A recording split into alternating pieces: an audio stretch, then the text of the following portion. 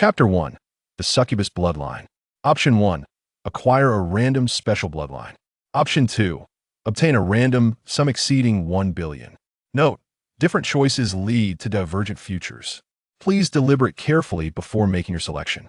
A hazy luminescence morphed into characters, appearing in the mind of a youth who had just stepped out of university, causing him to halt abruptly. I was such a fool back then. A lamenting cry erupted from a modest earthen dwelling, slicing through the sky. The dimly lit room had an uneven earthen floor, with several dark red wooden boxes nestled in the corner, holding miscellaneous items. A tall, slender youth, overwhelmed with excitement, crushed the charcoal pencil in his hand, only to swiftly deflate, as if confronted with an unbearable reality. All right, let us keep these matters to ourselves and refrain from voicing them. A voice of schadenfreude echoed in Dong Li's mind.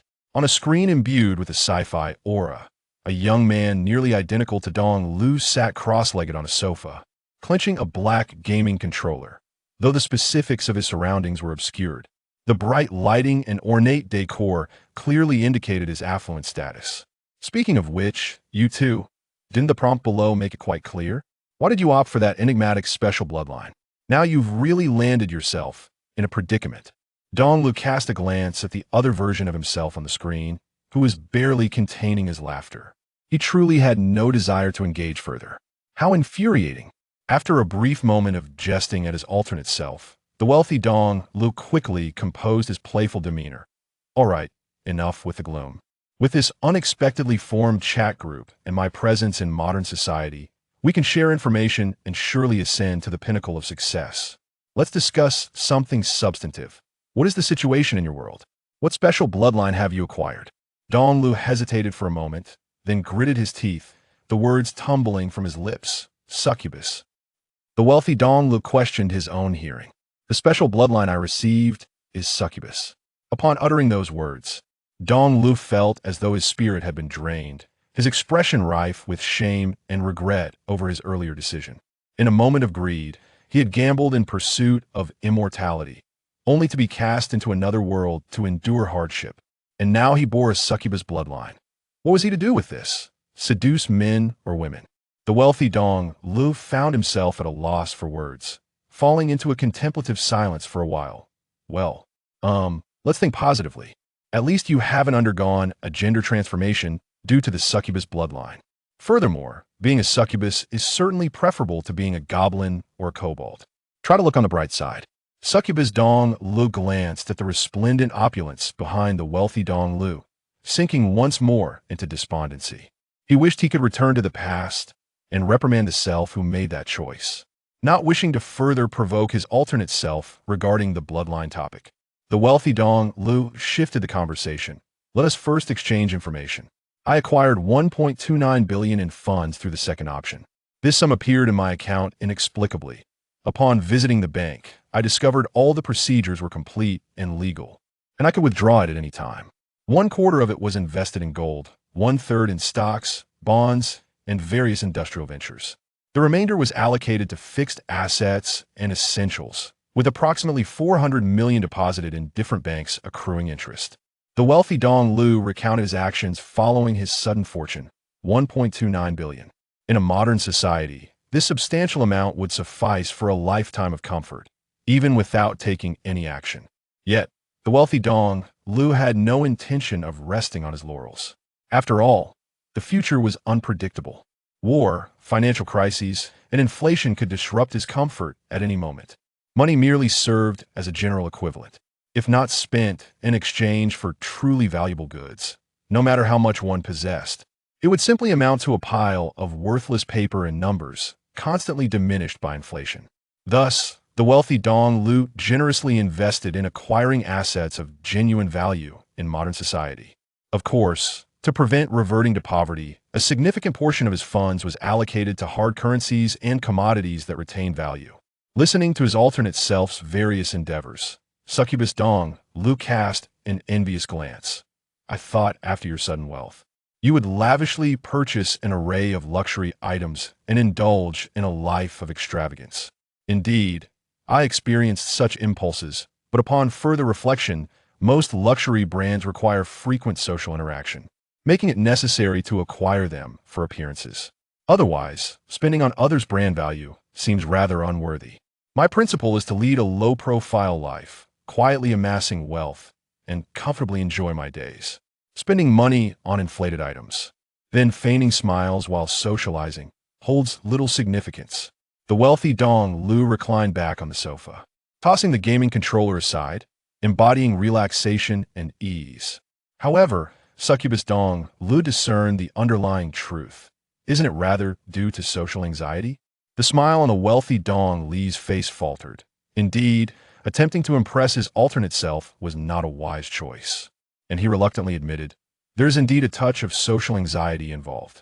Moreover, I have concerns about being deceived. After all, I, an unfamiliar upstart in high society, am the prime target for con artists. You cannot imagine, when I initially ventured into real estate and gold investments, the barrage of telemarketing and solicitation messages I received. It made me suspicious of everyone, and I felt compelled to consult a lawyer before making any investments.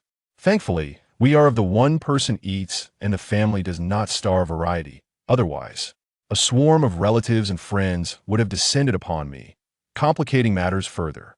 The troubled expression on the wealthy Dong Li's face dissipated as he turned to his other self. That's about it on my end. Your turn. In the dimly lit room, Succubus Dong Lu paused before saying, when I made my choice, I selected the special bloodline, and upon opening my eyes, I found myself in another world, automatically implanted with a segment of related memories. Approximately 30 days have passed since then. The wealthy Dong Lu stroked his chin. A month, huh? It seems the rotational periods of our planets are quite similar. Succubus Dong Lu inquired, intrigued. How did you deduce that? Quite simply, our face-to-face communication through this chat group exhibits no time delay, indicating that the flow of time on both sides is likely comparable.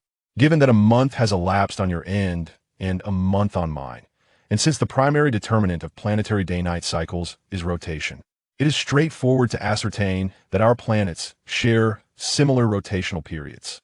The wealthy Dong Lu expressed his confidence with an air of authority. Of course, we will need to verify this further. There may be adjustments made by the chat group to synchronize our time flows for effective communication. Succubus Dong Lu, taken aback by the unexpected reliability of his alternate self, remarked, you certainly have given this a great deal of thought. Ha ha ha. After all, I currently have an abundance of free time, and my intellect has nowhere to be employed. The wealthy Dong Lu laughed heartily.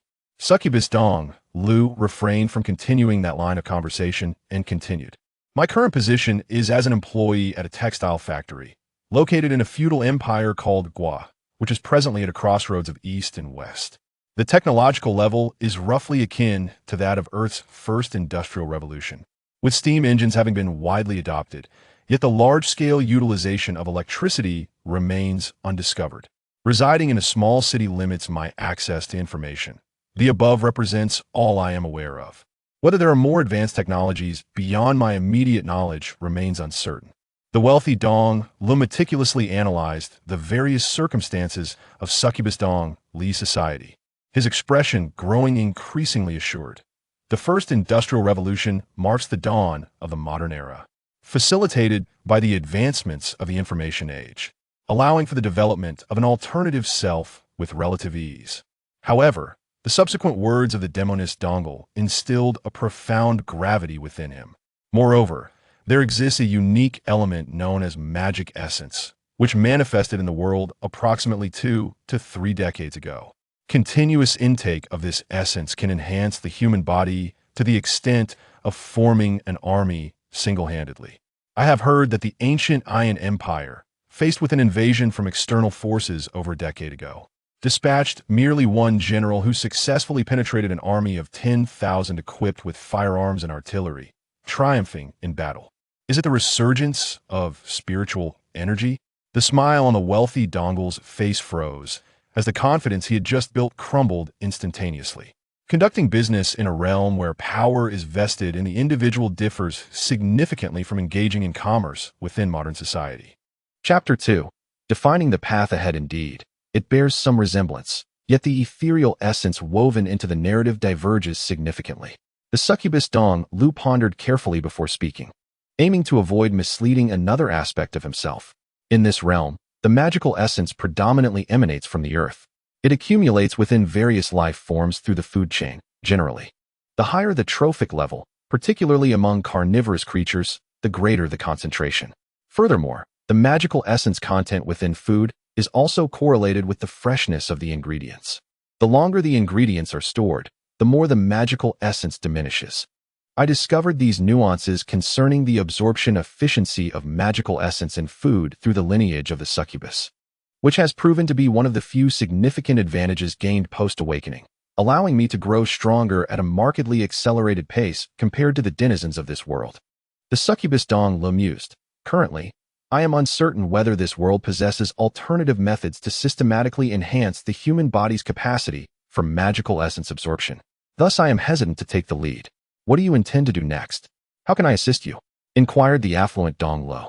Realizing the stark differences between their worlds and deciding against taking charge of every matter. The specifics of the plan and subsequent actions were best left to another facet of himself. Initially, the plan was to rummage through his memories for any applicable knowledge, hoping to secure a quick fortune before venturing into the major cities of this world to investigate whether any official research on magical essence has been conducted and if any findings might be disclosed. Alternatively, he could seek out renowned experts to learn systematic methods of utilizing magical essence and perhaps acquire a few techniques. However, now that you are present, the previous plan can be set aside for the time being.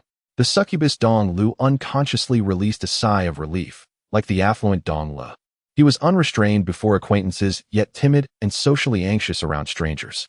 In the absence of alternatives, he could resort to rationality, feigning familiarity to engage with others and gather information. Once other options emerged, his true nature would quickly resurface, opting for methods that required less interaction. Brother, it seems you've misunderstood something. Our chat group doesn't offer points, a marketplace, or the means to transmit items like red envelopes. It is merely a platform for communication, remarked the affluent Dong Lu, initially nodding along with the plans of his other self. As the saying goes, shallow waters cannot nurture a dragon. The path to becoming a master swordsman is not easily traversed. Under normal circumstances, rapid growth necessitates access to abundant information and smooth communication.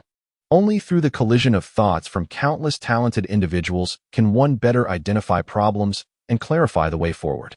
Upon hearing the other self's intention to rely on the chat group for ease, he felt a jolt of concern and counseled. If you hope to depend on the chat group, on me, or on future members to gain strength, honestly, it may prove quite challenging. The Succubus Dong Lu chuckled wryly, explaining, I do not intend to rest on my laurels. Rather, I wish to adjust my strategy. After all, the practical techniques I could draw upon were rather limited, and securing a quick sum for travel expenses would suffice. But now that you are here, I can indeed prepare more thoroughly and take my time before departing. The affluent Dong Lu nodded in agreement. That is indeed the case. The phenomenon of time travel is such that no one can foresee it in advance and prepare accordingly.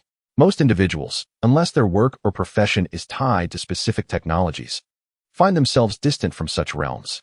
Even a fleeting spark of enthusiasm to delve into certain technologies tends to be swiftly subdued by the mundane tribulations of life, leading to eventual forgetfulness. Dong Lu, who has pursued a liberal arts education, is far removed from the world of technology. During this period, the demon Dong Lu has pondered deeply, racking his brain, yet failing to recall any techniques applicable to the first industrial revolution. His recollections of time travel novels read during his university days yield little of practical value, and his mediocre eloquence renders him incapable of narrating stories for profit. Thus, he earnestly seeks out any low-barrier techniques that could be employed during that era, particularly those that promise quick financial returns. Ideally, he wishes to acquire knowledge in biology, physics, chemistry, and mathematics, complete with derivations and principles, to facilitate comparative learning in this new world and discern any differences from Earth. Wealthy Dong Lu readily assents. No problem. Leave it to me. After a brief exchange, their conversation concludes, and the screen in his mind gradually dims. In the realm of the magic essence, Dong Lu exhales deeply, his eyes radiating an unprecedented sense of ease and brightness. He seizes a piece of draft paper from the table, crumples it, and tosses it into the earthen stove before striding towards the city bookstore. He must also prepare some gifts for his other self. He cannot subsist on idle pursuits. In the modern world, within a luxurious villa, wealthy Dong Lu exits the chat group and picks up his phone to call a recently acquainted lawyer. Hello, is this lawyer Wang Miao? Mr. Dong, do you require legal consultation for a potential investment? A warm voice responds as the call connects. This time it's not about investment. Lawyer Wang, I've been feeling a bit restless lately and wish to learn something new. I intend to establish a company and seek your advice. Establishing a company. Are you looking to start a business? What industry are you considering? Lawyer Wang's tone gradually turns serious.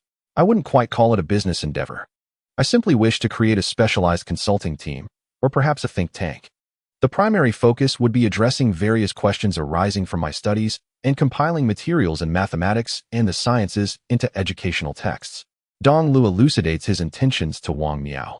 I may have countless inquiries and a tendency to delve deeply into subjects. Thus, I require a high level of academic and intellectual expertise. I would like to enlist your guidance. I understand your perspective, replies Wang Miao with a casual demeanor, though inwardly he is taken aback. While aware that Dong Lu belongs to the billionaire echelon, the notion of establishing a think tank solely for personal learning and the creation of educational materials is quite rare. Nevertheless, since Dong Lu has inquired, Wang Miao offers his counsel. If your primary goal is learning, you could easily engage teachers from schools or delegate tasks to specialized firms. I have clients who operate in the professional consulting sector. If you're interested, I can provide you with their contact information. This would be significantly more convenient than forming a company on your own. Dong Lu was initially eager to act, but upon reflection, he decided against it. After all, his demands were rather high. He required staff to be on standby at all times, and the teachers at the school might not always be available. Furthermore, he had heard that there were many outsourcing options available, and he was reluctant to spend a fortune hiring someone only to have his business handed over to an unknown individual. Well, since you have made up your mind, I shan't dissuade you, he said. There are numerous considerations to take into account when establishing a company. When do you have time to discuss this face-to-face? Dong Lu inquired. Are you free at the moment? If so, I can come to your office right away. Wang Miao replied, I am not at the office right now. If I return, it will likely be around 2 or 3 in the afternoon. Then I shall come to see you in the afternoon. By the way, do you know any headhunting firms? Or do you have any acquaintances in your circle who specialize in scientific disciplines? As long as my requirements are met, the salary is negotiable. For a bachelor's degree, it starts at 10,000, for a master's, 20,000, and for a doctoral degree, 40,000. If the candidate possesses exceptional abilities, we can discuss additional compensation. I will inquire on your behalf shortly. Thank you for your assistance. After hanging up, Dong Lu stretched and glanced at the time. There was still plenty of time until the afternoon. He decided to manually search for some foundational materials and courses in mathematics, physics, and chemistry online, uploading them to the chat group. He then navigated to a history forum to post a message, offering 1,000 yuan for questions regarding practical methods to prosper in an alternate modern era. The requirements are specific, feasible, and the entry barriers should be low, as I intend to use this for a novel. Under the allure of the reward, it wasn't long before responses began to flood in. 1,000 yuan for a question? How generous! Another user exclaimed. Are you writing a book? I hope this isn't a serious time travel venture. Writing a book? Are you an established author or a novice? It's remarkable that you're willing to invest money in plot development. Do you have any works published? What is the title? I'd love to take a look. 1. Alternate modern era? Are we talking about the first industrial revolution or the second? With the right knowledge, a time traveler could easily amass wealth. Let us be honest. The knowledge gained in school is likely forgotten soon after graduation. An ordinary time traveler wouldn't have any substantial knowledge to leverage. It's different in ancient times. Black powder is something you should consider. Perhaps you should rethink the historical context. The pace of replies accelerated. But truly valuable insights were scarce. Many users seemed to treat Dong Li's inquiries as a joke. Undeterred, Dong Lu added further specifications to address the points raised in the responses. The protagonist's region of travel is a small city, and upon arrival, he assumes the role of a textile factory employee with no initial capital. His technical knowledge aligns with that of the post-First Industrial Revolution. If anyone is interested in providing answers, please feel free to message me. Accepted responses will be rewarded. All valid answers will be published in the comments section below. Participation is encouraged. After composing his message, Dong Lu closed the web page. contemplating that after allowing the post to ferment for a while, those with genuine expertise would likely take notice, yielding some fruitful results. Chapter 3. Natural selection. Time swiftly passed to the afternoon. Dong Lu, having nearly finished, set down the game controller and summoned a cab to the law firm where Wang Miao resided, seeking counsel on the specifics of establishing a company. While it was termed a consultation, Dong Lu, finding the process rather cumbersome, ultimately entrusted all matters to Wang Miao. As a billionaire, he deemed it unnecessary to engage personally in every detail. Wang Miao, with business opportunities at hand, had no reason to decline. After both parties settled on the specific fees, Wang Miao instructed his assistant to print a delegation contract. Mr. Dong, here is the power of attorney. Please review it, and should there be no questions, you may proceed to sign. I still have faith in your firm's credibility, Dong Lu remarked. After a brief glance, he readily inscribed his name. Wang Miao, taking back the document, smiled. Excellent. We will manage all processes pertaining to the establishment of your company. You need only provide some necessary information. By the way, have you thought of a name for the company? A name? Dong Lu hesitated, a vision flashing through his mind, an image from a month prior when the choice had suddenly emerged. However, to use that directly as a company name seemed ill-advised. After a moment of contemplation, he inquired, Lawyer Wang, what do you think of natural selection as a name? I am a fan of the three-body problem series, but I am uncertain if it might infringe on any rights. Wang Miao, maintaining his composure, responded, it is unlikely. To elaborate, titles and novels and literary works, due to their brevity, often lack the originality required to meet the criteria of copyright law and are difficult to classify as infringements. Furthermore, natural selection tends to evoke thoughts related to evolutionary theory.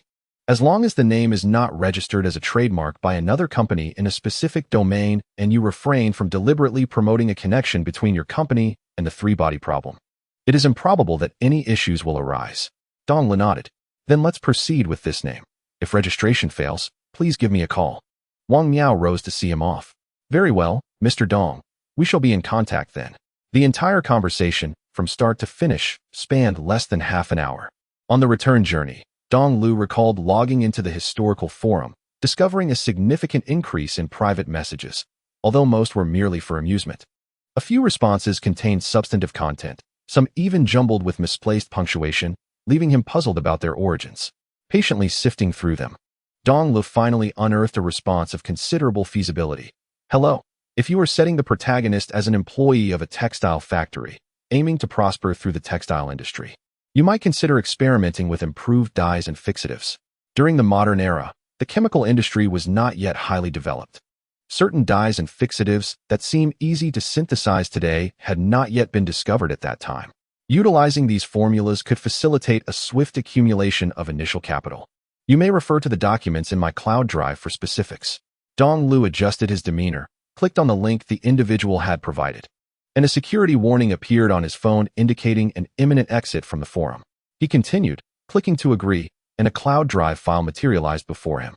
After saving the document to my personal cloud storage and subsequently downloading it to my local device, I was greeted by a plethora of chemical equations and a comprehensive introduction to the history of the textile industry, overwhelming and dazzling in its richness. Thank you, my friend. Please send me the payment QR code, and I shall transfer the funds to you. It's nothing. I am merely a history teacher with a keen interest in chemistry. Thus I have compiled some materials. Wishing you success in your writing endeavors. A message promptly appeared, accompanied by a QR code for payment. May your good wishes come true. Dongle smiled, and after sending the money, he continued to peruse the responses of others. Perhaps due to the conspicuous information provided by Dongle regarding textile factory employees. The effective responses predominantly stemmed from the textile industry, though their quality did not quite match that of the initial respondent. There were also some other answers that took quite a different approach. Why not let the protagonist manually assemble a generator, seek investment from knowledgeable large enterprises, and directly propel the second industrial revolution? Register patents, establish factories, and become the new generation's king of inventions. Dojmeme. The responses below also included a website link. Upon clicking, Dongle discovered a site related to modern history. The homepage featured a section meticulously outlining significant inventions in modern history, such as the telephone, electric light, air conditioning, radio, automobile, steam engine, and internal combustion engine, including their timelines, inventors, and underlying principles. Quite impressive. Dongle's eyes sparkled, although this answer somewhat deviated from his original request. Its quality was sufficiently high. Moreover, he was not genuinely writing a book.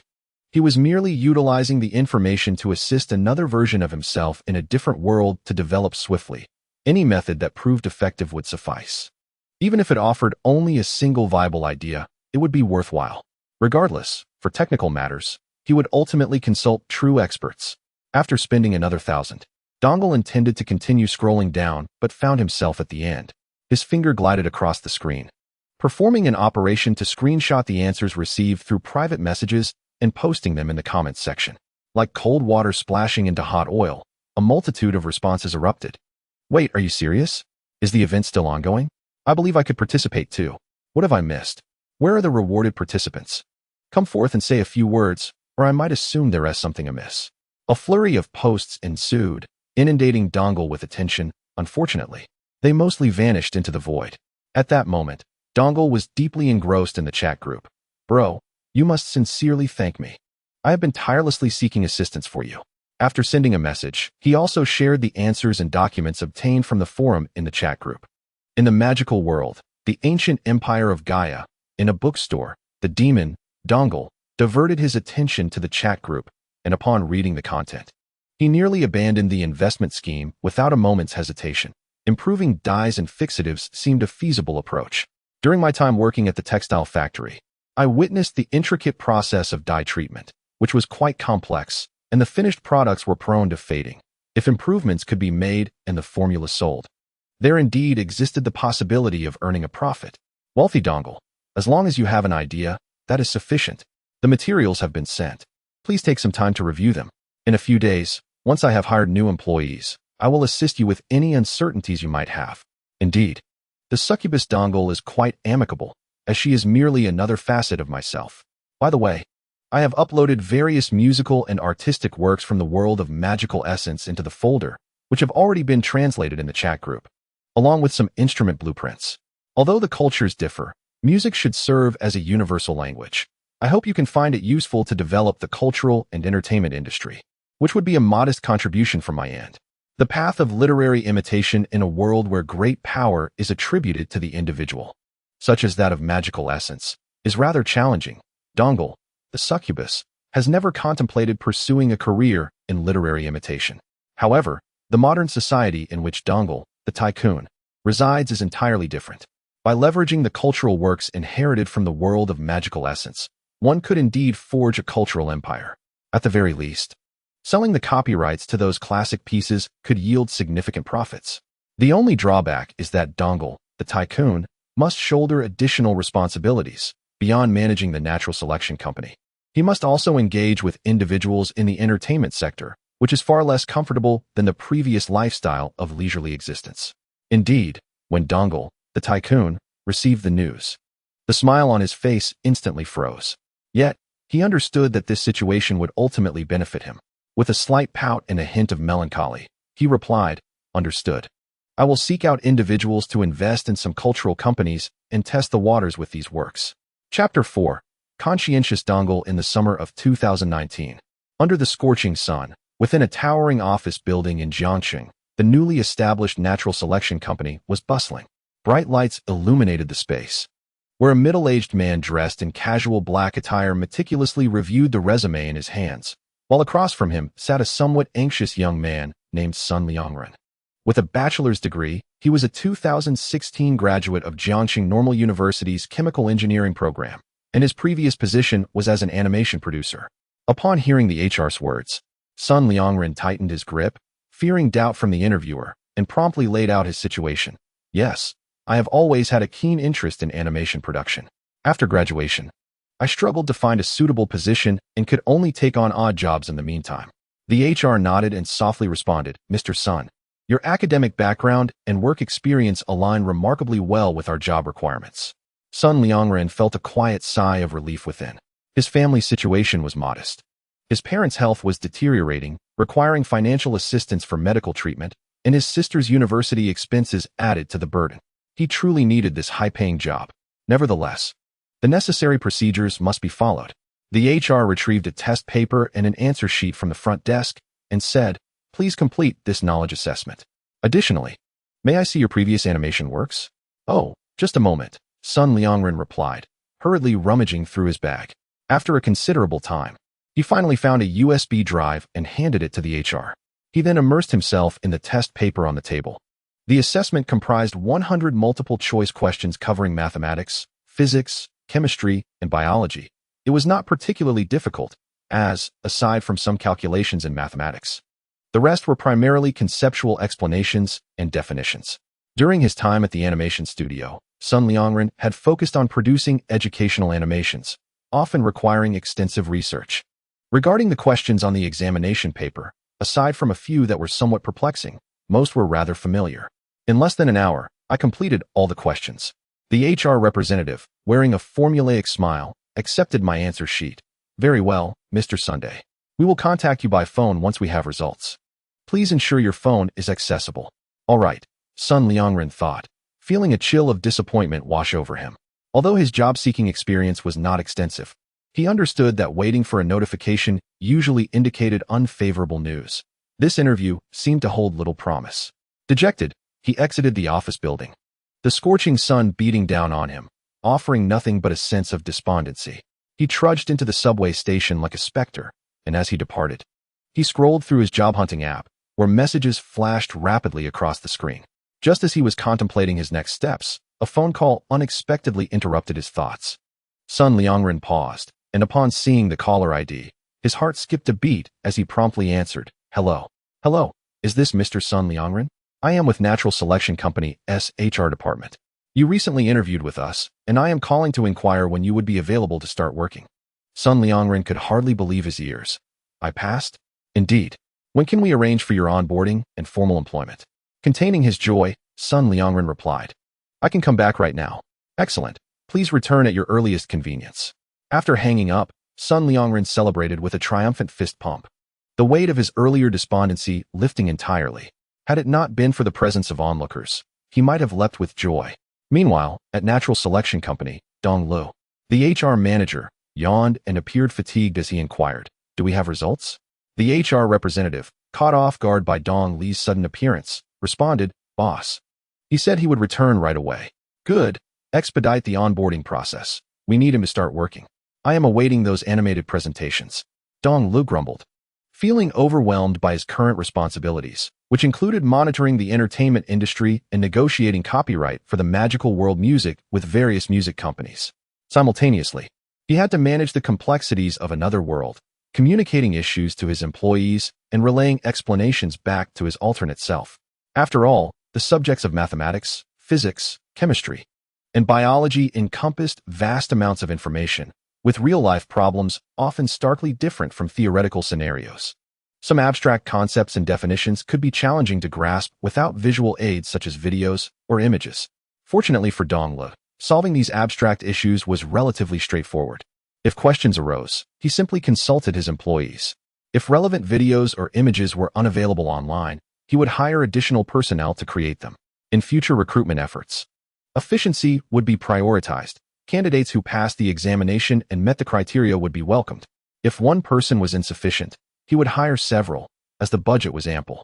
Casting a glance at the employees diligently crafting educational materials and dissecting complex knowledge points, Dong Lu nodded in satisfaction and casually reminded the HR representative, "Had I not come to check in, we might have had to wait for you to compare candidates to find the optimal choice, which would have wasted valuable time." "Understood, boss." HR acknowledged his mistakes verbally while harboring silent concerns. He had been employed for a while and had garnered some understanding of the company's situation. To put it succinctly, apart from the generous salary and benefits, everything else appeared rather distorted. The most glaring issue was the exorbitant monthly expenditure on employee salaries, office space, utilities, and various other costs, amounting to nearly $1 million. Yet, the company never engaged in any business operations, let alone profitable ventures. The financial records reflected almost exclusively expenses. Devoid of income, HR was genuinely apprehensive that the apparent fool before him might suddenly declare bankruptcy, making it challenging to find another job with such a lucrative salary. Initially driven by a sense of responsibility, He aimed to scrutinize and recruit a few exceptionally skilled individuals to reduce personnel costs. However, the boss showed no appreciation and instead criticized him for delaying work progress. Dong Lu was oblivious to HR's thoughts and indifferent to them just before entering the office. He suddenly remembered something. He should inquire during the onboarding process whether new hires were willing to accept overtime, with compensation provided according to legal regulations. If they were unwilling, he would arrange for normal rest periods. Understood. Closing the door behind him, Dong Lu settled into the boss's chair, instantly feeling a wave of relaxation wash over him, though he shifted uncomfortably. Indeed, lying at home was far more comfortable. After venting for a while, he dutifully opened his work email and clicked on the latest educational material compiled by employees, skimming through it swiftly. This was not because Dong Lu, like another version of himself, needed to learn or enjoyed supervising employees. Rather, the materials uploaded to the chat group required members to have perused them. Even a mere glance sufficed, as they would be organized automatically. However, if one had not looked at or listened to them at all, that would be problematic. To cultivate another version of himself, Dong Lu needed to review the materials compiled by the employees at least once a day. Just as the affluent Dong Lu was rapidly paging through the documents, a message suddenly popped up in the chat group. I successfully completed the transaction here. The wealthy Dong Lu paused, quickly typing a response. Did you sell the die fixative formula? It had been nearly 2 months since they had joined the chat group. After discussions between the wealthy Dong Lu and the employees, they had easily obtained several low-barrier die fixative formulas applicable to the textile industry during the first industrial revolution, without requiring originality. The enchanting Dong Lu later tested these formulas in the world of magic, confirming their efficacy and excellent results.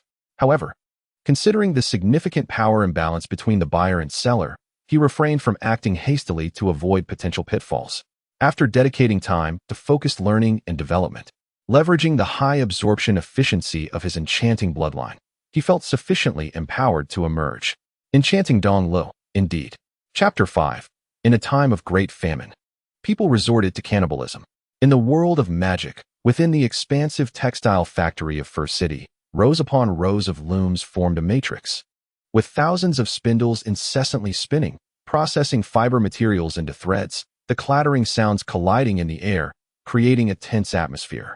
Not far from the workshop, in the office of the factory director, a meticulously dressed middle-aged man cast an appreciative glance at the tall, slender youth across from him, none other than the enchanting Dong Lu. Compared to 2 months ago, Dong Lu now possessed a more proportionate and toned physique, his skin so fair that it appeared almost poreless. He not only looked remarkably handsome, but also exuded an intriguing aura, a manifestation of his bodily transformation achieved through the absorption of magical essence to a significant degree. The factory director glanced at him a moment longer, smiling as he retrieved an envelope from his drawer and placed it on the table. Mr. Dong Lu, your formula for the die fixative has been an immense help to us. This is the remaining payment we previously discussed. He paused, his tone turning earnest. I must ask, have you truly considered our offer? Our textile factory greatly needs someone of your caliber, and we are flexible regarding salary and benefits.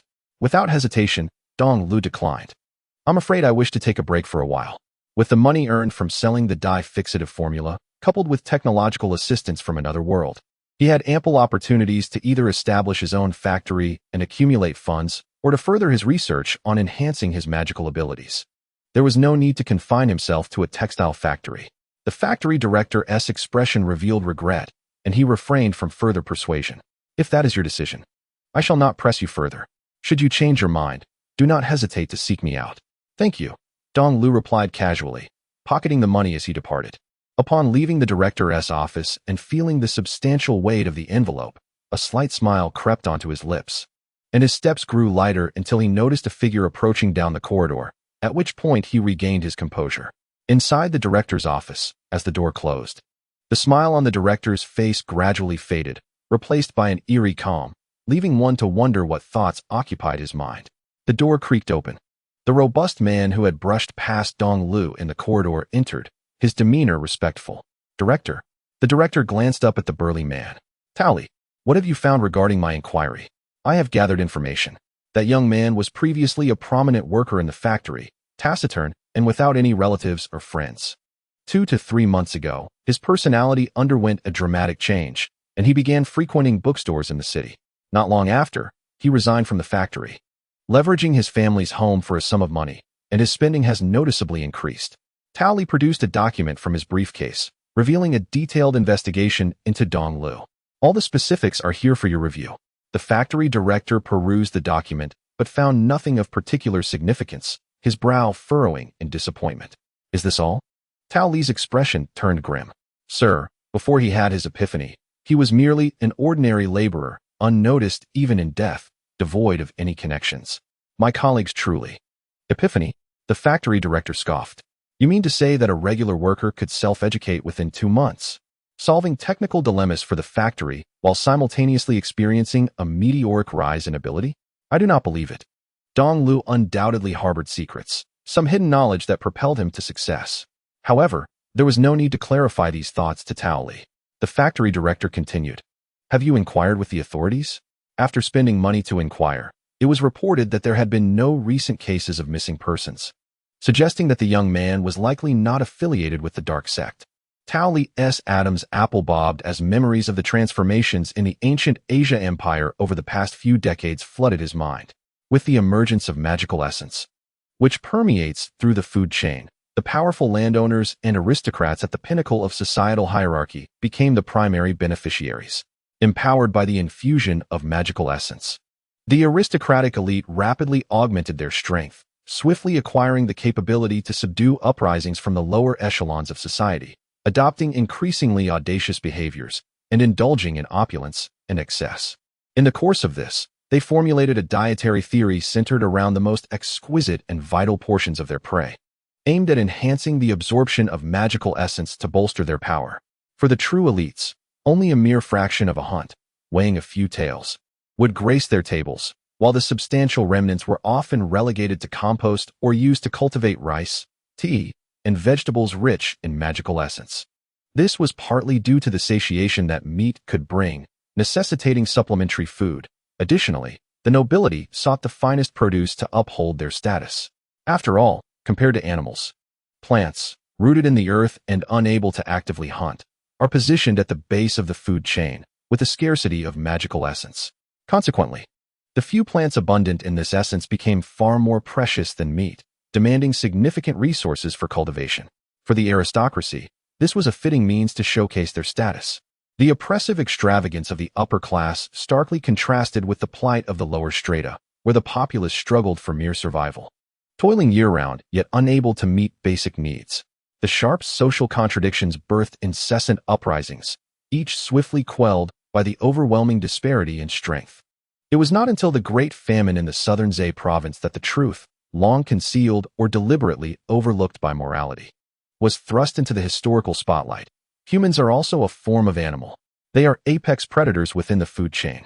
Rather than risking life and limb to hunt wolves and leopards in the wild, consuming one's own kind proved to be a more efficient means of gaining strength, rapidly bridging the power gap between the lower and upper classes. Upon realizing this, the leaders of the Southern Zhe uprising commanded that humans be used as military provisions. With each city conquered, they slaughtered the aristocrats, followed by the commoners, regardless of age, devouring them before swiftly retreating. By employing a raider-like strategy, the forces of the Southern Zhe uprising rapidly grew in strength, ultimately breaching the former capital of the ancient Guya Empire and forcing the royal family to flee north.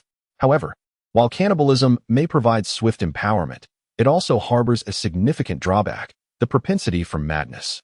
It is possible that a wondrous reaction has occurred between the demonic essence and the prion within the human body, or perhaps other mechanisms are at play. The insurgents of Nan's province, having wrought havoc upon the ancient Asian empire and caused the demise of tens of millions, soon witnessed their leadership descend into madness, leading to their self-destruction. Deprived of high-ranking officials and advanced combat capabilities, the insurgency found itself powerless against the imperial suppression. Only a small faction managed to survive, forming a demonic sect that continued to gain strength through cannibalism, albeit with newfound caution.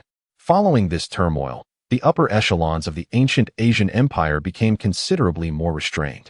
Although taxes remained burdensome, they at least refrained from driving people to death and issued strict decrees against acts of cannibalism. Thus, while the authorities might neglect other matters, They would certainly take notice of incidents involving disappearances linked to the demonic sect's gruesome practices.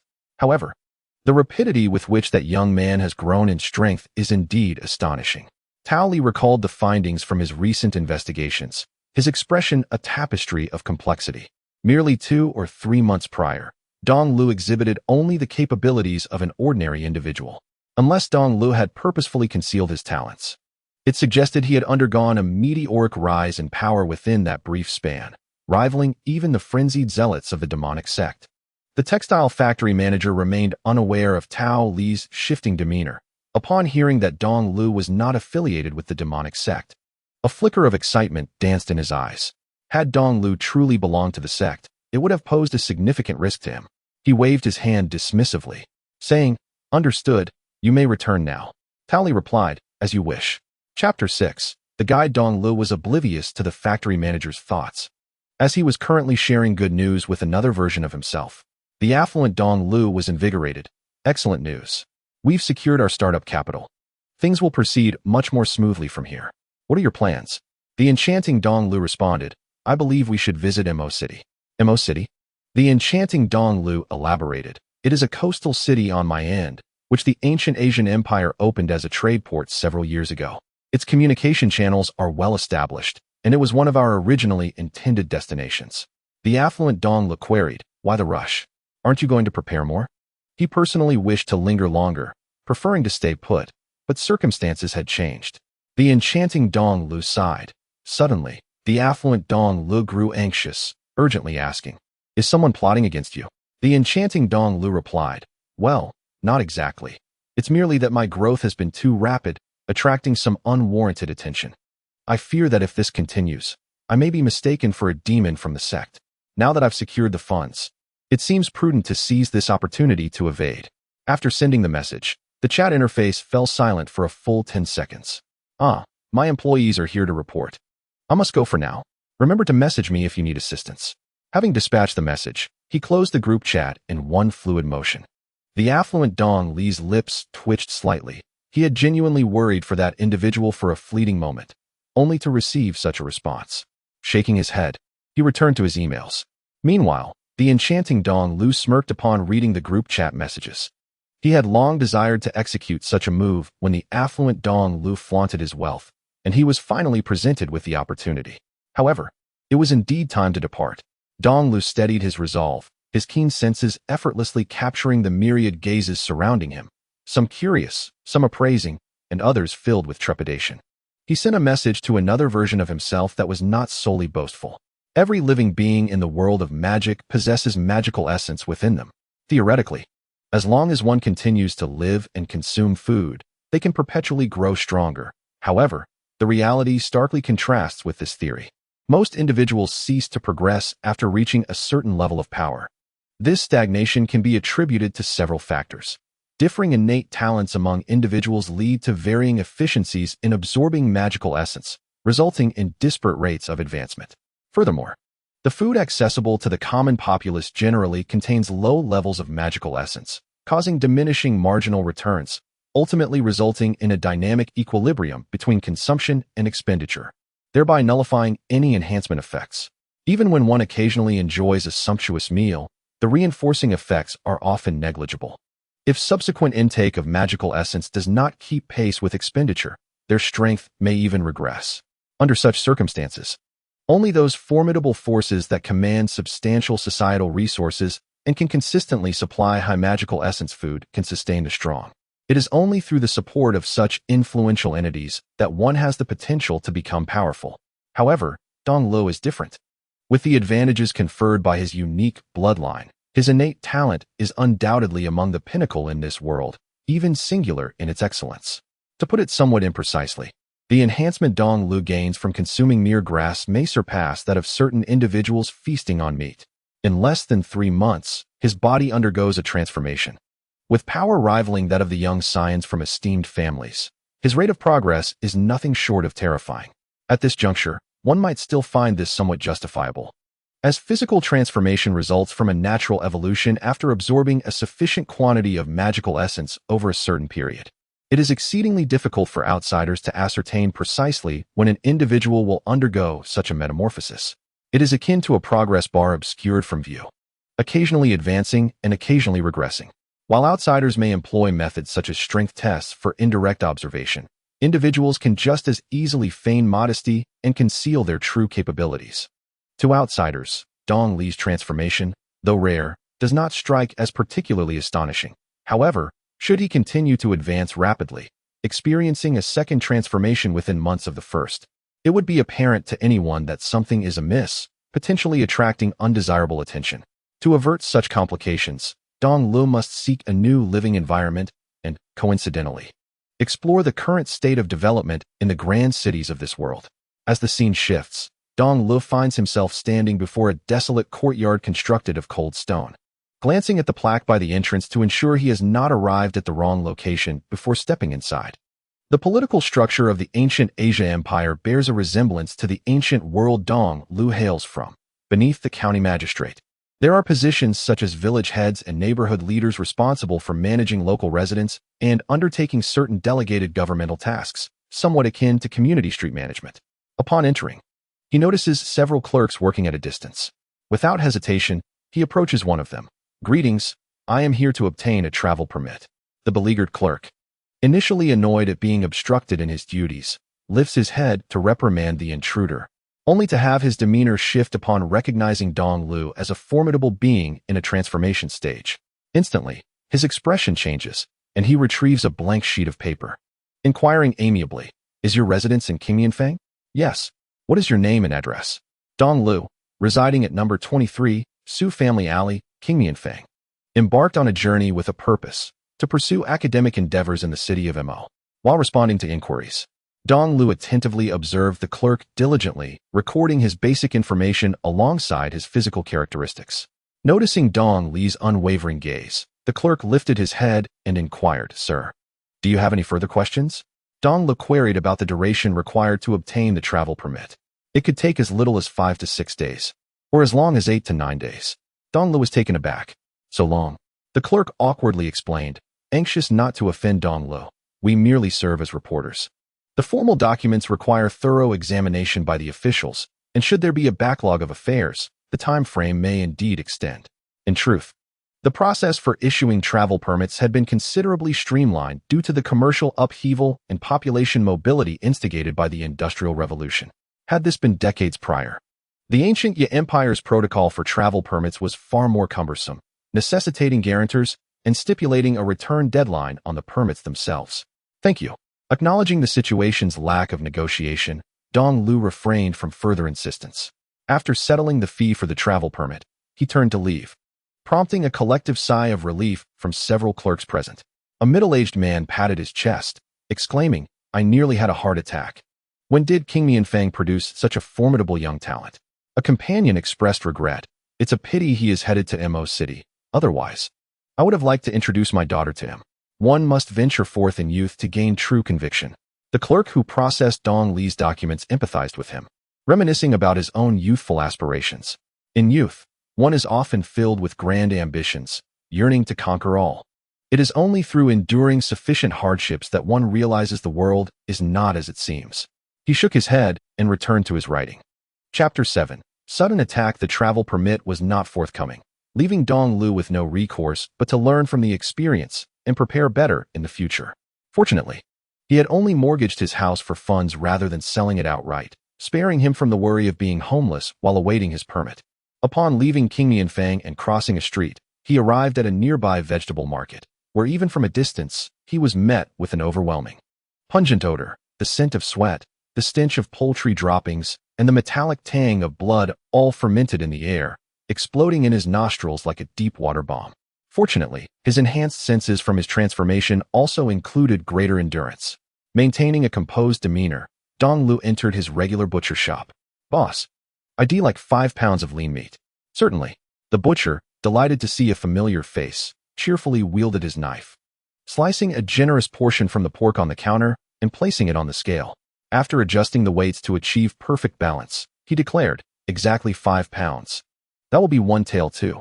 Dong Li retrieved $2 silver imprinted with the character for one from his pocket and handed them over, casually inquiring, "Boss, do you have any prime cuts, or do you know where I might find some?" The once jubilant boss suddenly wore a troubled expression. The customers jest. How could such a thing possibly appear in a market like ours? Even if it did, it would have been long purchased. The term refined meat refers to the flesh of animals meticulously bred by noble families, rich in magical essence. It is said that, by weight, the magical essence contained in refined meat is several times, even a dozen times, greater than that of ordinary animals, yielding astonishing enhancement effects. Its production is exceedingly rare, circulating only within elite circles and seldom appearing among the common folk. Dong Lu merely inquired out of curiosity, as ordinary food still provided him with significant enhancement, and he had yet to reach the point of necessity for refined meat. He nodded, accepted the change, and took the meat home. In the subsequent days, Dong Lu largely confined himself to his home, waiting for the route access certification to arrive, while simultaneously studying mathematics and science through group chats, engaging in localized derivations. Venturing outside only occasionally to purchase groceries, his reclusive behavior left the neighboring residents unfamiliar with him. Yet, despite his seclusion, trouble was inevitable. At Qingnianfeng, in the stillness of midnight, under the watchful gaze of a waning moon, Dong Lu, lying in bed, suddenly perked up, sensing a disturbance. He immediately stifled his presence and rose to approach another room. Outside, several shadowy figures flitted by, stealthily advancing, when they were but a wall's breadth away. The only transformed man in black within the group halted and whispered to his companions, "Remember, the master's directive is to bring that person back alive. When the time comes, be cautious, do not kill." "Rest assured, brother, we understand," echoed the voices of his comrades. "Boss, can we incapacitate him? Our target is a transformed one. We may not succeed without using lethal force." The man in black remained unconcerned. "Just do not kill him." Receiving permission, the group exchanged glances, each reflecting a glint of cruelty. While the transformed may seem formidable, capable of fending off 100 adversaries, they are not invulnerable. They too can be injured or even slain. With practiced ease, they scaled the courtyard wall. As they approached the main entrance, the man in black stepped forward. Channeling his energy, emanating a faint glow, with a slight exertion, he pierced through the wooden door and its latch, the entire process devoid of sound. The door swung open, and the assailants surged inside, rushing into the bedroom without discerning whether anyone lay within the bed, striking indiscriminately. The force of their assault instantly collapsed the wooden bed, dust swirling in the air, yet no cries of agony were heard. The leading man in black felt an alarm ringing in his mind and shouted loudly, "Something's wrong. There's an issue." At that moment, sounds of slicing air erupted from the darkness. As numerous clay pots were hurled towards them, the man in black reacted swiftly, throwing a punch that shattered a pot, dousing him and several others in its contents. "Is this wine?" Upon inhaling the rich aroma of alcohol, the man in black grasped a potential reality, his eyes widening in sudden realization as he turned to flee, but it was too late. Several pebbles flew in through the window, igniting sparks that set the alcohol ablaze, a blue and white flame surging forth, resembling a ferocious beast entangling with the group. Cries of horror and wails of despair erupted in unison. The man in black, neglecting the flames consuming his body, punched through an earthen wall. He now harbored but a singular thought: escape. Only by fleeing this room could he extinguish the flames consuming him and ensure his survival. He paid no heed to whether he was being pursued, charging headlong towards the door. Yet, after only a few strides, a chill crept down his spine, prompting him to lunge sideways. Almost simultaneously, a stone penetrated the very spot where he had just stood, leaving a fist-sized crater in the ground. The man in black was drenched in cold sweat. Had he not evaded that blow, his fate would have been dire. Following the trajectory of the stone, he beheld, illuminated by the moonlight, a fair and handsome youth standing not far away, launching stones from his hand to strike down the occupants within the house. The man in black suppressed his fury, tearing away the burning fabric from his body and plunging his flaming fist into the earth to douse the fire. "Who do you represent, daring to act as the vanguard here?" The power of those stones could not possibly be wielded by an ordinary transformative stage, and it was improbable that Dong Lu, an individual with no background, could have foreseen their arrival and set a trap. To the man in black, it was evident that another force was stirring the waters, perhaps even their adversaries. Acting as the vanguard, Dong Lu raised an eyebrow, and replied coldly, "Were you not the ones who attacked me first? Were it not for the sudden appearance of a chat group necessitating his late-night studies, which rekindled his nocturnal habits, he would have surely succumbed to their ambush, especially given his heightened senses post-transformation that allowed him to detect their movements in advance." The man in black could hardly believe his ears. "You are Dongla." Dongla found no inclination to respond, instead plucking a stone from his left hand and crushing it into fragments. "Tell me, who sent you? If your answer satisfies me, I may consider sparing you." The man in black glanced at his fallen comrades, rage surging within him. "You're dreaming. I hope you can keep up that bravado." Dong Lu remained unfazed, seizing the rare opportunity for a real combat test of his current strength. Stones erupted from his hand like bullets, slicing through the air towards the man in black. Despite the latter's desperate dodging, he sustained injuries to his abdomen and shoulder, anxiety gnawing at him. This cannot continue. He must close the distance, or defeat is certain. Though he could not fathom why Dong Lu, who had recently undergone transformation, possessed such strength, he was convinced Dong Lu was still a novice, lacking in combat experience. If he could engage in close quarters, he still had a chance. After narrowly avoiding another of Dong Lu's attacks, the man in black seized the opportunity to swallow a treasured pill. Instantly, his insides felt like a molten furnace, a surge of power flooding his limbs, bolstering his confidence. No longer retreating, he charged at Dong Lu like a bolt of lightning, shouting, "Die!" Seeing the man in black consume the pill filled Dong Lu with unexpected elation. This was precisely what he sought, a deeper application of magical essence and extraordinary power. Discarding the stone in his hand, he launched himself forward with full force. The collision of fists unleashed a wave of energy. In that instant of impact, the man in black was thrown backwards, skidding and rolling several times before coming to a halt, disbelief etched on his face. Unbeknownst to him, Dong Lu was even more astonished. How could he be so weak? He cast a peculiar glance at the man in black sprawled on the ground, pondering whether this individual had ingested counterfeit drugs or was merely a substandard transformation. Such weakness was astonishing. With one hand, he lifted the man and interrogated him. "Tell me, who sent you, and where did your drugs originate?" The man in black remained unresponsive, succumbing to unconsciousness due to the dual effects of his injuries and the backlash of the elixir. Just as Dongla hesitated, contemplating whether to employ unconventional means to rouse him, a voice resonated from behind. "Perhaps I can provide answers to those two inquiries." Chapter 8. Perhaps I can provide answers. Dong Lu was jolted in surprise and turned to face the source of the voice. A towering figure, nearly 2 meters tall, stood by the roadside, impeccably dressed in a suit, exuding an imposing presence that contrasted starkly with the surroundings. Instantly, his heart sank. The sense of threat emanating from this individual was of an entirely different magnitude than that of the man in black. "Who are you? Do not be alarmed. I harbor no ill intentions." The tall man, noticing Dong Li's wariness, quickly raised his hands in a gesture of peace. "Allow me to introduce myself. I am Mo Air, the Human Resources Manager of IS Trading Company. The Long Velvet Textile Factory is one of our subsidiaries. I initially received some intelligence and intended to come to your aid, though it seems that may have been unwarranted." Mo Air glanced at the man in black, whom Dong Lu had firmly grasped by the throat, his expression one of bemusement. "Aid me?" Dong Lu maintained his vigilance. He was unfamiliar with IS Trading Company and had only engaged in a single transaction with the Long Velvet Textile Factory, one that had been straightforward and devoid of any personal connection. Why would a human resources manager from the textile factory have heard about him and make a special trip to offer assistance? Was the factory's director involved? That seemed unlikely. The Long Velvet Textile Factory was a local powerhouse, and they should not require external assistance to deal with these attackers. Indeed, Mo Air paused momentarily before elucidating the situation. "Regrettably, the mastermind behind this attack on you is none other than the director of the Long Velvet Textile Factory.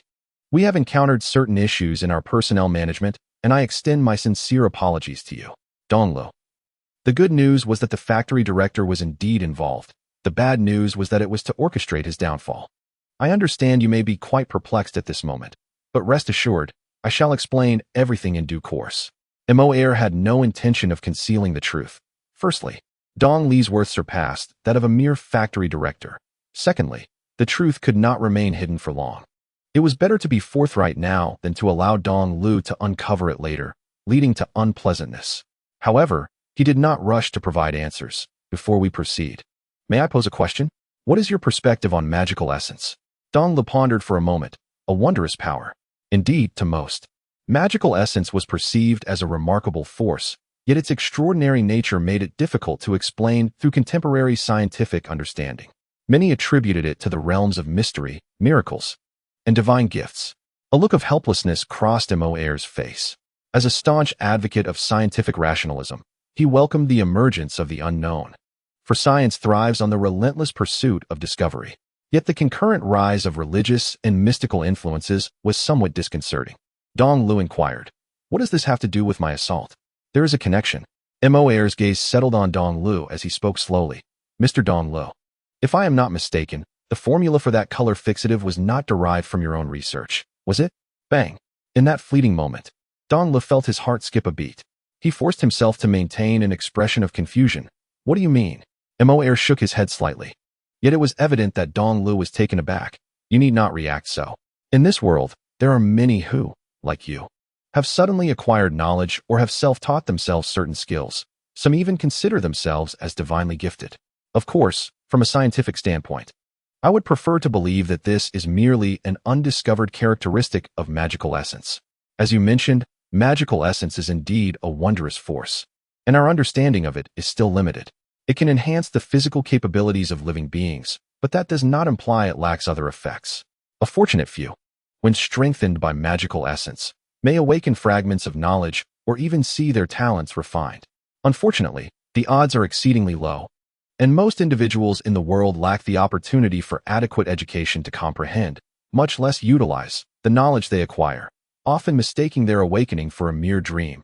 Furthermore, talent enhancement cannot manifest without sufficient nutritional support.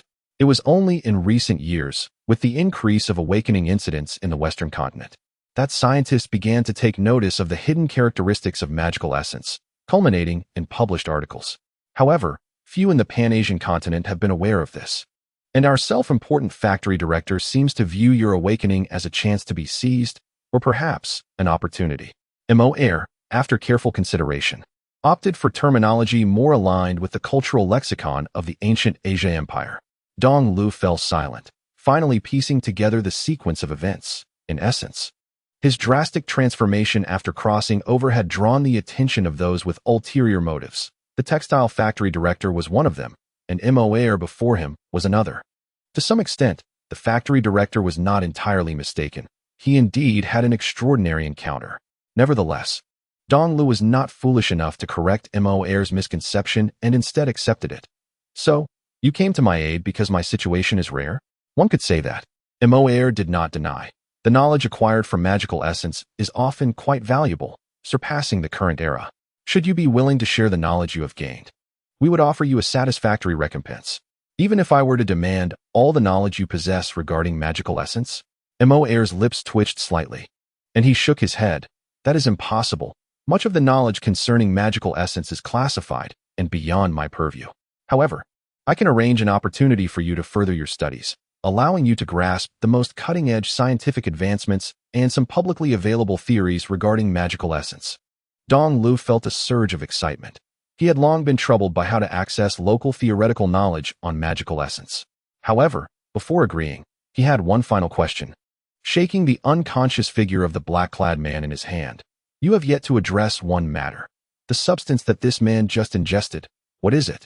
Mole candidly informed. "The pharmaceutical enterprise under the headquarters is experimenting with a new drug, rich in magical essence, capable of significantly enhancing physical attributes in a short period. Aside from a necessary recovery period post-efficacy, it boasts almost no side effects. Due to cost constraints, the company has produced a limited batch allocated to combat personnel and various levels of management.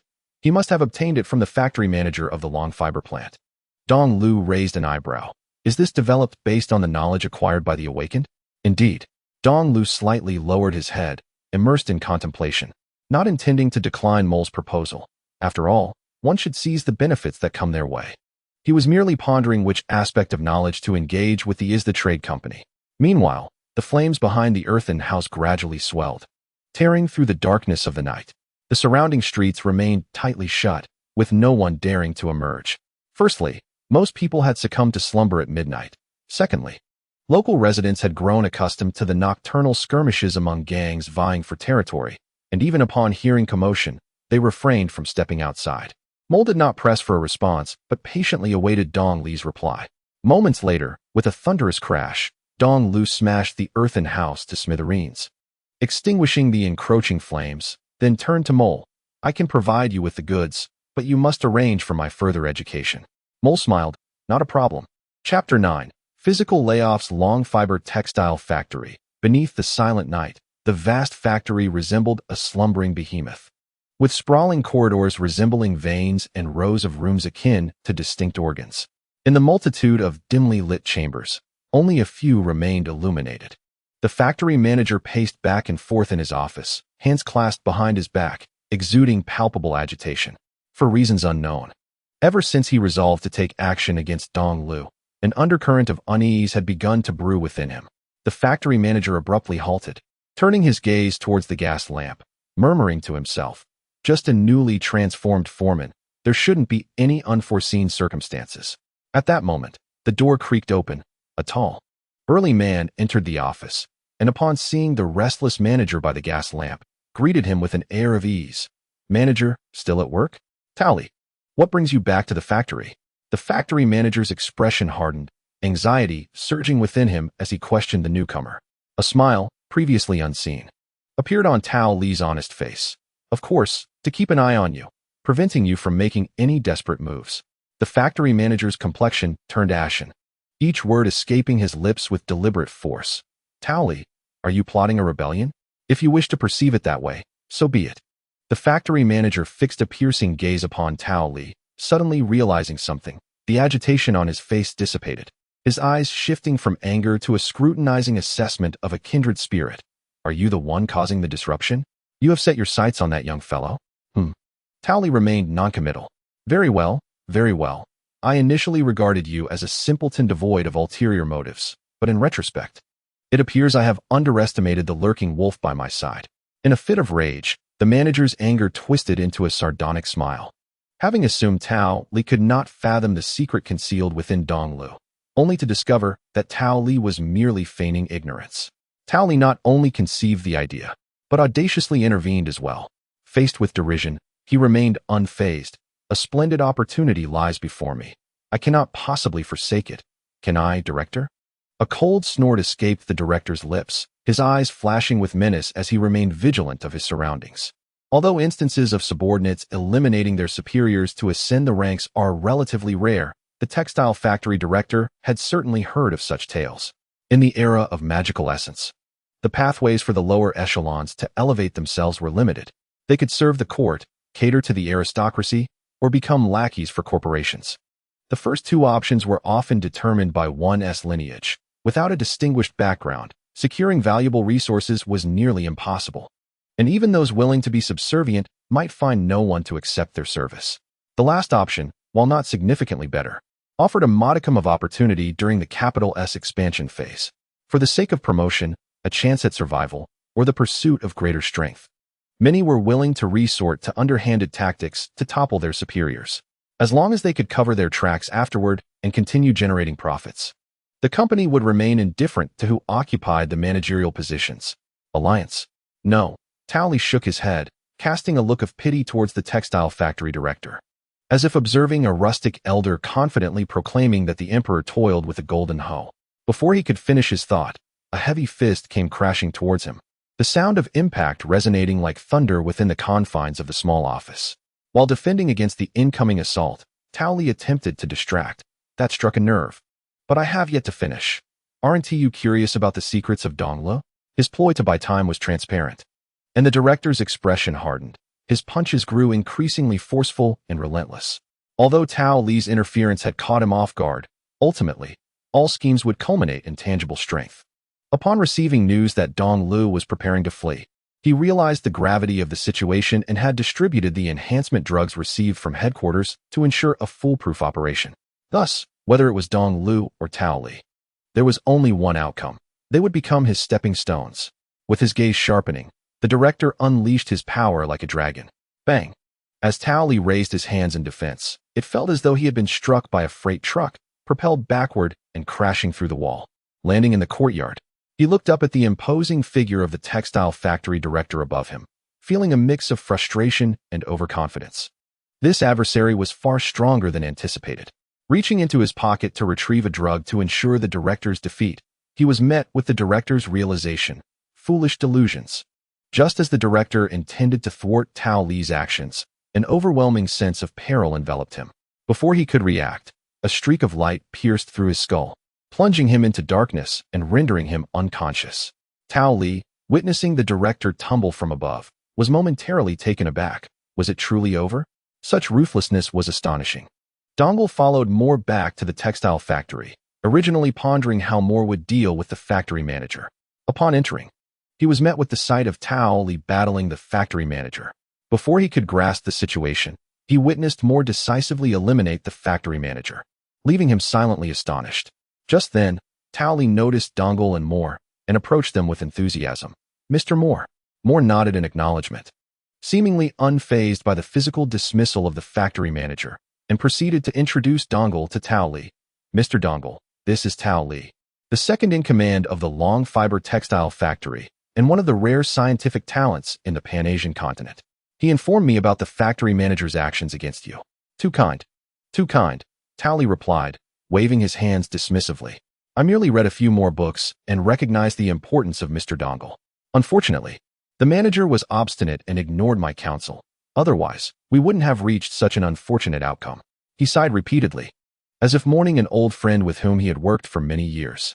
Yet, merely reading a couple of books would not grant one the profound understanding that an awakened individual possesses. Moore interpreted Tao Li's modesty as genuine humility, which only increased his fondness for him.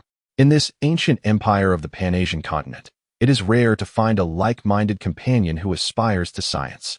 Dongle regarded Tao Li with surprise, taking a moment to appraise the muscular man before him, astonished to discover that he was also an intellectual. "Thank you," he said. "You are too polite," Tao Li replied with a grin, though his peripheral gaze was discreetly assessing Dongle. The legendary awakened individual appeared to be not so different after all. "Now, let us set aside such discussions for the moment. Tao Li, please arrange a room for Mr. Dongle and me. Additionally, expedite the cleanup of Mr. Dongle's former residence. There were a few casualties beneath the rubble and one in the metamorphosis stage. Ensure that the bodies are handled appropriately."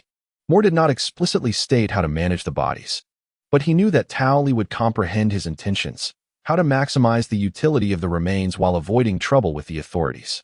"Yes, please follow me. There is a reception house near the factory." Tao Li led the way, guiding them to separate rooms. The accommodations were rather modest, and he added, "If you need anything, do not hesitate to seek me out." Dongle and Moore exchanged no further words and entered their respective rooms. Once the door closed, Tao Li let out a long sigh of relief. The smile on his face could no longer be concealed. Even while cleaning up the aftermath and seeing the lifeless visage of the former factory manager, he found it considerably more palatable. From this moment onward, he was the new manager of the textile factory and had earned a favor from an awakened individual. A promising future lay ahead. Chapter 10, Moachong, Mo City. After the death of the long fiber textile factory manager, Tao Li assumed his position without any further complications. Dongle spent a few days at the reception house, and once the travel permits were approved, he and Moore set off for Mo City.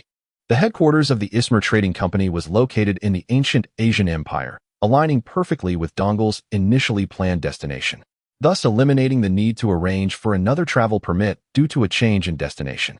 In Mo City, the streets bustled with activity. Throngs of people moved about, and automobiles and horse-drawn carriages shared the road amidst the lively atmosphere created by street vendors. Dongle gazed out the window, feeling a sense of wonder. "Mr. Moore, how much longer until we arrive?" "We have already arrived. Welcome to the Ismar Trading Company." The car shuddered slightly before coming to a halt in front of a 10-story building. Although its 30-meter height could not compete with the soaring skyscrapers of modern society, it stood out prominently among the surrounding low-rise structures. Dong Lu raised an eyebrow, inquiring, "Is this building?" "Of course, follow me," Moer replied. He scrutinized Dong Lu, hoping to discern something more from him, but was met with an unexpectedly calm demeanor. The Is Trading Company is a comprehensive commercial enterprise in the Western continent, with its industries spanning textiles, steel, real estate, newspaper media, education, pharmaceuticals, and more. Most importantly, It is involved in research on magical essence. On the 6th floor reside the Human Resources and Finance departments, where I will first assist you in completing your onboarding procedures. Onboarding? Dong Lu sidestepped a few people approaching him, expressing his confusion. He had come to acquire knowledge, not to bind himself to a company. Moer clarified. It is merely a formality. Given the company's size, internal management processes can be quite convoluted. To enroll a stranger in a specialized training program. Even if you are an awakened individual, one must submit a report for approval from above. The current training session is about to commence, and following the standard procedures would take too long. However, if you are a company employee and utilize internal channels, I can expedite the process. Additionally, you will enjoy numerous company benefits, including temporary housing. Moer nodded toward Dong Lu with a knowing smile. Although this would incur additional expenses, it would not come from Dong Li's own pocket. Utilizing the company's resources to navigate his connections was a win-win situation. After the training, should you wish to leave, you may resign at any time. If you choose to stay, all benefits will remain intact. Dong Lu smiled. Thank you very much. You're welcome. Moer replied as he pushed open the door to an office. Upon entering, he began rummaging through drawers in search of something. Seizing the opportunity, Dong Lu surveyed the room's layout. The office was spacious, furnished with 2 desks, 3 wooden cabinets, a set of sofas, and a table and chairs. Yet there was still ample open space. Piles of paper documents cluttered the desks and cabinets, but there were no visible signs of electric lights or telephones. Perhaps they had yet to be installed, Dong Lu mused. He had 2 objectives for his visit to Mo City: to acquire knowledge related to magical essence and to gauge the extent of technological development in this world. He had anticipated discovering some clues at the East Trading Company, as it was a prominent firm from the Western continent. If electrical products like lights and telephones were present, major companies would likely have equipped themselves accordingly. I found it. Moer's exclamation pulled Dong Lu back to the present. Moer picked up a pen and scrawled a few lines on a document before handing it to Dong Lu. This is the employee onboarding agreement. Once you sign, you will officially be a consulting engineer for the company, with a monthly salary of 80 silver coins and housing security. You will attend training in 3 days at the company's training building located at 33 Shangjiang Road in the suburbs. As Moore spoke, Dong Lu perused the handwritten supplementary clauses on the employment agreement, which detailed the obligations of both parties. Dong Lu was to provide the knowledge he possessed, while the trading company would offer him training. Without the company's consent, Dong Lu was prohibited from imparting any learned content to third parties, or else he would face accountability. Accountability? Dong Lu recalled Moore's decisive action in eliminating the former director of the textile factory, and an instinct whispered to him that the repercussions outlined in the agreement were likely not mere legal proceedings. When should I pay the tuition? Although he yearned to respond immediately, he knew that procedurally, payment could be made prior to the commencement of training. Moore settled into his office chair with a sense of eager anticipation, intertwining his fingers, almost imploring Dong Lu to inscribe everything he knew on the spot. He harbored a premonition that the knowledge Dong Lu provided could potentially catalyze revolutionary advancements in the realm of magic substances and even in the progress of science itself. This was not solely due to Dong Li's exceptional talent, which was exceedingly rare among the awakened. It also stemmed from the fact that he had localized some knowledge derived from magic substances within just 2 months of self-study, formulating a dye fixative to enhance his own life. To some, a dye fixative formula might seem insignificant, perhaps only beneficial to the textile industry. Yet, Moore perceived more than just a simple formula. He saw the profound understanding and systematic application of various chemical elements that lay beneath it. A specific formula with precise materials, unless it involved extraordinary substances like high-temperature superconductors, would hardly propel civilization forward. However, systematic theoretical knowledge was different. It served as the bedrock for scientific advancement, a veritable goldmine capable of continuously generating wealth. Though the likelihood of such potential was slim, one could not dismiss it entirely. Let us postpone this for a couple of days. I'll organize my thoughts and present it then. Dong Lu did not acquiesce to Moore's eagerness. The initiative lay with him, and there was no need to rush. Moore's fleeting expression of disappointment quickly vanished as he proceeded to assist Dong Lu with the remaining formalities and to collect the room keys. In the suburbs, the small villas, each adorned with their own garden, appeared spacious and harmoniously aligned with nature, a stark contrast to the bustling chaos of the city center. After touring the villa assigned by the company, Moore explained, This is the overall layout of the rooms. Should you encounter any issues, feel free to reach out to me at the company headquarters or at 365 on the adjacent street where I reside. Thank you. I won't disturb you further. I'll take some time to familiarize myself, Dong Lu replied. Moore smiled and departed. Once Moore was gone, Dong Lu treads softly through the rooms, twisting handles and opening one door after another. Observing the decor, he almost believed he had returned to a modern society, were it not for the absence of contemporary appliances. Shaking his head to dispel such thoughts, he redirected his focus to the present. He needed to establish a workshop promptly to facilitate experiments with technologies from another world. At that moment, a sudden chime resonated in Dong Li's consciousness, momentarily halting his actions. Chapter 11. A newcomer joins the group. Option 1. Acquire a randomly determined quantity of advanced civilization technology products. Option 2. Obtain more than 3 tons of random gold. Note: different choices lead to distinct futures. Please consider carefully before making your selection. On a desolate island, amidst the crashing waves, a disheveled young man squats on the sandy shore, gazing longingly across the water, fervently hoping for a ship to appear and rescue him from his plight. Alas, miracles do not come easily. After a moment of daze, Dong Lu withdrew his gaze, recalling his earlier decisiveness in making choices, now revealing a face wrought with regret. How could I have been so reckless? Not far from the shoreline, a black cube, approximately half a meter in length, was dismantling the remains of a damaged spacecraft. A pale blue force field spread out, causing various materials to disintegrate instantaneously, floating in midair, spontaneously forming standard cubes of varying sizes. Deconstruction of the marked area has been completed. Please enter the next command. Remain on standby. Watching the sleek black cube return, Dong Lu hesitated to allow it to continue its work. The material disassembly and synthesis device, crafted by an advanced civilization, theoretically could access the interstellar network for assistance from sophisticated intelligent programs to execute complex commands. Unfortunately, this planet lay beyond the reach of the interstellar network, rendering such theories moot. Dong Lu had no choice but to delve into the wreckage of the spacecraft in search of any usable items, lest the device's rudimentary intelligence mistakenly reforge crucial technological products. As he approached the remnants of the spacecraft, poised to enter, a sudden chime resonated in his mind, followed by information that left him momentarily frozen. In another modern society, within a meticulously decorated apartment, gold tycoon Dong Lu was lost in a daydream. Sunlight streaming through the window onto him, drool escaping from the corner of his mouth as he lay in a rather undignified position. Suddenly, as if jolted from a nightmare, he opened his eyes wide, scrambling out of bed, a look of disbelief etched across his face. What on earth? A chat group? Have I lost my mind in this dream? Wilderness Dong Lu. Is there any big shot who can rescue this child? I no longer wish to experience survival in the wild. Wealthy Dong Lu. Survival in the wild?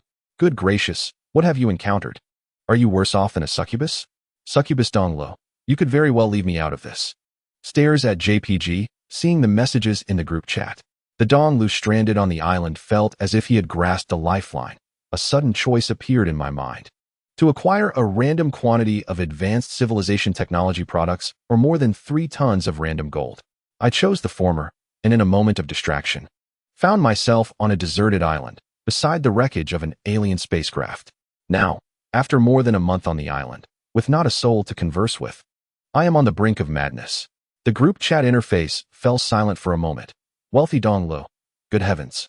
Your situation is indeed worse than that of the succubus. Though he traversed to modern times, at least he remains within a civilized society.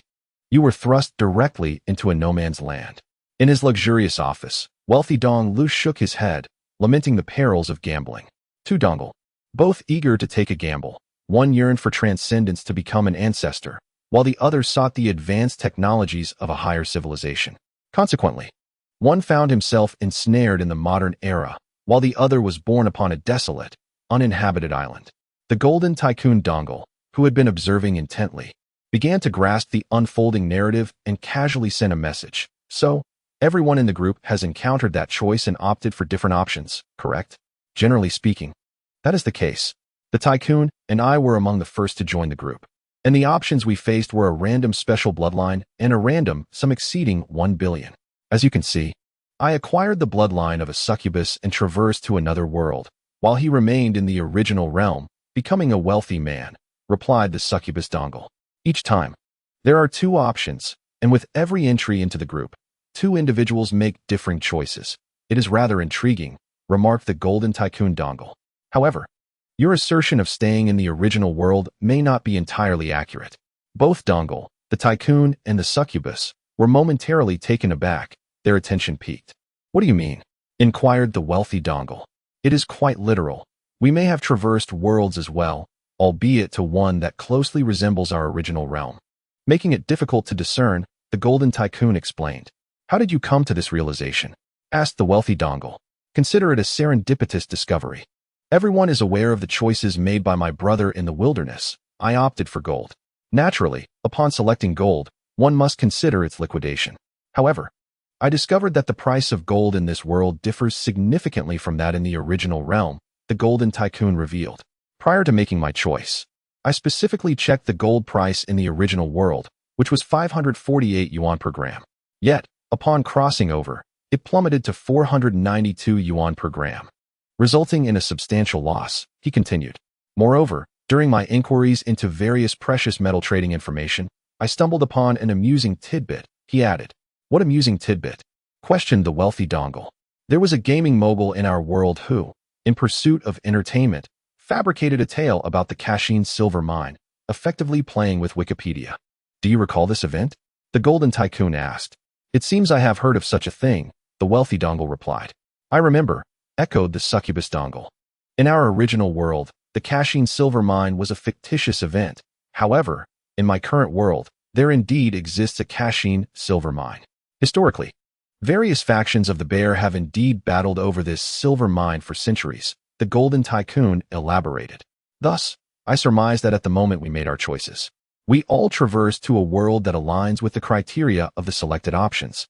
This, too, reflects the true essence of the prompt accompanying the options. Different choices lead to divergent futures.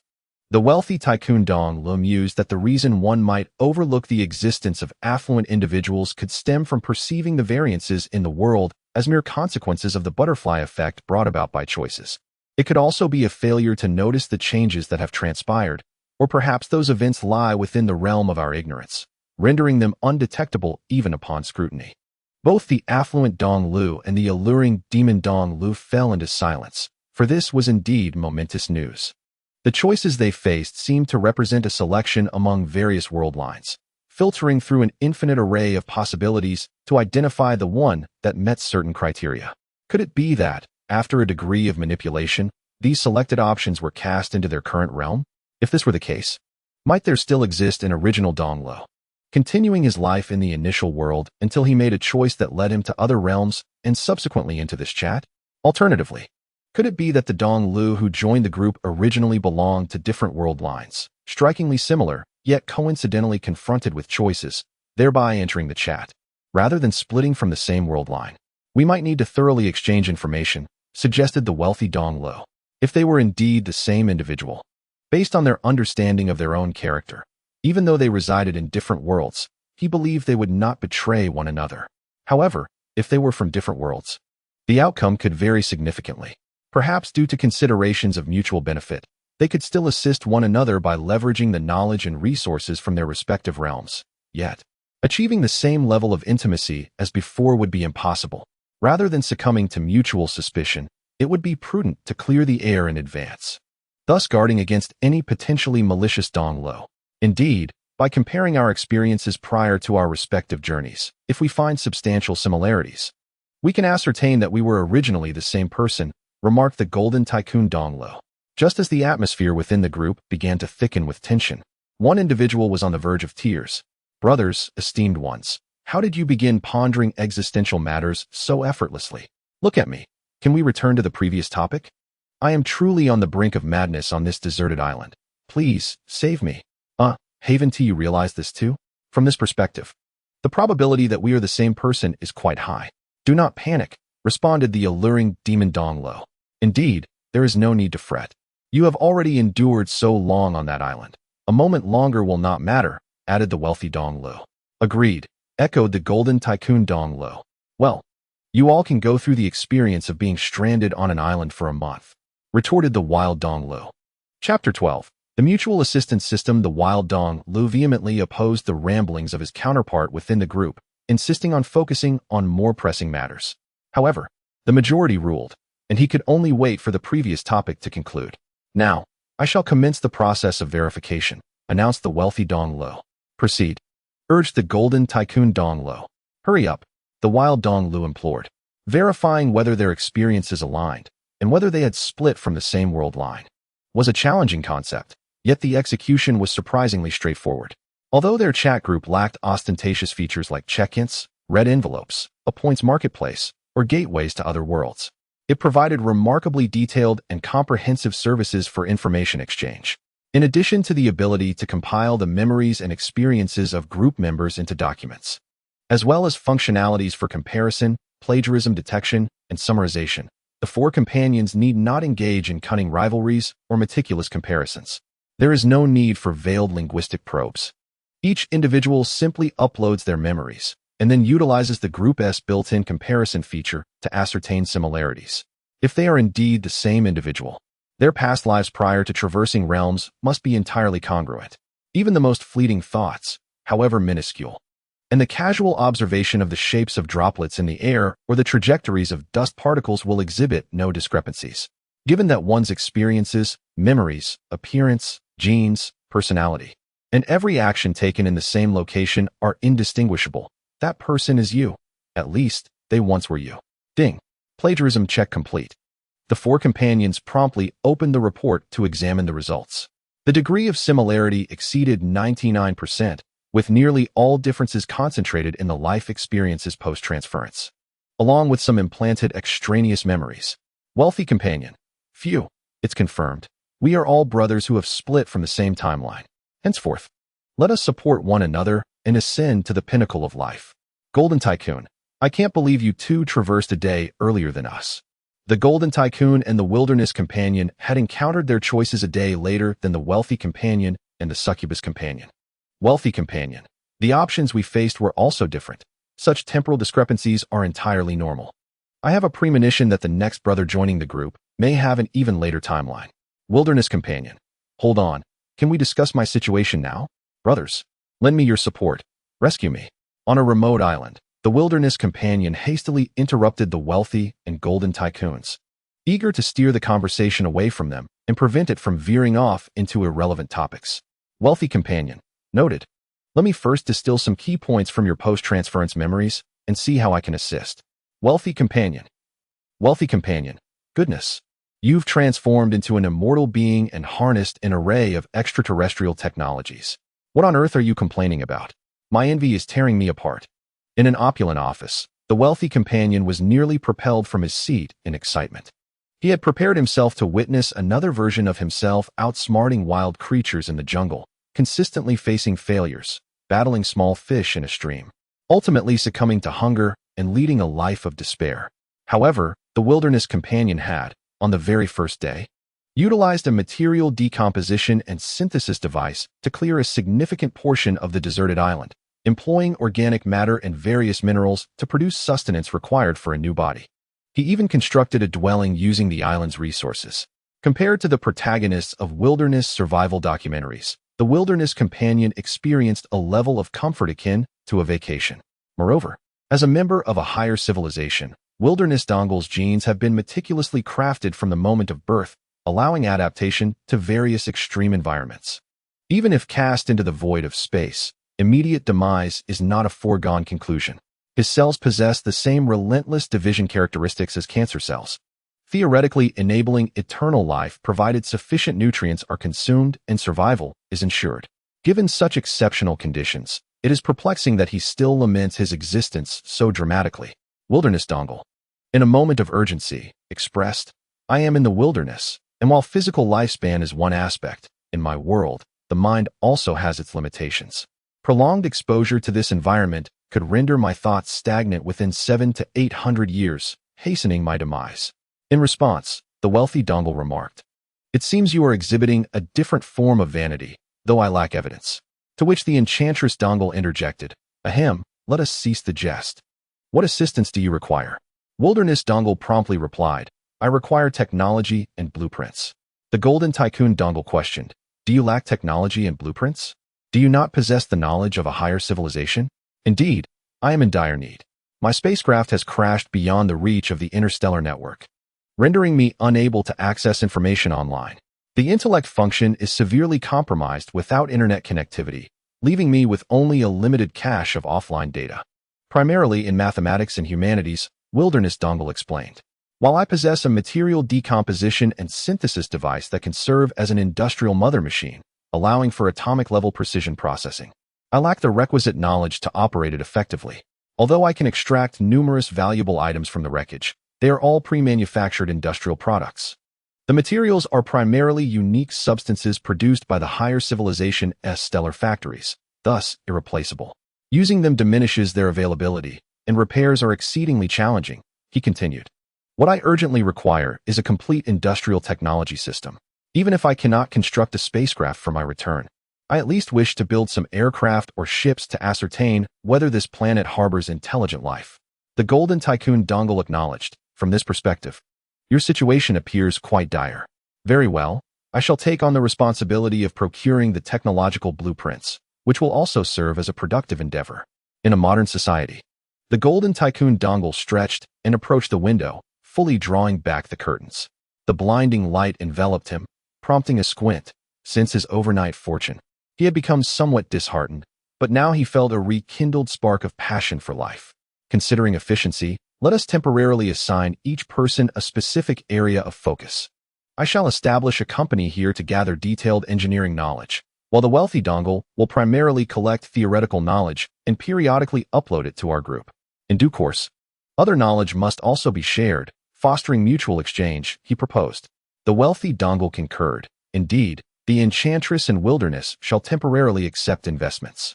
Once they possess sufficient capital, they too must upload the knowledge from their respective worlds, particularly information that is unique to them, encompassing both natural sciences and the humanities. In conclusion, it is imperative to establish a harmonious and mutually beneficial virtuous cycle. The proposal put forth by the affluent East Lu was met with unanimous approval. Although the individuals present stemmed from the same timeline, sharing similar personalities and ideologies, the divergence into different worlds over time could potentially foster varying thoughts. It is crucial to prevent the emergence of adverse circumstances by creating an exemplary institutional environment that benefits all, enabling them to progress further. In the realm of magical essence, as the enchanting East Lu observed the affluent East Lu inquiring about the specific technical requirements from the wilderness East Lu, he discreetly redirected his focus, recognizing that he too needed to exert effort. Chapter 13. Training 3 days later. In the realm of magical essence, Mo City, Xiangjiang Road. The coolness of the rain-soaked morning enveloped the surroundings, as dewdrops hung from the grass by the roadside, plummeting into the puddles below, reflecting a crystalline world. In the next moment, the sound of hooves and wheels shattered the tranquility until they arrived at a grand edifice, where they gradually came to a halt. A young man disembarked, possessing the visage of an ancient Asian yet adorned in attire reminiscent of the Western continent. Upon his descent, the carriage's curtain was drawn back, revealing a strikingly handsome man in robes, exuding a mature aura, who admonished in a notably serious tone. Make sure to learn something valuable this time and refrain from your usual antics. Do you understand? Father, I understand. How many more times must you repeat this? The young man's brow furrowed, his impatience evident as he fidgeted with his ears. I only urge you to temper your disposition. This training is an internal session of the Estate Company from the Western continent, comprising individuals of exceptional caliber or distinguished lineage. If you truly wish to avoid learning, at least do not cause trouble there, the mature man implored earnestly. The ancient Asian Empire is indeed formidable. 17 years ago, a single general successfully repelled the coalition forces of the Western continent, basking in glory. However, that was merely a relic of yesteryears. As time progressed, nations worldwide have continuously advanced in their understanding and research of magical essence, eroding the initial advantages amassed by the ancient Asian Empire. Presently, it can be said that those advantages have vanished entirely. Yet, the majority of the powerful factions within ancient Asia appear blissfully unaware, remaining ensnared in the nostalgia of their former might, reluctant to awaken or relinquish their interests for reform. Although some enlightened individuals perceive the trends in global development and aspire to urge the court to keep pace with the advancing world. The prevailing insularity within the ancient Asian empire is a challenge they cannot swiftly rectify. Consequently, some exhibit a striking contradiction in their behaviors. On one hand, they adhere to the various customs of ancient Asia, allowing their hair to grow long, donning robes, and traveling by carriage, steadfast in the ancestral laws. On the other hand, they facilitate their familial offspring's engagement with major enterprises and influential powers from the Western continent, encouraging them to absorb advanced theories and the cultural etiquette of the West. Yes, I understand, Wei Wenli remarked, his impatience becoming more apparent as he observed others entering the building. Father, I must take my leave now. I shall enter first. With that, he hastily departed, leaving the mature man shaking his head as he signaled the coachman to drive away. This should be the place. Standing in front of the training building, Dong Lu glanced around, ensuring he was in the right place, and felt a surge of anticipation as the systematic knowledge of magical essence lay before him. Just then, a somewhat unfamiliar voice inquired, "Are you an employee of the Yist Company?" Turning to the source of the voice, Dong Lu noticed a fair-skinned young man initiating conversation. Reflecting on his affiliation with the Yist Company, he nodded slightly. "I suppose so. Is there something you need?" "I am Wei Wenli," the young man introduced himself. "I merely wish to make your acquaintance, as this training opportunity is rare. Furthermore, I wanted to ask your opinion on the topics that will be covered in this training session." Realizing why Wei Wenli was speaking to him, Dong Lu shook his head. "You might have mistaken me for someone else. I only recently arrived in Mo City, and my knowledge may not surpass yours." "That may not necessarily be the case," Wei Wenli replied casually. "My father often scolds me for my lack of learning." Being an insider of the Yist Company, he assumed he must know more than Dong Lu. "By the way, how should I address you?" "Just call me Dong Lu." The two engaged in a light conversation, with Wei Wenli sharing his expectations for the training. Hoping to glean some information, however, Dong Lu was genuinely uninformed. After several unsuccessful attempts to extract information, Wei Wenli decided to abandon his inquiries for the moment. Following the signs outside the training building to find the classroom, he had just entered when an unexpected voice rang out. "Wei Wenli, you rascal, you've come too." A young woman in a yellow dress waved at him, beckoning him over. "Excuse me," Wei Wenli said, his face displaying surprise as he apologized to Dong Lu and moved toward the young woman. Dong Lu casually chose a seat, surveying the few students already present in the classroom. There were only about 20 or 30 attendees, all of whom exuded a palpable energy, most having undergone a transformation, or at least nearing one. A small fraction still had a distance to go before their transformation, and judging by their attire, they were all employees of the Yist Company. Indeed, it seemed to be a hallmark of the big city. Transformations that were rarely seen elsewhere were as common as cabbages here. After a moment of internal reflection, Dong Lu redirected his attention, immersing himself in the chat group. With time still before the training commenced, he thought it far more beneficial to learn something from the chat rather than sit idly. In the world of magical essence, he felt utterly vulnerable without sufficient strength. Meanwhile, Wei Wenli effortlessly integrated into the small group surrounding the girl in the yellow dress, only to be met with teasing before he could utter a word. The young woman scrutinized him from head to toe, expressing her astonishment. "I never would have guessed. Given your character, what means did your father employ to send you here? Surely, he must have some leverage over you?" Wei Wenli's expression darkened, and he gritted his teeth. "I came here of my own volition." "Voluntarily?" Huang Ling blinked in disbelief. Not only she, but everyone around him who had heard of Wei Wenli's reputation bore expressions of incredulity. If memory served correctly, Wei Wenli had recently garnered notoriety in their circle precisely for his unwillingness to attend school, resulting in a physical altercation with his father that left him bedridden for over half a month. Was he merely putting on a brave face? Or had he genuinely changed his ways? Is that not so? Wei Wenli straightened his chest, showing no signs of retreat. The outdated notions of rulers and subjects, fathers and sons, have long lost their relevance. What purpose does learning them serve? Is there something wrong with my unwillingness to comply? Could it be that you desire to conform? The crowd, who had initially mocked Wei Wenli, exchanged glances and sensed their collective discomfort. In truth, they too were disinclined to adhere to the rigid confines of poetry, literature, and etiquette. They were undeniably stronger, capable of doing as they pleased, and saw no need to don a facade of hypocrisy. However, the presence of numerous traditionalists at home left them with little choice. Just as the atmosphere grew tense, One person cleared his throat and shifted the topic. Ahem, by the way, the person who entered with you earlier seems unfamiliar. Why not introduce him? Wei Wenli replied. An employee from Yist Company whom I encountered on the way here. It's my first time meeting him, and I am not well acquainted. The individual seemed poised to elaborate further when, at that moment, the door swung open.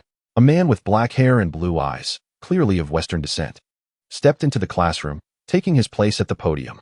He clapped his hands to capture everyone's attention. Greetings, everyone. I am the instructor for the course on magical essence theory. You may call me Wenluan Eric. Chapter 14. Magical Essence and Science. As Dong Lu withdrew his focus from the chat group, the lecturer had already commenced the lesson with remarkable clarity. Magical essence, a unique element that suddenly emerged in the world over 20 years ago, is widely present in the earth and soil, albeit in minute quantities, and is more commonly found within living organisms. The rationale behind this phenomenon pertains to the food chain. The lecturer, named Wenluan, inscribed 5 terms on the blackboard using the ancient script of the Guya Empire: soil, bacteria, plants, herbivores, carnivores. He connected these terms with arrows to illustrate a cycle. Plants extract magical essence from the soil. Herbivores consume the plants to obtain magical essence. Carnivores prey upon herbivores to acquire magical essence. Upon the death of animals, microorganisms decompose them, returning the essence to the soil. Naturally, the actual cycle is far more intricate, but for now, this is all you need to understand. Wenluan succinctly explained the circulation of magical essence within the food chain. A flicker of realization crossed the eyes of many trainees present. Although they had a vague understanding of the underlying principles, no one had ever systematically articulated these concepts for them, granting them a newfound clarity akin to a veil being lifted. A few individuals had already gleaned some knowledge of magical essence theory through other channels and listened to Wenluan's explanation with indifference. Observing the students' reactions, Wenluan noted their comprehension and continued. Now that you grasp the concept of the food chain and understand that magical essence can be transmitted through it, I pose a question. How would you prove this? The students paused, momentarily perplexed. Was it not you who stated that magical essence propagates within the food chain? And what is there to prove about something so evidently clear? Yet, Wenluan's earnest expression suggested he was not jesting, and silence enveloped the room. Huang Ling hesitantly ventured an answer. Through a contest? Wenluan pressed further. How would one conduct such a contest? Find 2 individuals of comparable strength. One who consumes meat and the other who subsists on vegetables. After a period, let them engage in a contest, and naturally, the one with greater magical essence intake will prevail. Huang Ling noticed Wenluan's gaze. Initially, she felt a twinge of anxiety, but as she clarified her logic, her words flowed more freely. Wenluan nodded thoughtfully, then mercilessly pointed out the flaw in her argument. What if one of these individuals possesses significantly greater innate talent than the other? Their victory would simply stem from their inherent superiority. Huang Ling was momentarily taken aback, unsure of how to respond. At this juncture, Wei Wenli interjected. By increasing the sample size and conducting multiple trials, the side that wins more frequently would undoubtedly be the one with higher magical essence intake. Indeed, provided the sample size is sufficiently large and variables are meticulously controlled, one could substantiate the transmission within the food chain. Wenluan initially commended Wei Wenli's approach, then abruptly shifted the conversation. But what about taking it a step further? If we narrow the focus to specific species, such as cows and pigs, cats and dogs, tigers and lions, how might we ascertain the magical essence levels in similarly sized animals or even among different individuals of the same species? Would we still employ this method for validation? Wei Wenli fell silent. If there is a considerable disparity between comparative subjects, the impact of individual talent becomes negligible, making it feasible to use humans as experimental subjects for controlled comparisons. Yet, once the differences narrow to a significant extent, individual talent becomes a pivotal factor that cannot be overlooked, rendering crude variable controls inadequate for experimentation. Wenluan surveyed the students, and wherever his gaze fell, nearly all averted their eyes, not due to strength or status, but simply because students wished to avoid being singled out by the teacher when they were uncertain of their responses. Ultimately, his attention settled on a corner of the classroom, where Dong Lu sat. He scrutinized him for a moment before smiling and inquiring. That student in the corner, could you provide an answer?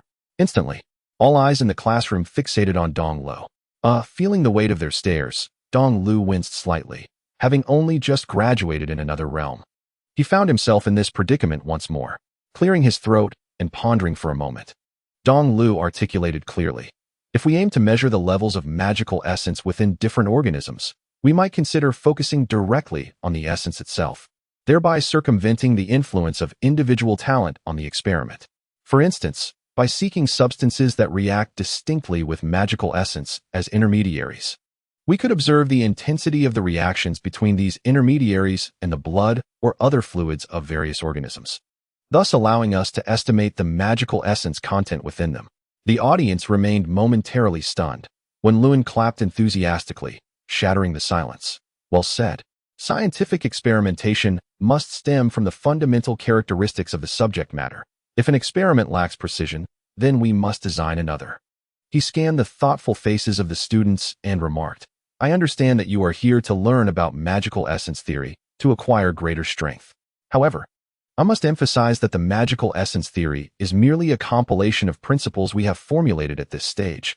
It is neither singular nor likely an absolute truth.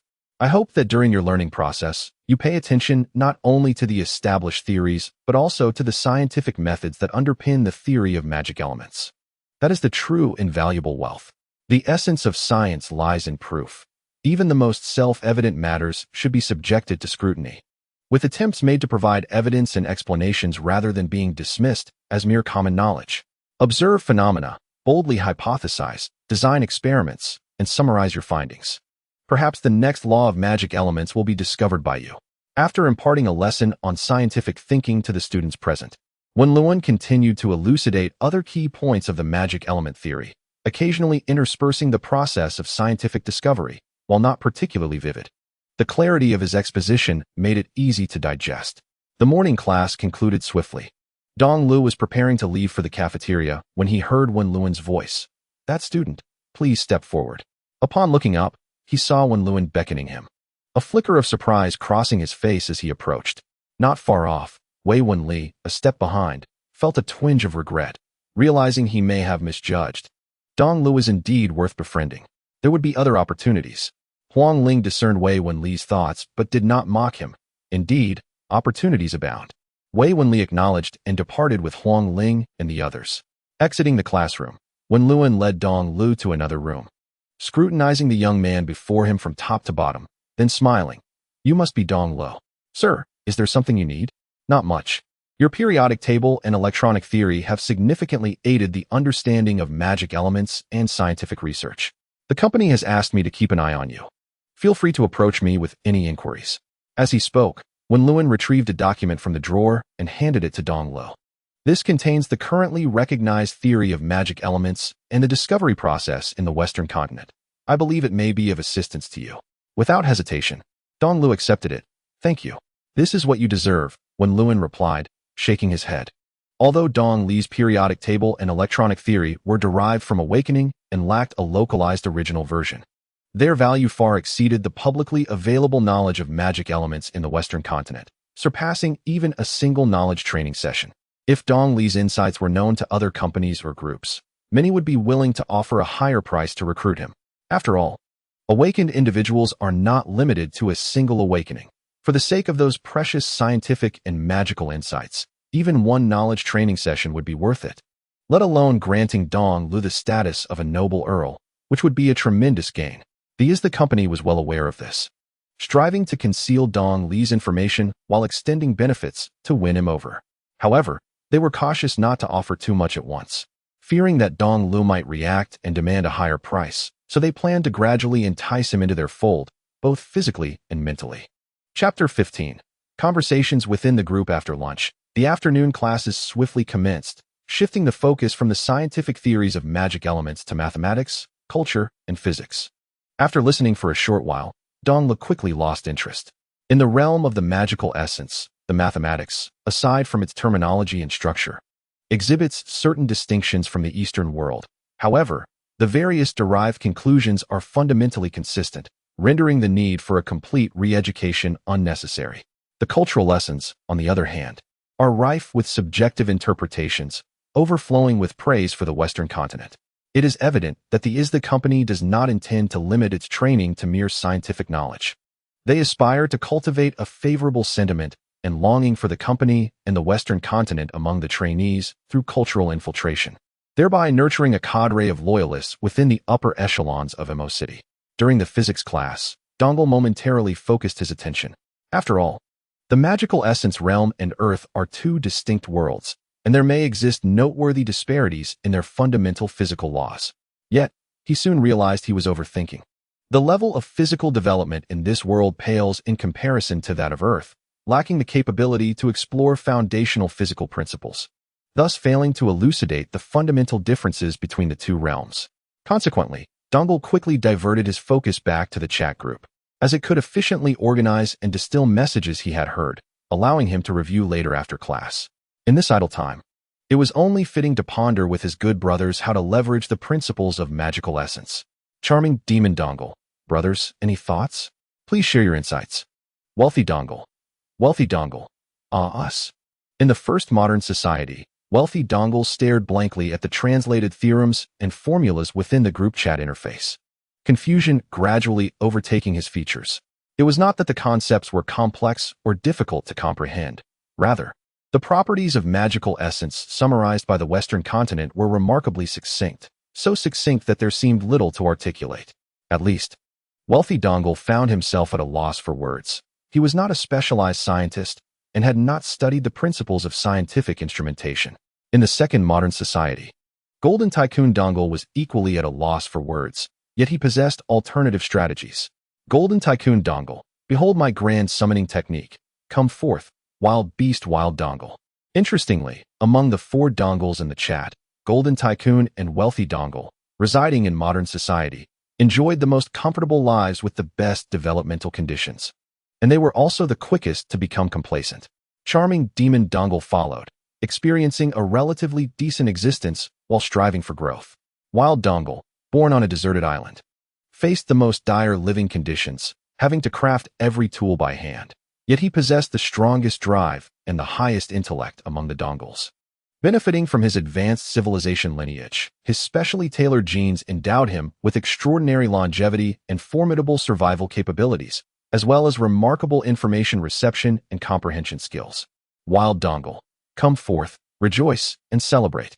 Ding ding ding, the Great One makes his entrance. In the wild realm, Wild Dongle stood within a factory that was just beginning to take shape, hands on his hips, enthusiastically sending a message that was delightfully over the top. Even amidst the wilderness, where he needed to single-handedly support a crashed spaceship, he remained the most dazzling of all. Charming Demon Dongle, enough of the antics, let us discuss serious matters. Wild Dongle, ahem, I was led astray by the Tycoon. With a serious demeanor, the wild East Lu, slightly evasive, dismissed the protests of the Golden Tycoon East Lu and resumed his earnest expression. Speaking of which, Demon, what kind of advice do you seek? Do you wish to increase your magical energy intake, or are you looking for more effective ways to utilize it? What is the discourse? Inquired the Demon East Lu. Well, the wild East Lu continued. If you aim to harness magical energy more adeptly in battle, one must study the manifestations of this energy under various conditions. By understanding its properties, one can design corresponding weaponry and spells. For instance, regardless of the appearance or caliber of traditional firearms, their foundational logic lies in igniting gunpowder to create an explosive reaction, thereby generating the force to propel a bullet. Building upon the principle that gunpowder combusts under high temperature and pressure, one can innovate through the modification of the gunpowder itself, the rifling, the caliber, the firing pin, the grip, and the materials of the firearm, resulting in the design of diverse weapons. Similarly, once the characteristics of magical energy are comprehended, one can construct varied configurations to facilitate its transformation into other forms of energy, ultimately enhancing combat prowess. If you wish to bolster your strength through this method, I can offer some assistance. You found yourself stranded on a deserted island, devoid of internet access. What assistance can you possibly provide? Questioned the wealthy East Lu. Even though I lack internet access, my intellect remains intact, surpassing the computational power of Earth's supercomputers. I can devise a program that calculates mechanical and biological structures capable of utilizing the properties of magical energy, replied the wild East Lu. At that juncture, the demon could fabricate weapons based on these structures or cultivate specialized extraordinary organs. Impressive, praised the wealthy East Lu. Truly remarkable, echoed the golden Tycoon East Lu. Modesty prevails, replied the wild East Lu. And what about the other method? Queried the demon East Lu. That is rather complicated, as you currently only understand that magical energy can be absorbed through food to enhance your strength. Moreover, the research released lacks any mention of methods for spontaneously absorbing magical energy or realistically improving the digestive efficiency of food through biological modification. My suggestion is to maintain a good rapport with the company you are affiliated with, to procure more resources from within, and then conduct your own research. You might consider fashioning a rudimentary centrifuge using rope and cardboard to explore whether you can separate magical energy for direct consumption or further study. If the centrifuge proves ineffective, we shall contemplate alternative methods. Upon reading this, the demon East Lee's eyes brightened. Having spent considerable time in this world, he had nearly forgotten about the existence of centrifuges. In simple terms, it is a device that, through high-speed rotation, causes substances of differing densities to stratify. On Earth, centrifuges are extensively employed in scientific research, biopharmaceuticals, and medicine for the separation of cells, proteins, nucleic acids, and more. It certainly sounds sophisticated. However, the expensive has its own usage, and so does the inexpensive. In his childhood, Dongle played with a toy that involved making 2 holes in a circular piece of sturdy cardboard, threading a rope through these holes, and tying knots at both ends. By moving his hands back and forth, he could cause the circular disc to spin vigorously, with a gentle release and a firm pull. It would rotate at high speed. This is what the wild Dongle refers to. The principle is similar. With a little rounding off, it could be deemed a centrifuge, sufficient for rudimentary use. As for professional high-end centrifuges, we shall leave that discussion for when the wealthy and gold magnates acquire the necessary technology. Wild Dongle, it is unfortunate that I do not reside in your world. Otherwise, I could interact with the physical object and thoroughly comprehend the nature of the magical essence, making my endeavors considerably easier. Charming Demon Dongle. No, you have already been immensely helpful. I now know how to proceed. In the realm of magical essence, the eyes of charming Demon Dongle sparkled with a glint. Wild Dongle, if I can be of assistance, do not hesitate to reach out for any calculations you may need in the future. I cannot promise much, but when it comes to calculations, I assure you there will be no deceit. Chapter 16. The workshop takes shape. Charming Demon Dongle resolved to adopt a dual approach, seeking the aid of Wild Dongle to design magical essence weapons while concurrently researching the properties of magical essence. The day's training came to a close as the nearby church bell tolled, resonating with a deep, sonorous clang. The instructor at the podium gathered the materials. Today's session concludes here. You may all return. The sound of rustling as attendees packed their belongings filled the air. Just as Dongle was about to leave, he lifted his gaze and noticed a group approaching him. Brother Dongle, we have a gathering at Hongbin Tower shortly. Would you care to join us? Wei Winley, accompanied by several others, called out to Dongle with an invitation. Dongle, perplexed, was unaware of their familiarity. A gathering? Huang Ling quickly interjected before Wei Winley could respond, her expression quite eager. Indeed, we are all undergoing training in the same place, and in a sense, we are classmates. It would be beneficial to communicate more after class. Wei Winley added, moreover, since you are newly arrived in Mo City, it would be an excellent opportunity to familiarize yourself with the local customs and culture. Dongle declined outright. I apologize, but I have matters to attend to, perhaps next time. His mind was wholly consumed with researching magical essence to enhance his abilities, leaving no room for socializing at a gathering. Wei Winley and Huang Ling's expressions faltered, taken aback by Dongle's abrupt refusal. In their previous experiences, an invitation or even a subtle hint would have led to throngs clamoring to join. However, Dongle was indifferent to their thoughts and left the classroom without a backward glance. What a pity, Huang Ling remarked, watching Dongle disappear, her expression tinged with regret. Seeing her disappointment, Wei Winley teased, "What's this? Have you taken a liking to him?" Those who undergo transformation find their physical flaws compensated by magical essence, making even the most unremarkable appearances less so. As for Dongle, perhaps the influence of his demon bloodline was at play, for among those transformed, his looks could be considered exceptional. Alone, he possessed an aura of tranquility akin to an ethereal figure from a painting.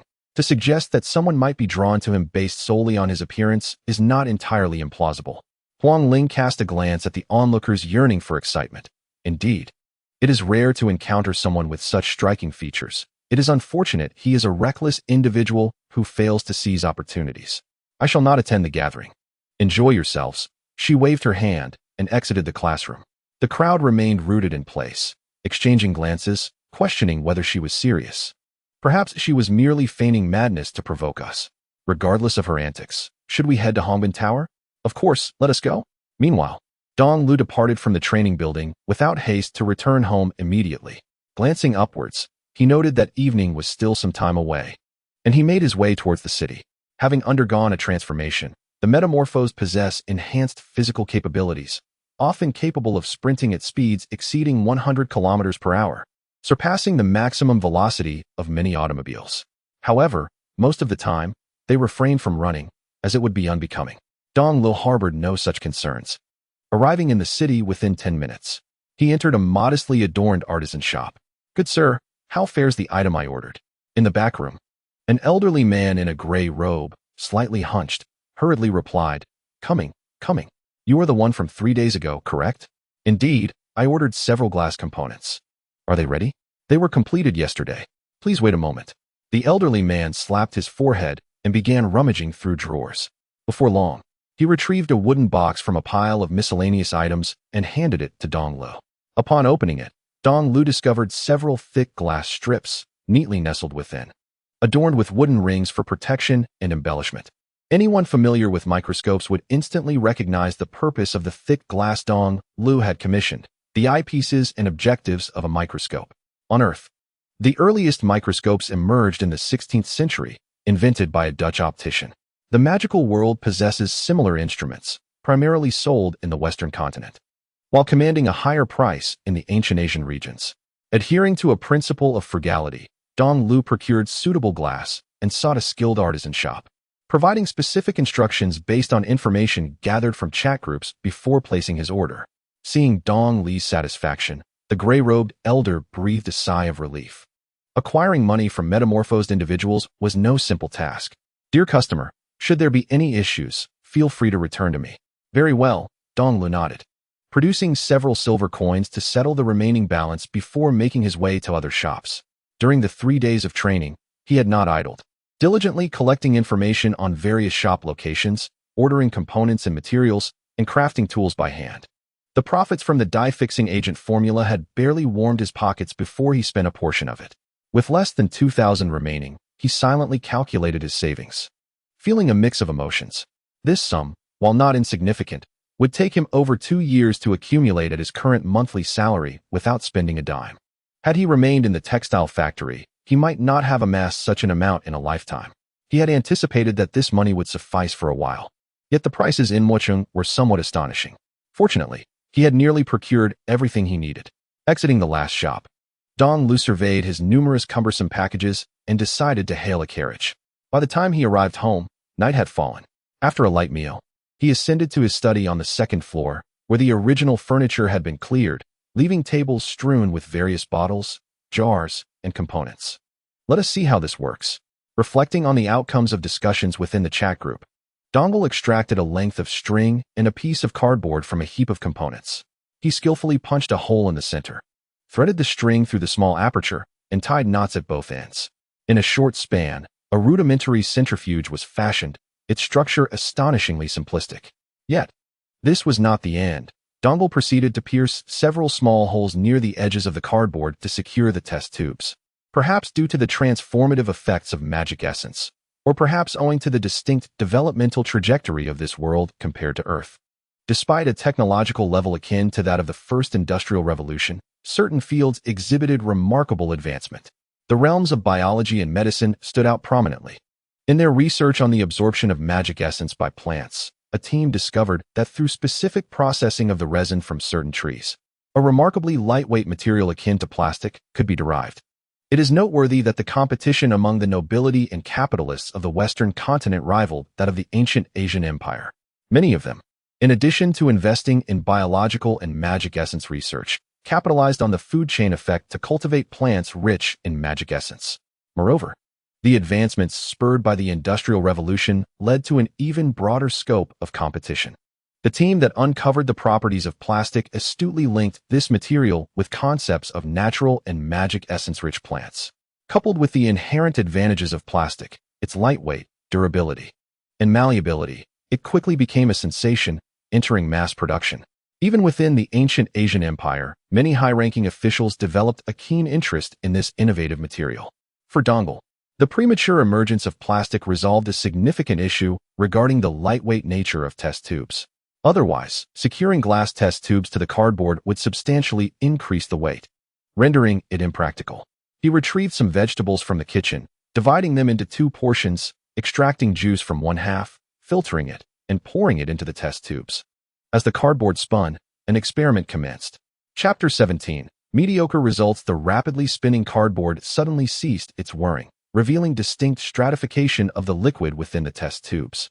A flicker of joy crossed Dongle's face as he observed the layering, pouring the separated samples into different graduated cylinders for comparison. He repeated the process until each cylinder contained a sufficient volume of sample, at last pausing. The subsequent step involved verification. Dongle gazed at the cylinders, alongside the residual plant fibers from the juicing process, taking a deep breath. Although he lacked reagents to test the magic essence concentration, he remained unfazed. Dongle possessed a more direct method to assess the magic content, through consumption, leveraging the superior absorption efficiency and precise feedback afforded by his demon bloodline. He could gauge the magic essence concentration to a degree, using a balance and weights he had purchased. He divided the experimental samples into equal portions before seizing the remaining plant fibers from the table and swallowing them whole. Within half an hour, a faint warmth coursed through his body. The plant fibers still retained a certain quantity of magic essence. Dong Lu felt a tinge of disappointment. His envisioned ideal scenario was that the magical essence contained within the plant fibers was nearly non-existent, indicating that the essence had transferred into the juice, thus suggesting that the centrifugation method could more effectively extract the essence. However, the plant fibers still exhibited a certain degree of reinforcement, implying that a portion of the essence was retained, and the centrifugation method might not be as effective as anticipated. It was reasonable to ponder this. If the separation of magical essence were truly that simple, the denizens of the magical realm would have discovered it long ago, considering that the process of juicing is exceedingly straightforward. After calming the disappointment within, Dong Lu began to experiment with one graduated cylinder after another, maintaining half-hour intervals. Yet the expression on his face grew increasingly grim. The samples separated within each cylinder exhibited fluctuating enhancement effects, making it challenging to ascertain which yielded superior results based on human sensory perception. If all samples behaved similarly, the experiment could be deemed a failure. At last, upon tasting the penultimate sample, a distinct wave of warmth surged through his body, and Dong Li's countenance brightened slightly. It was effective. He promptly recorded the data in his notebook. When the interval elapsed, he proceeded to test the final sample, along with the unjuiced and uncentrifuged vegetables as a control group.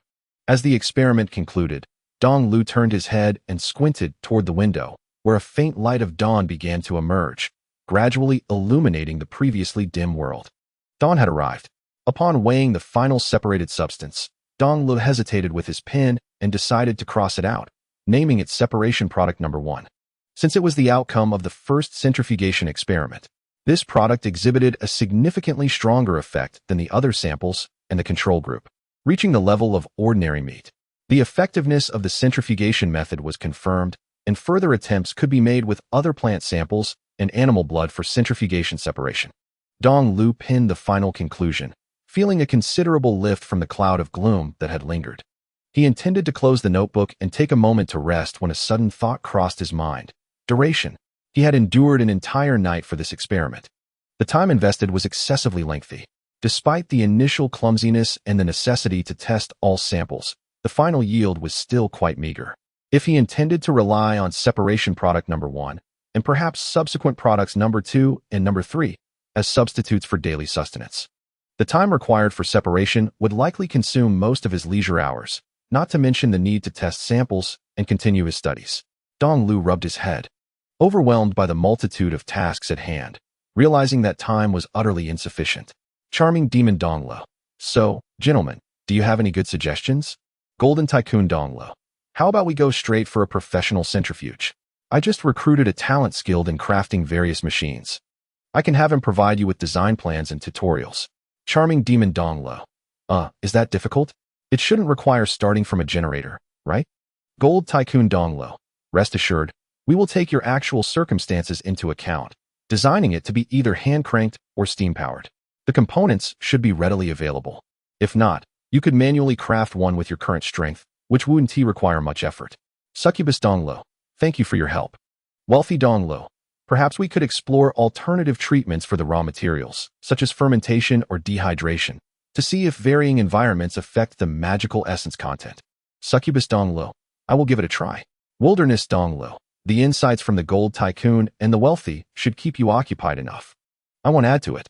However, you could share the local prices and the magical essence content of various foods. I can use my intellect to help you calculate the most reasonable ratios at the lowest cost. Succubus Dong Lo. Thank you very much. Wilderness Dong Lo. No need for thanks, brothers. I still hope you can help me conquer the world and point out the spaceship technology to rescue me from my plight. Wealthy Dong Lo. I, however, look forward to you revealing the elixir of immortality technology. Share the process with me. If immortality is unattainable, then data consciousness will suffice. Gold Tycoon Dong Lo. I feel the same way.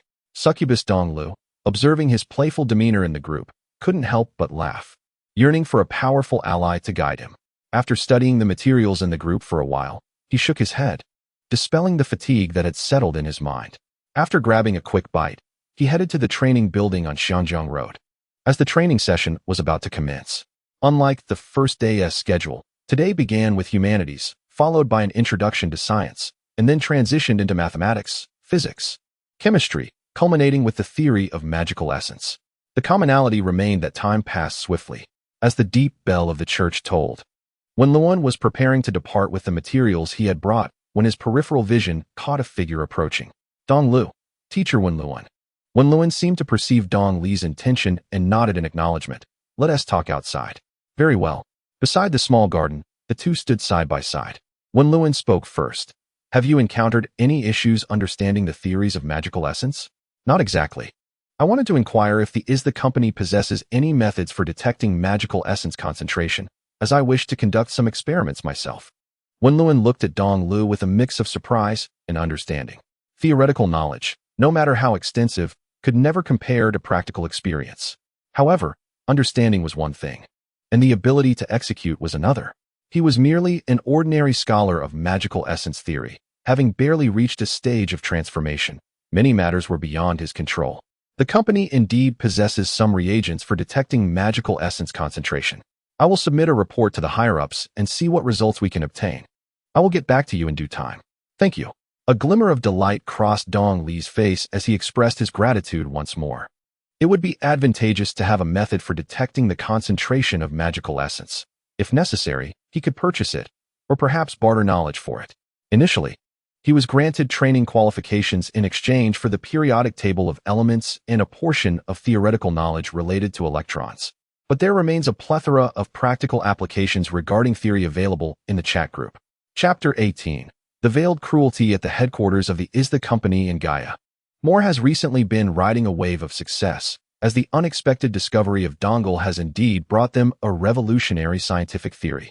The immense credit he has garnered could potentially elevate him to the position of general manager or even facilitate his return to the main office as an executive. Alas, further experiments are required for validation and localization. Moore sighed, as if he could see a great opportunity before him, tantalizing yet just out of reach. At that moment, a series of knocks echoed through the air. Enter. Wen Luan pushed the door open. Manager Moore. Wen Luan, what brings you here? Is something amiss? Upon recognizing a colleague, Moore relaxed his formal demeanor, greeting him with a warm smile. It's that awakened individual named Dongle. He seeks a batch of reagents to detect magical essence.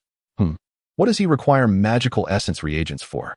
At the conclusion of the initial training, I provided him with some publicly available theoretical materials on magical essence. I suspect he needs the reagents for experimental purposes.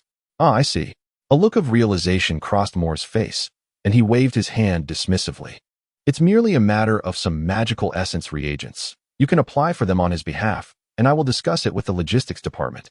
However, midway through his sentence, Moore suddenly reconsidered. While individual magical essence reagents may not be particularly costly, their cumulative price can escalate rapidly. Moreover, The company maintains strict control over magical essence-related items, which are not always available for purchase, even with sufficient funds. When Lewin knew that prying anything from the logistics department, dominated by a group of vampires, would not be an easy task. No, it is unnecessary to provide Dongle with free reagents. Offering him a discount at cost would convey the company's regard for him, while simultaneously depleting his available funds. When he finds himself in need, I can lend a helping hand, thereby binding him firmly to my chariot. As thoughts swirled through his mind, Moore hurried towards the logistics department. In a market somewhere in Mo City, is there no fresh blood? If you are looking for blood tofu, I have that. But I do not possess any liquid blood. The vendor scrutinized Dongle, questioning the young man's sanity. Fresh blood coagulates quickly, and who would bring it to a marketplace? Nonetheless, intimidated by Dongle's evident strength, the vendor forced a cordial tone. If you wish for fresh blood, perhaps you could buy some fish or chickens. Slaughtering them would yield the same result. Most of Dongle's attention had been on the chat group, but he suddenly froze, eyes wide with disbelief. What did you say? Drink blood. The vendor, feeling the weight of Dongle's imposing presence, tensed up in fear, akin to being scrutinized by a great beast, and stammered. I apologize. What I meant was, could you elaborate on the consumption of raw blood? Are there really individuals who enjoy drinking it? Realizing that he had startled someone, Donglu immediately apologized and inquired further. Is it not because the effect of blood enhancement is superior that you have come to purchase blood? The merchant, visibly anxious, glanced at Donglu. Fearing he might lose his temper again, Donglu asked, is the effect of blood enhancement truly better? It was merely a saying, compounded by the fact that those foreign hospitals were always buying blood, which led some to believe it. The merchant forced a smile that was more sorrowful than a frown. Donglu nodded, reflecting that it was indeed a reasonable perspective. In an era where scientific advancement was still nascent and the populace was largely uneducated, the alluring effects of magical enhancement could easily give rise to all sorts of peculiar and unfounded remedies. I'll take 2 fish, he stated, not lingering too long on the matter of blood enhancement. After purchasing what he needed, he departed. On the way home, he utilized his chat group to organize his memories, meticulously listing various price information he had previously heard or seen. Details that Dong Lu himself had forgotten and had not paid attention to were faithfully recorded by the chat group. Upon returning home and finishing dinner, Dong Lu entered his workshop to continue his experiments. Unlike the first time when he had to toil through the night, he managed to carve out some time for rest this time around. For the next few days, this routine persisted. His life became as regular as clockwork. Naturally, such a lifestyle could only be maintained for a few days. A few days later, Dong Lu received the manufacturing blueprints and tutorials for a hand-cranked centrifuge and a steam-powered centrifuge, sponsored by the gold magnate, Dong Lu. Aside from visiting the market to procure materials, he also had to buy hardware tools to fabricate parts, leaving him with scant time even for sleep. Fortunately, the magical reagent arrived a few days later, allowing him to directly measure the magical content with much greater speed than before. At last, Dong Lu reclaimed some time for rest from his overwhelmingly busy life. Wilderness Dong Lu. Brother, you might have a bit of an issue over there. Take care with the Succubus Dong Lu. In the magical world, having just completed an experiment and while recording results, Succubus Dong Lu glanced at the sudden messages appearing in the chat group, feeling somewhat perplexed. After all, there were only 4 members, and they typically refrained from idle chatter unless there was something pressing, directly uploading collected data into the group files. Succubus Dong Lu. What do you mean? Wilderness Dong Lu. Just take a look at this. Wilderness Dong Lu sent a series of calculated data and results. Many of the figures appeared familiar to Succubus Dong Lu, resembling the prices in the Wucheng region. Wilderness Dong Lu. Didn't I ask you to send the prices from the Wucheng area to help you calculate the most economical way to maximize magical intake? Recently, with some free time, I had my AI compute your local angle coefficient based on that data, intending to assess your living standards. Wilderness Dong Lu. But the calculations revealed a serious issue. Succubus Dong Li's expression grew grave. The angle coefficient, which indicates the proportion of food expenditure in total household consumption, was a crucial indicator of living standards in Dong Li's original world. Typically, a coefficient of 40 to 50 indicated a moderately prosperous standard of living, 50 to 60 indicated basic sustenance, and anything above 60 was deemed impoverished. Wild Eastler, in your recollections, there is an absence of consumer data pertaining to the residents of your area. Thus, I have relied on income data for my calculations. Generally speaking, in the absence of borrowing or external financial support, the income of urban residents must be equal to or exceed their consumption to sustain basic survival. Wild Eastler. Therefore, when calculating based on income, the Engel coefficient would be smaller. Nevertheless, even so, when assessing the necessary sustenance for normal bodily functions, in conjunction with the local price levels, the Engel coefficient for an average household would still surpass 65. Wild Eastler. The actual situation is likely to be even more dire. However, in your memories, there seems to be little visibility of the homeless or beggars. I am uncertain whether it is the magical essence that enhances your digestive capabilities and broadens your diet, or if there are specific policies enacted by the local government. Wild Eastler. In any case, exercise caution. Your surroundings may be far from as tranquil as they seem. After hearing Wild Eastler's analysis, Mema Eastler meticulously reviewed the calculations from start to finish, although there were several rough patches, such as multiplying the income of the residents of Rongqing by 2 to estimate the average income of urban dwellers. The overall assessment was not significantly flawed. Reflecting on her recent complacency, an inexplicable sense of crisis suddenly surged within her. Mema Eastler, I will. Chapter 19. A visit for learning. Wild Eastler's admonitions stirred a sense of vigilance within the magical essence realms Eastler. However, beyond that, it bore little further impact. After all, Eastler in the magical essence realm was merely a singular metamorphosis, with billions of people globally. Even if one were to consider a rare occurrence, there are still hundreds of thousands who have undergone a transformation. Even at a 1 in a million probability for secondary metamorphosis, there would still be several thousand individuals. The actual ratio would likely be even higher. The ancient Guya Empire is a populous nation, with a considerable number of individuals having experienced a first and second metamorphosis, and its military is vast and formidable. In the face of such overwhelming power, Eastler's aspirations to effect change appear rather slim. Even upon recognizing societal issues, the most feasible course of action would be self-preservation, necessitating the urgency to conduct experiments, enhance machinery, and bolster strength. Time has swiftly passed over 4 months. The training at the company is nearing its conclusion. Wild Eastler's warnings have not materialized, whether in ancient Asia or on the international stage, no momentous events have transpired. However, if one were to insist, there have indeed been some changes. The Biological Research Institute under the company has made significant breakthroughs, producing several exceptionally effective magical essence pharmaceuticals that greatly enhance physical fortitude, garnering enthusiastic reception from the affluent elite. Uncertain if it is due to the influence of these medications, the number of individuals in the transformation phase visible on the streets has notably increased compared to before. On a crisp morning at the training building, Eastler entered the classroom holding a newspaper, preparing to delve into that day's news. Suddenly, Wenlun burst through the door, radiant and beaming, clapping his hands to capture everyone's attention. Today's class is temporarily canceled. The company has arranged a visit to the Research Institute. So everyone, let us head out. The prospect of visiting the Research Institute, particularly the Biological Research Institute, was exhilarating. I have longed to see it. Is this a special activity because the training is nearing its end? The lethargic students in the classroom suddenly erupted with enthusiasm, as if invigorated by a surge of adrenaline. They had long lost their passion for the monotonous theorems, and upon hearing the prospect of visiting the Research Institute, they eagerly exited the classroom. Even Dong Lu appeared somewhat astonished. Over the past few months, the training program organized by the company had indeed hosted various activities.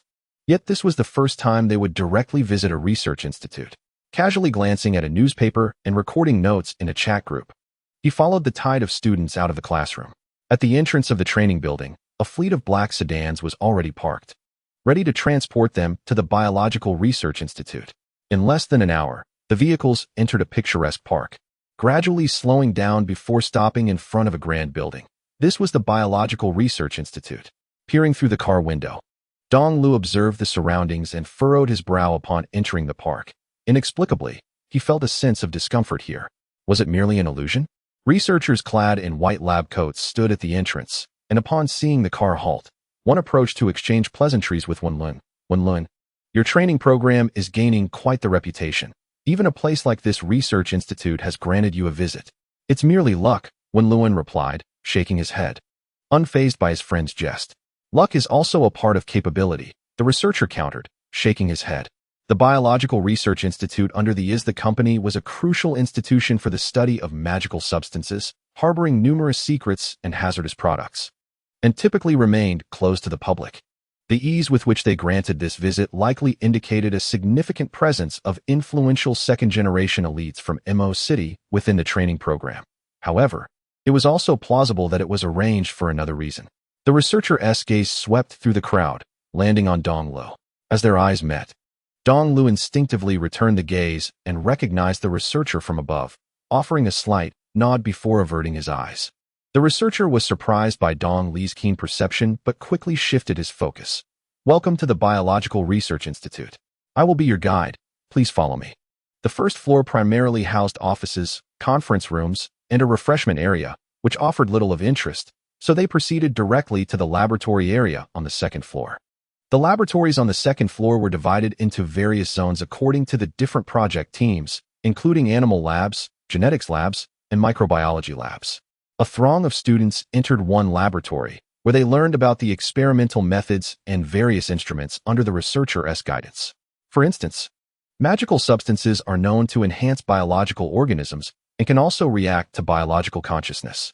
To comprehend the operational mechanisms of these magical substances, the Institute cultivates certain microorganisms and nourishes them in nutrient solutions with exceedingly high concentrations of magical substances.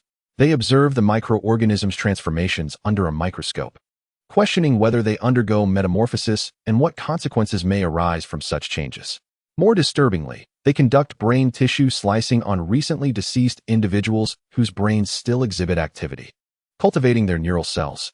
Naturally, when cultivating neural cells, it is preferable to obtain materials from individuals in a state of metamorphosis or from other animals, as the cellular strength of ordinary individuals is insufficient and can easily lead to their demise. The researcher in the white coat spread his arms wide. Through these experiments, the Institute seeks to comprehend the operational mechanisms of magical essence. Once the mysteries of magical essence are unveiled at the microscopic level, everything else will naturally fall into place. The students in the training class listened with excitement, as if they could already envision a promising future. At that moment, a voice emerged from the crowd. Were those recent new magical essence drugs also developed here? Can we take a look?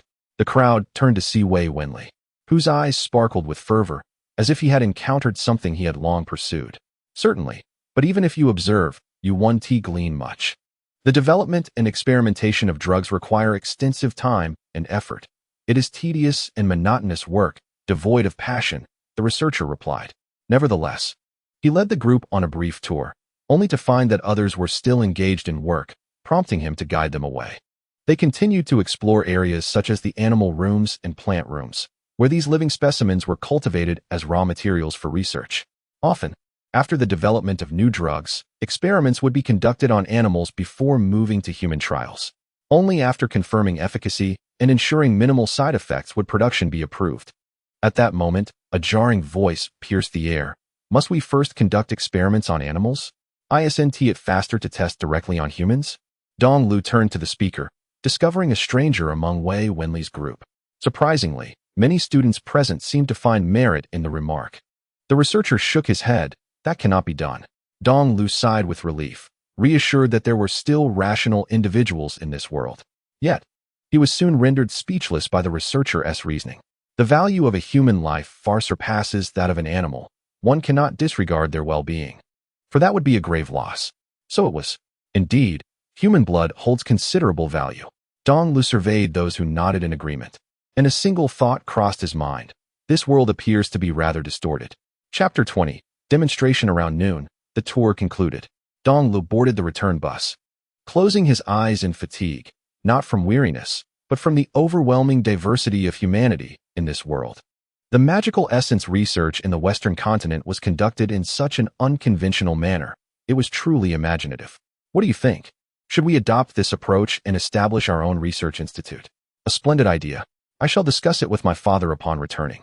The others sharing the vehicle engaged in fervent discussion. Suddenly, a voice from the front seat interjected.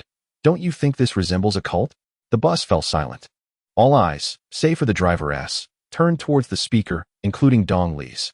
Reactions varied, some astonished, some enraged, and others gazing at the speaker as if he were a fool. "What nonsense are you spouting?" one person shouted. Before he could finish, the bus slammed to a halt, causing him to lurch forward with inertia, nearly tumbling to the ground. As he rose, his face bore an expression of fury, as if he were ready to devour someone. Before me, a throng of people congregated at the entrance of the park, brandishing various banners of protest and vociferously chanting slogans such as "Devourers, begone from Guya," and "Blood debts demand blood repayment." In addition to the procession of the training class, another convoy was also obstructed. A man clad in the official garb of the Guya court descended from the vehicle and, surveying the agitated citizens, spoke with a grim expression to a nearby individual whose countenance was ashen. Upon realizing the impasse ahead, the attendees of the training session disembarked from their vehicles, casting their gaze toward the epicenter of the crowd. Suddenly, Wei Wenli's eyes widened in recognition. "That is the Imperial Envoy. What brings him here?" "What? The Imperial Envoy? Do you know him? I saw him at a banquet a few days ago. It is said he was sent by the court to inspect the provinces and eliminate the demonic cult." However, Wei Wenli refrained from continuing. Yet those present grasped the implications of his words. The appearance of an envoy tasked with eradicating the demonic cult at a biological research institute under the auspices of the Yist Company was, without a doubt, laden with irony. The envoy, Zhang, perked up at the mention and silently approached the protest's epicenter. "Director William, is this what you refer to when you claim no harm befalls the people and that there is no connection to the demonic cult?" The director, though visibly perturbed, maintained his composure in face of the inquiry. "Lord Zhang, everything within our institute is conducted in full compliance with the law. I would gladly swear this before His Majesty the Emperor of Guya. Frankly, I cannot fathom why they would perceive us as cultists. I implore you not to be swayed by their words." With a sardonic laugh, Envoy Zhang retorted, "So, you assert that your institute does not harbor blood slaves, nor engage in murder, and that the populace is merely mistaken?" He continued, "In that case, I shall order their dispersal." Just as Director William prepared to breathe a sigh of relief, the envoy's tone shifted. "However, should I discover any practices of blood slavery within your institute, I shall administer justice without hesitation, for I cannot provide the common people with anything less than accountability." Director William's expression froze, his mouth opening as if to protest. Yet Envoy Zhang granted him no opportunity. With a command, the black-robed guards formed a barricade, forcing the surging crowd to retreat. Those who attempted to advance were swiftly subdued, collapsing to the ground in unconsciousness or cries of despair. Soon, a vast expanse was cleared. Facing the assembly, Envoy Zhang thundered, "Silence!" His voice, resonant and commanding, drowned out the protests, compelling the citizens to quiet. "As an envoy, I traverse the land under the mandate of heaven to eradicate malevolence and restore peace. I shall ascertain the truth of this matter. Should there indeed be collusion with the demonic cult, there shall be no mercy. You may disperse now and await further news. Otherwise, you risk not seeking justice but coercing divine will with public sentiment, which shall also warrant punishment." Zhang, the envoy, narrowed his eyes with a fierce glare, elevating his imposing presence to a level akin to towering mountains and boundless seas, suppressing everything around him. The atmosphere was so tense that one could hear a pin drop. Yet, Zhang paid little heed to the surroundings and turned to the director of the Biological Research Institute beside him, saying, "Let us proceed, Director William, to ascertain whether your research facility harbors any unsavory secrets." "Sir Zhang," Director William stammered, his throat dry, "all volunteers at the Institute have signed contracts and participated willingly." "Willingly? Director William, are we not discussing the cult of magic here? What do you mean by that?" Zhang feigned ignorance, disregarding William's expression, and seized him firmly before bending his legs and launching himself into the air like a bullet. Suspended in midair, William's countenance fluctuated between anxiety and despair. He found himself utterly restrained, unable to ascend or descend. He was well aware of the Institute's operations. There was certainly no collaboration with the cult of magic. Their technology vastly surpassed that of the cult, rendering any cooperation unnecessary. Even if one sought individuals for nefarious deeds, there was no need to engage with such a cesspool, as even a slight misstep could lead to considerable complications. However, it would be disingenuous to claim there was no overlap in their operations with the cult. The study of magical essence required materials abundant in such essence. In the natural world, the feral creatures were increasingly perilous and scarce, making them difficult to capture. Whereas humans presented a notable exception. At times, there was no need to capture them. Merely inflating prices could compel countless individuals to partake in desperate measures. In such circumstances, a modest sum could entice many to willingly sell their blood, their children. With a more generous offer, one could even persuade individuals to become long-term blood donors, living blood bags. Blood slaves. Should the inflation of prices lead to unrest, it would not be an issue. The local rulers would be the first to panic, and authorities would seek ways to quell the turmoil, needing only to be sufficiently compensated afterward.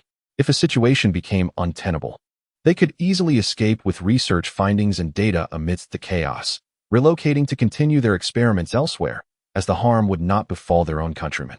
With such conveniences at their disposal, the Institute exhibited remarkable boldness in numerous projects, conducting experiments on living subjects that were often far more brutal than those of the cult. Should Zhang desire, it would be effortless to label them as part of the cult. Although, in many respects, they were not so different from one another. The gathered populace, witnessing the envoy's departure, felt a sense of discontent but could only retreat, praying for justice in this matter. A few remained squatting at the entrance, hoping to await the envoy's return for the truth. Meanwhile, as the spectacle concluded and the roads cleared, the group from the training session resumed their journey. Isn't there a few less of us? One driver mused. Maybe they left on their own. After all, the metamorphs are swifter than vehicles. And there are no classes this afternoon. Perhaps, another driver shrugged, absent-mindedly scratching his head before starting the vehicle and departing. Chapter 21. Silent whispers on a poorly compacted, dark dirt road. A young man with dark skin clutched his groin, limping painfully with each step, his face contorted in agony. It was clear that he had started without any issues. He lifted his garment and caught a glimpse of a large expanse of skin marred by a deep purple hue, clearly indicative of significant injury. With a surge of audacity, he pressed his finger against it, only to be met with a sharp, biting pain that took his breath away, leaving him gasping for some time before he could regain his composure. Fortunately, he was close to home. As Lin Ear looked up and saw the slums not far away, a flicker of reassurance washed over him. Compared to the opulence outside, the slums where he had lived for over a decade offered him a rare sense of relaxation.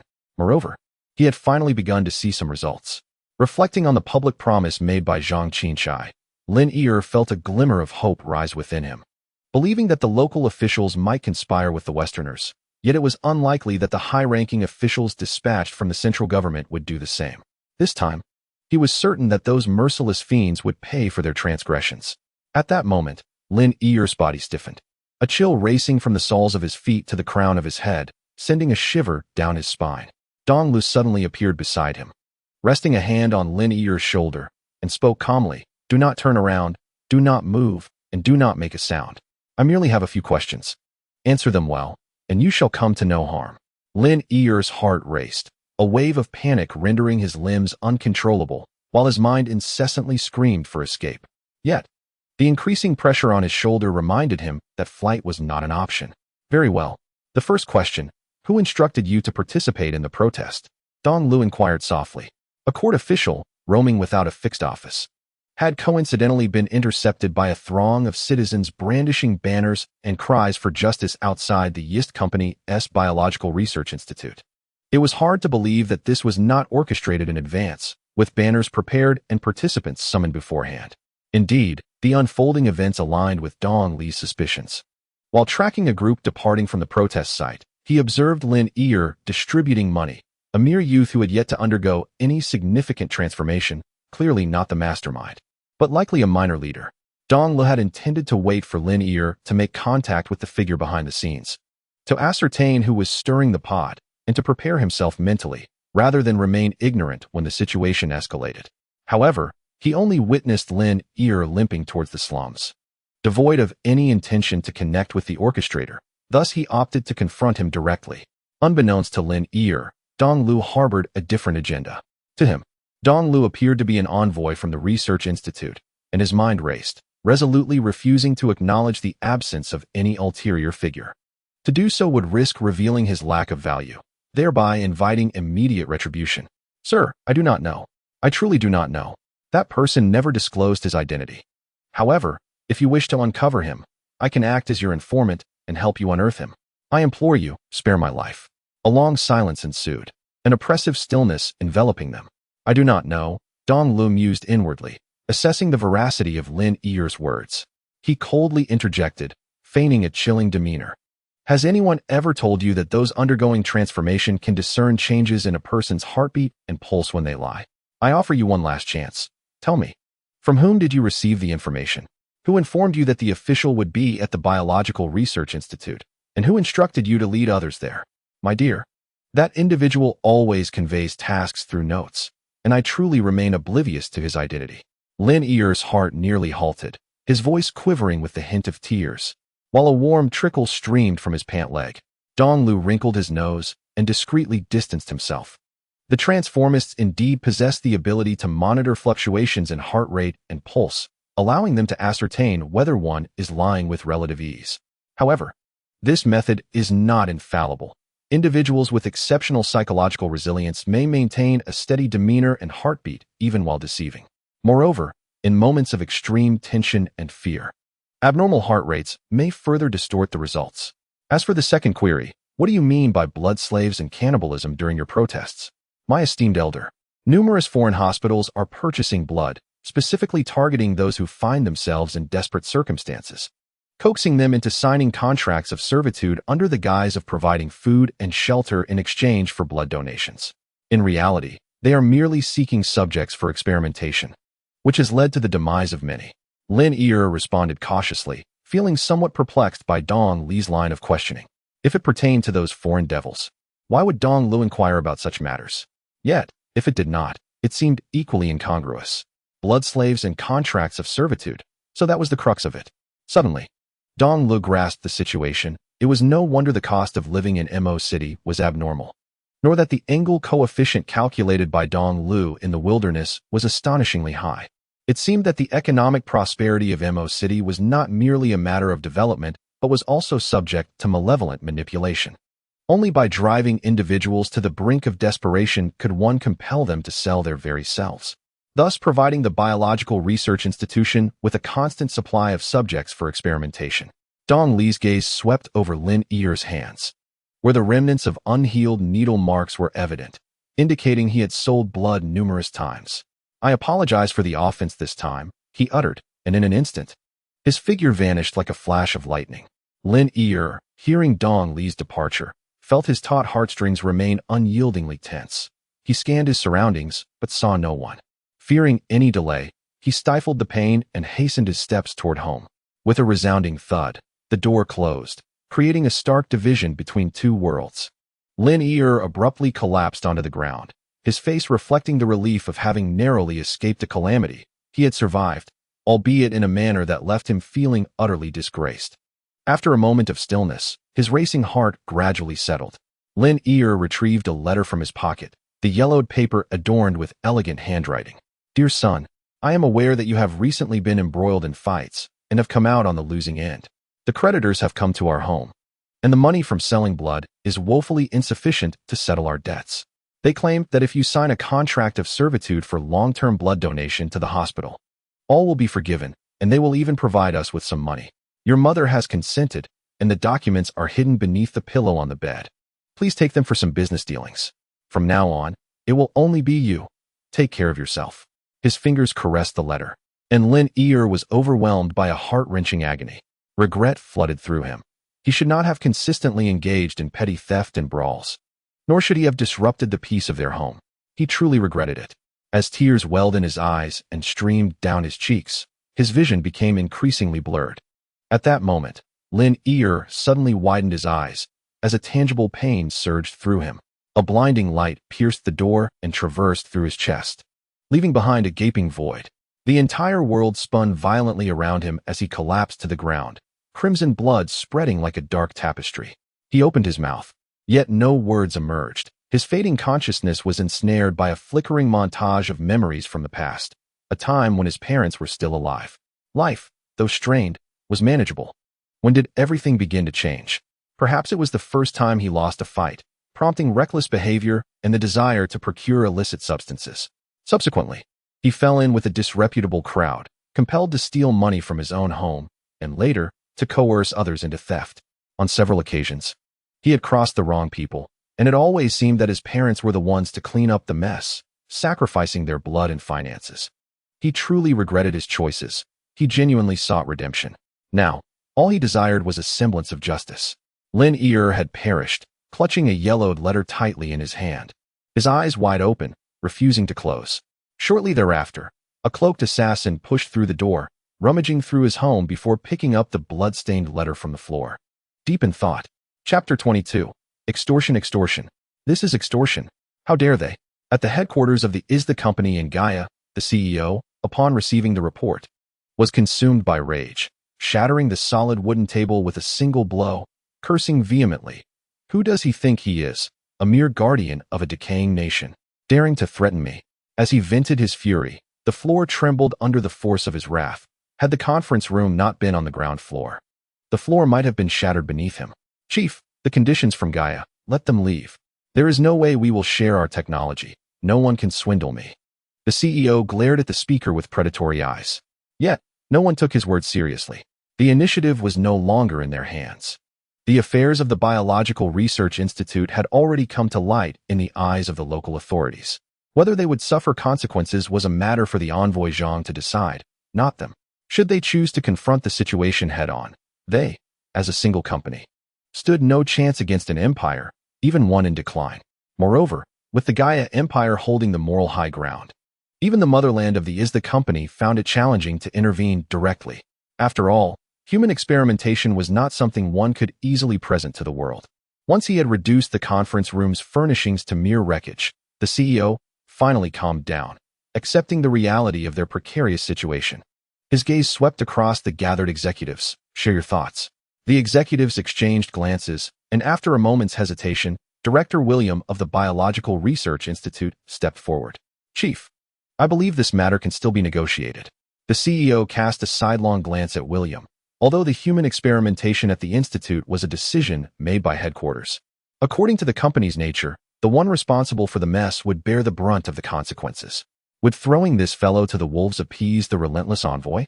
Sensing the increasingly perilous gaze upon him, Director William grew uneasy.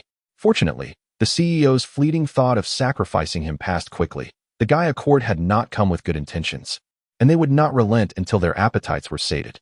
Casting aside a mere institute director would be of little consequence. Speak. William let out a deep breath and replied with remarkable speed.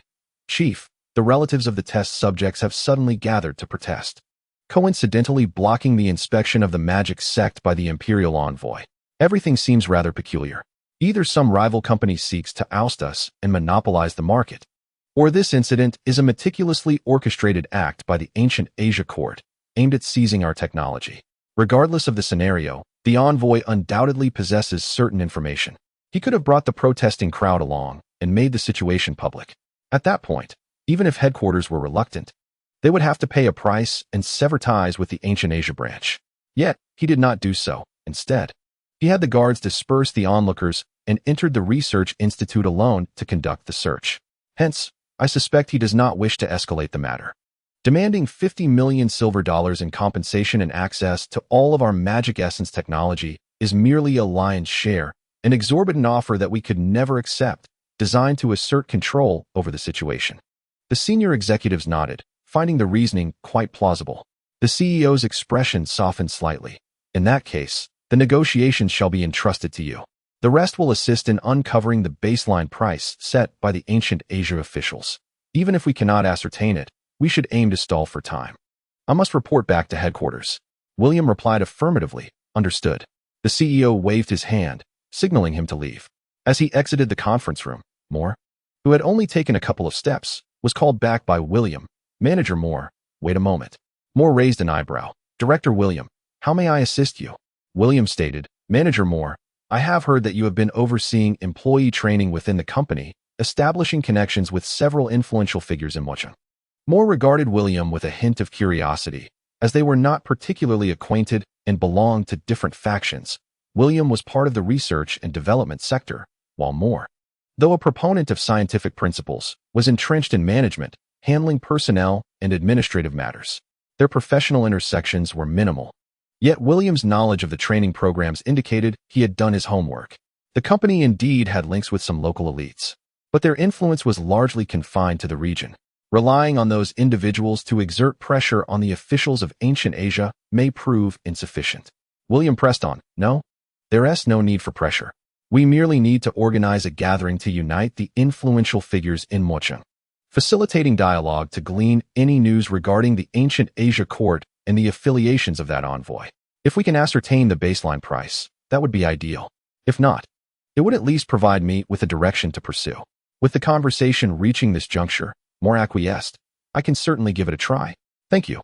William sighed with relief and continued his search for other executives. A day later, in Mochung, at the Wei residence, a banquet, inviting all the students and parents from the training program. Wei's father frowned upon hearing the news his son brought home. "Yes," Wei Wenli nodded, noticing his father's expression was somewhat off. "What is it, father? Is there a problem?" Too coincidental, Wei's father clenched the armrest of his chair, his countenance shifting between light and dark. Wei Wenli, puzzled, replied, "Coincidental? Recently, a distinguished envoy from the court conducted an inspection, and just a few days ago, you witnessed the envoy searching the Biological Research Institute. Now, the company is extravagantly hosting a banquet, inviting various parties. Such a coincidence." Wei's brow furrowed instinctively, sensing something amiss. Unfortunately, the time was too brief, and both the court and the Yist company were tightly guarding their information, leaving Wei unable to discern the unfolding situation or deduce any reasoning behind it. "Then we shall decline."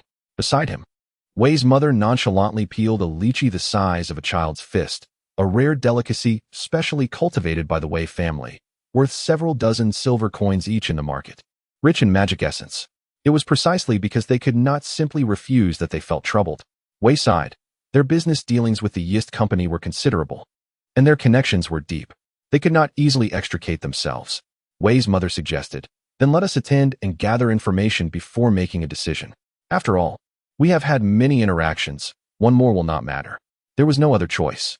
Beyond the Wei family, other prestigious families in Mo City who received invitations also made their judgments, with most opting for the same course as the Wei family. In the outskirts of Mo City, Dong Lu sought opinions from his comrades in the group about whether to attend this seemingly problematic banquet. Wealthy Dong Lu. "Well, let us establish a premise. You are on the verge of your second metamorphosis, right? You are unlikely to encounter any danger. This is a banquet, not a death sentence, correct, Succubus Dong Lu?" Succubus Dong Lu. One could say that. After sending the message, Succubus Dong Lu clenched his fist, his body exuding a sense of readiness for transformation. Yet the reality was that he could not break through that invisible barrier. The second metamorphosis was proving far more challenging than anticipated. Golden Tycoon Dong Lu. Then why panic? This is a perfect opportunity to gather intelligence. Wilderness Dong Lu. Indeed, without danger, one should not remain in their comfort zone. Furthermore, to put it bluntly, Succubus, you are currently a mere henchman, not the protagonist of any grand event. Generally, one who keeps a low profile will not attract unnecessary attention. Succubus Dong Lu. Hey, that title stings a bit too much. Chapter 23. Disgusting. The following day, at dusk, the sun's afterglow painted half the sky red, the clouds seeming to burn. In a high-end hotel in the city center of Mo City, gas lamps cast a brilliant glow, illuminating the hall like daylight. The arriving guests, clad in suits or resplendent garments, filled the atmosphere with an alternative awkwardness. From a distance, Dong Lu observed the banquet hall's condition, a slight twitch at the corner of his eye betraying his thoughts. This did not appear to be a legitimate banquet, but rather resembled a comic convention. However, since he had arrived, it would be unreasonable to simply turn around and leave. He resolved to gather intelligence. As he entered the banquet hall, he cast a quick glance and made his way directly to the dining area. After all, he was unfamiliar with anyone at the event, and with the chat group South recording function in place, there was little necessity for him to engage in conversation to extract information. Standing in a corner, he relied on his heightened senses, approaching his second metamorphosis, allowing various dialogues and pieces of intelligence to manifest within the chat group automatically. He picked a pastry from the table and placed it in his mouth. As he squinted slightly, the flavor of the pastry was secondary to the astonishing magical essence it contained. At equal weight, it likely rivaled the third separation product he had created using a centrifuge, a delicacy crafted from high-grade wheat rich in magical essence. Aware that this food was beneficial to him, Dong Lu indulged himself. sampling each item in the dining area to select the one with the highest magical content as his staple. He was on the verge of his second metamorphosis, and with a bit more nourishment, it might very well be achieved. Of course, he was not the only one focusing intently on his meal. This banquet hosted by the company was ostensibly designed for students of the training program and their parents to mingle.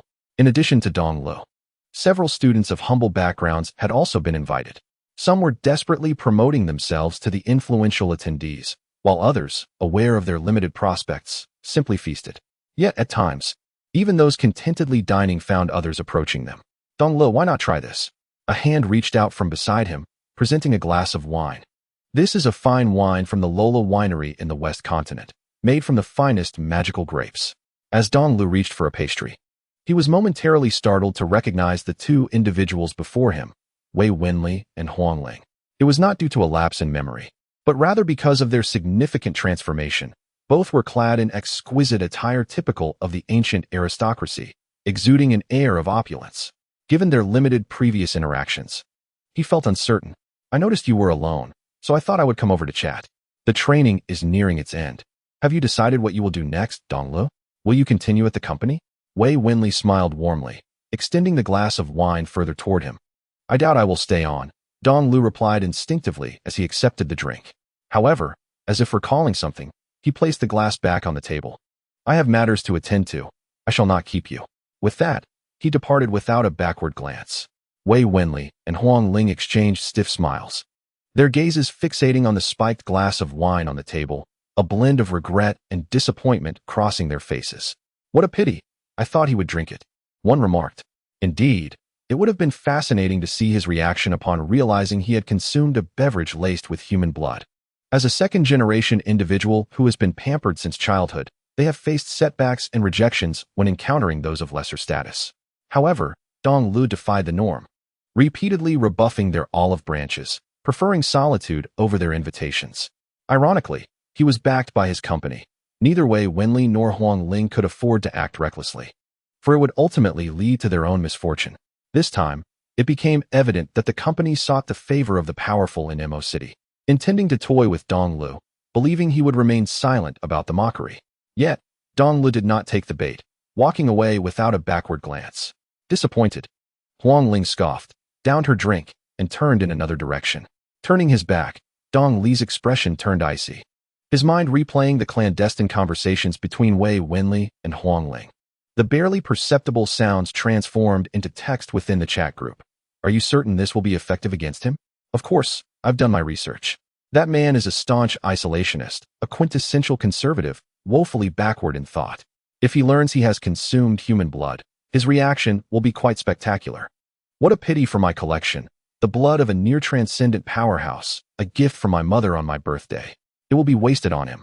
Dong Lu scanned the lines of dialogue, spitting out an expletive. What utter nonsense. Although he refrained from drinking that cup of wine, he could not deny feeling repulsed. It was not the presence of blood in the wine that revolted him. Dong Lu was not of this world, lacking the extreme conservatism that abhors any harm to the human body. He would not be disgusted merely by sipping blood. He had even mimicked the blood oath scenes from television in his childhood, though he ultimately abandoned the idea out of fear of pain. What truly nauseated him was the perspective revealed by Wei Wenli and Huang Ling. They regarded human blood as a commodity to be freely exploited and exchanged, a means to enhance cultivation, treating those of lesser status as mere goods, livestock, expendable resources, blood bags. They viewed this mindset as normal, disseminating it widely and ostracizing dissenters. Sooner or later, he would rid the world of these vampires. Exhaling deeply, Dong Lu lost his appetite, directing his focus toward the messages organized within the chat group. Among numerous correspondences, several keywords captured his attention: court, company, negotiation. As he delved deeper, he gradually unraveled the event's intricacies, and his already dismal mood soured further. The research institute under the Ishtar Company was not as they claimed. They conducted live experiments on humans without prior animal testing. The ancient court had discovered these violations and coerced the Ishtar Company into compensation and technology transfer, promising to silence the lower ranks and ensure everything would be forgotten. Dong Lu clenched his fists tightly, only to release them suddenly. There was nothing particularly surprising about this turn of events. The aristocrats of the ancient region and the capitalists of the Western continent exploit various means to reduce the common folk to mere resources and blood banks. Thus, how could they possibly care for the voices of a group of beings that are not even human? With a derisive chuckle at his own thoughts, Dong exited the hotel, having obtained all the information he sought. Remaining any longer would serve no purpose. It would be far more beneficial to return home and conduct experiments to enhance his strength. Shortly after Dong Li's departure, several nobles who had discerned the true purpose of the banquet hastily withdrew, wishing to steer clear of the power struggle between the government and the Western capital. Yet, some remained ensnared by deep connections, unable to extricate themselves, such as the Wei family. All one can do is attempt with utmost effort, the outcome uncertain. Wei's father glanced at the expectant William, his brow furrowed in concern. Navigating the intricate dynamics between the court and the Western companies was no trivial undertaking. William expressed his gratitude. Thank you for your assistance, sir. Chapter 24. Therapeutic Conversations and Dreadful Reflections. Enchantress Dong. Wilderness. Is there any relatively easy method to create large-scale weapons of mass destruction? I shall bring ruin to this world. Wealthy Dong. What has prompted such a reaction? Gold Tycoon Dong. Do you require consolation? My brothers can play the role of a sympathetic sister. Wilderness Dong. Did you witness something displeasing at the banquet? Enchantress Dong. One might say so. In the outskirts of Mo City, a cold breeze swept through, dispersing some of the gloom that had settled in the heart of Enchantress Dong. Subsequently, he shared his memories from the banquet. The group chat fell into a brief silence.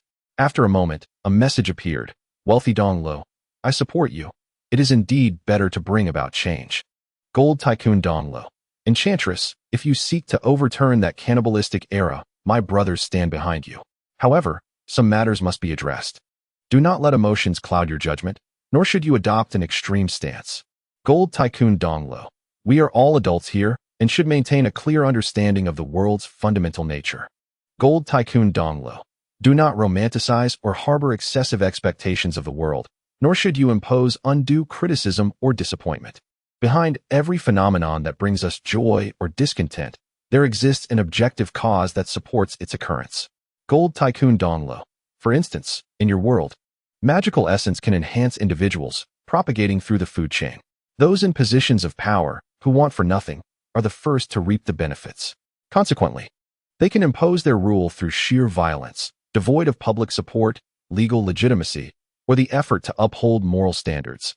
Thus, they act with impunity. A significant uprising could inflict pain upon them, purging a faction of those who disregard humanity, compelling them to momentarily restrain their excesses. However, suffering fades with the passage of time. As long as the chain of malevolent influence remains unaltered, new predators will inevitably rise, steering the world toward its darkest fate. Whether it be through human experimentation or cannibalism, both are but byproducts of the descent into the abyss. My views align closely with those of the magnate regarding individuals. There exists a distinction between the base and the noble. Those deserving of death must be executed without hesitation. Yet, on a societal level, the paramount concern is not the act of killing, nor should one harbor disappointment towards human nature or the qualities of individuals. The roots of tragedy lie not in humanity itself, but in objective reality. To place humanity and society on a path to ruin while merely observing from the sidelines and then condemning the darkness of human nature is an act of profound ignorance. A stance taken without personal experience of the suffering. Seeing the earnest discourse between the two in the group chat, the demonic figure fell into silence. Reflecting on whether he had been overly emotional, the answer was somewhat affirmative, yet those deserving of elevation must indeed be elevated. It is essential not only to uplift them, but also to eradicate the soil that sustains their existence. With a deep breath, the demonic figure sent a message. Thank you. I now know what must be done. The wealthy one responded. Wait, why have you two suddenly become so serious? This puts me in an awkward position. As if I am merely jesting without depth, he continued. Just a moment, I must also contribute something to you all. Please wait while I search for my lighter. The demonic figure laughed heartily, adding, I appreciate your support. With you all around, I feel much better, though I am unsure why I cannot find my lighter. It seems my role as a jester has significantly lightened the mood. I graciously accept your thanks, he replied. Indeed, the wealthy one has played a pivotal role in this. I shall appoint you as the official jester of the group, declared the magnate. Absolutely not. Such a prestigious title cannot be monopolized by me alone. The magnate also deserves this honor, the wealthy one countered. How is this fair? What about me? How could you forget my presence? The wild one interjected. Fear not. You three are all my beloved consorts. I treat you equally and shall ensure that all three of you share in the blessings, the demonic figure reassured them. I feel a bit nauseous. I must take my leave, replied the wealthy one. I share that sentiment. I shall also take my leave, chimed in the magnate. Indeed. I too feel a bit nauseous. I shall depart as well, added the wild one. On the darkened path, the demonic figure erupted into laughter, tears streaming down his face. Laughing to the point of being unable to stand upright. The weight of his worries dissipated entirely. Now, it was time to focus. After the laughter subsided, he wiped the tears from the corners of his eyes and, with a calm expression, hurried home, his steps now light and unburdened. Perhaps due to a shift in mental state, the boundless power within Dong Lu, which was perilously close to a second metamorphosis, underwent some alterations, quietly breaching that threshold. This transformation would not immediately endow Dong Lu with a significant enhancement in strength. Rather, it necessitated a considerable period for the absorption of vast quantities of magical essence to complete the bodily reconfiguration. However, Dong Lu had yet to discover this delightful surprise. Upon returning home, he made a beeline for his workshop on the second floor, skillfully grasping a specially designed syringe to draw a sample of his own blood, which he then formulated into a solution, continuing an experiment that had persisted for several months. About 4 or 5 months prior, when the Golden Tycoon and the Wilderness faction joined the group, the 4 iterations of Dong Lu engaged in a thorough discussion regarding the essence of choice. They concluded that choice might very well be a means of world-line selection and alteration. Initially, upon arriving at this conclusion, they did not dwell on it extensively. For whether it was traversing realms or selecting world lines, it all seemed rather similar to Dong Lu, given the elevated tiers of power involved. It was not until a later conversation that the 4 Dong less delved deeper into the distinctions, only to realize how profound the differences were. If choice were akin to traversing realms, then the resources, funding, technology, strength would stem from the gifts of that choice. Conversely, if choice were a matter of world-line selection and alteration, it implied that the technology and power they acquired might originate from their native realm. Taking the case of the Succubus Dong Lu as an example, if it were a traversal, then he merely obtained a unique bloodline upon which to grow, with little else of note. However, should it be a transformation of the world line, it would suggest that the Succubus bloodline could indeed be indigenous, a manifestation that the world of magical essence naturally produces. This notion is rather unsettling to contemplate. Do the inhabitants of the magical essence world inherently possess demonic bloodlines? Or does magical essence exert an influence on individuals, endowing them with various bloodlines? Furthermore, could there be something far more terrifying lurking behind the veil of the magical essence world? These questions warrant profound contemplation. In pursuit of understanding, Wilderness Dongle has devised an experimental protocol for the Succubus Dongle, hypothesizing that the magical essence possesses certain attributes that could influence the bloodlines and genes of living beings. Should this hypothesis be substantiated, the Succubus Dongle would undoubtedly be a tangible manifestation of the magical essence's effects. Conversely, it may suggest that the inhabitants of this world inherently possess demonic blood. The specifics of the experiment involve observing the interactions between blood samples of the Succubus Dongle and the magical essence.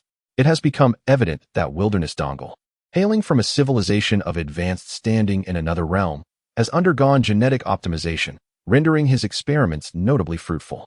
The Succubus Dongle has unveiled several remarkable characteristics of his blood.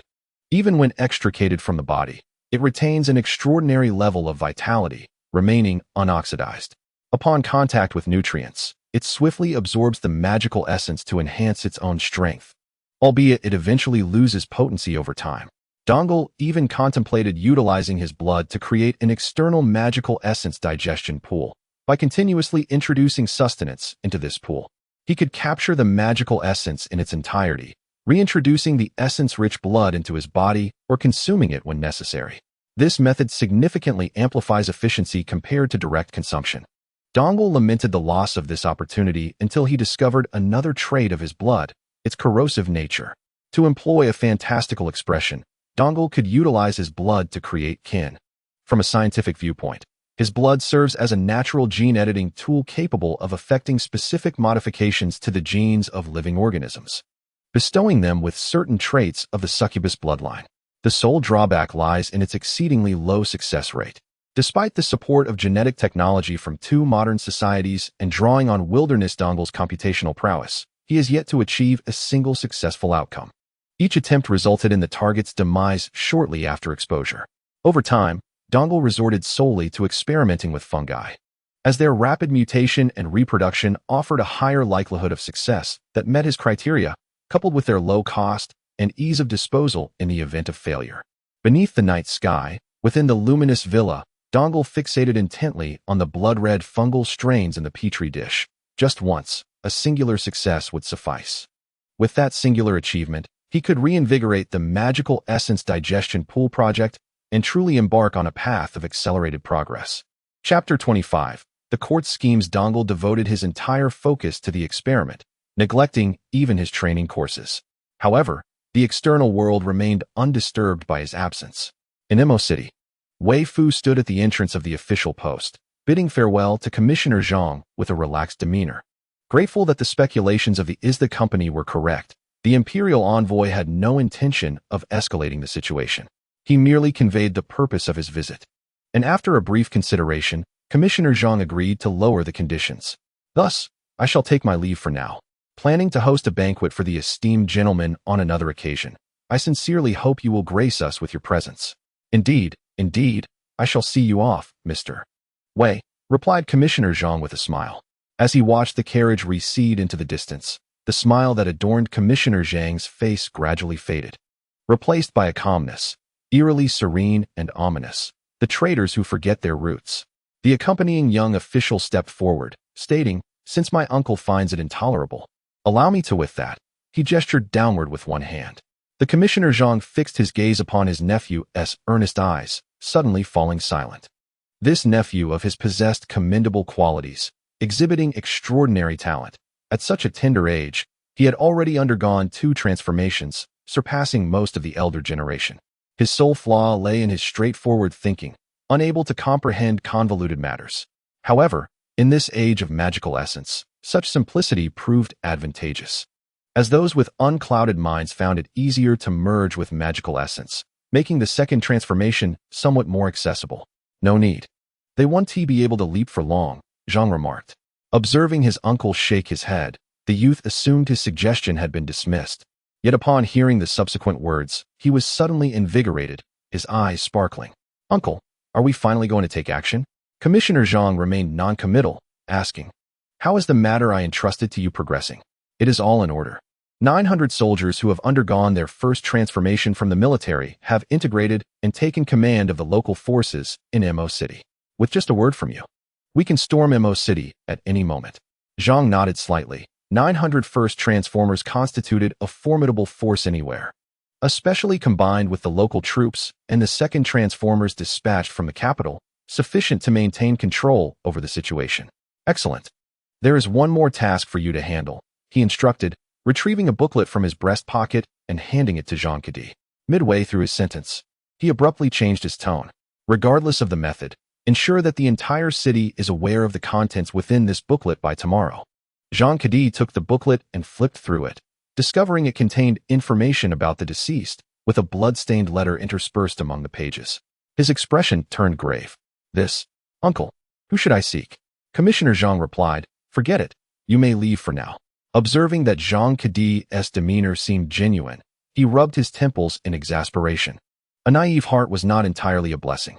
"All right then, uncle, remember to call on me when it comes time for bloodshed," Jean Cadi said, as though granted a reprieve.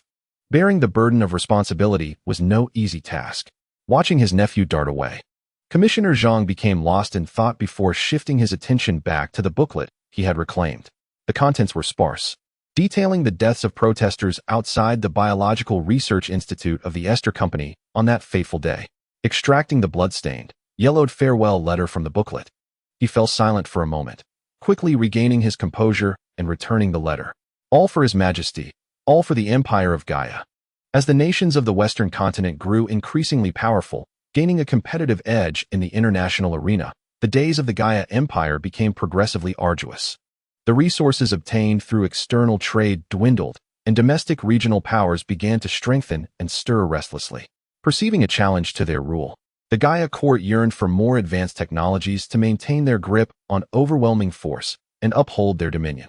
Yet, embarking on research from scratch proved too slow. Negotiating for purchases with the Western nations was unrealistic.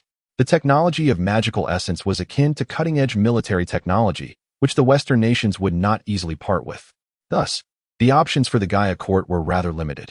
Robbery is undoubtedly the most straightforward and expedient method.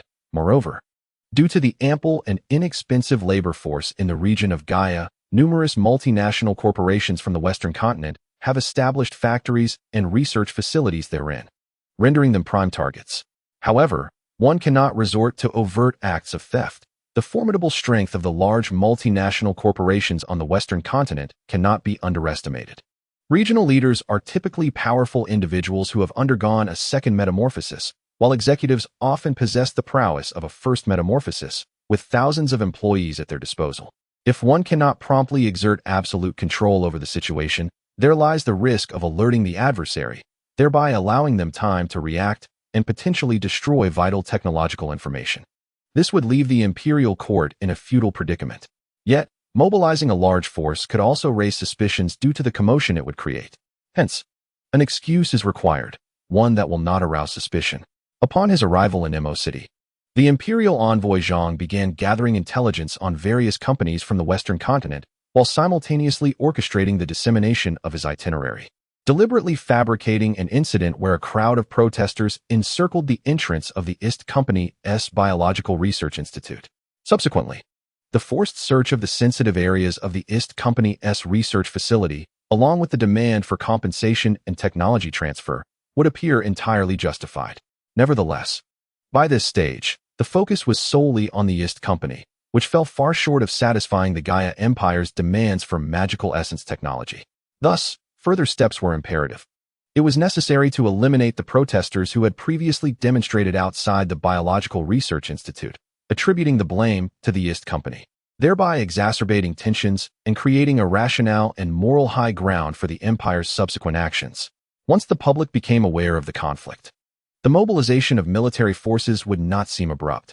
Even as troops entered the city, the populace would perceive this merely as the Guya court's response to the IST Company, resulting in minimal defenses. After meticulously reviewing the entire plan in his mind, Envoy Zhang summoned a middle-aged official and handed him a booklet. You have 1 day to ensure that the information contained herein spreads throughout Mo City. Regardless of the means employed, it is preferable that it becomes common knowledge. However, prior to that, no information must leak out. Do you understand? Understood. The seasoned official, having navigated the bureaucratic landscape for half a lifetime, swiftly grasped his superior's intent upon glancing at the information in the booklet. He even mentally prepared a comprehensive strategy for how to emotionally propagate the news of the protesters' demise, how to incite public sentiment, and how to pin the blame on the IST Company. Go and execute the plan. Yes, the following day, a sensational report circulated through various newspapers and the bustling streets of Mo City and its surrounding towns, igniting the fury of the Guya populace. When the imperial envoy arrived in Mo City for an inspection, a large crowd gathered to plead for justice, exposing the egregious acts of the IST Company in conducting large-scale human experiments. Even more appalling was the revelation that the IST Company had ruthlessly eliminated the protesting citizens to conceal their crimes. Accompanying this report was a farewell letter, a final message left by a mother for her child before departing, her last words forever etched in memory. She yearned to save her child, but ultimately, her offspring fell victim to the very killer that had brought about her demise. Chapter 26. Outbreak. In the suburbs of Mo City, Dong Lu seized a moment amidst his experimental endeavors to glance at the day's newspaper, seeking news of any significant events. Yet, upon a mere glance, he found himself frozen in place. Mayamo, what is happening on your end? Is there something amiss? In a group chat, the rugged Dong Lu, who was providing guidance via video for Maymo's experiment, noticed his sudden stillness and inquired. I am fine. Merely taken aback by a major news story that piqued my interest, replied Maymo Dong Lu, drawing the newspaper closer to scrutinize the photograph of the deceased. It's quite tragic, being murdered in pursuit of justice. After finishing the news through the chat group's translation feature, the affluent Dong Lu felt a pang of sympathy. The rugged Dong Lu discerned Mei Mo Dong Lu's unusual demeanor. Mei Mo, you have been fixated on that photograph. Do you know the person depicted? Just a few days ago, I nearly confronted him, Mei Mo Dong Lu stated, his voice devoid of emotion, yet filled with regret in a manner unseen by others. The Tycoon Dong Lu was left aghast. You?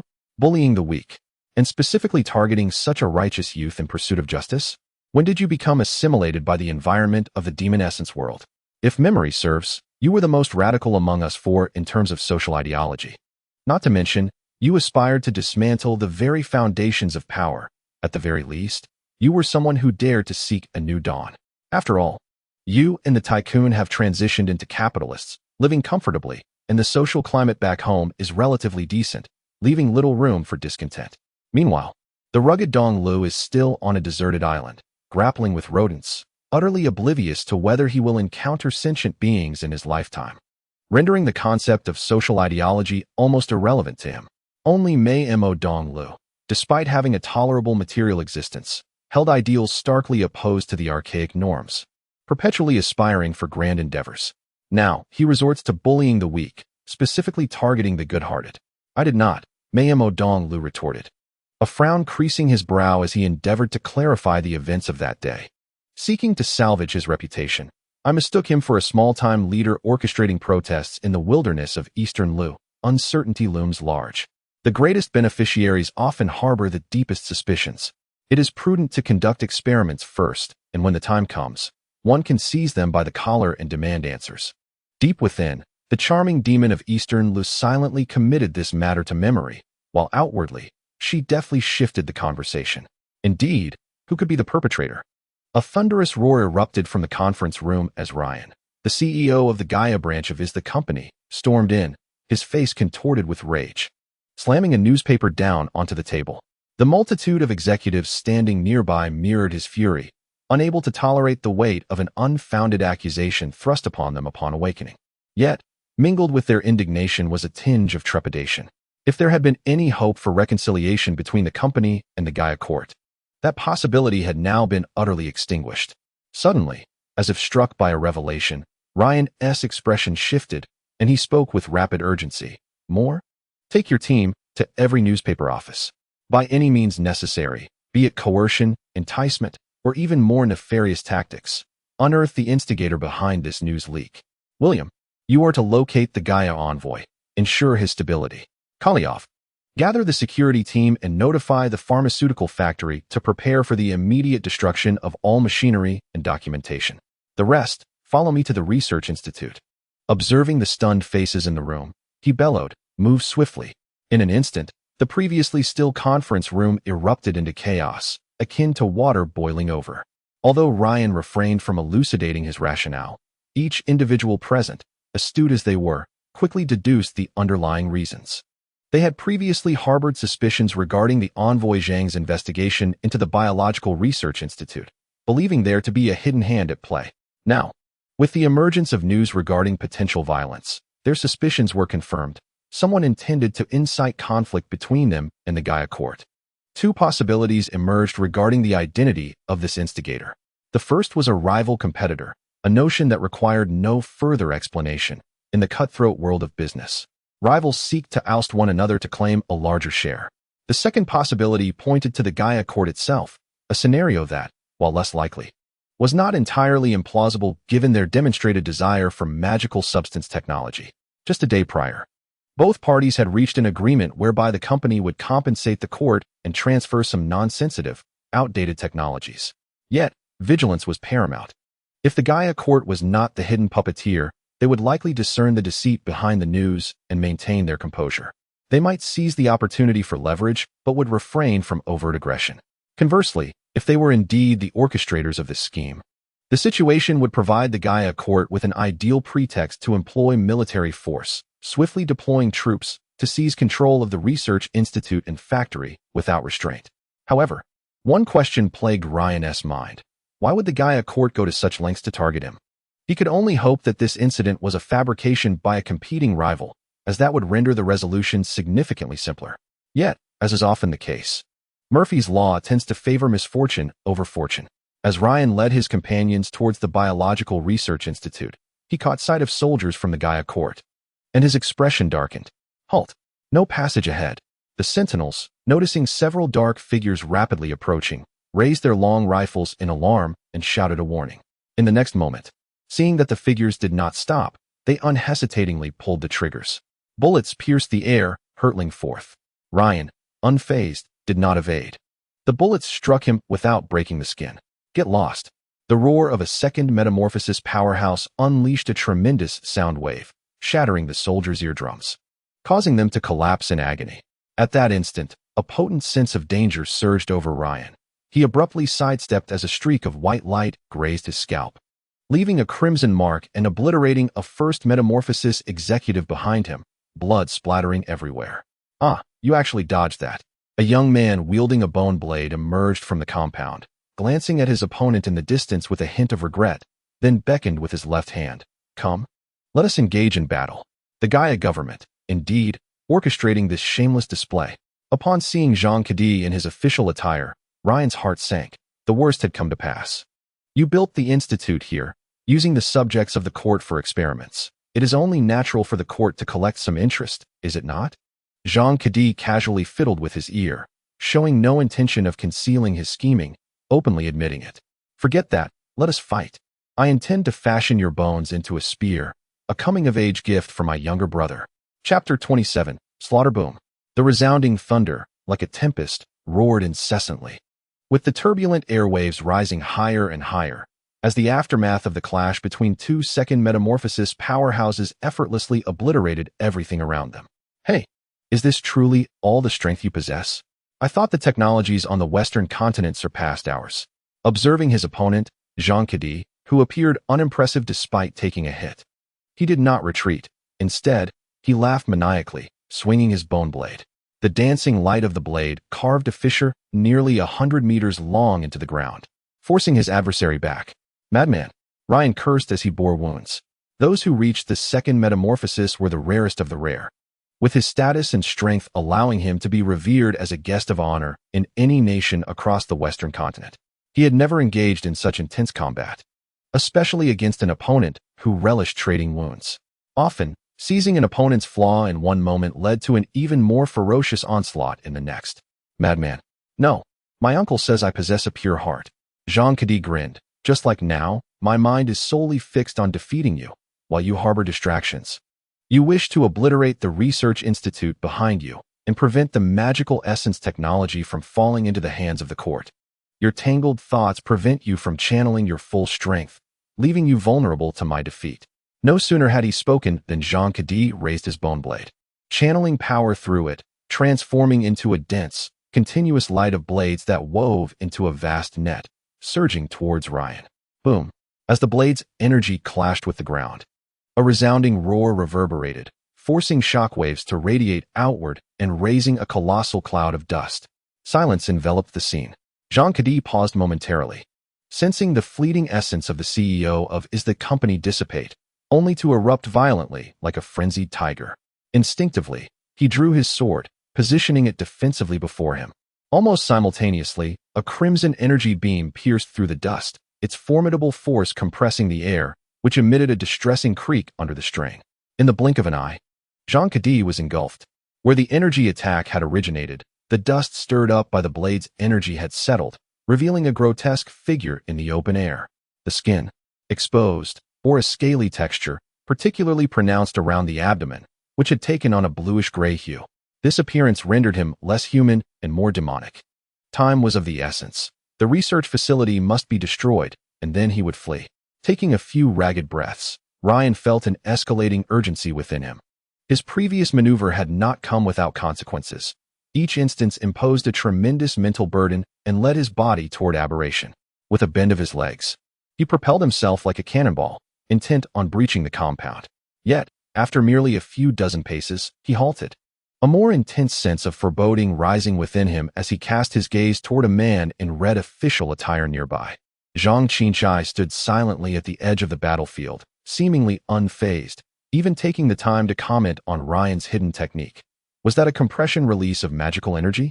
No, It appears to be a further utilization, am I correct? He raised one hand, attempting to replicate Ryan's maneuver through the convergence, compression, and rotation of luminous energy.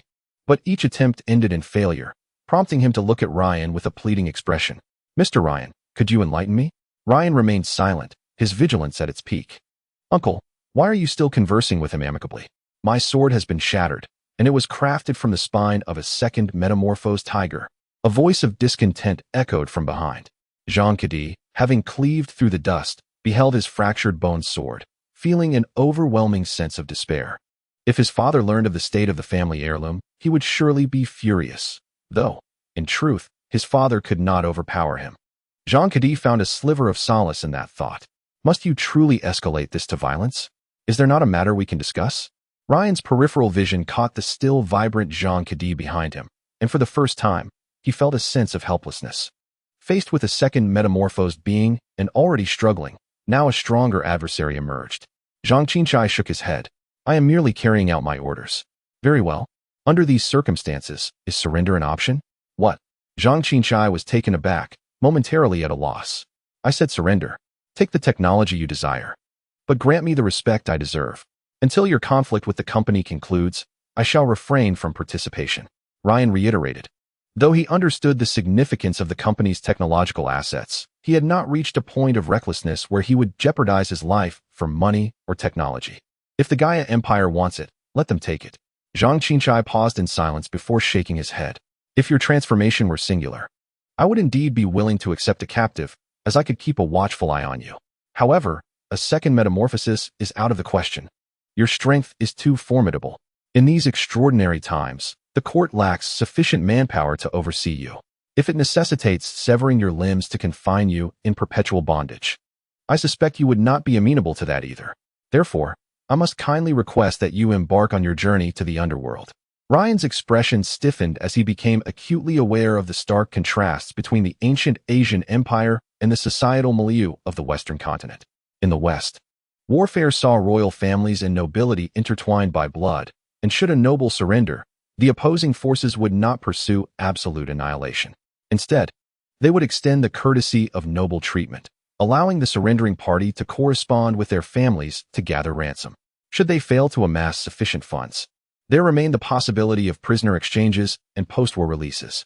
In essence, the brutality and death of war were the lot of the common folk, while glory and greatness belonged to the nobility. However, such conventions appeared to hold little sway in the ancient Asian realm, where the prevailing notion was to eradicate any threat entirely. Flee. Realizing the crux of the matter, Ryan abandoned any thoughts of combat.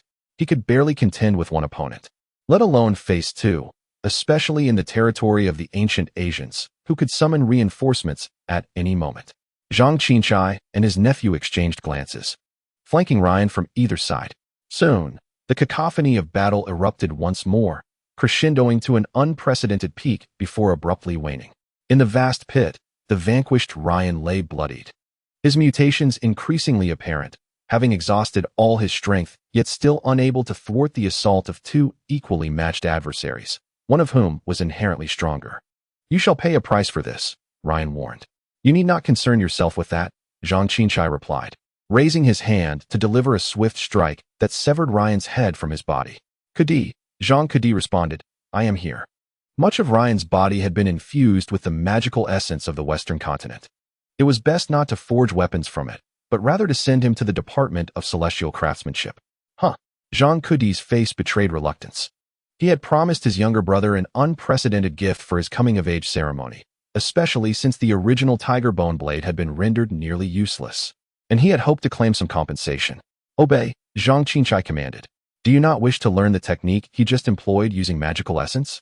The Department of Celestial Craftsmanship, established by His Majesty, specialized in the study of magical essence and science, excelling in such matters. Contemplating this, Zhang Cady realized he was indeed fond of that technique, which harnessed magical energy in a torrent. Very well, I shall heed my uncle's advice. The court's campaign against the East Company was drawing to a close, yet actions against other companies in different locales were only just beginning. Chapter 28. Into the fold. In the heart of Mo City, the regional head of the Quake Group was in high spirits. Reviewing a newspaper he had already perused 7 or 8 times, each reading eliciting an involuntary smile. Like Ryan, they hailed from the Western continent, their business scope overlapping significantly with that of the East Company. As commercial adversaries, the two companies had long held mutual disdain for one another, yet neither could gain the upper hand. The head of the Quake Group initially believed that the conflict between the two companies in Guya would endure for an extended period. However, to his astonishment, the East Company met its demise in silence, embroiled in human experimentation that was uncovered, and even the murder of witnesses was revealed. The Guya Empire, in a bid to preserve its dignity and quell public outrage, was compelled to take action. He ought to express gratitude to the individual who instigated this chaos. The CEO of the Quake Group savored a sip of coffee, his smile nearly overflowing. He had yet to exert any effort, and his adversary had already self-destructed. The mere thought of it was delightfully uplifting. My lord, the Guya authorities have mobilized a substantial military presence in the city to eradicate the East Company. Should we exercise caution? The female secretary, observing his buoyant mood, hesitated before offering her counsel. It is not directed at us. What is there to fear? Our immediate priority should be to exploit the East Company's predicament, to kick them while they are down and seize market share. The head of the Quake Group dismissed her concerns, not believing that the Guya court would target them. After all, dismantling a single East Company could be justified. Leaving only the East Company and its mother nation to contend with, the pressure would be manageable. However, if they were to indiscriminately strike all companies from the Western continent, they would face a united backlash from the entire region. The Guya court would not misjudge the situation. Sensing her boss's confidence, the secretary refrained from pursuing the topic further. Just as she finished speaking, hurried footsteps shattered the tranquility of the office as a disheveled man, drenched in sweat, burst through the door. Without waiting for inquiries, he urgently exclaimed, "Boss, we have a serious situation. The Guya troops have attacked our factory." What? The CEO of the Quake Group was taken aback, not expecting the blow to land so swiftly. Just a moment ago, he had confidently asserted that there would be no issues and urged his team to take advantage of the East Company's misfortune. Now, someone was bursting in to inform him that their own factory had been attacked. Had the Guya authorities lost their minds? Boss, a large contingent of Guya's military has stormed the factory and apprehended everyone. The employee, suspecting that the boss had not understood, hurriedly reiterated. Damn it. The head of the Quake Group erupted in anger, barely hearing the rest of the message. He crashed through the office walls, racing in a particular direction. The female secretary quickly regained her composure and shouted after her departing boss, "Sir, the factory is not in that direction." Upon hearing the voice from behind, the CEO of the Quake Group did not alter his course. Instead, he quickened his pace. He was acutely aware of the factory's location, but he also understood that their factory was quite distant from that of the East Company. The Guya military could not have erred. Their actions seemed premeditated. Even if he reached the factory, it would not change the outcome. The adversary had undoubtedly prepared thoroughly, perhaps even laying ambushes along the way. Unlike Ryan, he was well aware that the rules of the Western continent did not apply here, and the Quake Group was not his personal possession. Risking his life was unwarranted. Moreover, even if it turned out they had been mistaken, the worst consequence would be a loss of face, an insignificant price compared to the value of life. As the frantic escape from the city of Mo drew near its climax, the leader of the Quake Group abruptly halted, confronting the figures blocking their path. Must it come to this? I have left my company to you in my desperate flight for survival. Is there truly no leniency to be found? By the decree of His Majesty, no one is to be spared, came the cold retorts of two men clad in black. Their formidable presence unmistakably indicative of their second metamorphosis. Behind them stood dozens of soldiers, each at the threshold of their first transformation. Upon hearing their words, the Quake Group leader abandoned all hope and dashed towards the city, realizing that if escape was unattainable, chaos must ensue within the walls. Perhaps therein lay a sliver of hope for survival. Begone! Those who obstruct my path shall perish. Within the city, bewildered civilians, desperately evading the advancing military, took refuge beneath eaves, only to be met with the thunderous roars of rage. They remained oblivious to the unfolding catastrophe until a shadow swept past, leading to a catastrophic collapse that buried all beneath it. Boom, boom, boom. The once thriving district reverberated with the sounds of muffled thunder, as the aftershocks of battle kicked up clouds of dust and debris. The air was thick with screams of agony, gasps of horror, weeping cries, and the cacophony of explosions, claiming the lives of hundreds within mere heartbeats. Yet, the relentless forces of the Guya army showed no hesitation. In their pursuit of the Quake group leader, they demolished numerous structures without a second thought. "Madman!" he bellowed, leaping over the ruins of fallen buildings. At least the Quake group had once taken human life into account, albeit while conducting their gruesome experiments. After all, lives are precious. In contrast, the Guya court regarded humanity with utter disdain, willing to sacrifice anything to achieve their objectives. Just as he landed, a blade of energy sliced through the air, catching the Quake group leader off guard. He was sent hurtling, his abdomen torn open, rolling several times before crashing into a wall, which crumbled under the impact. "Surround him. Capture him," commanded Jean Cadi, wielding a formidable saber, flanked by a contingent of men who emerged from the shadows. The two black-clad warriors exchanged a glance, their intentions aligned. The trio surged forward, unleashing a cataclysmic force that sent shockwaves cascading throughout much of MO. Meanwhile, in the headquarters of a company from the Western continent, Commissioner Zhang seemed to sense the turmoil brewing within the city. "Is everything all right, Lord Zhang?" "Continue your discourse," Zhang replied, redirecting his attention to the official from the Ministry of Engineering, urging him to elaborate on the research findings acquired from various companies and institutes across the Western continent. "Significant." "Indeed," the middle-aged official exclaimed, a mix of astonishment and reflection in his tone. "This could save the court billions of silver dollars in research funding." "Indeed, quite remarkable." Zhang nodded slightly, recognizing that such an amount equated to over a decade's worth of fiscal revenue for the Guya court. "Now, let us delve into the specifics of their research." "Certainly," the official responded, gathering his thoughts before commencing with the discussion on the magical essence potion, which utilized human blood as its primary ingredient, processed to create a concoction rich in magical essence, ensuring optimal absorption by the human body without the madness associated with cannibalism. Certainly, beyond human blood, any material rich in magical essence can serve as raw material for pharmaceuticals, albeit with a somewhat altered process. Utilizing these magical essence potions, various companies across the Western continent have cultivated the cycle of a primary metamorphosis from nothingness, achieving results in merely half the time, or even less, than that of the ancient Asia court. Following the discussion of magical essence potions, officials from the Ministry of Artifice subsequently addressed magical essence weapons and organs. Since the advent of the magical era, living organisms have been able to absorb magical entities to enhance their physical forms. The skeletal structure of secondary metamorphosis beings far surpasses various metallic materials in strength. Infusing these structures with magical essence can yield a plethora of wondrous effects. However, due to limited production, prices remain exorbitantly high. Companies on the Western continent aspire to surmount this challenge, diligently researching the integration of magical essence with metallic materials. Seeking ways to manufacture magical essence weapons, similar studies are being conducted on magical essence organs. Just as bats utilize the properties of ultrasonic waves for navigation and electric eels have evolved discharging organs based on electrical characteristics, magical essence possesses numerous traits. Should humanity evolve corresponding organs to harness these characteristics, they could attain abilities that might seem extraordinary to outsiders. Nations and corporations across the Western continent have invested vast sums of money and lives into this endeavor, yet currently, all research outcomes have fallen into the hands of the ancient Asia court. Chapter 29. Ominous clouds. The chaotic battle persisted until dawn the following day, reaching a general conclusion. Some survivors emerged from the ruins, sitting vacantly beside the remnants of their homes, their eyes devoid of life. On the streets, fierce soldiers hunted down company employees, interrogating passing pedestrians, exuding an air of triumph. If judged purely by objectives, the ancient Asia court indeed emerged as victors.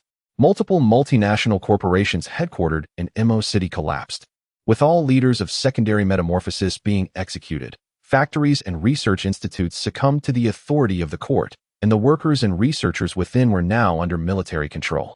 All objectives had been achieved. However, if the process were also considered a metric of evaluation, their actions could hardly be deemed flawless. As most of their forces were allocated to controlling factory workers and researchers, preventing companies from discovering anomalies that could lead to the destruction of data and machinery. The court neglected defenses within the urban area, coupled with their relentless pursuit of secondary metamorphosis beings, Several who realized their impending doom unleashed a rampage in the city or desperately fought their way into factories and research institutes, wreaking havoc. Precious technical documents were destroyed, and thousands of local residents in Mo City perished. Additionally, numerous company employees took advantage of the chaos, hiding within the city, awaiting capture.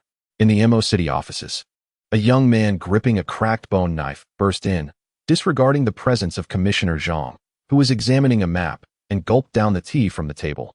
"Uncle, I have returned. I have slain those causing unrest in the city. There are virtually no issues remaining." He puffed out his chest proudly, anticipating praise.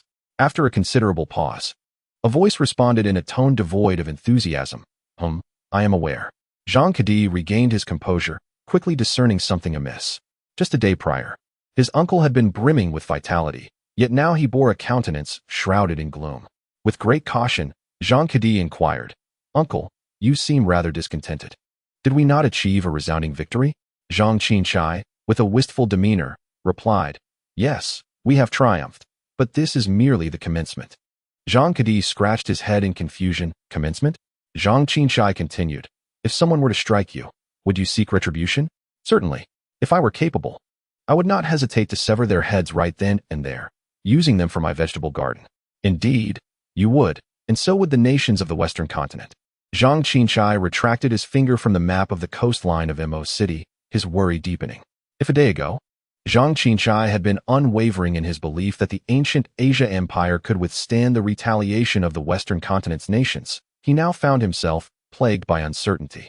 Initially, he had thought that despite some technological disparities between ancient Asia and the Western continent, they all engaged with magical essence. The nations of the Western continent were rife with internal conflicts and ulterior motives, and their numerical superiority in local battles should have made it feasible to repel a wave of retaliation, causing them to suffer in silence. However, upon obtaining confidential documents from various companies on the Western continent and reviewing their research, his confidence waned, especially when some documents referenced the third transformation. Since the emergence of magical essence, the thresholds for the first and second transformations had been successively breached by humanity, engendering monumental shifts in society. Yet the third transformation, which pertained to an elusive concept, had remained unconquered. It was foreseeable that should anyone achieve a breakthrough, their power would be unprecedented. Zhang Qinchai was uncertain of the progress the Western continent had made regarding the third transformation, but he understood that even a partial comprehension could grant them a significant military advantage over ancient Asia. It was akin to a decade ago when the court, having acquired the research outcomes of the demon sect, or more accurately, the insurgents of the southern Zhe province, experienced a meteoric rise in strength, achieving the extraordinary feat of a single individual vanquishing a multitude. Yet now, the tides of fortune seem to have reversed. What does it matter?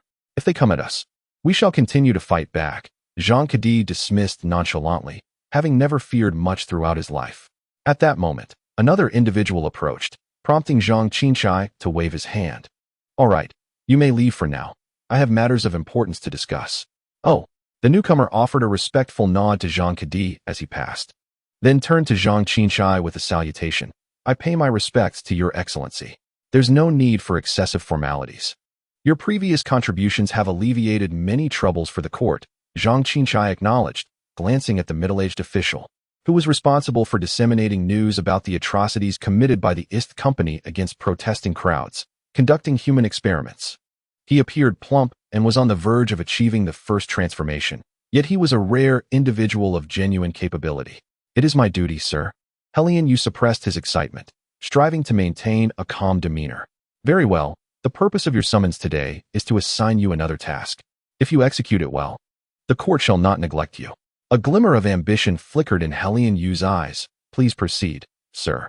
I want you to propagate the reasons behind the court's eradication of the companies from the Western continent, to uphold the court's benevolent reputation and rally the populace in a united front against foreign adversaries." Zhang Qinchai withdrew a piece of paper from his sleeve. The format resembled a report from a subordinate to a superior, detailing the court's discovery during the eradication of the East Company that other corporations from the Western continent were also engaged in inhumane experiments, thus necessitating a thorough purge. In just a few lines, The justification for the court's actions shifted from a mere quest for technological supremacy to a moral crusade against evil, reclaiming the high ground of righteousness. Simultaneously, the apparent inadequacy of urban defenses could be interpreted as insufficient forces being mobilized temporarily, leaving an opening for desperate wrongdoers to exploit. He Lianyu carefully tucked the missive away, preparing to take his leave, when he was suddenly called back. Wait, we must also announce the blood prohibition order.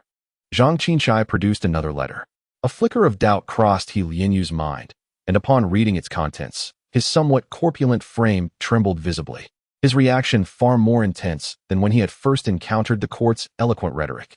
In Mo City, where prices soared, countless individuals in slums often found themselves surviving on the brink of starvation, sometimes relying on selling blood to make ends meet. Although the hospitals and companies that had profited from blood sales had collapsed, affluent merchants still thrived in the region. Human blood, rich in magical essence, had become a hard currency akin to gold in this era of sorcery, always in demand, albeit at varying prices.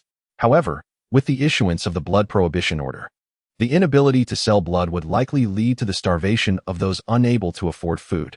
Your Excellency, I earnestly urge you to reconsider the decree. This blood prohibition order could incite significant unrest. This is not merely my command, but the Emperor's decree. Furthermore, the prohibition would not be limited to Mo City, but would extend throughout Guya. No one would be permitted to buy or sell human blood without authorization. Zhang Qinshai appeared to have anticipated He Lianyu's objections, his countenance as unyielding as iron. Of course, the court is benevolent. Should the impoverished citizens find themselves truly destitute, they may donate blood at various relay stations, and the court will provide some form of assistance. You need only to announce this. He Lianyu opened his mouth, but under Zhang Qinshai's weighty gaze, he lowered his head and replied, understood. Chapter 30. Retaliatory Actions. The Kingdom of Lorelei, the most formidable realm on the western continent, graces the western coastline of the land. Its numerous deep-water ports along the extensive shoreline are among the kingdom's most vital assets, facilitating the extraction of resources from its vast colonies. Naturally, as ports flourished, cities began to emerge, notably New Holy City, the kingdom's largest and most economically vibrant metropolis. Here, numerous multinational conglomerates either took root or relocated their headquarters after achieving a certain level of development elsewhere. The East Company was among them, a long-established multinational corporation of considerable strength. Yet at this moment, within the boardroom of the East Company headquarters, executives who were once impeccably dressed and exuded confidence were now erupting in furious exclamations, their anger palpable. Retaliation is imperative. We must respond, or else anyone could trample over our company with impunity. They must pay a price. Do the Guya people still believe they are living in the past? They had already learned of the Guya court's assault on the East Company in Mo City. The factories were gone, executives slain, and technology seized. Who could endure such an affront? Nevertheless, there are some individuals who maintained their composure, directing their gaze towards the elderly figure seated at the head of the conference table, the chairman. Is the information confirmed to be true? Has the Guya government truly taken action against our branch, plundering the data from our factories and research institutes? The chairman of the company had been lost in thought since the commencement of the meeting. Upon hearing the inquiry, he surveyed the room, and even those still simmering with anger quieted down, awaiting his response. In a deep, resonant voice, he affirmed, "It is indeed true. The news has been transmitted from the liaison office in Moxing City, after which all contact was lost. In this modern age, despite the absence of telephones and the internet, long-distance communication can still be achieved to a certain extent through magical essence. The precise principles remain unclear even to the scientists of the Western continent. However, it is established that during metamorphosis, organisms have a probability of mutation, evolving organs that utilize magical essence. It is speculated that long-distance communication may be facilitated by such a magical organ's function.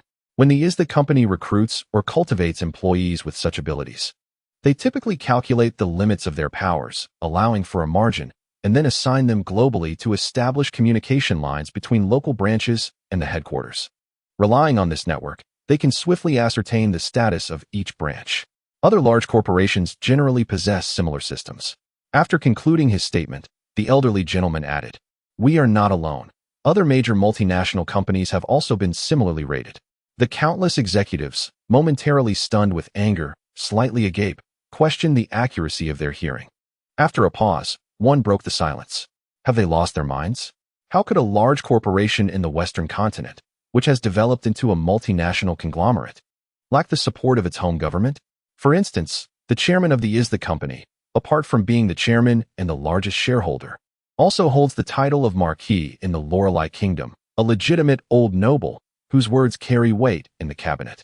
What advantage is there in offending everyone in one fell swoop? Perhaps, the chairman of the company remarked nonchalantly.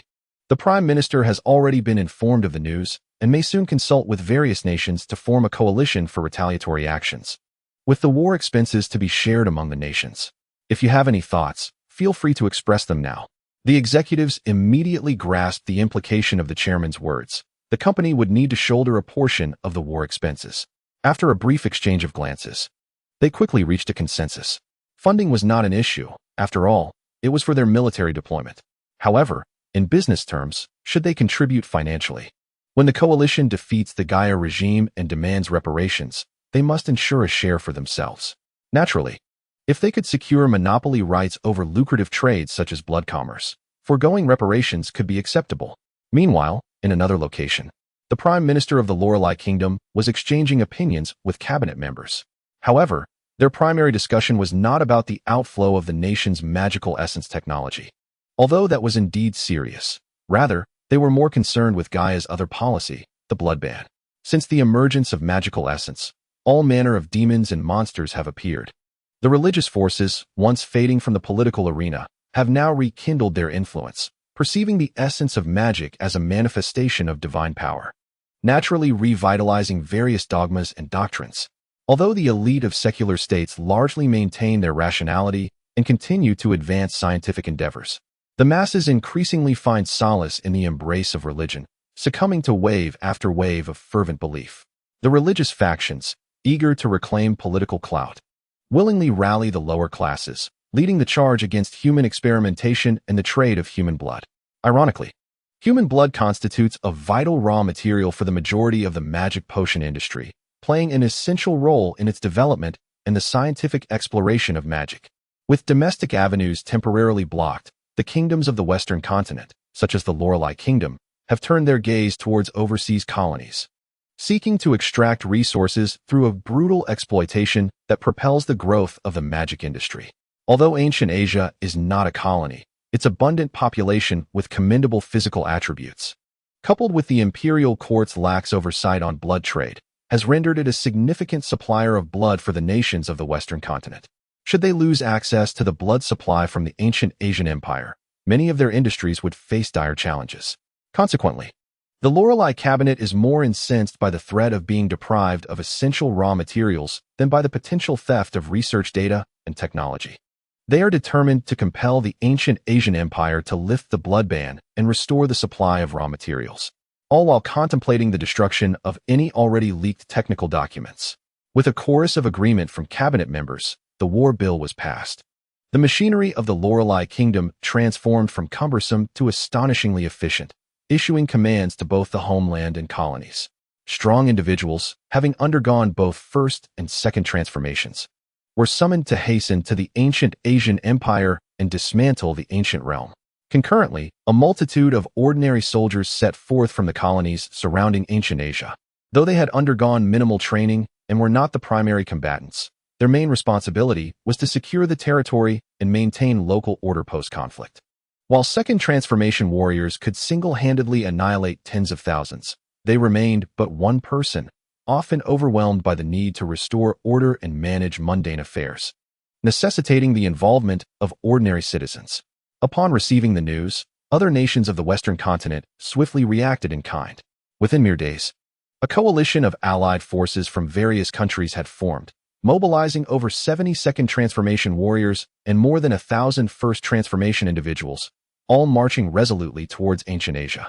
Chapter 31. Bacteria and Warmong. The port. Numerous sentry posts and bunkers stood like nails along the coastline of Lan, perpetually poised to deliver a crushing blow to any approaching enemy. However, in reality, it is well understood that fortifications constructed near the coastline offer limited effectiveness. barely holding up against an army composed of ordinary individuals. Once the second transmutants launch their assault, destruction ensues in an instant. A concealed bunker nestled on the hillside reveals a young recruit, who, after carefully polishing the shells, cautiously peers through the lookout, relieved to see the sea calm and tranquil. His gaze shifts to the veteran within the bunker, who is resting with eyes closed. Anxiously, he inquires, "Hey, brother, do you think those Westerners will really come?" The veteran opens his eyes, glancing at the young man, who is scarcely older than his own son. "The court has engaged them. They will undoubtedly come." "But can we win?" the recruit asks. "Nonsense. If we couldn't win, why would the court wage this war?" The veteran shoots a stern look at the young man, admonishing him to refrain from such talk. "If the inspection team hears you, they'll accuse you of undermining morale, and even 10 heads wouldn't suffice to pay for that." The young recruit shivers at the thought, glancing around nervously and quickly nodding in agreement. Nevertheless, despite his words, the veteran harbors no certainty in his heart. For the past several weeks, the court has been engaged in propaganda efforts, inciting the citizens of Wucheng against the nations of the Western continent in a bid to bolster recruitment. The results cannot be described as immediate, but at the very least, they can be deemed slightly better than nothing. Due to the relentless exploitation by the ancient Asian court, which has drained the populace of resources, many commoners have been forced to sell their blood to survive, leading to a diminished sense of allegiance to the court. The emergence of magical substances has further shifted the balance on the battlefield, diminishing the efficacy of mass warfare tactics. Everyone understands that without inherent strength, one merely becomes cannon fodder on the battlefield, resulting in a significant decline in voluntary enlistment. As for those who enjoy relatively favorable living conditions and possess considerable strength, they see the situation clearly and are preoccupied with fleeing. Ironically, the blood prohibition has yielded unforeseen results.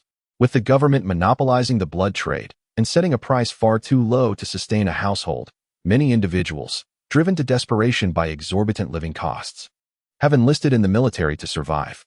Although joining the army entails mandatory blood donations and the inevitability of combat, at the very least, they are assured a full meal. After receiving a reprimand, the young recruit falls silent for a moment, only for his stomach to suddenly rumble. He pulls out a few slightly reddish cakes from his pocket and hesitates before offering one, saying, "Brother, would you care for a piece? What is this? It looks rather strange." The veteran's eye twitches. Though he cannot identify toxins, he recalls the old saying, "The more colorful something is, the greater the likelihood of it being poisonous." The cakes produced by the recruit do not appear edible. "I brought them from home. My mother cooked them using newly discovered mushrooms mixed with flour. They may look odd, but they are quite filling." Saying this, the young man shoves a cake into his mouth, crunching it down, and gestures that it is safe to eat, even going so far as to pick up the crumbs that fell on his clothes. Newly discovered mushrooms? The veteran's expression grows peculiar. "You don't mean the recently appeared blood-red ones, do you? Are those truly edible?" In recent days, a peculiar phenomenon has emerged in the city of Mo, with blood-red fungi resembling lichen growing at an astonishing rate. These organisms can be found in every nook and cranny of the streets, waiting to be discovered by those who are observant. However, in an era where survival is a constant struggle, few pay heed to the origins of these crimson fungi. In a moment of desperation, I resorted to cooking some of them, as the meager earnings from selling blood at the yamen barely sufficed to sustain my family. The act of selling blood brought a momentary pause to the old soldier, who seemed to reflect on something painful and filled with resentment. When the companies and hospitals of the Western continent were still operational, they could at least sell their blood to survive, but now, with the decree against blood sales issued by the court, even that slim hope has faded. He muttered under his breath, "Curse this wretched world." Though the young man was unaware of the soldier-esque grievances, he sensed the old soldier's unwillingness to engage further, and thus retrieve the flatbread he had offered. Feeling a warmth enveloping his body, almost succumbing to the urge to sleep, the old soldier, noticing the youth's drowsiness, paid him no mind and squinted through the lookout. The moment he glanced out, his eyes widened in shock. A fleet of ships was now visible on the horizon. "Wake up! Wake up! The Westerners are coming!" he exclaimed, shaking the young man awake and instructing him to prepare all the ammunition for battle. Soldiers returning from their previous assignments also began to arrive, evidently aware of the impending assault by the Allied forces from the Western continent. On the vast sea, a formidable armada of over 100 ships loomed ominously. How had the once mighty Guya Empire, unrecognizable after years of decline, come to this? On the deck of a colossal iron warship, a middle-aged man in a white military uniform, bearing the rank of general, surveyed the distant city of Mo. With his heightened perception, he could easily detect the signs of life, noting that very few had reached the stage of secondary evolution. Did they truly believe this meager force could withstand their advance? Emperor Qinglong of Goya had remained stagnant for over a decade, inevitably left behind by the march of time.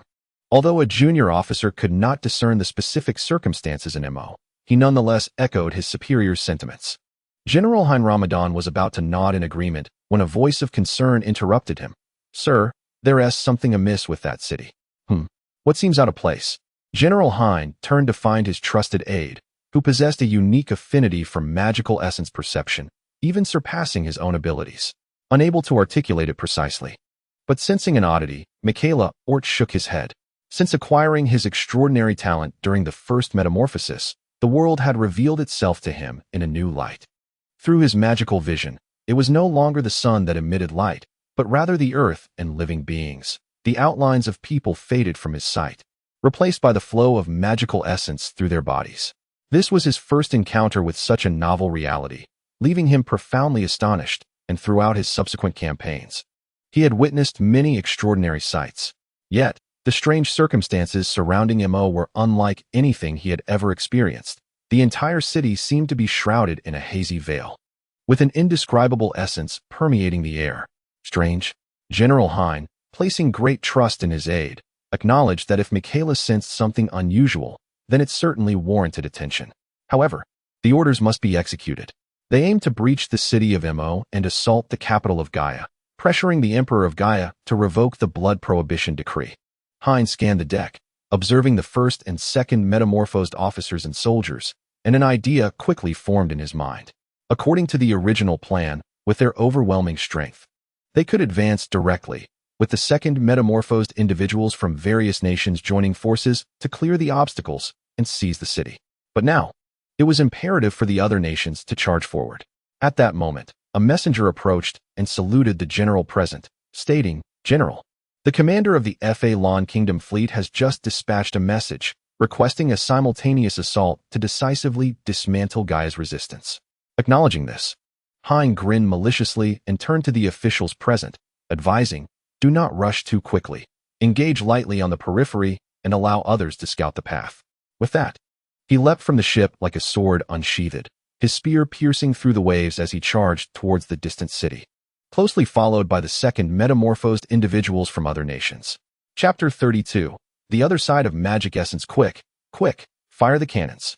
The commander of the Mo Navy, upon witnessing the second metamorphosed individuals from the Western Continental Alliance launching their assault, was instantly gripped by terror and hastily issued orders.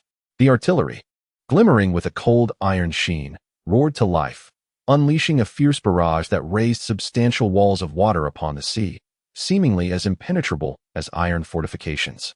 Yet, upon collision with the attackers, these barriers were breached and shattered.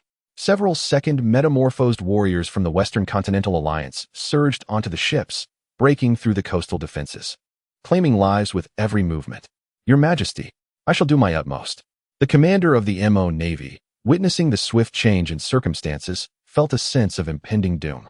He shouted loudly, drawing his long knife and charging towards the nearest enemy. Yet before he could utter another word, his skull was crushed. Such dawdling. What use is it to set up defenses here with not a single second metamorphosed warrior in sight? A general from the Fa Lan Kingdom scoffed as he advanced into the city of Mo compared to the meager forces arranged by the Gaia court along the coastline. The second metamorphosed individuals within the city were formidable. In the Mo city government office, all clerks and servants had been evacuated, leaving the courtyard and hall eerily vacant except for two individuals. "Uncle, they are here. If we do not leave now, it will be too late." Zhang Kadi anxiously urged Zhang Qinchai, who was reluctant to depart. Although he was straightforward and combative, he was not foolish enough to seek death. Facing dozens of second metamorphosed individuals attacking simultaneously, no one could possibly survive. "I see it. You should return. I will handle things here," Zhang Qinchai replied, maintaining a stoic demeanor, sitting firmly in place, dismissing Zhang Kadi's astonishment with a wave of his hand. Jean Cadi, his face flushed, exclaimed, "Uncle, do you truly wish to die here?" During the time the Western Continental Coalition arrived, they had mobilized their forces to transport the seized technical data and personnel to the capital, perfectly fulfilling the task assigned by the court. Simultaneously, they had also prepared a facade of resistance, allowing them to depart without blame for the defeat. Is it not preferable to survive? Commissioner Zhang twirled the teacup in his right hand. Not long ago, research data regarding the third transformation from various companies in the Western continent was sent back to the capital. That very night, His Majesty dispatched a secret edict, instructing me to complete one final task, hence I cannot leave. Is your life not more valuable than the Emperor's command? Jean Cadi could not comprehend this. It was not the era before the emergence of magical essence, when the Emperor could easily decide the fates of his ministers. We are all at the second transformation. I can fight against thousands, and so can you. If there were truly an unreasonable command, one could simply flee and become a king in the mountains. Perhaps even thrive better. Why sacrifice oneself for this? Enough said. I have made my decision. You may return and bid farewell to my elder brother on my behalf. Commissioner Zhang spoke sternly. He was born, raised, and came to prominence in an era devoid of magical essence. It was solely due to the patronage of the current Emperor Qinglong that he ascended to a high position, becoming one of the first beneficiaries of the advent of magical essence. Compared to the new generation of youth, this old man harbored a loyalty to the imperial power that others lacked. Jean Cadi gritted his teeth, observing him. If not for the insurmountable odds, he would have liked to knock out his uncle and take him away. With a determined heart, he dashed towards the city gates. At that moment, Commissioner Zhang sighed in relief. There was indeed something he had not disclosed to his nephew. The reason he had not departed was not only due to Emperor Qinglong's orders, but also because he had consistently sensed a vague, sinister gaze lurking about, akin to a malignant shadow. Commissioner Zhang was uncertain of the gaze's owner. It could be a skilled observer dispatched by the royal family, or perhaps remnants of the Western Continental companies. Regardless of who it was, one thing was certain. They were formidable and would not allow him to escape easily. Thus, there was no point in struggling. He resolved to use this life to repay Emperor Qinglong for his past favor. Commissioner Zhang sat in the grand chair, drained his tea in one gulp, and meticulously adjusted his attire, as if preparing for a grand banquet. Before long, dozens of powerful presences descended upon the rooftop and courtyard, sealing all escape routes. One among them turned to the figure seated in the grand chair and spoke coldly. "Lord Zhang, has your emperor commanded you to remain here and await death as penance?" "Marquis Gabor, you too have arrived," Commissioner Zhang replied, briefly surprised upon recognizing a familiar face among his adversaries, before breaking into a smile. In his youth, he had traveled to various nations, befriending numerous political figures, yet among them all, the present Marquis Gabor left a profound impression on him. This was due to the latter's extreme passion for the arts, and at that time, Commissioner Zhang was also pursuing an artistic approach to cultivate relations with the aristocracy. Marquis Gabor, curious about foreign art, had engaged him in conversation for several days. They had agreed to exchange insights on calligraphy and painting in the future. Yet little did they anticipate that their next encounter would be fraught with hostility. Gabor, once enamored with the realm of art, has now become an ardent devotee of the arcane technology of magical essence. Zhang Qinshai rose from his grand chair and surveyed the assembly, declaring, "You spoke a truth. His Majesty has indeed commanded my presence here, but not to await death, rather, to partake in an experiment." He withdrew several glass vials from his robe, uncorking them not, but rather consuming their contents raw.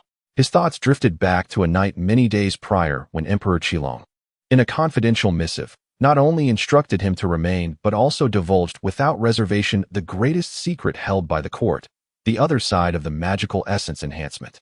This knowledge was derived from the awakening of a being who had extracted wisdom from the essence itself. From the moment of the first transformation, the enhancement provided by magical essence was not confined to the corporeal form. It extended to the mind, or perhaps one could say, to the spirit and soul. However, the efficacy of magical essence in augmenting spiritual faculties was far inferior to that of the physical body. Initially, the disparity was manageable, yet as one progressed, the chasm between physical strength and mental fortitude widened, with the shortcomings of the psyche ultimately constraining the transformation. This might explain why, thus far, no individual had successfully completed 3 transformations, most likely linked to mental factors. Research conducted by various companies across the Western continent indicated that when an individual undergoes mental stimulation and experiences a shift in psychological state, subtle changes occur within their bodily magical essence. Others absorbing this essence could consequently influence an individual's mental consciousness, stimulating spiritual enhancement. By harnessing this phenomenon, it might be possible to assist second-tier warriors in achieving transformation and breaking through to the third tier. Zhang Qinshai's objective was to validate this theory through his own experience. Utilizing war, death, and other methods to unceasingly stimulate the nerves of the populace, he aimed to collect sufficient blood to concoct a magical essence potion, consuming it in copious amounts to ascertain whether this could facilitate the third transformation and a breakthrough to the third tier. Once proven feasible, Emperor Qilong would undoubtedly pursue it without hesitation. Although there existed more prudent methods to advance the experiment, all such approaches required time that Emperor Qilong did not possess. Ascending to the throne at an age already half buried in the earth due to the longevity of his predecessor, he had managed to survive thus far through the vigorous application of magical essence, albeit at a significant toll to his physical form. With death looming, he yearned desperately to complete his third transformation to extend his life, willing to pay any price, even if it meant sacrificing his most loyal ministers on the battlefield. Stop him. Marquis Gabor, unaware of what Zhang Qinshai had consumed, suddenly felt an overwhelming sense of danger and bellowed to the crowd. Without needing his caution, the moment Zhang Qinshai made a move, every individual present felt the same trepidation. They acted swiftly, launching a barrage of attacks that engulfed Zhang Qinshai, the turbulent waves of energy sweeping through the entire office. In the heart of the battlefield, amidst the dust stirred by the aftershocks, a frenzied roar pierced the heavens. Responding to all. Chapter 33. Crimson Tide. The skirmish among dozens of second-tier transformers within the city was brief. They quickly relocated the battle to the outskirts, far from the urban center. However, for the citizens within the city, the calamity was far from over. The departure of the second-tier warriors merely cleared the way for troops more adept at managing the urban chaos. The coastal defenses were breached, allowing the warships of the Western Continental Coalition to advance unimpeded. Led by numerous first metamorphoses, the troops surged into the urban area, invading residential neighborhoods to seize valuables, or storming into the opulent homes of nobility to plunder the well-cultivated high-grade magical flora. Flee! Run swiftly! The streets of Mo City echoed with the cries of the populace as they dashed away, falling amidst the sound of gunfire. Come on, hurry! Block their advance. In an ancient, grand estate, a prominent family that had failed to escape before the war erupted found the male head of the household hoarsely directing servants and family members to thwart the encroaching coalition soldiers. In the next instant, a hail of bullets obliterated their human barricade. Several metamorphosed officers ruthlessly eliminated those who dared to resist, eagerly scavenging for spoils. The streets bore witness to an even more primal and bloody spectacle. As the soldiers of the Western Continental Coalition were predominantly not local forces, but rather indigenous tribes from various colonies, many retaining their savage tribal customs. Due to their proximity to the ancient Guya Empire and the convenience of their recruitment, they were dispatched to engage in combat without bearing the brunt of the main fighting.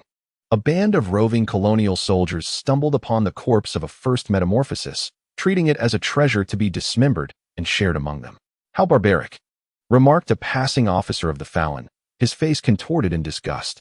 His companion beside him mirrored the expression of revulsion, yet spoke with an air of understanding. They're merely primitives. What do you expect them to comprehend about civilization? Perhaps they believe this act allows the deceased to merge with them, to continue living on. Do you believe this? Not particularly, but such is the nature of war. After all, it is not our own men who perish. Who cares? The Fallon officer who spoke next seemed indifferent. Yet, unbeknownst to all, in countless corners, a blood-red fungus, resembling lichen, was rapidly spreading in tandem with the rising death toll. In a secluded area of the city, a dozen armed colonial soldiers cornered a group of fleeing civilians into a dead end, yet hesitated to attack directly, for among the refugees was a gravely wounded metamorph.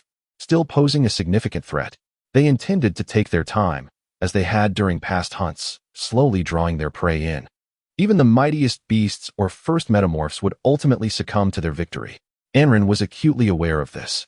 Having sustained numerous gunshot wounds in his effort to shield his family and the refugees he encountered, he was on the brink of collapse. Yet, he resolved to take down as many of the colonial soldiers as he could before he drew his last breath, securing a chance for others to escape. Thus, he aimed to leave a mark on the world, ensuring his life was not in vain. He scanned the gathered refugees, locking eyes with several youths. "Are you afraid of death? As long as my younger siblings can survive, I fear nothing." "Neither do I." Anren laughed heartily. "Very well then.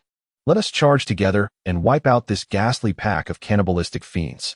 He seized a handful of stones and was about to dash forward when suddenly his steps faltered. The colonial soldiers outside were startled by Anren's voice, tightening their grips on their weapons, yet saw no one appear, dismissing it as a mere ruse. But then, they too were taken aback.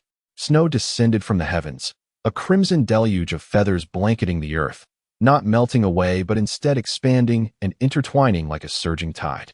Gazing upward, Anren beheld the entire city of Mo, enveloped in this eerie snowfall. The scene before him transcended all rational comprehension.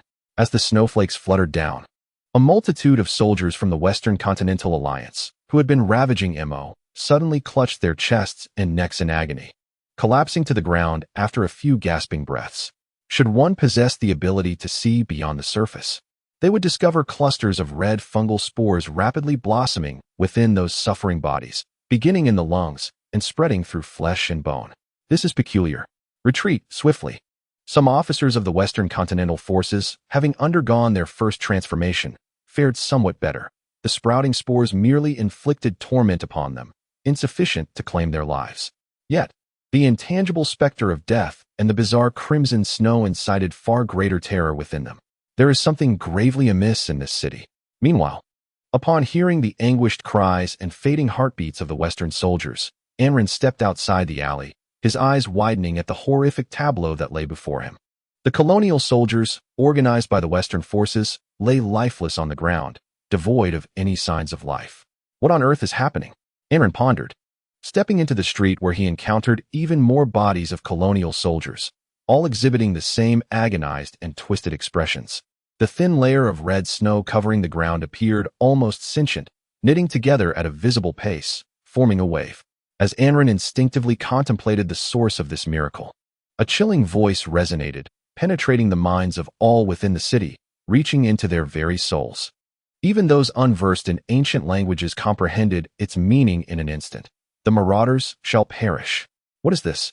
In the Mo city prison, a second transformation individual from the kingdom of Phalang was dispatched to rescue the surviving staff of various companies.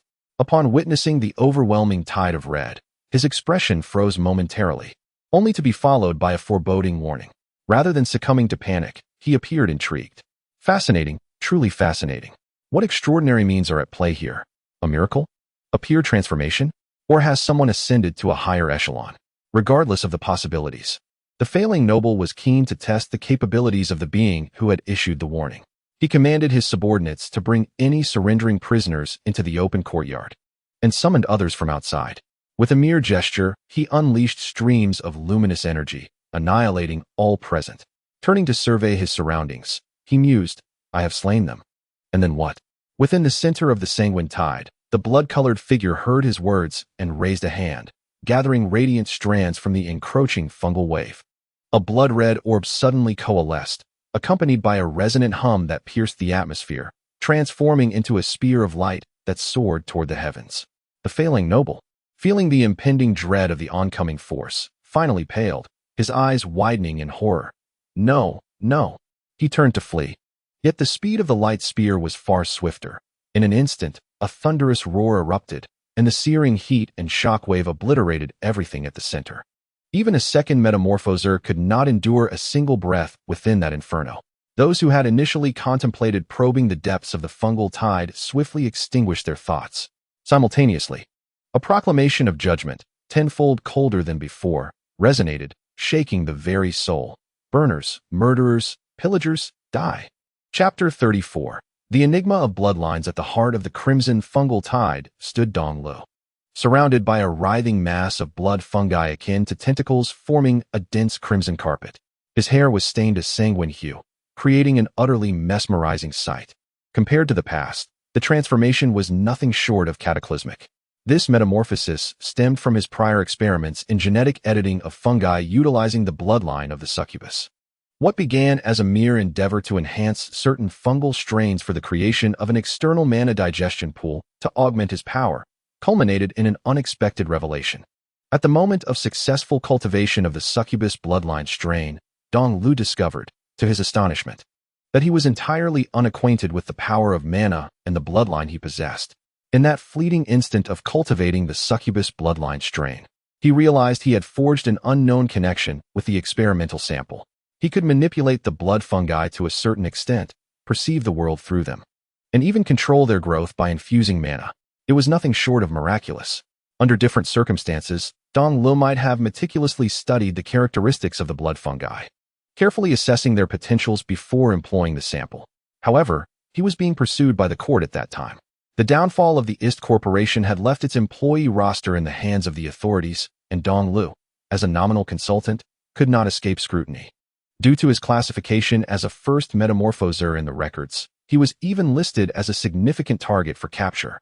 Although he did not fear the court's pursuit, having completed his second metamorphosis, he was more than capable of dealing with a squad composed of first metamorphosers. The risk of drawing the ire of second metamorphosers was a daunting prospect, rendering his situation perilous. Thus, Dong Lu released the cultivated blood fungi samples, leveraging their ability to sense the external world to monitor Mo City. He even devised a method to synchronize this with the data upload function of a chat group, no matter how faint the information. As long as Dong Lu had genuinely heard, seen, or touched it, he could transmute it into clear intelligence through the chat group. As the blood bacteria spread, certain concealed characteristics gradually emerged, enabling the absorption of magical essence to be feedback in a novel form akin to radiation, thus propelling Dong Li's strength to new heights. Consequently, shortly after completing his second metamorphosis, Dong Lu swiftly advanced towards the third transformation, encountering none of the barriers typically faced by individuals in this realm. However, when the moment to finalize his third metamorphosis arrived, a sudden wave of hesitation engulfed him, and a cascade of information flooded his mind. Some knowledge stored within the magical essence was unveiled just as Dong Lu was on the brink of completing his third transformation, revealing that metamorphosis entailed a dual evolution of both body and spirit, along with the pivotal nature of the third transformation. If the initial two metamorphoses merely laid the groundwork, the third metamorphosis would elevate an individual to the status of a truly extraordinary being, an entity of magical essence. If one were not originally an extraordinary life form, then the most intense emotions and will during the metamorphosis would be assimilated into the body, giving rise to diverse extraordinary magical organs and bestowing unique abilities. At that moment, Dong Lu realized that the bloodline of the succubus might very well be birthed in such a manner, a product of desires related to reproduction, sexuality, and seduction woven into the bloodline, inexplicably manifesting within him in this timeline.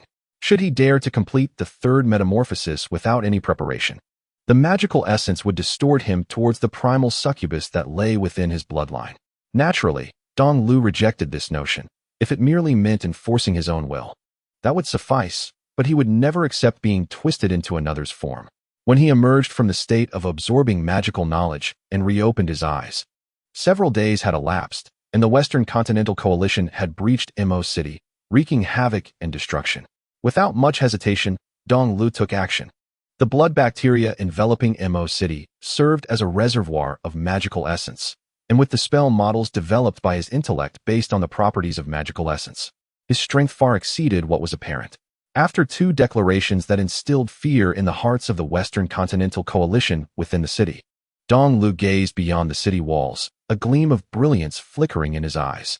With a thunderous roar, he ascended into the air, leaving behind a massive shockwave before vanishing from sight.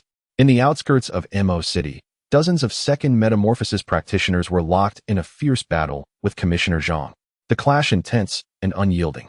Although the number of second metamorphosis practitioners from the Western Continental Coalition was greater, the formidable strength of Commissioner Zhang took them by surprise. Each attack diminished by half midway, accompanied by an omnipresent seductive force that rendered concentration nearly impossible. Gabor, who struck and retreated, suddenly noticed a flash of light within Mo City, followed by a tremendous roar and shockwave, felt even in the outskirts. Anxiously, he thought, something has happened in the city? As he contemplated returning to investigate, his complexion turned pale, as if struck by an invisible force. Not enough, not enough. Grant me the pressure of death, let me metamorphose. Let me metamorphose. Commissioner Zhang's frantic roar echoed with a mental shockwave. The enhancement from the magical essence was insufficient, the fortification of his spirit was lacking. He was still unable to metamorphose. Only through battle, only through madness, only by consuming them all, could he achieve his true transformation. A bewitching thought invaded Zhang Qinchai's mind, causing his body to sprout various scales and tentacles, resembling a frenzied beast relentlessly pursuing a secondary metamorphosis. His brain, neck, and heart targeted the vital spots with unyielding ferocity. Observing the secondary metamorphosis individuals from surrounding nations attempting to conserve their strength, Gabor bellowed in exasperation. Cease holding back. I, in the name of the Marquis of the Lalan Kingdom, guarantee that we shall together study this man's corpse afterward. If you do not wish to face threats within the city while still embroiled in battle here, join me in vanquishing him. With his declaration, Marquis Gabor took the lead, unleashing a crimson beam that pierced through the near monster that was Zhang Qinchai, blood gushing forth. The anguished screams rose to a deafening crescendo. Do not panic, everyone. Let us act together. Witnessing Marquis Gabor unleash his ultimate techniques and offer assurances, some secondary metamorphosis individuals exchanged glances and finally ceased their hesitance, revealing their true prowess. Their onslaught was tenfold more ferocious than before, raining down upon Zhang Qinchai. The once formidable Zhang Qinchai now resembled a mere rag doll, subjected to relentless torment. The scales that had sprouted from his body shattered, revealing deep wounds that nearly cleaved him asunder. Perhaps faced with imminent death, the frenzied Zhang Qinchai suddenly regained a flicker of lucidity, gazing at his foes not with despair, but with a sense of wistfulness. He had ultimately failed to achieve his third metamorphosis. Die!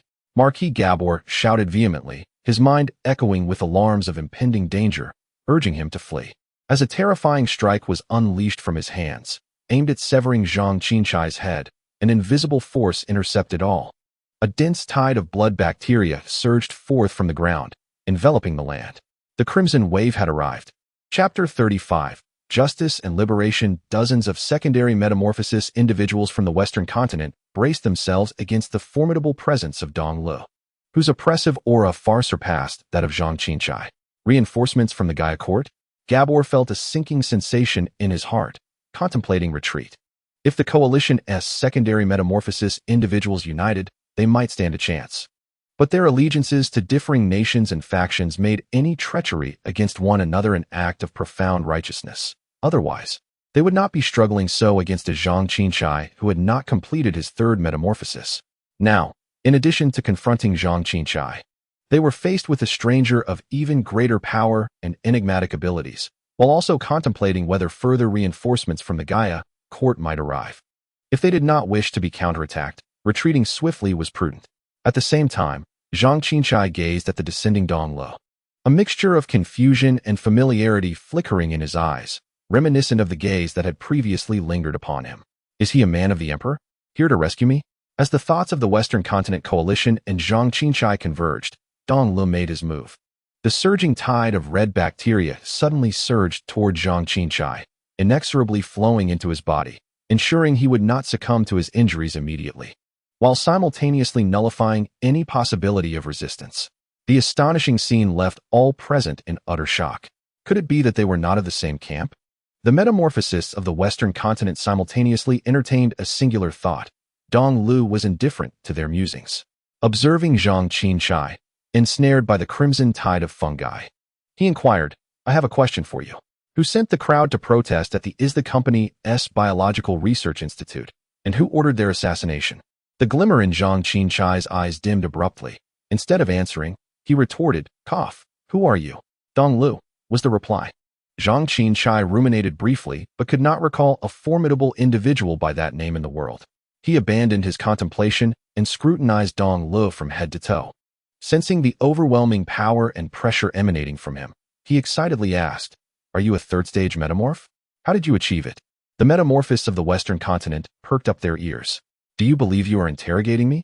Dong Li's thoughts shifted as the surging blood fungi took root in the flesh and marrow of Zhang Qinchai, the excruciating pain nearly overwhelming him, yet he remained lucid. Answer me, who sent the assassins? As the tide of agony receded, Zhang Qinchai, drenched in sweat, refrained from further questioning and weakly replied, "Do you not already know the answer?" From Dong Li's unrelenting demeanor, it was evident that he had locked onto his target, and continuing to struggle would be futile. Dong Lu articulated each word deliberately. "I speak. Answer my question. Who sent them, and why were they killed?" "I sent them," Zhang Qinchai confessed, "to secure a plausible pretext for seizing the technological advancements of the Western continent, and to mislead the companies there, preventing them from resorting to desperate measures that could destroy the technological data." He exhibited no inclination to hide the truth, retaining some values from the era before the age of magic. Perhaps one might call it the spirit of a scholar. He was disdainful of concealing or denying his misdeeds at such a moment. He recalled sending individuals to slaughter civilians, remembered the farewell letter published in the newspapers, and felt a twinge of guilt. Yet he had no regrets. No matter how many times he could relive it, for the sake of Emperor Qinglong's grand design, he would act thusly. "Is that so?" "I see, for technology, indeed. Your motives are laid bare." Dong Lu acquired the answer, yet he suddenly became tranquil. The blood fungi coursed through Zhang Qinchai's body, monitoring every subtle change within him, revealing he was not lying. What can one say? As anticipated, Dong Lu was correct. In many matters, those who stand to gain the most are often the most suspect. The ancient Yu court exploited the deaths of the protesting masses as a pretext to plunder the companies of the Western continent, with the objective clearly being their technology. However, this was a gross disregard for human life. Just as Dong Lu found himself momentarily engulfed in a void of thought, a voice arose among the metamorphists of the Western continent. "This man truly deserves death," showing no regard for the lives of ordinary people. The metamorphists turned to see Marquis Gabor, his expression resolute, addressing Dong Lu. "To eradicate such phenomena, merely killing him is insufficient. Even the assassination of the Emperor of Yu would not suffice. Rather, a more profound societal transformation is necessary. I am Gabor Alaus, Marquis of the Phelan Kingdom, and I extend an invitation for you to visit the Phelan Kingdom. Our nation respects all individual rights and fosters social progress through commercial trade, with a strict legal framework that ensures no such contempt for human life exists." Upon the conclusion of Marquis Gabor's discourse, the other metamorphoses belatedly recognized their folly in lagging behind. One could hardly overlook the potential alliance with a suspected third transformation. If they could persuade this individual to incite rebellion in the ancient region of Asia, toppling its self-sustaining economic system, instituting capitalism, and enacting laws that affix clear prices to blood, organs, labor, and everything else, permitting unrestricted trade, it would unleash an immense market. The vast source of magical essence raw materials would drive any nation into a frenzy. Yet, how much better were they? Dong Li's tranquility was fleeting, replaced by a cold indifference directed at Marquis Gabor, who momentarily faltered, perplexed by Dong Li's sudden shift in demeanor. The feudal landowners and gentry were hardly virtuous. And were capitalists any better? No, they were not. Perhaps in the current epoch, even a barbarically developing capitalism that commodifies all individuals is more progressive than feudalism. However, exploitation remains exploitation. Whether it is the stench of excrement or the sweetness of chocolate, both are still excrement. Why must one choose between two piles of refuse? Dong Lu ascended slowly into the sky, surveying the scene below, his calm voice resonating. "Since my arrival in this world, having discerned its true nature, I have always harbored an impulse to shatter something. Yet what then? How do we reconstruct this world? Until now, I was unclear, but just moments ago, I comprehended my purpose." Dong Li's gaze fixed upon Ambassador Zhang, uttering a singular word, "justice." His eyes then shifted like gears, locking onto the metamorphoses of the Western continent. "Liberation. I shall deliver justice to all, liberating everyone from exploitation." Dong Lu bellowed, intent on establishing a new universal value system, transforming the world into a realm pleasing to his vision, one that would aid him. This was not solely a reaction to past societal norms, nor a disregard for practical realities, nor an exercise in pure idealism. It was a conviction rooted in Dong Li's genuine capability, having witnessed the vitality unleashed when individuals are freed from their constraints. From the moment he entered this world, the techniques he employed, coloring agents, the periodic table of elements. Electronic theories, centrifuges, and genetic programming were all manifestations of ordinary people's wisdom devoid of magical essence. How could he not believe in their power? How could he allow the era to languish in decay? The crimson tide of fungi radiated with a resplendent glow, sprouting ethereal strands of magical essence that coalesced into luminous orbs in midair. Run, scatter. The metamorphoses of the Western continent, upon witnessing this unprecedented spectacle, felt their pupils constrict in terror and hurriedly dispersed in all directions. In the next moment, silence enveloped the world, followed by a blinding flash. And an overwhelming torrent of searing energy erupted, its thunderous roar transforming into pillars that pierced the heavens, resonating for an eternity. Chapter 36 Proclamation. As the crimson tide of fungi unfurled, the ravaging forces of the Western Continental Alliance gradually retreated, leaving behind cities in ruin and a ground strewn with the remnants of battle. The few survivors huddled together in small groups, some silently nursing their wounds in the shadows, others numbly collecting the remains of friends, family, and strangers, while some seized the opportunity to flee. The entire city was enveloped in an atmosphere of heaviness and apathy, until the distant roar of an explosion in the suburbs jolted it back to life momentarily. Like startled birds, they scattered in panic, shouting, only to revert to their former desolation. From above, Dongle observed the city's response, witnessing the pervasive despair and hopelessness. Yet now, I have arrived. He stepped forward, arms outstretched, and the dormant tide of fungi erupted into vitality, releasing beams of crimson light that, rather than appearing sinister, fell upon the wounded, alleviating their pain. Some knelt, their foreheads pressed in prayer. God, a miracle?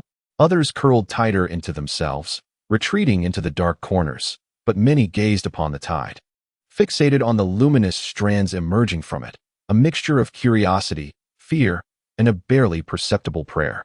Under the scrutiny of countless eyes, a vast amount of magical essence materialized in the air, forming an incredibly clear and colossal silhouette, its compassionate gaze sweeping over the devastated city and those awaiting answers. Longing for a new ruler. The unprecedented concentration of magical essence vibrated in the air, resonating with clarity. I am Dongle. In the heavens, the veins on Dongle's forehead throbbed. The challenge of manipulating such immense magical essence to perform delicate operations surpassed that of mere slaughter, yet he had to succeed in making himself known. Seizing the city from the ground up. For a brief moment, the city stirred, and those hidden in corners peered through the gaps, witnessing the towering figure in the sky. The spreading magical essence stirred the air, amplifying Dongle's next proclamation throughout the city. I have come for justice and liberation. A warm radiance erupted, the colossal silhouette dissipated, and its light enveloped the people, accompanied by a profound declaration. Let us, together, rebuild this world. Meanwhile, aboard the flagship Saint Marie III of the Lorelei Kingdom's fleet, departing from the port of Mo City, Admiral Hine also heard Dongle's proclamation, mulling over the words, justice? Liberation? A vague impression of an idealist wielding great power formed in his mind. Just as he pondered this, the officers beside him wore expressions of concern. Their mission had faltered, failing to capture Mo City and suffering heavy casualties. General, shall we continue with our mission? Michaela inquired of Admiral Hine, who momentarily faltered, recalling that he still bore responsibilities, which filled him with dismay. Although his forces were more intact than those of other nations due to their early awareness of the impending danger, it did not imply his desire to confront Dongle, who had seized control of Mo City. The overwhelming tide of fungi and the colossal silhouette of a magical entity indicated that the occupant of Mo City was a genuine monstrosity, far beyond the capabilities of an ordinary secondary transformer. To charge forth would be tantamount to self-destruction. After a brief contemplation, Admiral Hine posed a question to those around him. Have the forces from the other nations retreated? Some have withdrawn, but the commanders of each fleet have yet to return. Michaela replied, casting a glance towards Mo City, which now radiated with a more intense brilliance in the magical spectrum compared to its initial state. Among all the luminous entities, one stood out distinctly, overshadowing the magical auras of others. Although he could not perceive the magical signals of the commanders from various nations, by logical deduction, encountering such a creature, especially after they had just launched a retaliatory campaign, would likely spell disaster for the numerous secondary transformers involved. the loss of dozens of secondary transformers. While not crippling to the nations of the Western continent, would surely be a source of significant anguish. Are they still not out? Admiral Hein expressed a sense of solemnity for his coalition comrades, yet a smirk betrayed his schadenfreude. It appears they are in dire straits. We should seek an island to regroup, relay the situation of the coalition back home, and ascertain our next steps. Indeed. Also, find a few Agarians to scout Mo City for information, particularly regarding that individual. Admiral Hein emphasized the latter part, particularly when referring to Dongle. Despite his amusement, he dared not underestimate Dongle, a being whose influence extended to citywide proportions posed a grave threat. If such a power remained confined to one area, it could be ignored. But the true fear lay in Dongle's potential desire to act, executing decapitation and assassination missions across the Western continent, an absolute nightmare for all nations. Understood. His officers took their leave. Go. Admiral Hein waved his hand and turned his gaze back to Mo City, his eyes seemingly penetrating through time and space. Addressing Dongle in solitude, for justice and liberation, you must not belong to the Agarian court, correct? Alas, no one answered him. Have they departed? Above Mo City, Dongle observed the retreating fleet, slowly descending. He had long sensed the presence of a contingent of Western coalition forces near the coastline, reserving some of his strength to counter them.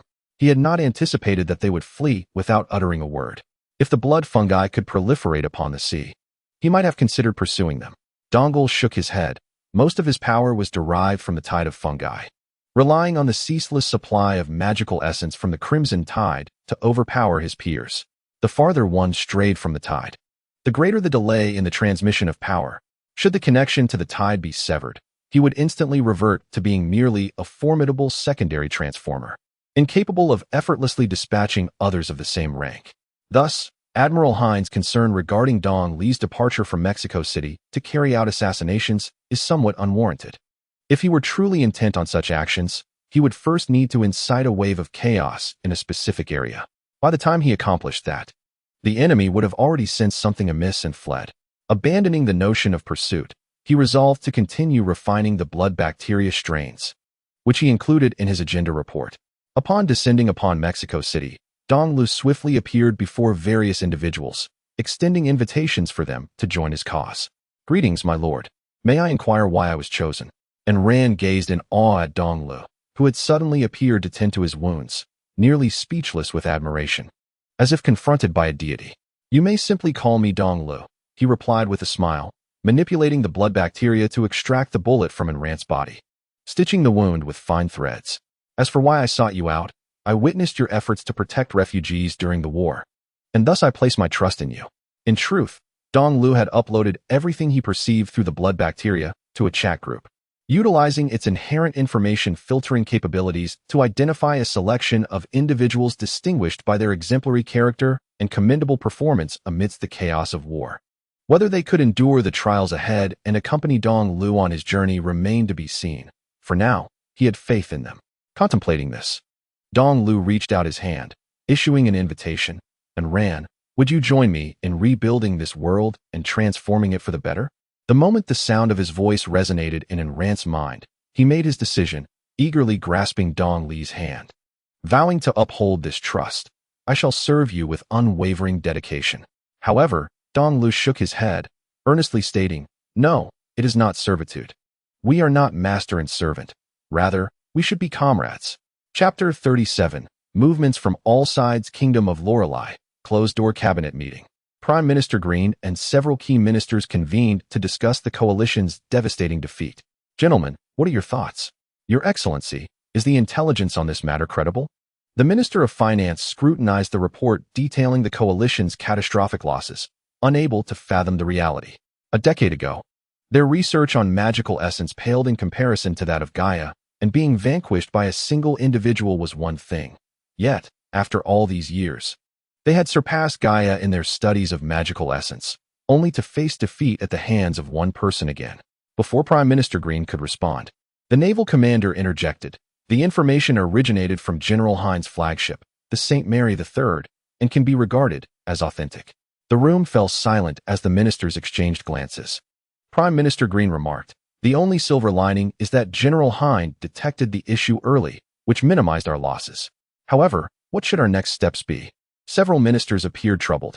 The announcement of vengeance had echoed throughout the nation, and now, to declare a ceasefire and seek negotiations without any tangible outcomes would not only be embarrassing, but would also provide their political adversaries with an opportunity to launch scathing attacks.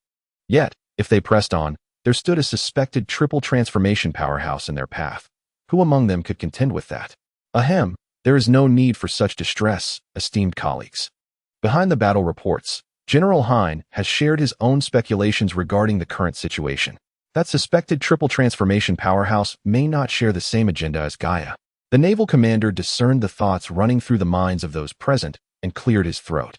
The ministers were momentarily taken aback, quickly seizing the documents on the table and flipping to the back. After a brief perusal, their expressions softened slightly.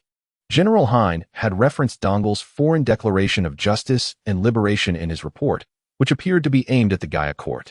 Yet, despite his differences with the Guya court, he remained a Guya citizen. Would he truly remain indifferent if we continued to strike against the Guya court? The foreign minister, a well-preserved middle-aged woman, bore a look of concern. However, as soon as the words left her lips, she regretted her question, deeming it foolish. Indeed, the assembled dignitaries turned their gazes toward her, as if observing a rare specimen. Although nationalism thrived in the Western continent, none were so obsessed as to come to the aid of a mortal enemy. As a rebel, Dongle's primary target was the Guya court. Conversely, those most eager for the Guya court's demise were also from Dongle. Prime Minister Green, sensing the peculiar atmosphere, cleared his throat several times. As long as we are merely targeting the Guya court and not seeking the annihilation of the Guya people, I believe he will refrain from intervening. However, we should not approach the situation with presumptions. I propose that General Hein observe for a while longer and also assess the reactions of other nations. The Navy commander concurred. Feasible. The finance minister added, agreed. In the kingdom of Phelan, upon learning of the fleet's devastating losses, King Phelan erupted in furious expletives, yet his ire was directed not at Dongle or the Guya court, but at the kingdom of Lorelei, those damned Loreleians. They clearly discerned the anomalies but chose to remain silent, leading to the heavy casualties of our men. This was hardly a coalition, it was utter nonsense. Not only him, but the ministers present shared his sentiments, seething with resentment towards the kingdom of Lorelei, silently adding another entry to the ledger of blood debts between the two nations. After some time, as the ministers noted the king's fury had subsided somewhat, one bravely ventured to seek his opinion, Your Majesty, regarding the expeditionary force. King Phelan, with a sword-like gesture, sliced through the air, gritting his teeth. First, gather all information on that metamorphosed individual. As for the expeditionary force, let them remain on standby. Understood. Whether it was the kingdom of Lorelei, Phelan, or other nations of the Western continent, upon receiving news of a suspected third metamorphosis, they made nearly identical choices to uncover all intelligence regarding Dongle and to discover the method to achieve the third metamorphosis. Any retaliatory actions could be delayed. However, while they could afford to wait, Emperor Qinglong could not.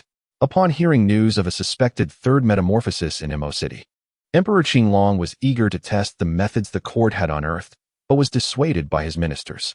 Furthermore, as the metamorphosed individual was not the envoy Zhang, he ultimately relented with reluctance. Now, what do you propose we do? On a grand dragon throne sat a gaunt old man, his sunken eyes radiating a decaying aura, resembling a specter poised to embark for the underworld, his sinister gaze sweeping over all present. I believe we should consolidate the court's strength to eliminate him and seize the wondrous method. A red-robed official's proposal was instantly met with rebuttals from the others. Absurd. How could the adversary possibly surrender? Should they roam the land like marauders, wantonly engaging in assassination? What would the court do? Your Majesty, I believe the only way to stabilize the realm is to entice them with substantial rewards and offer amnesty. Yet, scarcely had I spoken, when I was met with vehement retorts. Inviting rebels into the court, one might think you are the true schemer, perhaps even wishing to summon that villain to the capital for the slaughter of the ministers. The assembly of dignitaries, armed with sharp tongues and fierce exchanges, created a lively spectacle. It appeared the court was on the verge of degenerating into a marketplace. Suddenly, Emperor Qinglong thundered, "Enough!" Instantly, silence enveloped the room, and the ministers, who had been engaged in verbal dueling, returned to their respective ranks. Emperor Qinglong commanded, "Chancellor, Select a few individuals to negotiate with that person. As long as he is willing to divulge the method of transformation to prolong my life, I shall grant him titles or even kingship. I would not hesitate to offer him half of my kingdom, if only it allows me to achieve 3 transformations. The tall and imposing middle-aged man at the forefront of the assembly stood firm, locking eyes with the increasingly frenzied emperor, a chill running down his spine. Your servant obeys. As the gaze of global powers converged upon a small city, at the epicenter of the storm, Dongle was preoccupied with the cultivation of crops, though, to be precise, it was more akin to the cultivation of fungi. Mochung, an economically modest city, heavily relied on external supply for grain and daily necessities. After enduring the ravages of war and the flight of local tyrants, the remaining resources had dwindled to a shocking degree. If replenishment did not occur soon, famine would soon plague the city. Dongle could only expand the fungal tide momentarily, using blood fungi as a stopgap while seeking to restore trade routes with the outside world. Additionally, the functional framework of the newly established organization and ideological training were advancing concurrently, alongside the reconstruction of abandoned cities and the redistribution of unclaimed properties. Overall, despite some stumbling blocks, progress was being made in a positive direction. Dongle even managed to identify a few survivors from Mochung, who exhibited decent conduct and had received a certain degree of scientific training. He taught them industrial techniques from the chat group, encouraging them to redesign based on the local realities of the magical realm, thus propelling the development of productivity. Chapter 38. The Scientific Development and Utilization of Abilities. Wealthy Dongle. So, you have begun to dominate the world. In the modern society, the wealthy Dongle slapped his face in the office, regaining a measure of clarity before revisiting the chat group. The content remained unchanged. The succubus had indeed taken control of a port city. Succubus Dongle. It's merely a territorial acquisition, hardly a domination. In areas untouched by the fungal tide, my strength is only marginally superior to that of an ordinary second transformation. Wealthy Dongle. That is already quite formidable. Oh. While I was merely existing as an unremarkable wealthy individual, you have already embarked on a grand venture, soaring to great heights. How enviable. The demon Lord Dongle conveyed a comforting message. Your contributions are invaluable. Without the modern technological advancements you provided, I cannot fathom how long it would have taken to reach my current standing. Wealthy Dongle. Even if you praise me, it won't bring me joy. Golden Tycoon Dongle. Unless you offer a few more compliments. Wilderness Dongle. Indeed, do shower us with more praises. We brothers won't become arrogant. The demon Lord Dongle chuckled, recognizing the unwavering camaraderie of his brothers. He did not wish to dampen their spirits. Demon Lord Dongle. Now, brace yourselves. I express my gratitude to my valiant and sagacious brothers for their diligent technical support. Without their backing, I could not have achieved my present success. They are magnificent, glorious, and handsome, worthy of being enshrined in the Hall of Fame. Wealthy Dongle. Yes, I relish the truth. Golden Tycoon Dongle. I too delight in the honest words. Wilderness Dongle. It's merely passable. It doesn't compare to my current 3/10 of power. Demon Lord Dongle. There are still masters among us. Wealthy Dongle. Having the intellect right, it does not count. There are no emotions involved. Wilderness Dongle. Then I have no issues. After indulging in their customary banter, the Demon Lord Dongle redirected the conversation to more serious matters. Demon Lord Dongle. All right, let us discuss pertinent affairs. What are your thoughts on the third metamorphosis of the mana essence system? I find myself at a critical juncture, hesitant to take the next step, yet compelled to resolve this issue. Otherwise, when true third metamorphs emerge, I shall be at a disadvantage. Each metamorphosis within the mana essence system heralds a comprehensive enhancement of power. While perhaps the orthodox third metamorphs may lack the mana reserves of Dongle, who is supported by the fungal tide, they undoubtedly surpass him in other aspects, potentially causing him trouble. Moreover, a crucial concern for the Demon Lord Dongle is the possibility that those who complete the third metamorphosis may inherit the same corrosive qualities as the demon bloodline. Should the scientists in the mana realm be inspired by his current fungal tide and commence experimenting with it and gene editing, any success would diminish Dongle's advantages. Wealthy Dongle and Golden Tycoon Dongle remained silent in response to his plea for assistance. Both had traversed the path of capital and commerce. While their subordinates might be exceptionally talented, their own knowledge base could only be described as average. Should they wish to assist, they would first need to consult their employees. The only one capable of uttering a few words was the Wild East music. Wild East music. The issue is somewhat intricate. From my understanding, since magical essence can store information and release it when enhancing the human body, it implies that there exists a comprehensive encryption and decompression program within the magical essence. Wild East music. If we could directly decode the encryption program to obtain the internal data, we could more easily navigate around the bloodline restrictions. Wild East music. The current dilemma lies in the inadequacy of your technological level. Investigating the microscopic physical properties of magical essence is exceedingly challenging, let alone integrating mathematics and computer science to decrypt the encryption program. Charming Demon East music. Is there no alternative? If I must wait until a complete modern industrial system is established on my end to explore magical essence, my grave grass will likely grow 3 feet high. The chat group fell silent for a moment. Wild East music. If I must say, there is one impractical method. Charming Demon East music. What is it? Wild East music. Exhaustive enumeration. Wild East music. Based on the data you uploaded, it can be confirmed that when magical essence enhances individuals, there is a probability that a portion of information is decompressed. Since we cannot currently decipher the internal mechanisms, we must rely on sheer numbers.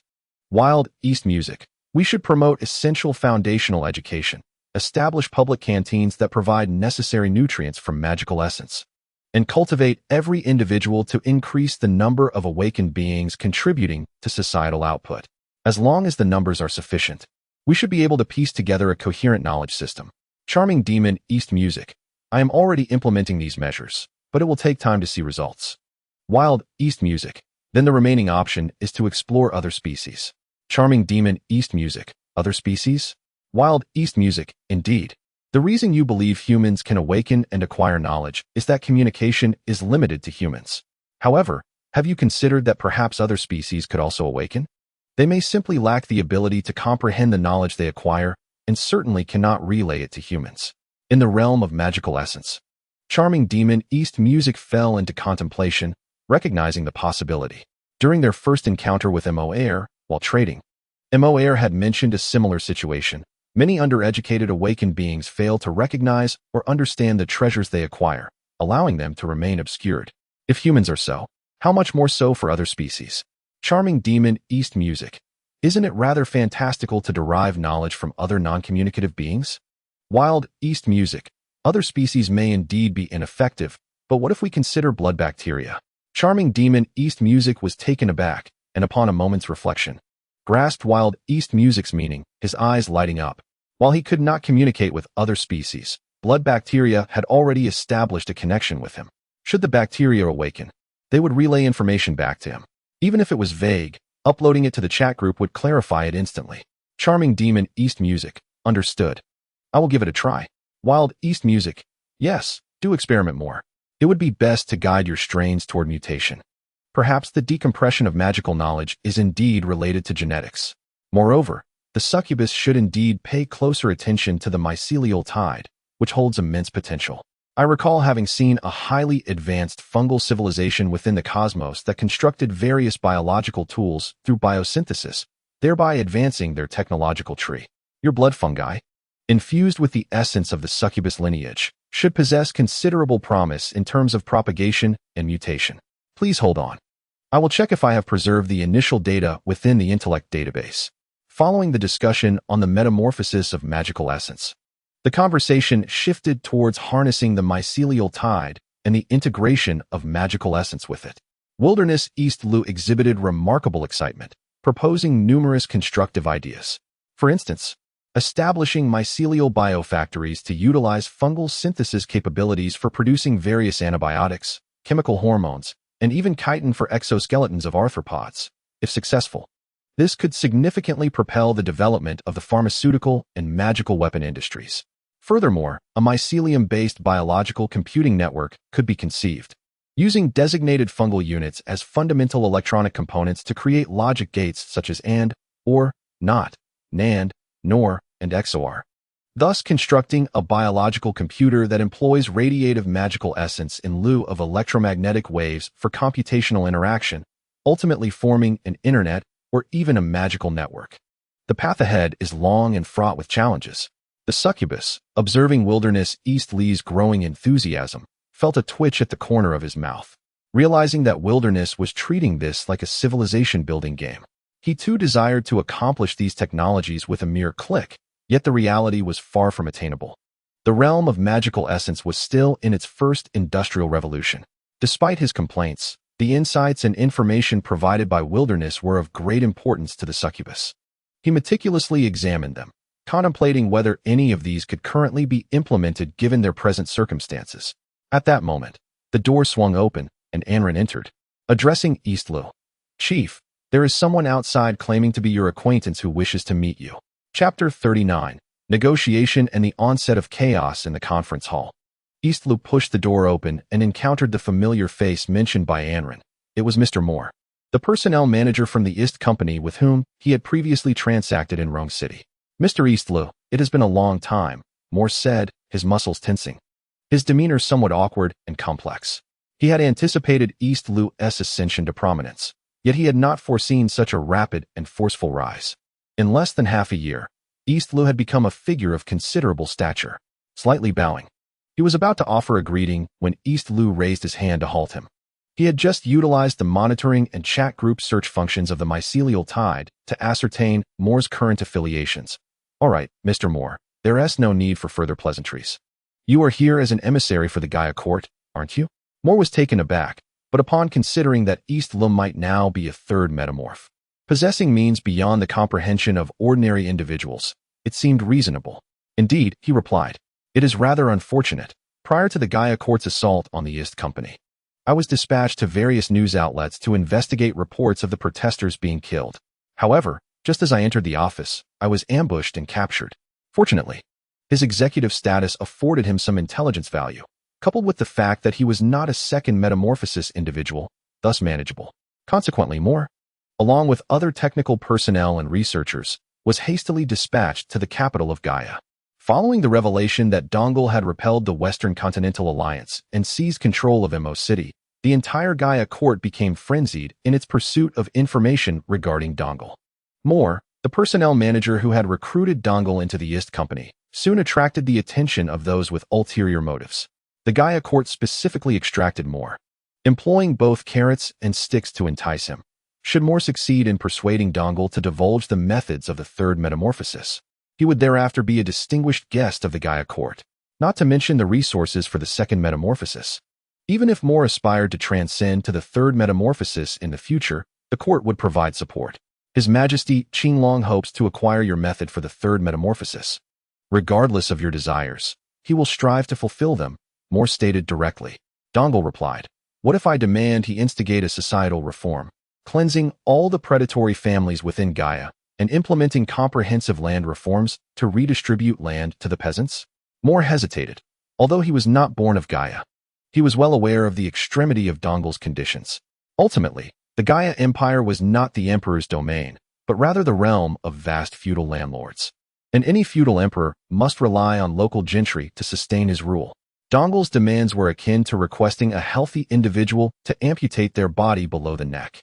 Even if Emperor Qinglong, in a fit of desperation for survival, agreed to Dongle's terms and betrayed his supporters, the landlord faction would not be naive. Upon sensing the shift, they would undoubtedly retaliate and, at worst, replace the emperor.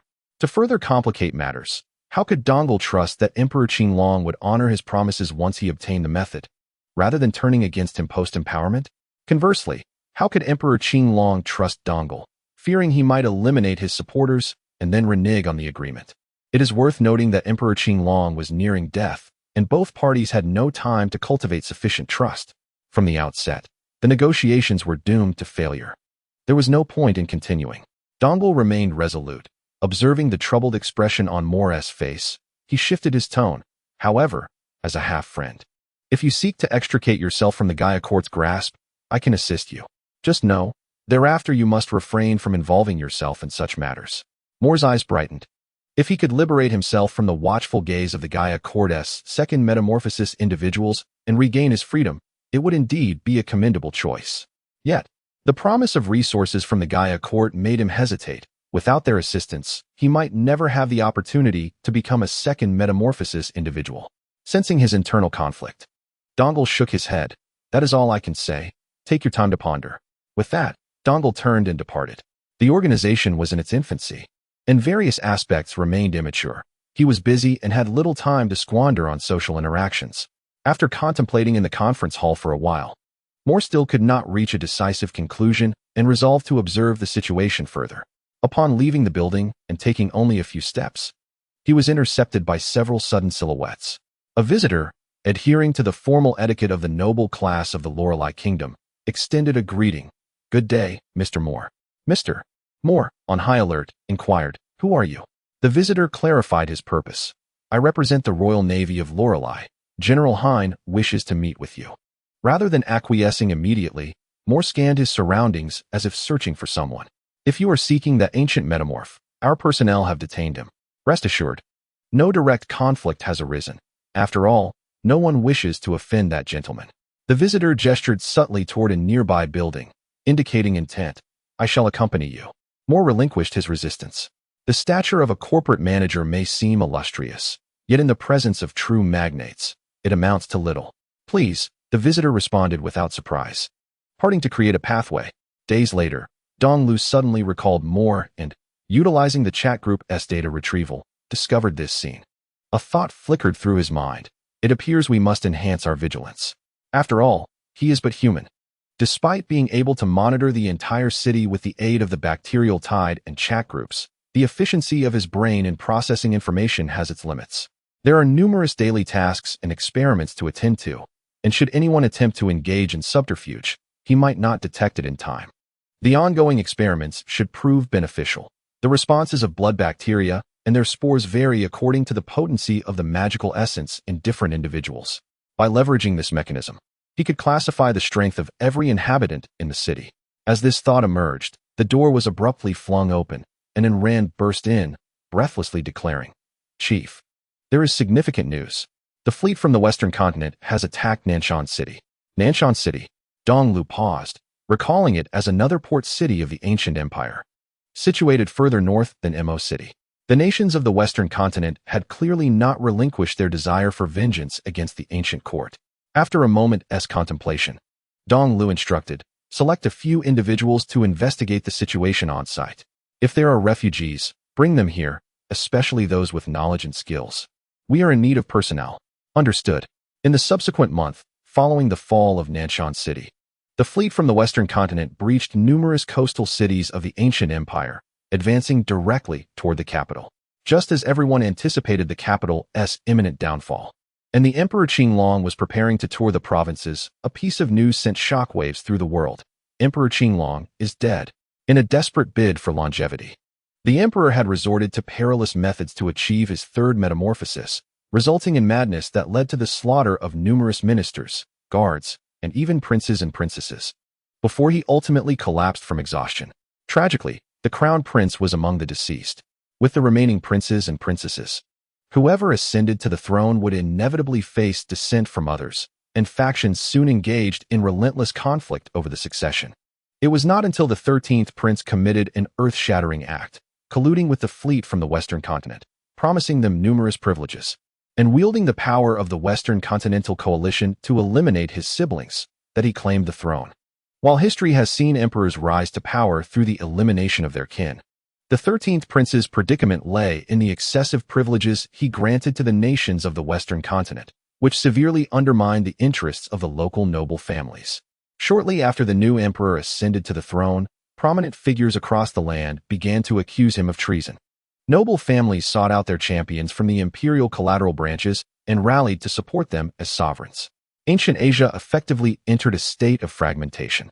Chaos ensued, marking the onset of tumultuous times. Far away in Mo City, Donglu furrowed his brow upon hearing the news. The impending turmoil would undoubtedly claim countless lives. Just then, a chime resonated in his consciousness, indicating that a new member had joined the group. Chapter 40. The Chronicles of a Newcomer's Journey. Option 1. Acquire a random special ability. Option 2. Randomly command a faction with over 10,000 members. Note: different choices lead to divergent futures. Please deliberate carefully before making a decision. Day 1 of the journey log. I have arrived in a peculiar world where I saw magical girls battling monsters on television. The promised special abilities have yet to manifest, and I am overwhelmed with despair. Day 2 of the journey log. At last, I have discovered a superpower akin to hypnosis, which allows me to implant specific information into living beings, compelling them to comply. It is not particularly potent, lacking destructive capability, but I am not greedy. Having an ability is sufficient, and I can now enjoy myself. Day 3 of the journey log. After testing my abilities on humans, cats, and dogs, I have determined that information implantation is ineffective on creatures of lower intelligence, as they struggle to execute complex commands.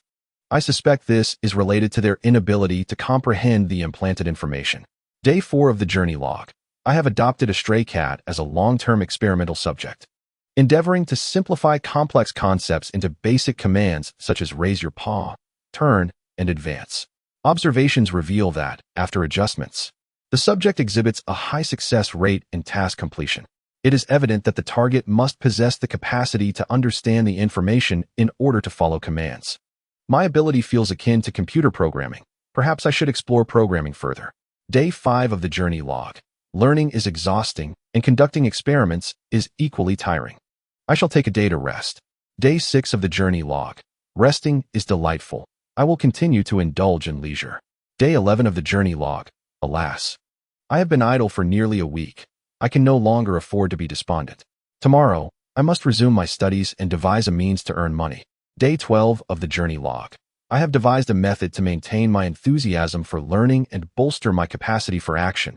I shall implant information into myself. My mind feels instantly invigorated, and inspiration flows abundantly.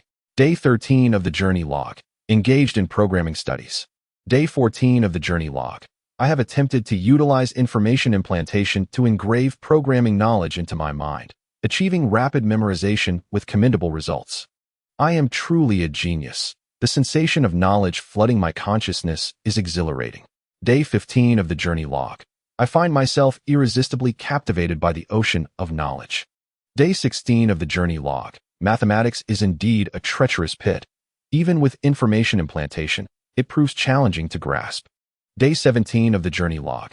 Applying what I have learned, I have succeeded in deconstructing complex commands into various types of simple directives, establishing distinct task modules. I can now effortlessly command small animals. I am not joking. I could even have my cat livestream to support me. On the 18th day of my journey, I found myself amidst chaos, as magical girls clashed with monsters in the nearby streets, resulting in numerous casualties and reports of amnesia among the populace. This world is anything but safe. Perhaps it is time to harness my abilities and ascend the ranks. On the 19th day, I began to cultivate informants to gather intelligence using my powers. The following day was dedicated to further developing my network of informants for information collection.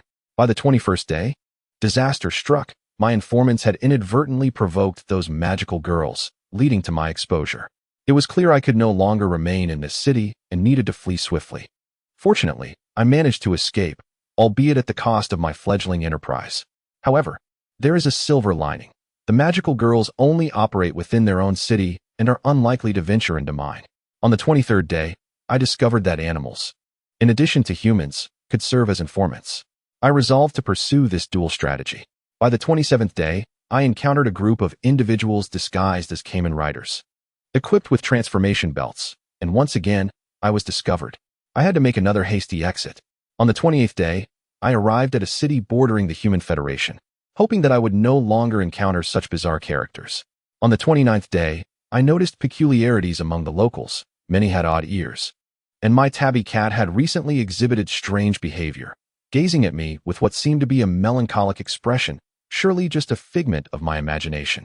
In a clean and tidy room, Dong Lu opened a drawer and retrieved his diary, leafing through its pages.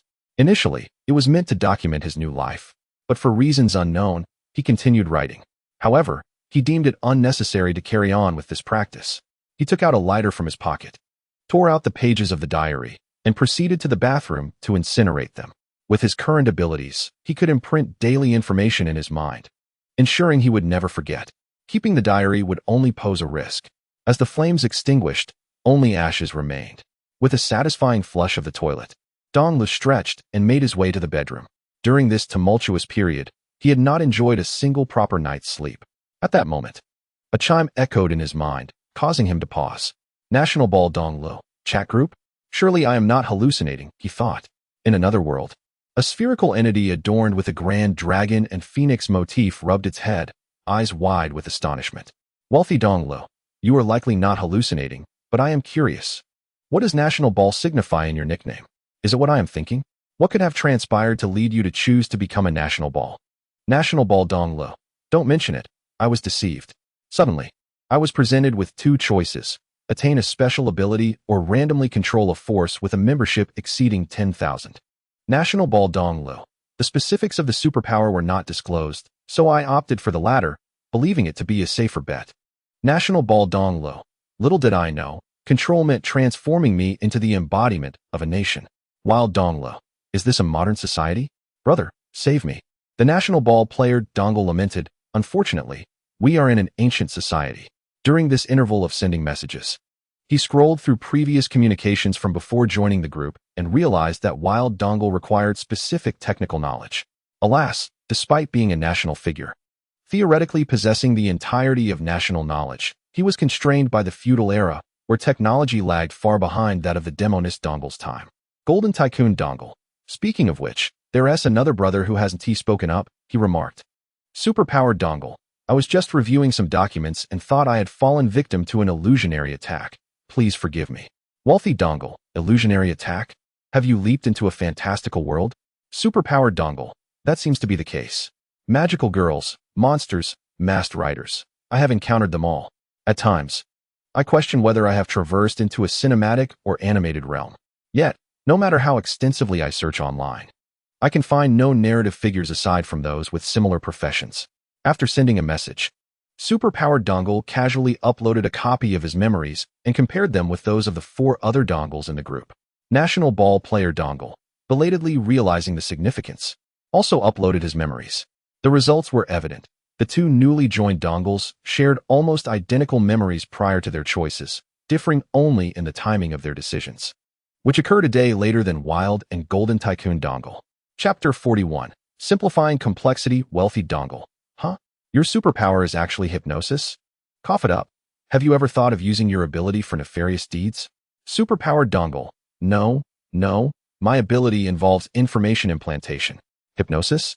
I have no idea what you're talking about. I am a respectable person and would never engage in such behavior. Golden Tycoon Dongle. What respectable person writes about their time travel experiences in a diary? Superpowered Dongle. Do not say another word. I have already destroyed it. The group chat buzzed with excitement, and the demonist Dongle from the magical realm set aside her work to join the conversation. By the way, what is the foundational basis of the power system in your world? Superpowered Dongle from Baijiang City was momentarily perplexed. What do you mean? What is the foundational basis of a power system? Demonist Dongle. For instance, the power in a magical world is built upon magical energy, while the cultivation world absorbs spiritual energy. In my realm, extraordinary power is founded on magical essence. What underpins your superpowers? Superpowered Dongle furrowed his brow, hesitantly sending a message. Do superpowers also require such foundations? Shouldn't they defy logic and exist independently? A brief silence enveloped the chat. The other dongles were taken aback by Superpowered Dongle's response. They had all been raised in a materialistic modern society, possessing at least some scientific understanding. Superpowered Dongle's seemingly naive assumption was somewhat atypical for them. How could such a significant change occur in just a month? Ultimately, Wild Dongle stepped forward to elucidate the underlying principles. In the realm of Eastern Wilderness, it is essential to clarify that the myriad natural phenomena in our world are interconnected rather than existing in isolation. For instance, the water in rivers and lakes absorbs and releases heat from external sources. The clouds above, along with the rain and snow that falls, are manifestations of this thermal exchange of water in varying environments. Even the formation of monsoonal currents is significantly influenced by the ocean's absorption and release of heat. In eras when scientific understanding was rudimentary, few would link these occurrences, perceiving them instead as isolated phenomena, thereby crafting a convoluted worldview. However, from a contemporary perspective, these complexities can be distilled into the simple processes of water's thermal dynamics. The subtle revelation piercing through superpowered Dongle's consciousness suggests that if the thermal interactions of water can give rise to numerous phenomena, there must surely exist other behaviors and entities in nature capable of generating a variety of occurrences. Thus, if we can identify these actions and phenomena, we might simplify the complexities of our world and draw closer to the truth. Scientific exploration, to some extent, is the endeavor to discover the intrinsic connections among the intricate natural phenomena, ultimately achieving simplification through a coherent theory or formula that elucidates all observable events. Consequently, scientific theory adheres to the principle that entities should not be multiplied beyond necessity. As a purely logical deduction, the act of simplifying does not rely upon any external forces. While I cannot assert that this theory applies universally across all realms, as long as logic and reason are permitted to exist, it must hold some value, much like the immutable truth that 11 equals 2 in mathematics. In your world, superpowers manifest as tangible phenomena, yet phenomena are not the causes. They should be founded upon something fundamentally deeper, rather than merely existing as a given or functioning as expected. Superpowered Dongle experiences an unprecedented clarity, akin to a blindfold being torn away, realizing that he had solely contemplated the utility of his abilities without considering their underlying origins, despite being part of a collective consciousness. In the pursuit of understanding, he mutters to himself, swiftly employing his abilities to inscribe the aforementioned insights into his awareness, mindful that once recognized, such truths cannot be overlooked. I comprehend now. I will endeavor to gather information on this matter and bring it to our group for discussion, he declares. Prioritize safety, warns Demonis Dongle. For your world exudes an unsettling air, evoking a peculiar sense of déjà vu. If you require assistance, feel free to voice your needs within the group. Knowledge and technical support are readily available from all members. Ever since the emergence of the mycelium tide, which has established its stronghold in Mo City, the Succubus Dongle has also carved out a base of operations akin to the wilderness, the wealthy, and the golden tycoons, thereby extending aid to other Dongles. As the embodiment of a nation, the National Sphere Dongle represents a singular entity equivalent to an entire country. In theory, the National Sphere Dongle possesses the entirety of the knowledge and memories of its citizens. The Emperor, the head of state, and the President serve merely as puppets executing decrees. However, theory diverges sharply from reality. Much like a person cannot entirely control their neurons, the National Sphere Dongle's influence over the state is, in fact, quite limited. To complicate matters, the nation it traverses is in the waning years of a dynasty, facing a surging population, severe land consolidation, and escalating conflicts between people and land. If these issues are not addressed promptly through the development of productive forces, a change of dynasty could be imminent in just a few decades. At that point, the National Sphere Dongle itself may face demise. The wealthy Dongle asserts, of course, there is no problem. The group has already amassed a wealth of industrial knowledge from the electric and information ages. If you need anything, don't hesitate to ask. Us brothers in modern society have plenty of free time and will surely meet your demands. The Golden Tycoon Dongle adds, indeed, whatever technology you desire, we shall procure it for you. Originally, both the wealthy Dongle and the Golden Tycoon Dongle belonged to the ranks of billionaires, enjoying ample wealth and leisure. With the establishment of a communication group, resources from multiple worlds have intermingled, leading to a continuous increase in their assets. As the Wilderness Dongle begins to construct its own industrial system, harnessing advanced interstellar technology to acquire novel materials, the shared knowledge has further propelled the fortunes of the wealthy Dongle and the Golden Tycoon Dongle to new heights. The Wilderness Dongle expresses curiosity, inquiring about the nature of the relationship between the national sphere and its citizens, as well as how reforms might be enacted. The Succubus Dongle shares this curiosity. In response, the National Sphere Dongle admits, if I must articulate it, I remain uncertain, yet I possess a profound intuition. As the national embodiment, my transformations will resonate among the citizenry. The skills I acquire will soon inspire inventions among the populace, and I will be aware of the technologies they devise. The National Sphere Dongle continues, moreover, I can sense the citizens to some extent, offering insights and guidance. He notes, for specific details, further research is required. Coincidentally, I have 2 smaller spheres nearby. I shall seek an opportunity to test them. The Golden Tycoon Dongle remarks, that sounds intriguing.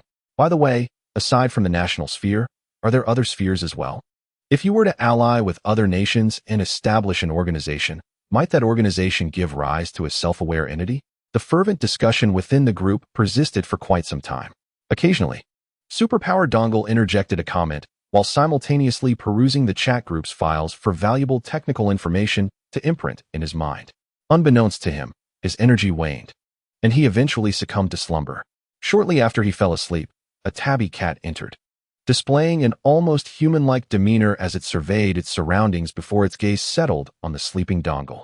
With remarkable ease, it leaped onto the bed, switched off the bedside lamp, and nestled upon Dongle's chest, drifting into a deep sleep while emanating a faint, ethereal glow. The following day, the morning sun streamed through the window, dispelling the darkness. Dongle awoke, feeling heavy and suffocated. Instinctively, he reached to push away the tabby that had been sleeping on him. But to his astonishment, he encountered a hard surface instead of the anticipated softness of fur reminiscent of a human head. A jolt of realization surged through him, banishing the remaining remnants of sleep. He swiftly shoved the entity aside, rolled out of bed, and focused his gaze to activate his powers. Regardless of who dared invade his home, they were certainly in for a surprise. Yet, in the next moment, Dongle froze in place.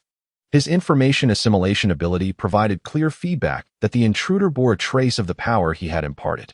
However, he did not recognize her, and a search through his memories yielded no trace of this individual. Simultaneously, the sleeping intruder stirred, the thin blanket slipping away, revealing her unconcerned demeanor as she straightened up and called out to Dongle, "Master Meow." Dongle. As information flooded in, his brain struggled to process the situation, encountering a glitch that rendered him unresponsive. Noting Dongle's silence, the girl disregarded him, mimicking a cat with her hands and feet as she scampered into the living room to consume cat food. Time passed, and Dongle, finally regaining his senses, sat on the sofa with a cup of hot water in hand, striving to quell the turbulence within. He turned to the now-clothed intruder and inquired, "So, you are the great tabby?"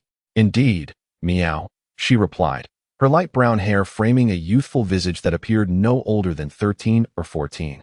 As she munched on cat food, she then extended a handful toward Dongle, asking, "Would you like some, Meow?"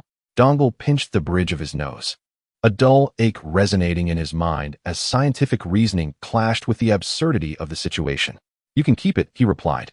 How could a perfectly ordinary cat suddenly transform into a cat girl? Was the world growing increasingly bizarre? As he scrutinized the new form of the great tabby, Dongle remained unconvinced and pressed further. "Where did you learn to speak human language?" "I don't know. I just woke up and suddenly knew how." Meow. The large raccoon paused its eating, expressionless, adding a meow to the end of each sentence. It pondered, "When my master previously petted me." His mind also suddenly filled with many thoughts. Meow. Ahem, ahem. Dong Lu, who was drinking water, almost choked, and if anyone else had heard, they might have thought he was some sort of pervert. Do not utter such easily misunderstood phrases. At that time, you were still merely a cat. Dong Lu had initially taken in the large raccoon for the sake of convenience in conducting experiments. As the number of experiments increased, he sometimes grew lazy and neglected to erase the raccoon's memories of the tests. Moreover, since the kitten was still under a year old and had a rather appealing appearance, he would occasionally pet it when boredom struck. Two perfectly normal activities, yet when the raccoon spoke of them, the meaning shifted. The raccoon tilted its head, expressionless. "Am I not a cat now, Meow?" Dong Lu found himself at a loss for words. By physicalist theory, the raccoon was undoubtedly not a cat now. By genetic theory, he would need to take the raccoon for genetic sequencing to reach a conclusion. And from a philosophical perspective, today's self and yesterday's self were undoubtedly the same individual, thus should be considered a cat. Regardless of whether you are a cat or not, your habitual phrases and titles for your master must be entirely discarded. Dong Lu opted not to delve into discussions regarding species, to prevent this creature's identity from being revealed and causing trouble, as well as to avoid being mistaken for a human trafficker. It was best to help her forget certain things. Dong Lu extended his hand towards the raccoon, erasing specific information from her mind. "From now on, you shall be called Meow Meow, and you may refer to me as Dong Lu or Lulu. I will handle matters of identity for you. For the time being, do not venture outside, understood?" "All right, Lulu." The raccoon, Meow Meow, touched her head, feeling as though she had forgotten something. However, with her master Dong Lu still nearby, it likely was not of great importance, and she continued to grasp cat food from the bowl. Observing Meow Meow's eating habits, Dong Lu felt somewhat awkward. She still needed a bit of common knowledge. Without delay, he selected some fundamental knowledge from his own memories and implanted it into Meow Meow's consciousness. Fortunately, he possessed the ability for information implantation. Otherwise, the sudden emergence of a fully sentient being with feline tendencies would certainly lead to chaos. Those unaware might assume he was following a script from a romantic comedy. Once everything was accomplished, Dong Lu felt utterly drained and exceptionally fatigued, advising Meow Meow, "I am going to take a brief nap. Stay at home and do not go outside. Remember to call for me if something arises." Understood. Having acquired human common knowledge, Meow Meow no longer placed her food bowl on the floor. Instead, she sat on the sofa, holding the bowl, responding while feigning a casual demeanor. It was not until a thud echoed from the bedroom door that she finally exhaled in relief, her aloof expression swiftly transforming into one of curiosity about various things. She quickly grabbed the television remote from the table and began pressing buttons. Recently, a series of malicious incidents involving inexplicable deaths among residents have occurred in this city. Investigations reveal that most of the deceased are adolescents, and experts, along with the victims' families, urge the police to expedite the resolution of these cases and bring the perpetrator to justice. On the television news, a serious-looking female host with rabbit ears reported the news. Meow Meow listened for a while, feeling a sense of boredom, and switched to another program, then another, and yet another. She lingered on each channel for no more than a minute, yet every show featured individuals unmistakably adorned with certain animal traits, such as cat ears, rabbit ears, and serpentine tails, which were all too common. It was not until she stumbled upon a culinary program tailored for cat-eared individuals that Meow Meow was captivated enough to pause. As dawn broke, Dong Lu rose groggily from his bed, casting a bleary glance out the window, reassured to find it was still morning. Indeed, it had all been a dream. How absurd to dream of a raccoon transforming into a cat girl. Before he could finish his thought, upon entering the living room, he was greeted by the sight of a brown-haired little girl sprawled on the sofa, fast asleep, with drool seeping from the corner of her mouth onto a cushion. On the floor lay an empty bag of cat food. It was no dream. Chapter 43. Expanding the network of information in Baijiang City, at the Jingchuan District Police Station. Dong Lu guided the awakened Meow Meow to inquire about the steps necessary for identity reinstatement. With his ability to implant information paving the way, he felt assured there would be no unforeseen complications. The reinstatement process could be completed within 5 working days, after which they could return to collect it. The officer attending to them was a seasoned middle-aged policeman. Whether it was the efficacy of his information implantation skills, the prevalence of individuals lacking identity in Baijiang City, or perhaps the leniency of the Human Federation regarding identity management, Dong Lu found that he expended little effort in completing the necessary paperwork. "Thank you. You're welcome." Stepping out of the police station, Dong Lu felt a surge of brightness in his mood. Preparing to take Meow Meow shopping for a few outfits when a rumble echoed in the air. Meow Meow touched her belly and looked at Dong Lu. "Lele, I'm hungry. All right, let us get you something to eat. What would you like?" "Cat food. That can wait. For now, you should try food meant for humans." "Anything will do." At a nearby bun shop, Dong Lu purchased several meat buns. As he observed Meow Meow devouring them with gusto, he suddenly recalled a detail he had previously overlooked. The weight difference between cats and humans is significant. Now that Meow Meow had transformed into a human, where had the extra weight come from? Had she violated the law of conservation of mass with what she consumed? Dong Lu clenched his right fist against his chin and inquired directly, "Meow Meow, what did you feel when you transformed into a human?" Meow Meow succinctly replied, "I don't remember." She took a bite of her bun and added, "Does it matter?" "Very much so."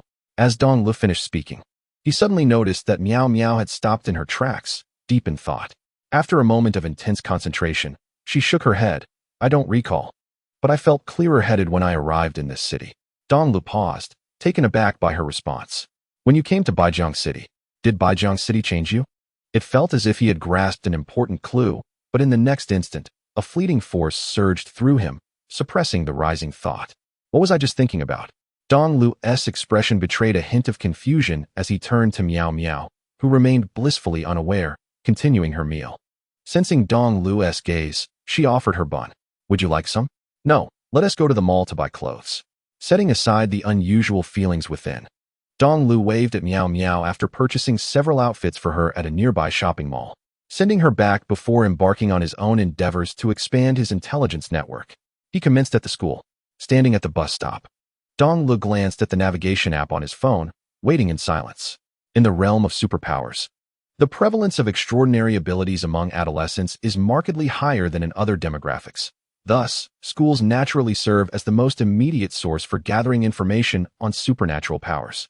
The bus to the third middle school arrived promptly, and as Dong Lu disembarked, a throng of students poured out of the school for lunch. He effortlessly implanted subtle suggestions into the minds of passing students and bystanders. These were not commands demanding blind obedience. The more forcefully he attempted to contravene another's will, the greater the toll it took on him. Instead, he sowed a seed of thought in these impressionable youths, encouraging them to report any unusual occurrences or supernatural phenomena to him via their phones or other means.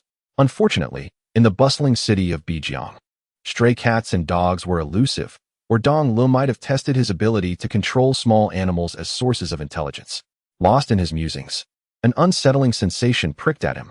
Turning his head, he beheld a faint shadow hovering in midair, petite and endearing, with ears longer than its body. Had it not been for its pitch-black form, it would have appeared even more charming. Their eyes met for a fleeting moment. The crowd around him surged, engulfing Dong Lu entirely.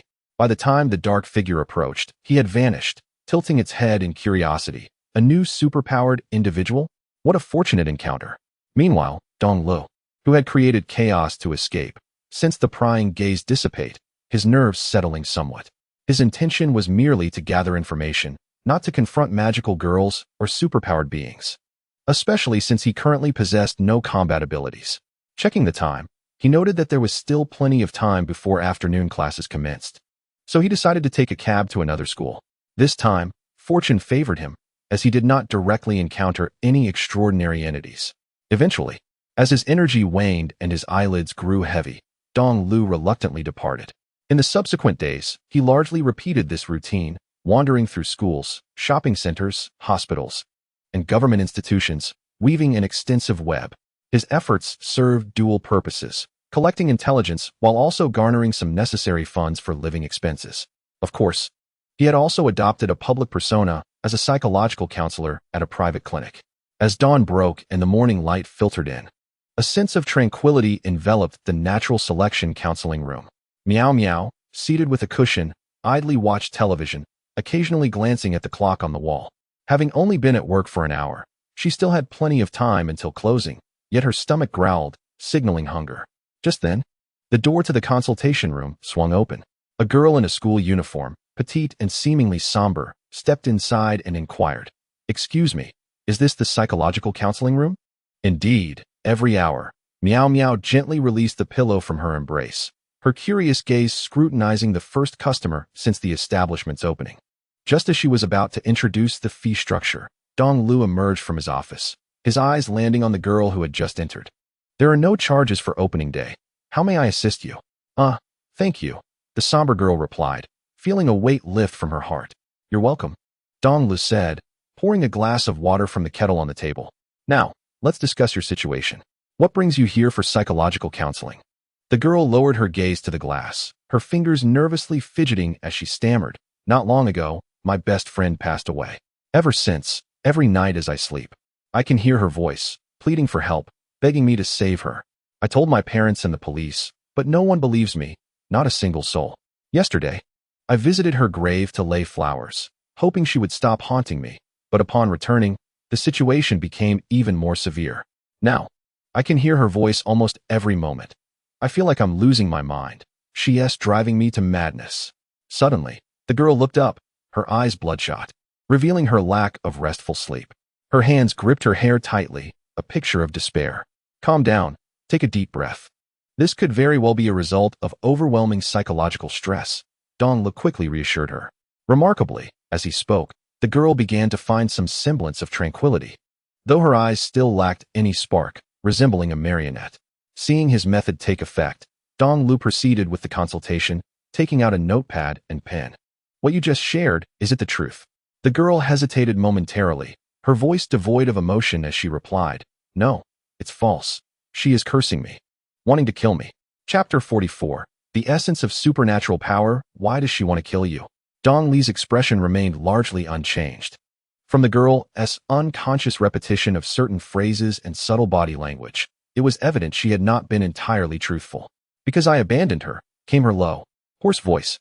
Dong Lu straightened slightly, his focus sharpening. "Continue. We were inseparable since middle school, desk mates and best friends. However, in high school, her family faced a tragedy. During a trip, they were involved in a car accident, and she was the sole survivor." The somber girl spoke at a measured pace, her narrative uncomplicated yet deeply poignant. "During her high school years, my dear friend faced an unexpected family tragedy. Although she miraculously survived, she became an orphan. Most of her family's assets and the compensation from her parents and brother were seized by suddenly emerging relatives, leaving her guardianship in the hands of a distant uncle. Life under someone else's roof was far from easy, and coupled with her family's upheaval, her once bright demeanor gradually turned sullen and reclusive. Her academic performance, which had been commendable, plummeted, leaving her with only one confidant, the gloomy girl herself.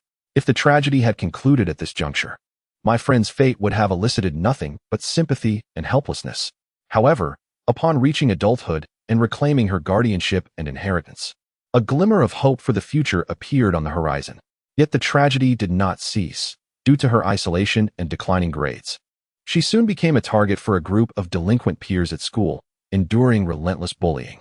Insults and beatings became routine, and she even faced extortion through humiliating photographs. In her desperation, she sought help from her confidant, but fate dealt a cruel hand. The gloomy girl had begun dating a boy whose childhood friend was one of her tormentors. In an effort to avoid conflict with her boyfriend, the gloomy girl chose to disregard her friend's pleas for assistance and even distanced herself from her former confidant. A few days later, she received the news of her friend's untimely demise. Shortly thereafter, the original bullies met with tragic ends, leaving the gloomy girl tormented by relentless psychological anguish. She came to me, filled with distress. As she recounted her story, her demeanor shifted dramatically, her hair danced wildly, and an aura of dark energy emanated from her. Without hesitation, I implanted a blank memory within her, obscuring the harrowing experiences she had just shared, managing to calm her tumultuous emotions. There was indeed something peculiar about her presence. From the moment she entered, an unsettling feeling washed over me, prompting me to waive the consultation fee and explore further. Meow Meow quietly positioned herself beside me, her demeanor alert and cautious as she scrutinized the gloomy girl. "Should we send her away?" she whispered. "Not just yet," I replied, reluctant to let this opportunity to delve into extraordinary powers slip away. Although it may have seemed morally questionable to proceed without consent, the girl was marked by impending doom. Without understanding the nature of that power, any attempts at rescue would be futile. Thus, conducting an experiment seemed justifiable. "Meow Meow, find a place to hide," I instructed my ever-watchful companion. She remained steadfast. "It's safer beside you. Suit yourself," I replied, dismissing her concerns. Taking a deep breath, I placed a hand upon the gloomy girl's head, utilizing my ability to implant information to unravel the chaos of her uncontrolled memories. In that instant, a chilling sensation enveloped me, infused with despair and hatred. In a trance, I perceived distorted faces encircling me, emitting maniacal laughter and vile curses. Were these the faces of her tormentors? I quickly recognized the perspective from which I was experiencing this onslaught. Rather than succumbing to panic, I felt a surge of exhilaration. If one could glimpse the memories of the mastermind through the markings on the gloomy girl, might it not also reveal her journey to acquiring such powers? With this thought, he immediately intensified his efforts, unleashing a more ferocious wave of mental intrusion. Outside, the dark mist enveloping the gloomy girl erupted violently, transforming into a dense black cloud that shrouded Dong Lu. Meow Meow, taken aback, reached out to pull Dong Lu away but was repelled by an unseen force. Crashing against the wall, after a brief struggle, she managed to rise. In the realm of consciousness, Dong Lu remained unfazed by the onslaught of mental attacks. On the 12th day of his awakening to superpowers, he had already turned his abilities upon himself. His sound mental state and formidable vigor were indelibly etched into his consciousness, rendering such levels of psychic pollution ineffective against him.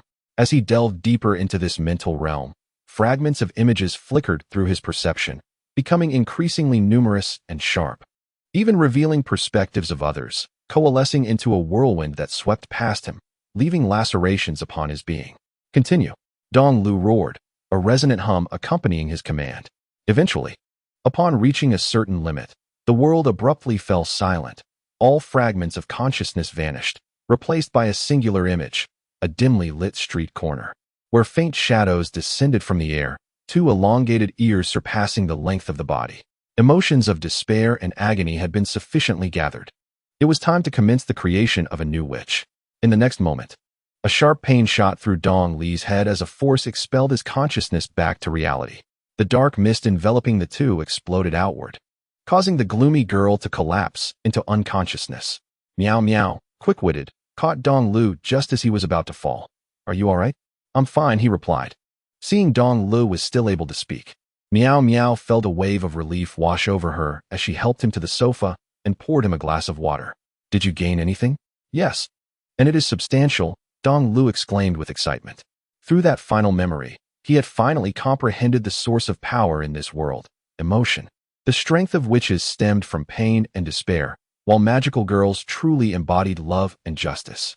Dong Lu chuckled, only to promptly dismiss this conclusion. No, that is not entirely correct. Emotion is merely a phenomenon, a varied response to external stimuli. Thus, the fundamental source of power must be will and memory. By gauging the strength of will, one could discern whether emotions were melancholic or exuberant. By adding the attributes of memory, one could differentiate between positive and negative emotions. The quantity and content of memories could influence the strength of one's will. The resolve of a battle-hardened general far surpasses that of an uninformed child. Conversely, the strength of will could also affect the nature of memories. Strong individuals tend to recover more swiftly from adversity, creating new memories in the process. They are akin to electricity and magnetism, two facets of the same entity. Dong Lu felt his thoughts crystallizing with increasing clarity. Merging his experiences of wielding power, he gradually unraveled the entirety of this concept. Eager to experiment, he began to weave memories for himself using his ability to implant information, steering the direction of his will, transforming it into emotional strength. Boom! An invisible shockwave erupted from Dong Lu's hand, striking the wall of the psychological counseling room, which then cracked like a spider's web. In the next moment, exhausted to the brink of collapse, Dong Li's eyes rolled back, and he fainted. His conjecture was indeed correct. Yet it was evident that it was not entirely so. The world of reality is invariably more intricate than theory, fraught with numerous deviations. Chapter 45. The support for Dong Lu as dusk fell, the setting sun bled crimson. Have I dozed off? Luo Zhen roused slowly, stretching her limbs, only to find the heavy shackles and the voices echoing in her mind had vanished without a trace, leaving her with an unprecedented sense of lightness. You're awake? Meow Meow inquired, having previously used some subtle techniques to help her relax and calm her emotions. To our surprise, you fell asleep, so we didn't want to disturb you. After handing her a glass of water, Meow Meow explained the situation before asking, How do you feel now? Luo Zhen, pleasantly surprised, patted her body. I'm better. I'm completely well. The voices have all disappeared. Meow Meow nodded. That's great. Otherwise, even if you hadn't slept well, we would have had to wake you up. Upon hearing this, Luo Zhen froze momentarily, only then realizing that the sky outside had nearly darkened. She had slept here for an entire day. In a flurry of anxiety, she checked her clothes and body, relieved to find no abnormalities. Thank you. You're welcome. It's time for you to head home. All right, goodbye. Luo Zhen, belatedly aware, pushed the door open and left. Meow Meow, watching her depart, first went to the office to check on the still unconscious Dong Lu. Seeing that he showed no signs of waking, she added an extra blanket over him, then walked to the living room and locked the door to the psychological consultation room. Curling up on the sofa while rubbing her stomach, she dozed off, occasionally mumbling in her sleep, I'm so hungry. The following morning, Dong Lu awoke to a tickling sensation, only to find Meow Meow poking him with her finger. Yawning sleepily, he asked, How long was I out? One day, Meow Meow replied, her gaze fixed intently on him. I'm hungry. Have you not eaten anything since yesterday morning? Dong Lu paused, his expression somewhat awkward, in his excitement over understanding the extraordinary powers. He had forgotten to ensure that their mascot was taken care of first. Meow Meow nodded impassively, yes. Just as well, I'm hungry too. Let us order takeout. Feel free to say what you want. Today is a joyous occasion. Let us consider it a celebration. Dong Lu struck a pose of extravagant generosity.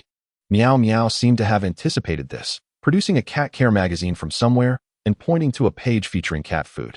Her eyes sparkling as she looked up at her boss. Dong Lu, face-palming, felt a twinge of disappointment. Look at your aspirations. All you can think about is cat food. Can't you think of something more expensive? Meow Meow obediently flipped to the next page, revealing pricier cat food. Never mind. I shouldn't have expected anything more from you. Dong Lu shook his head and proceeded to order several bags of cat food for the mascot via his phone. After all, the primary ingredients were beef and fish, so there was no need to worry about Meow Meow getting an upset stomach. With a few more taps, he also ordered a standard breakfast. Just wait, it will be here shortly. Venturing into the living room, Dong Lu discovered that Meow Meow had already tidied up the consultation room. With nothing pressing to do, he picked up the remote and turned on the television, just in time to catch the news reporting several recent mysterious deaths among teenagers. I feel like I've seen these individuals somewhere before. Although the images in the news were obscured, Dong Lu still felt an unsettling familiarity. Utilizing the search function in his chat group, he soon identified several individuals from the television. They were all perpetrators of school bullying. Were they, then, the victims of the witch's vengeful wrath? Dong Lu was indifferent to the demise of such scoundrels. Rather, he was more concerned about the absence of any virtuous figure wielding extraordinary powers to rectify the situation, especially given the time that had elapsed since the incident. It was well known that in the previous two cities, monstrous entities were swiftly confronted by an influx of magical girls, masked riders, and the like. Was it possible that Baijiang City lacked specialized extraordinary beings to address egregious events? Or perhaps it was deemed appropriate for the witch to exact her vengeance and settle scores, purging the world of these wretches? Before Dong Lu could ponder further, his remote control was snatched away by Meow Meow, who exhibited no interest in the news, favoring instead culinary programs, particularly those tailored for cat ear enthusiasts. Observing the broadcast, Dong Lu shook his head, his consciousness sinking back into the chat group. Superpowered Dong Lu, brothers. I have discovered the source of power in the extraordinary world and urgently require the assistance of all members. Succubus Dong Lu, so soon? What is it? Tycoon Dong Lu. I echo that inquiry, quite curious. Wilderness Dong Lu. Superpowered Dong Lu wasted no time in providing a straightforward answer. Will and memory. Or perhaps more aptly, consciousness. After sending the message, he recounted his experiences from the previous day, elucidating his thoughts. Superpowered Dong Lu, what do you all think? Are there any issues with this hypothesis? Golden Tycoon Dong Lu, there are no apparent issues. But don't you find it rather absurd to claim that power derives from will and memory? What a metaphysical worldview. Superpowered Dong Lu, while I too find it somewhat far-fetched, a materialist warrior should adhere to the principle of seeking truth from facts. I have empirically demonstrated that the theory is viable, thus I believe it belongs to materialism. Golden Tycoon Dong Lu, your reasoning is quite compelling. I find myself at a loss for a counterargument. National Ball Dong Lu, so, superpowered, haven't you already resolved the issue? What further assistance do you seek? Superpowered Dong Lu, it pertains to how to leverage this theory to enhance my strength. Yesterday, I attempted to utilize my memory implantation ability to weave memories, thereby invigorating my will and unleashing an attack. However, I collapsed immediately after casting the attack, as my strength was utterly insufficient. Wilderness Dong Lu, you've come to the right person. I previously assisted Succubus in designing magical attack methods and possess ample experience in this area. Superpowered, please share the characteristics of the will and memory power system, and I will assess the situation. Superpowered Dong Lu, one moment. Superpowered Dong Lu promptly transmitted the information he had observed marked on Luo Zhan, along with some intelligence he had previously gathered. Moments later, Wilderness Dong Lu. Wilderness Dong Lu, is this all there is? On the isolated island, Wilderness Dong Lu stood atop a constructed factory, scratching his head. Although superpowered Dong Lu had sent a considerable amount of information, it was largely vague and general, with very little truly useful content, leaving him in a predicament akin to a skilled cook unable to prepare a meal due to lack of ingredients. Superpowered Dongle, for now, this is all I know. Wilderness Dongle, let me give it a try. Superpowered Dongle, I trust you, my friend. At this moment, National Ball Dongle also stepped forward. Although his technical skills were modest, the advantage of being a lone entity allowed his thought processes to be remarkably diverse and agile. National Ball Dongle, it seems we can harness the emotional energy of different individuals through certain means. Superpowered. Would you like to explore a method to gather strength from others? Wilderness Dongle. That's an intriguing idea. Human emotions ebb and flow like the tides. They are never in a state of perpetual calm. If we could establish a tidal power station within people's consciousness to store energy during emotional fluctuations, then drawing strength from it would not pose a challenge. Wealthy Dongle observed the conversation in the group veering towards a perilous domain, feeling a twitch at the corner of his mouth. He sent a message. I can't shake the feeling that you are discussing something rather sinister. Are we not treating people as emotional batteries? Superpowered Dongle vehemently countered. No, not at all sinister. I have merely discovered an unexploited source of energy. In modern society, there are proposals to redesign cities to harness the energy generated by people walking on the ground. If I can successfully develop and utilize emotional energy to create value and benefit the world, would anyone truly be dissatisfied? What matters is the outcome, not the process. People will gradually accept change. Wealthy Dongle. I find your perspective reasonable. Superpowered Dongle. Indeed. So brothers, I implore you to assist me. My future happiness rests entirely in your hands. Wilderness Dongle. Rest assured, my brothers will not let you down, but do not neglect your research and materials. Otherwise, we will be at a loss. Superpowered Dongle. Understood. Chapter 46. Changes in the three realms. The future visions described by the brothers in the group were beautiful and enticing. Yet when confronted with the reality and the intricate details of technology, it inevitably became tedious, especially during repeated experiments that failed to yield desired results. Enthusiasm was severely diminished. At the Natural Selection Psychological Counseling Center, Dongle stood in front of the bathroom mirror, turned on the faucet, and cupped his hands to wash his face, feeling slightly more alert. Simultaneously, a message popped up in his line of sight. Wilderness Dongle. Superpowered. You have been testing for quite some time. It's time to take a break. I'm fine. I can manage a bit longer. Superpowered Dongle yawned while declining. His ingrained high level of motivation would not wane with diminishing enthusiasm. On the contrary, it only intensified, driven by a desire to achieve his goals. The chat group interface paused for a moment, and Wilderness Dongle, residing in another realm, shook his head, marveling at the astonishing perseverance of his counterpart in the superpowered world. Or perhaps it should be described as an unwavering dedication. A few days ago, when seeking assistance within the group, several members painted a grand vision for Dongle. The extraordinary Dongle seemed to embrace that possibility wholeheartedly. Recently, under the guidance of Dongle's support, I have been fervently exploring the characteristics of superpowers, tirelessly combining various ideas with my ability to implant information, even sacrificing sleep.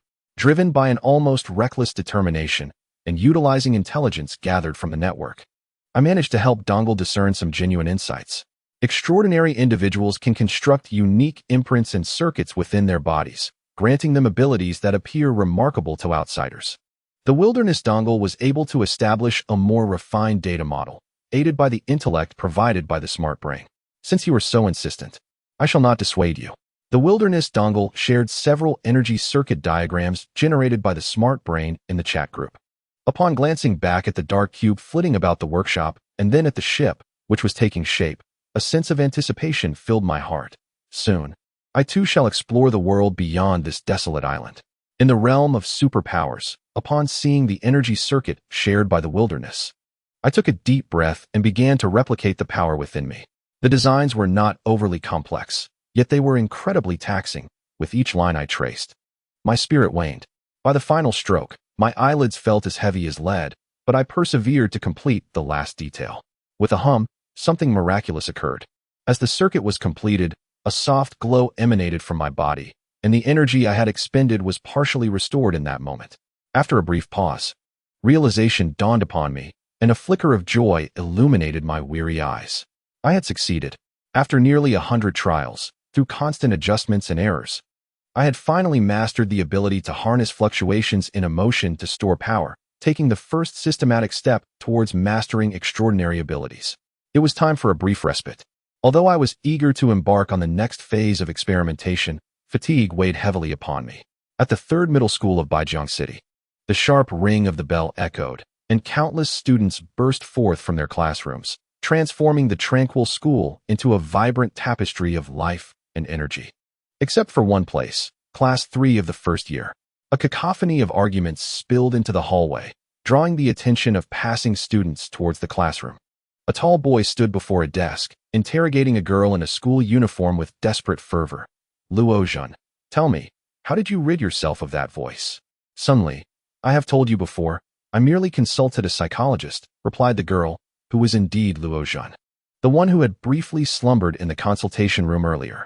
As she sensed the myriad gazes converging upon her, her face grew increasingly uncomfortable, offering no semblance of kindness despite the fact that he had once been her boyfriend.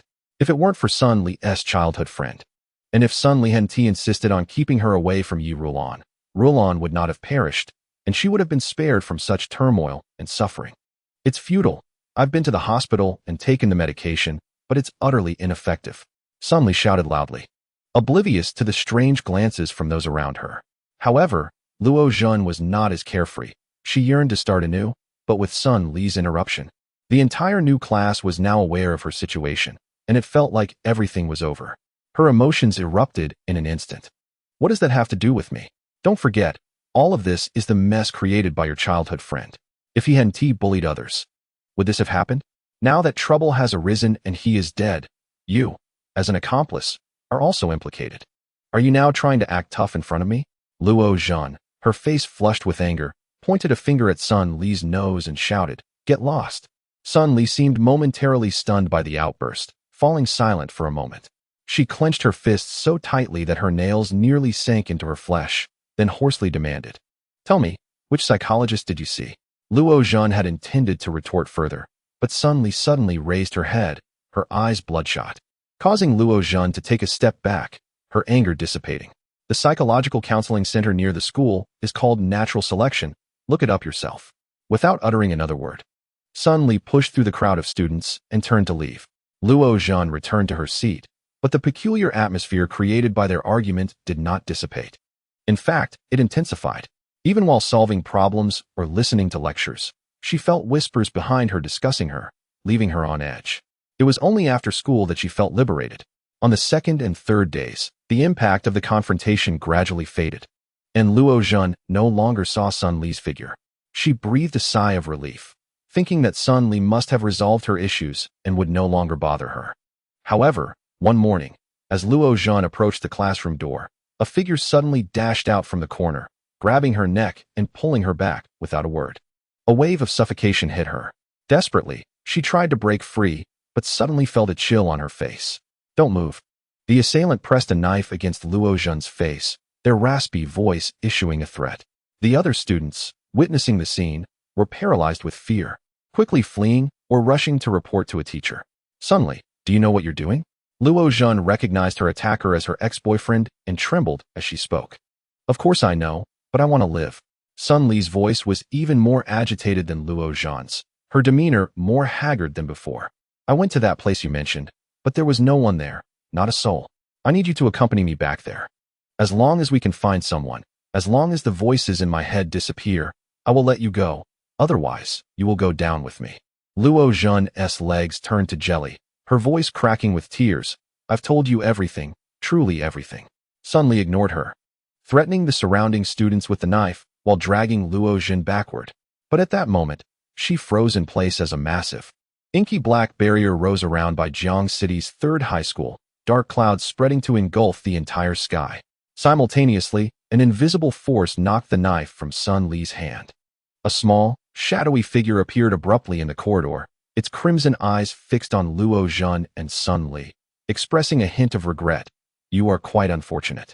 It would have been better had you not acted out in school.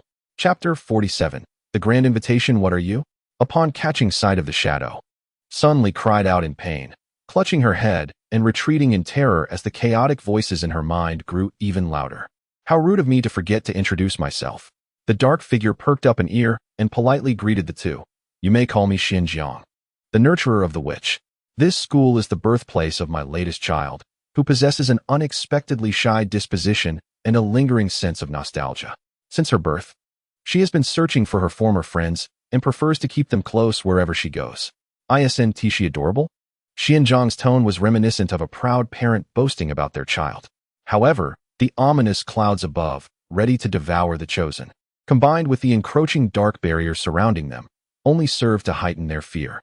The collective invitation from the school's students and teachers would typically be issued later, after sufficient preparation, but you have inadvertently touched upon some of that child's memories, prompting her to extend the invitation prematurely. What a headstrong child she is. With her elongated ears spread wide like hands, Xianjiang expressed a mix of exasperation and affection. Yet neither Luo Zhen nor Sun Li could resonate with her. Nor did they dare linger any longer. They scrambled to escape the teaching building, making their way toward the school gate. However, just as they were about to burst through, the scene before them abruptly shifted, and they found themselves on the school playground. Their bodies felt as though they had just undergone vigorous exercise, limbs weak, chests constricted, gasping for air as their hearts raced perilously fast. What is happening? I was clearly running toward the school gate. Luo Zhen looked around in bewilderment, a subtle despair taking root within her. Xianjiang tilted her head and appeared, explaining to the panting duo, "It's futile. The barrier enveloping the school, while not a formidable blockade, exerts a force compelling others to retreat. Those lacking sufficient willpower will be influenced by the barrier's strength, instinctively ignoring everything happening around them and distancing themselves from it." She raised a claw and pointed to other students rushing toward the playground. "Look, your classmates are coming." Luo Zhen and Sun Li turned to see a group of dazed students sprinting toward the playground, coming to a halt momentarily before awakening from their stupor. Some dashed toward the teaching building, seeking refuge indoors. Others, eyes closed, stubbornly continued their charge toward the school gate. The dark clouds above seized the opportunity to drop tendrils like enormous black serpents, wantonly preying upon the faculty and students, siphoning their vitality and despair. Luo Zhen's legs weakened, nearly collapsing as she cast a desperate glance at Xianjiang, her voice tinged with tears. "You are the nurturer of Rulan, aren't you? I am her friend. I implore you, save me, spare me." Xianjiang did not respond, but circled around Luo Zhen, intrigued. "I am curious about one thing. You must be an important guest on that child's invitation list. Why have you yet to arrive? It is rare to survive after being marked by a witch." I merely visited a psychologist and fell asleep there. Beyond that, I truly know nothing." Luo Zhen grasped at the last thread of hope, pleading, "I beg you. I was not the one who bullied him back then. I can apologize to Rulan." Xianjiang tilted his head, seemingly perplexed. What purpose do these words serve? "I am merely a nurturer, possessing little power." Before he could finish his sentence, a figure surged forth, brandishing a knife aimed at him. It was Sun Li. Observing that all of Xianjiang's attention was fixated on Luo Zhen, he had been suppressing the cacophony in his mind, waiting for the opportune moment. Now he lunged forward, ferocity erupting. "Die." However, upon confronting Xianjiang, Sun Li's expression shifted dramatically. He felt as though he had lunged into thin air, crashing heavily to the ground. Terror etched on his face, as a massive serpent of black mist consumed him. Xianjiang cast a nonchalant glance at Sun Li, unfazed, his ears pricked, releasing a radiant glow that projected the image of a psychic he had encountered a fortnight prior. "Is the psychologist you met of this appearance?" "Yes, that's him." Luo Zhen's pupils constricted as he pointed towards Dong Lu, exclaiming with fervor. "So that's it. Thank you for your cooperation," Xianjiang acknowledged with a nod, his form gradually dissipating. Yet, Luo Zhen panicked. "Wait, you promised me. As long as I tell you, you would let me go." The process of Xianjiang's fading did not halt. Upon hearing Luo Zhen's words, he responded coolly, "No, I never consented. That was merely your misunderstanding." No sooner had he spoken than the serpent of black mist descended from above, swallowing Luo Zhen whole. Xianjiang appeared suspended in midair, observing the thick, ominous clouds as they spread with reckless abandon, soothingly remarking, "There's no rush. This city is currently in a lull, with few who can disturb you." In the next moment, he was taken aback. The barrier had been breached. As one stepped onto the school grounds, the entire world suddenly shifted in hue. The warm sunlight vanished without a trace, replaced by an eerie chill and darkness, along with a tempest of black tendrils swirling about. The commotion was quite substantial. The newcomer was Dong Lu, standing at the school entrance, gazing upward at the bizarre scene that resembled the descent of an ancient deity, narrowing his eyes.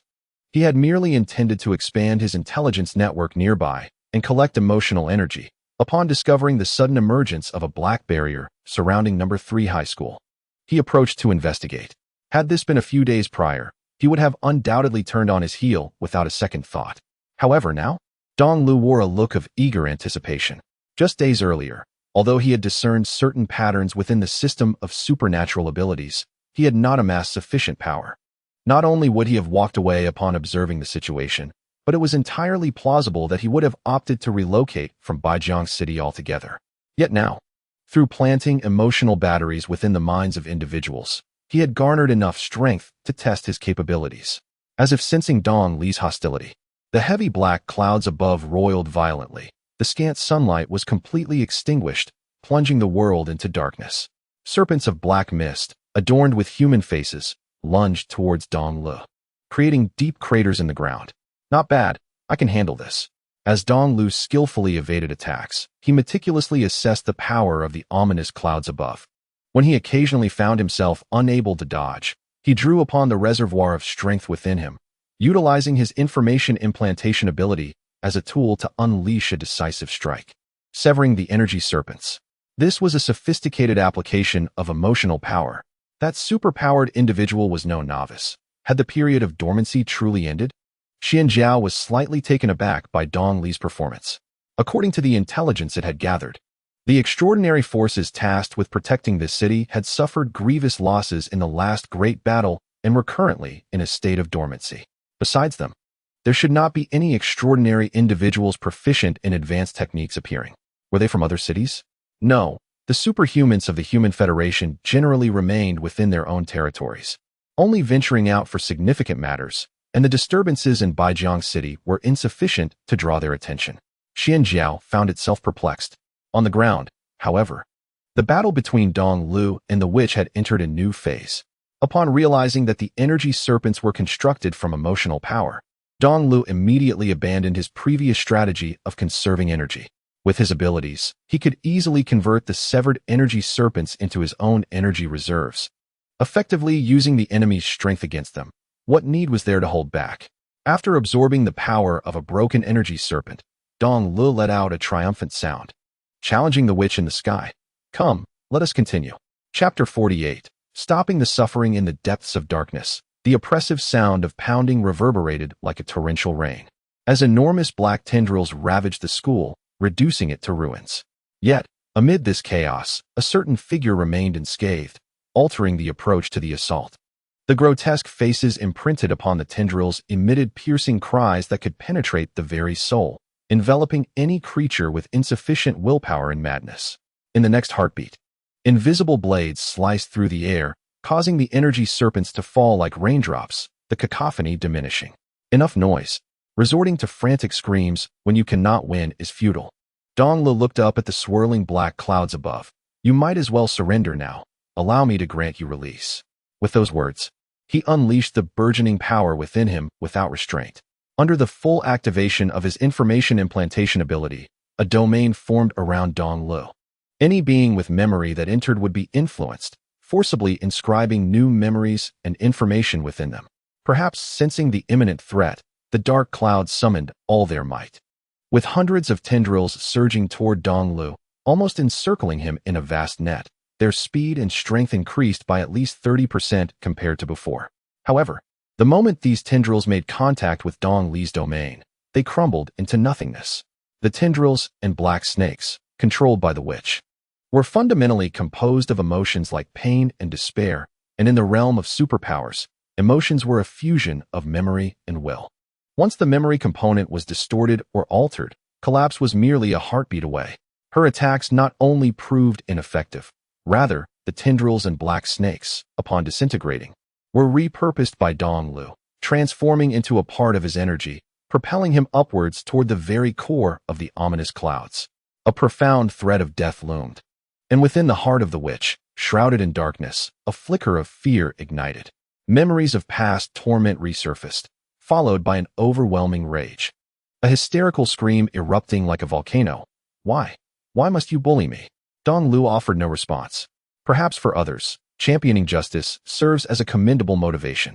Though the witch was once a victim, she had now morphed into an aggressor, ensnaring many innocents akin to her former self, condemning numerous undeserving souls to death. Yet, Dong Lu understood that his actions were not driven by such motives. In the realm of extraordinary abilities, he might not be deemed a villain. Yet he lacked the grand aspirations of the demon Dong Lu from the magic-infused world, devoid of any noble intent to safeguard the city's beauty. His ethos was simpler: to be true to oneself, to lend a hand when capable in the face of injustice, and to walk away when unable to help, remaining indifferent to what lay beyond his sight. This endeavor was merely coincidental, as the witch appeared before him at a time when he sought to test his acquired skills. The roiling black clouds coalesced into a colossal human form, myriad faces of anguish and malice glaring at Dong Lu, their shrieks unleashing a mental assault tenfold more potent than before, overwhelming him. A formidable pressure generated shockwaves, obliterating the playground's grass, the fencing, and everything in proximity. Yet, just as it seemed that all was settled, a hand suddenly burst forth, imprinting itself upon the witch's forehead. Dong Lu, enduring the onslaught, pressed forward to confront her, activating his information implantation ability at close range. With memories as his blade, he meticulously dissected the consciousness of the newly reborn witch. A torrent of despair and memories of humiliation surged into Dong Li's awareness, assailing his reason with a force far surpassing that of a mere imprint. In the distance, Xianjiang found himself perplexed by the scene unfolding before him. It was well known that witches were birthed from a crucible of despair and suffering, their very essence steeped in profound spiritual corruption. To delve deeply into the witch's psyche was akin to courting death. Dong Li's intrusion into her consciousness was a reckless gamble with fate. Did he truly intend to save her? Xianjiang tilted his head, a non-answer surfacing in his mind. Some extraordinary beings in the cities were indeed susceptible to benevolent emotions like compassion and justice, blurring the lines between friend and foe in their desire to assist. The witch, transformed from victim to perpetrator through abject tragedy, could stir their deepest instincts, compelling them to act recklessly. Yet, such notions were utterly implausible. Witches were not beings capable of redemption. Their existence was wholly consumed by despair and suffering. Devoid of these, they would cease to exist. And as long as despair and suffering persisted, their behavioral logic could not be altered. Despite possessing formidable power, they remained mindless entities. Xianjiang lamented Dong Li's strength, realizing he had chosen the wrong master. On the other side, Dong Lu, enduring intense mental pollution, continuously delved deeper into the witch's consciousness space, with directives aimed at preserving the normal function of his awareness being persistently updated and fortified. His intentions were not to save or redeem anyone. Rather, he simply relied on his ability to implant information to safeguard his own consciousness, intending to seize the opportunity to observe the energy circuits within the witch. He sought to understand their genesis and provide experimental material for the data simulations in the desolate wilderness. Furthermore, he harbored a curiosity about the nature of witches. As far as he knew, Yi Rulon and other bullied individuals he had glimpsed through the imprint on Luo Zhan were undeniably dead. Dong Lu was intrigued by what the witches, born from the despair and suffering of these deceased souls, truly were. Upon penetrating the depths of the other's consciousness, he found his answer. Witches might be a form of spiritual beings, composed of various negative emotions, perpetually trapped in the past, ensnared in anguish. The only means of alleviating their pain was to vent and share this suffering. It was indeed tragic. Even in death, they found no respite. Acknowledging this truth, Dong Lu sighed in sorrow. He became aware of the vulnerabilities in his own psyche as countless painful memories reached out from the inky mire, tugging at him, yearning for him to join their ranks. However, in the next moment, a radiant light surged forth, piercing through all. Dong Lu's form transformed into a stream of luminous energy, manifesting simultaneously within the myriad grievances that constituted the witch's core, appearing at the final moments of their lives. The most profound anguish and resentment were extracted, leaving behind a lifeless body devoid of value, broken and neglected, staring wide-eyed at the world, until a gentle hand brushed over, accompanied by a soft whisper, "Sleep now. The dead who should have perished, and many who should not have died have also met their end. The suffering ought to cease." He raised his hand and reclaimed the pain and despair that had been extracted from the witch's memory space from Xinjiang. His ability to implant information activated within the realm of consciousness, inscribing the information regarding the demise of the perpetrators therein. He then delicately passed over their heads, arranging their features in the consciousness space, restoring them to their clean and orderly appearance. Although directly erasing the pain within the witch's memories would have hastened the end of the conflict, Dong Lu was willing to wait a little longer under the condition of choice, offering patience and kindness, granting them the opportunity to know that their vengeance had been exacted. In the consciousness space, a profound darkness cracked open, swiftly spreading across the entirety of the world until it could no longer withstand the influx of white light, leading it towards collapse. Dong Lu shook his head, preparing to withdraw. "Thank you," a barely perceptible voice echoed. Dong Lu paused in his steps, turning to look back. The bright world seemed to have shadows that had once existed, yet appeared to have never been there. In the external realm, Xianzhang gazed in disbelief at the unfolding scene. Dong Lu had genuinely eradicated the negative emotions from the witch, leaving behind a pure consciousness. It was utterly astonishing. "How did you accomplish this? Was it through your ability? What ability is it? Can you tell me?" Xianzhang, realizing Dong Li's success, not only refrained from hastily fleeing but instead approached him, bombarding him with questions. In the next moment, an attack tore through the air. Chapter 49. Clearing away some of the mist. What an irritable situation. The fragmented Xianzhang let out a helpless sigh, quickly reassembling its form and politely introducing itself. "Allow me to present myself. I am Xianzhang. May I inquire as to your name?" Dong Lu furrowed his brow as he gazed at the reformed Xianzhang, astonished. "You cannot die?" Although he posed the question, his assault did not waver. His strikes intertwined with mental attacks, shredding Xianzhang while simultaneously erasing its consciousness. Yet, in the next moment, Xianzhang appeared unharmed, responding, "Indeed, in this realm, the concept of death eludes me. Other mental assaults and probing attempts are ineffective against me. Can we now engage in a proper conversation? I understand your desire to protect this city. If you still harbor resentment, I can permit you to strike me down a few more times until you are satisfied." Xuanjiang's demeanor was peculiarly amicable. Dong Lu hesitated, momentarily relinquishing his intent to eliminate the shadow before him. He had employed every tactic at his disposal, yet found himself powerless against this tenacious entity. "What does this world signify?" You are unaware?" Xianzhang circled Dong Lu, observing him closely. Many cities within the Human Federation occasionally face invasions from malevolent entities of other realms, and some individuals possess superhuman abilities that allow them to summon beings from these worlds. Such realms are indeed real. Xianzhang finished its observations with a lament. Enduring daily confrontations with otherworldly monstrosities and internal chaos from villains in each city, your world seems quite beset by calamities, though other realms are not much different. If you can enlighten me on how you eradicated the negative emotions from the witch, I could reveal more about other worlds. What say you?" Dong Lu disregarded the proposition, swiftly shifting the topic. "What is your purpose in creating witches?"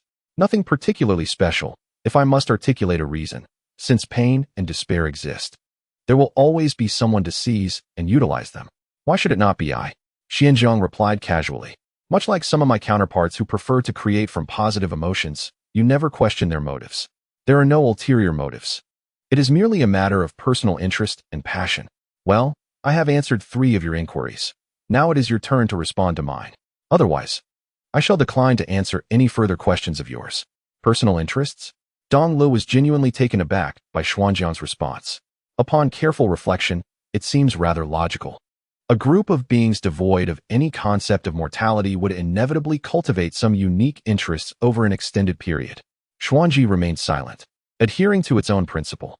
If Dongle did not respond to its inquiries, it too would refrain from answering any of Dongle's questions. Dongle cast a fleeting glance at it, choosing to ignore it for the moment, instead cradling the pure consciousness left in the wake of the witch's disintegration. Sensing the nascent awareness beginning to take form, an intriguing subject for observation and study. Subsequently, Dongle directed his gaze towards the vanishing barrier. Citizens, having sensed something amiss, were making their way through the school gates, rushing towards the unconscious students and teachers expelled by the witch's demise. Having been swallowed for only a brief duration, their vitality had yet to be drained. They were merely left with some mental trauma, which would likely fade after a period of rest. "Are you truly not considering this?" Xuanji pressed once more, its interest piqued. "If you would answer my questions, I could divulge a wealth of information." Observing Dongle's indifference, Xuanji attempted again, genuinely intrigued. If it could obtain a method to eliminate negative emotions, it could refine and recycle feelings of despair and the like, thus creating even greater works. Regrettably, Dongle was impervious to persuasion, and Xuanji possessed little experience in human interaction. It was accustomed to merely absorbing emotional energy and lurking in the shadows to observe battles between witches and extraordinary beings, as well as the transformations within the city. Now confronted with Dongle's obstinacy and lack of cooperation, Xuanji found itself at a loss for effective strategies. Although its immortality was considerable, its own strength was rather limited. As Xuanji pondered how to convince Dongle, it noticed a sudden change in Dongle's expression, as if he had glimpsed something utterly unbelievable. What could this be? Dongle had initially intended to depart, but caught sight of something peculiar. A figure descending onto the playground, fixating on the ears and tails of the unconscious students and teachers. An unprecedented sense of strangeness welled up from within. Humans, it seemed, ought not to possess such features. Why had he not noticed this before? It was merely a characteristic of the city. Different cities within the Human Federation would harbor various extraordinary beings, with shifts in lawful and chaotic forces, and even variations in ethnicity. Was this not entirely normal? Although Xuanji had asserted that it would no longer respond to Dongle's inquiries, Dongle's recent reaction was undeniably fascinating. It was akin to a blind person suddenly gaining sight, filled with astonishment and curiosity about everything. Dongle remained silent, outwardly composed, yet turmoil raged within. His first instinct was to suspect that someone had cast a shadowy influence upon him, and he promptly utilized the chat group to compare his current memories with those previously uploaded. The results indicated that, aside from the memories not uploaded in recent days, everything else was consistent. If my memories are intact, then it must be a shift in my thought processes, Dongle mused, his expression as grim as a still lake. Superpowered Dongle. Brothers, I have a question for you. In a world or nation where each city possesses distinct characteristics and differing lawful and chaotic extraordinary forces, and where these extraordinary forces remain relatively isolated from one another, is this a normal situation? All members of the group. Golden Tycoon Dongle. Superpowered. Are you referring to a novel, a TV series, or an anime? In a fantastical realm, one might disregard certain logical aspects for the sake of narrative convenience. However, the essence of my existence lies firmly within the world I inhabit. Having shared this sentiment, I recounted my recent experiences in the chat group.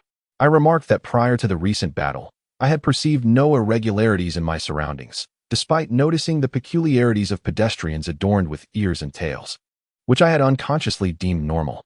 With this revelation, the group erupted in animated discussion. One member mused, I had presumed that the presence of beast-eared individuals was a unique characteristic of your world, puzzled as to why such beings were confined to a single city, only to realize it was a local peculiarity that had skewed your perception. Another queried, could it be that during the battle, you were subjected to a mental assault, leading to your current state of astonishment at the ordinary? Yet another contributor countered, that seems unlikely. Your current cognitive state aligns more closely with ours. Given the relative normalcy of our thought processes in our respective realms, it stands to reason that your world may indeed harbor an underlying issue. While acknowledging the possibility of alternative explanations, particularly considering the idealistic nature of the power structures in your realm, caution remained paramount. One participant suggested, please hold on. I shall utilize my intellect to analyze your battle history to ascertain if mental interference was a factor. Another added, I possess a rapid information processing capability. I will examine your past memories for any discrepancies. After a brief interlude, both participants provided their evaluations. Through analytical modeling, it was determined that during the confrontation with the witch, I had endured prolonged mental assaults, compounded by an influx of energy, which indeed posed a considerable risk of cognitive disarray. Concurrently, another member meticulously analyzed my thoughts and concluded that a force within my world was suppressing and manipulating the populace's thoughts. Your analyses appear contradictory, one member pointed out. Is it a case of mental instability or an issue within the world itself? To which another responded, on the contrary, this might represent the ordinary state of affairs. The mental shock could have temporarily liberated you from the oppressive cognitive force, revealing the truth. In my own reflection, I noted that my internal directives, designed to uphold mental health, remained intact, if not enhanced. Chapter 50. Imprinting commands into consciousness. Your expression seems troubled. Do you require assistance? If you answer my inquiries, I can unveil many secrets. The incessant chatter of a being named Xuanji attempted to promote itself. However, my mind was preoccupied with the discussions in the chat group.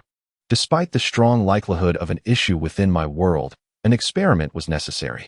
Resolute in my thoughts, I stepped forth, soaring away from the school and returning to my rented abode. Hey, wait for me. Xianjiang was momentarily taken aback, yet he relentlessly pursued from behind, vowing not to relent until he obtained the desired method. Meanwhile, a multitude of police officers and ambulances rushed to the scene, swiftly transporting the unconscious students and teachers while cordoning off the area. On the 10th floor of a certain apartment, a minuscule figure continued to magnify, soaring towards the balcony and landing there, calling out to a girl in the living room who was munching on snacks while watching a culinary festival. Meow meow, come here. Assist me with an experiment. All right. Swallowing the meager amount of cat food in her hand, Meow meow clapped her hands and, without much hesitation, proceeded towards Dong Li's direction. What kind of experiment would it be this time? A new emotional battery energy circuit? Ever since the wilderness, Dong Lu calculated the first energy circuit capable of storing emotional energy, achieving a breakthrough from 0 to 1. The subsequent enhancements from 1 to 100 were merely a matter of time.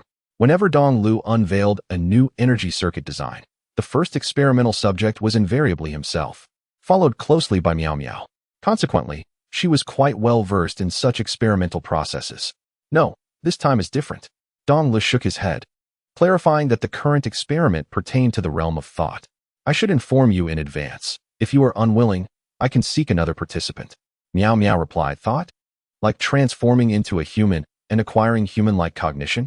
That is one way to articulate it, but there are significant distinctions.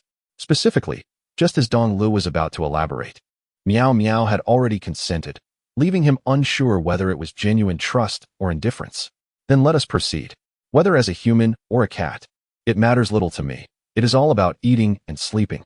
As a cat, I can relish my cat food without restraint, while becoming human would likely lead to hunger and additional responsibilities. If given the choice, I would prefer to revert. Dong Lu was rendered speechless, unable to fathom Meow Meow's refreshingly unconventional rationale. Could this be considered evidence of the world influencing others' thoughts?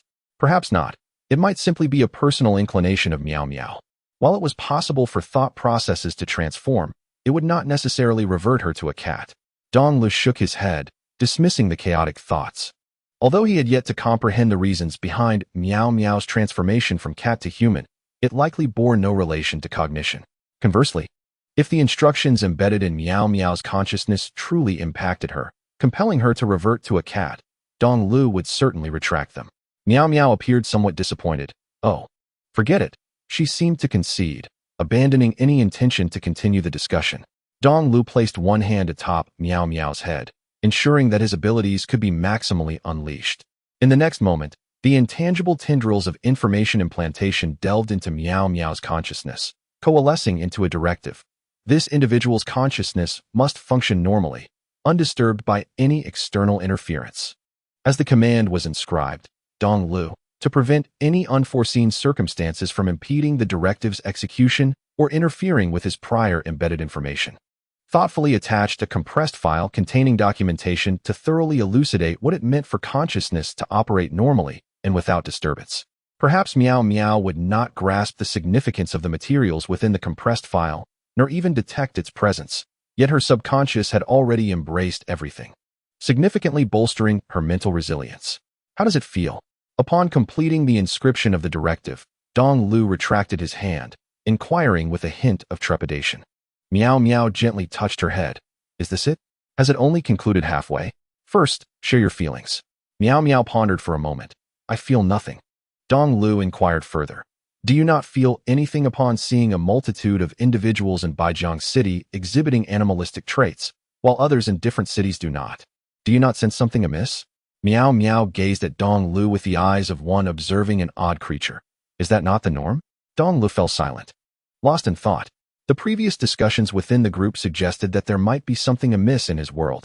At that moment, he contemplated whether it was due to his recent mental upheaval and the enhancement of his information implanting abilities that had liberated him from distortion. To validate this, the simplest approach would be to conduct an experiment to replicate the results. If others shared his skepticism about the world, it would lend credence to his hypothesis. However, Meow Meow's response left Dong Lu feeling somewhat uncertain, though the experiment was not yet fully realized. The remaining half of the experiment might bring a degree of oppression and anguish. If it becomes unbearable, remember to cry out loudly. Very well. Dong Lu placed his right hand back on Meow Meow's forehead. In the next moment, Meow Meow was enveloped in a fleeting daze. When she lifted her gaze to Dong Lu, she beheld an unprecedented tenderness in his expression as he spoke. Upon reflection, I think it is not imperative to conduct the experiment. Every life ultimately faces death. Come, I shall take you to savor cat food. Meow Meow could not comprehend the reason behind Dong Li's transformation, yet the sensation was undeniably pleasant. All right. The scene shifted, with Meow Meow being led by Dong Lu through one cat food store after another, with Dong Li's support. She even embarked on her own culinary show dedicated to feline delicacies. She was surrounded by an abundance of food, a warm and secure home, accolades and honors from others, and even a family. All delightful things came flooding in. Time seemed to stretch infinitely, yet also pass in the blink of an eye. Just as Meow Meow felt she had reached the pinnacle of her feline existence, everything vanished. The warm sunlight outside transformed into a torrential downpour. The exquisite apartment morphed into a dilapidated, drafty old house that could not retain a trace of warmth. And the crumbling walls were scrawled with venomous curses from viewers of her culinary show. Yet most devastatingly, Dong Lu was slain, his head discarded carelessly on the ground, and his body was turned into her beloved cat food, strewn all around. In that moment, Meow Meow felt as though a substantial part of her heart had been hollowed out, trembling and on the verge of vomiting. The psychological trauma induced a physical discomfort that nearly suffocated her, and tears erupted like a flood breached from its dam. Kneeling on the ground, her eyes vacant, she cried out, "This should not be. It ought not to be." In accordance with her will, the frigid world shattered into countless fissures, collapsing into fragments. Outside, the sunlight remained unchanged, time seemingly stagnant, and Dong Lu still stood before her. "So, how do you feel now?" Meow Meow instinctively touched her face. "Slightly damp. What was that just now?" "I was uncertain of what would evoke despair within you. So I directly infused a portion of despair gathered from elsewhere into your consciousness. That entity is likely to evolve into your most dreaded vision. Under normal circumstances, you would succumb to a state of mental disarray, perhaps even spiraling into psychological oblivion. However, the directive I embedded within your consciousness has salvaged you during these tumultuous emotional surges." Dongle elucidated the recent events and, with a hint of curiosity, inquired, "What did you witness?" "You were quite tearful." It was the first time he had observed such a profound emotional fluctuation on the otherwise impassive face of Meow Meow. "You perished, leaving me homeless." Meow Meow wiped away her tears, striving to suppress her inner turmoil, her gaze towards Dongle laced with a hint of resentment. Thankful that it was all merely a fabrication. Indeed, it was rather dreadful. Dongle raised an eyebrow, feeling a peculiar sensation. Was his demise truly a fragment of Meow Meow's despair? Now, returning to the matter at hand, what are your sentiments regarding the occurrences in the world? Do you find them peculiar? This time, Meow Meow took an unusually long time to ponder, ultimately shaking her head. No. Chapter 51. A glance towards authority, still no. Dongle furrowed his brow. This answer was utterly unexpected. Had he and the other Dongles in the group miscalculated? Hesitant, he resolved to meticulously revisit the experimental procedures. According to the theory of variable control, selecting different individuals to undergo identical experimental steps should yield consistent results. Surely, it could not be attributed to the witch's mental assault. Was there something inherently unique about the spiritual contamination that necessitated Meow Meow's experience to mirror his own? Dongle shook his head. If the experimental procedures were sound, perhaps the anomaly lay within the experimental subject. It was not mere boastfulness, but a factual reality that he was exceedingly unique, possessing memories and thoughts from another realm, enabling him to swiftly detect discrepancies amid the disharmony between worlds. Conversely, Meow Meow had grown entirely within this realm, absorbing information exclusively from it. Even the life knowledge imparted by Dongle was contextualized within this world, lacking any notions or cognitive frameworks from alternate realms, devoid of comparisons or references. How could she possibly discern the anomaly swiftly? It was, in fact, improbable that she would even recognize them at all. Imagine a person who has lived their entire life in a world of black, perceiving everything as black, believing this to be the norm. Now suddenly, another person emerges proclaiming the existence of other colors: white, red, blue. Could that individual even conceive what these other colors might resemble? Before any reminder, would they actively seek out these other hues? Likely not.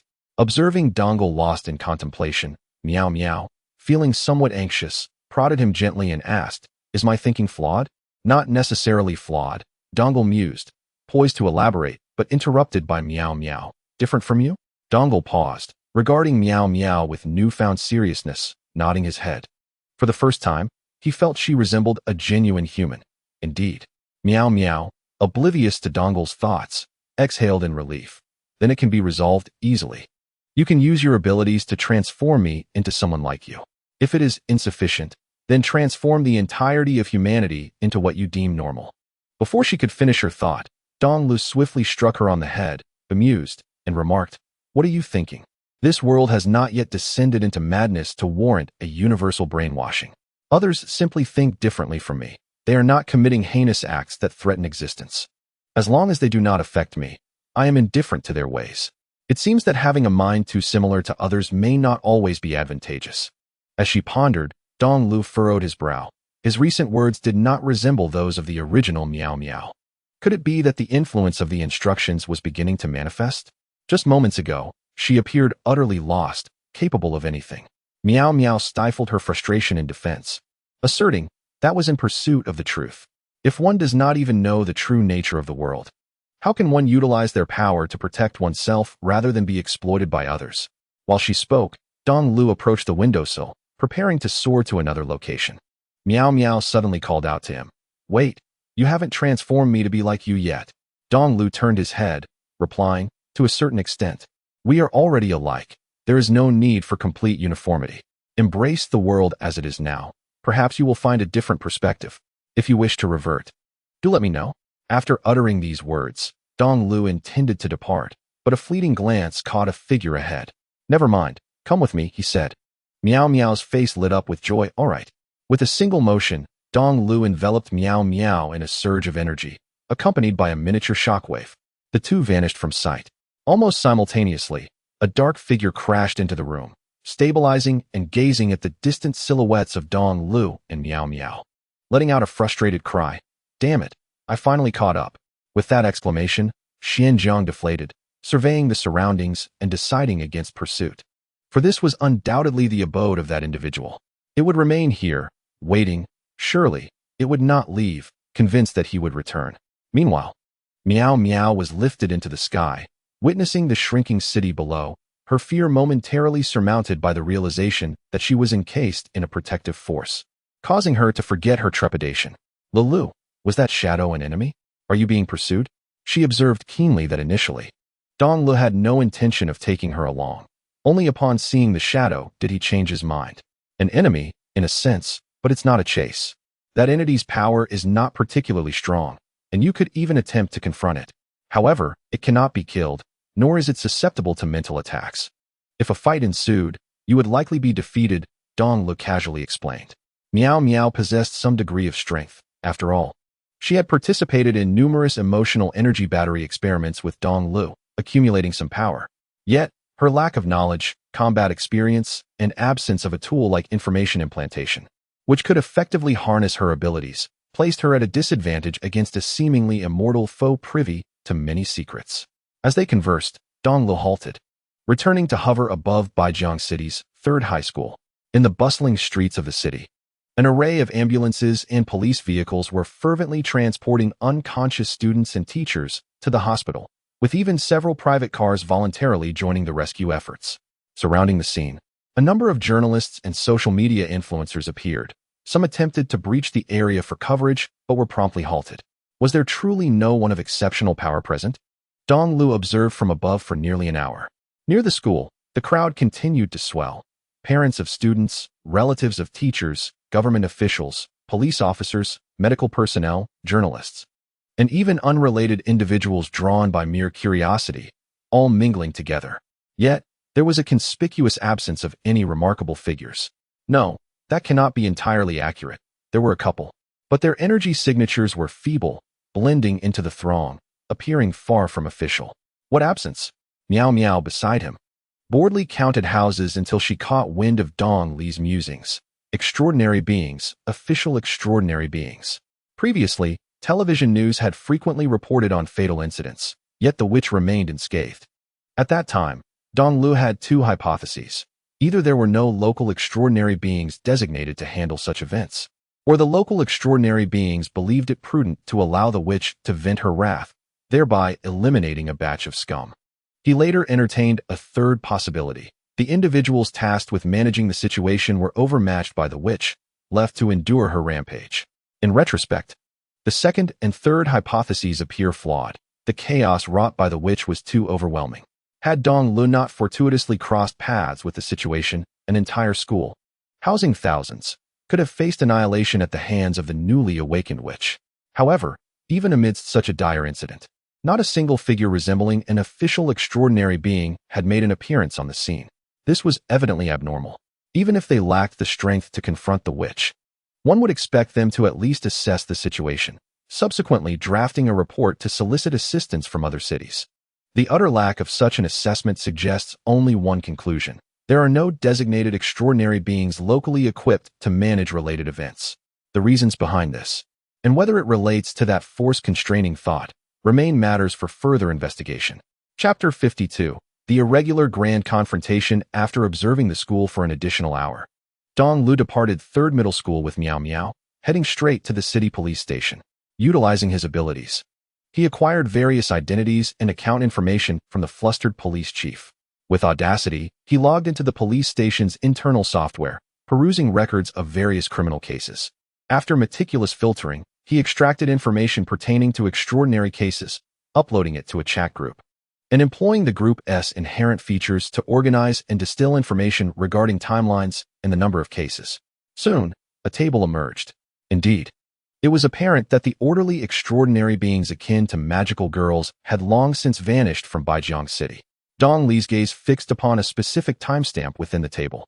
Beyond this temporal threshold, the incidence of malevolent extraordinary cases had surged dramatically. Although no one has reached the level of chaos caused by the witch from 3rd Middle School, the growth has been remarkably stable.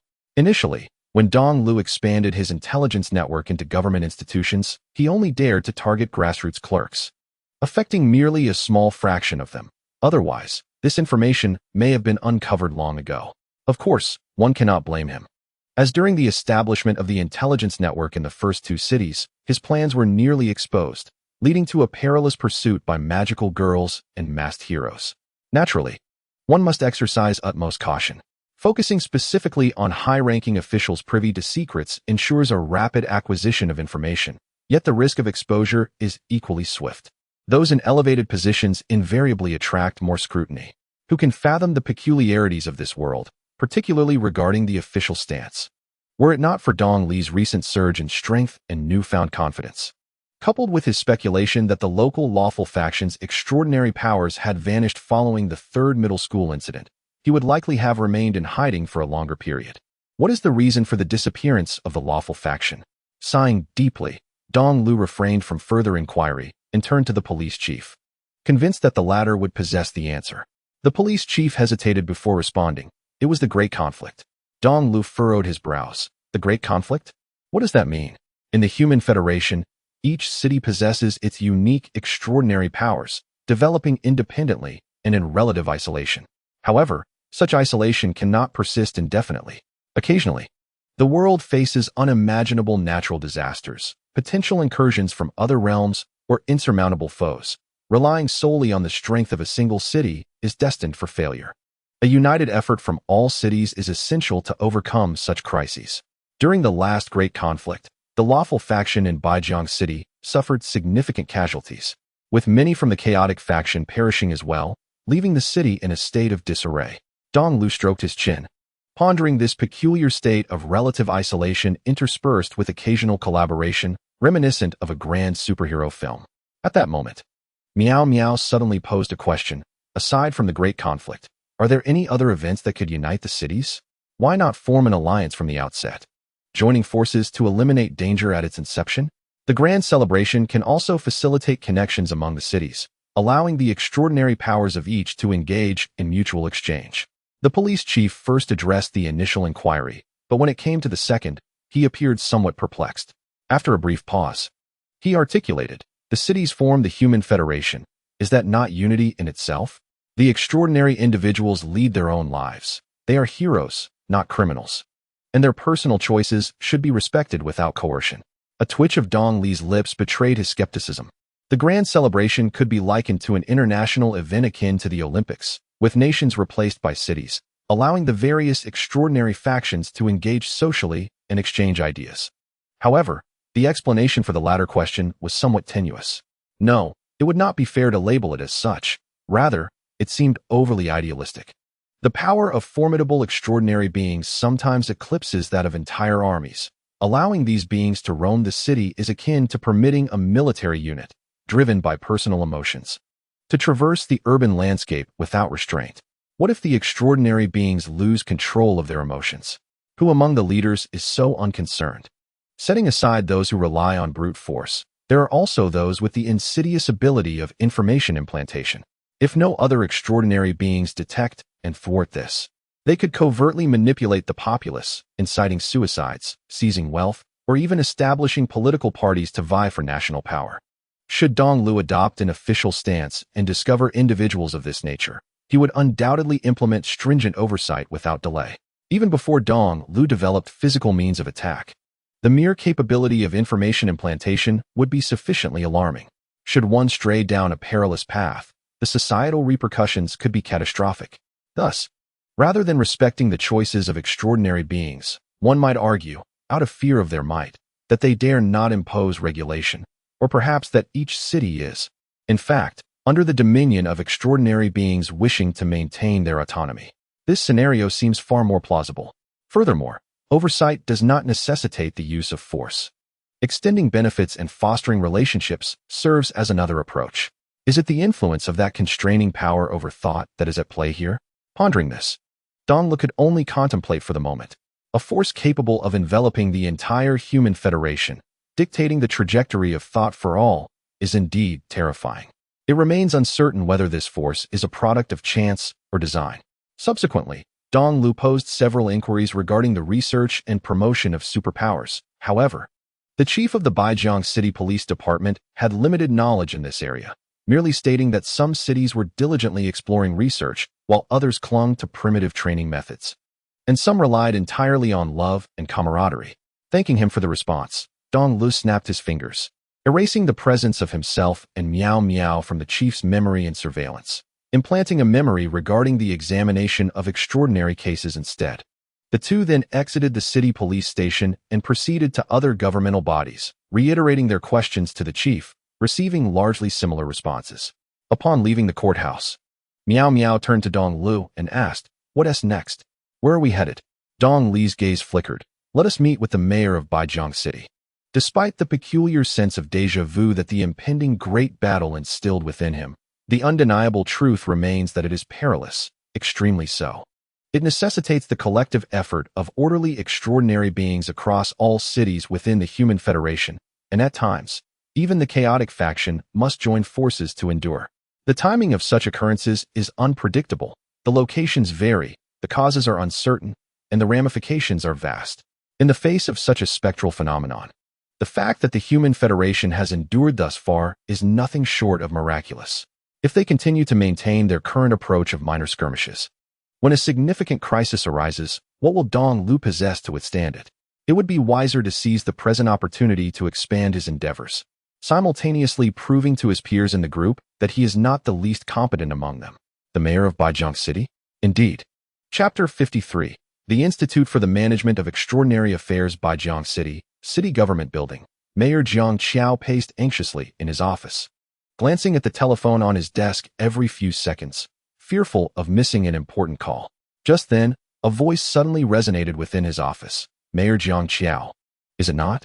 Restless and anxious, Jiang Qiao suddenly turned towards the source of the sound, discovering two remarkably young individuals had appeared in the office, one of whom was scarcely of age.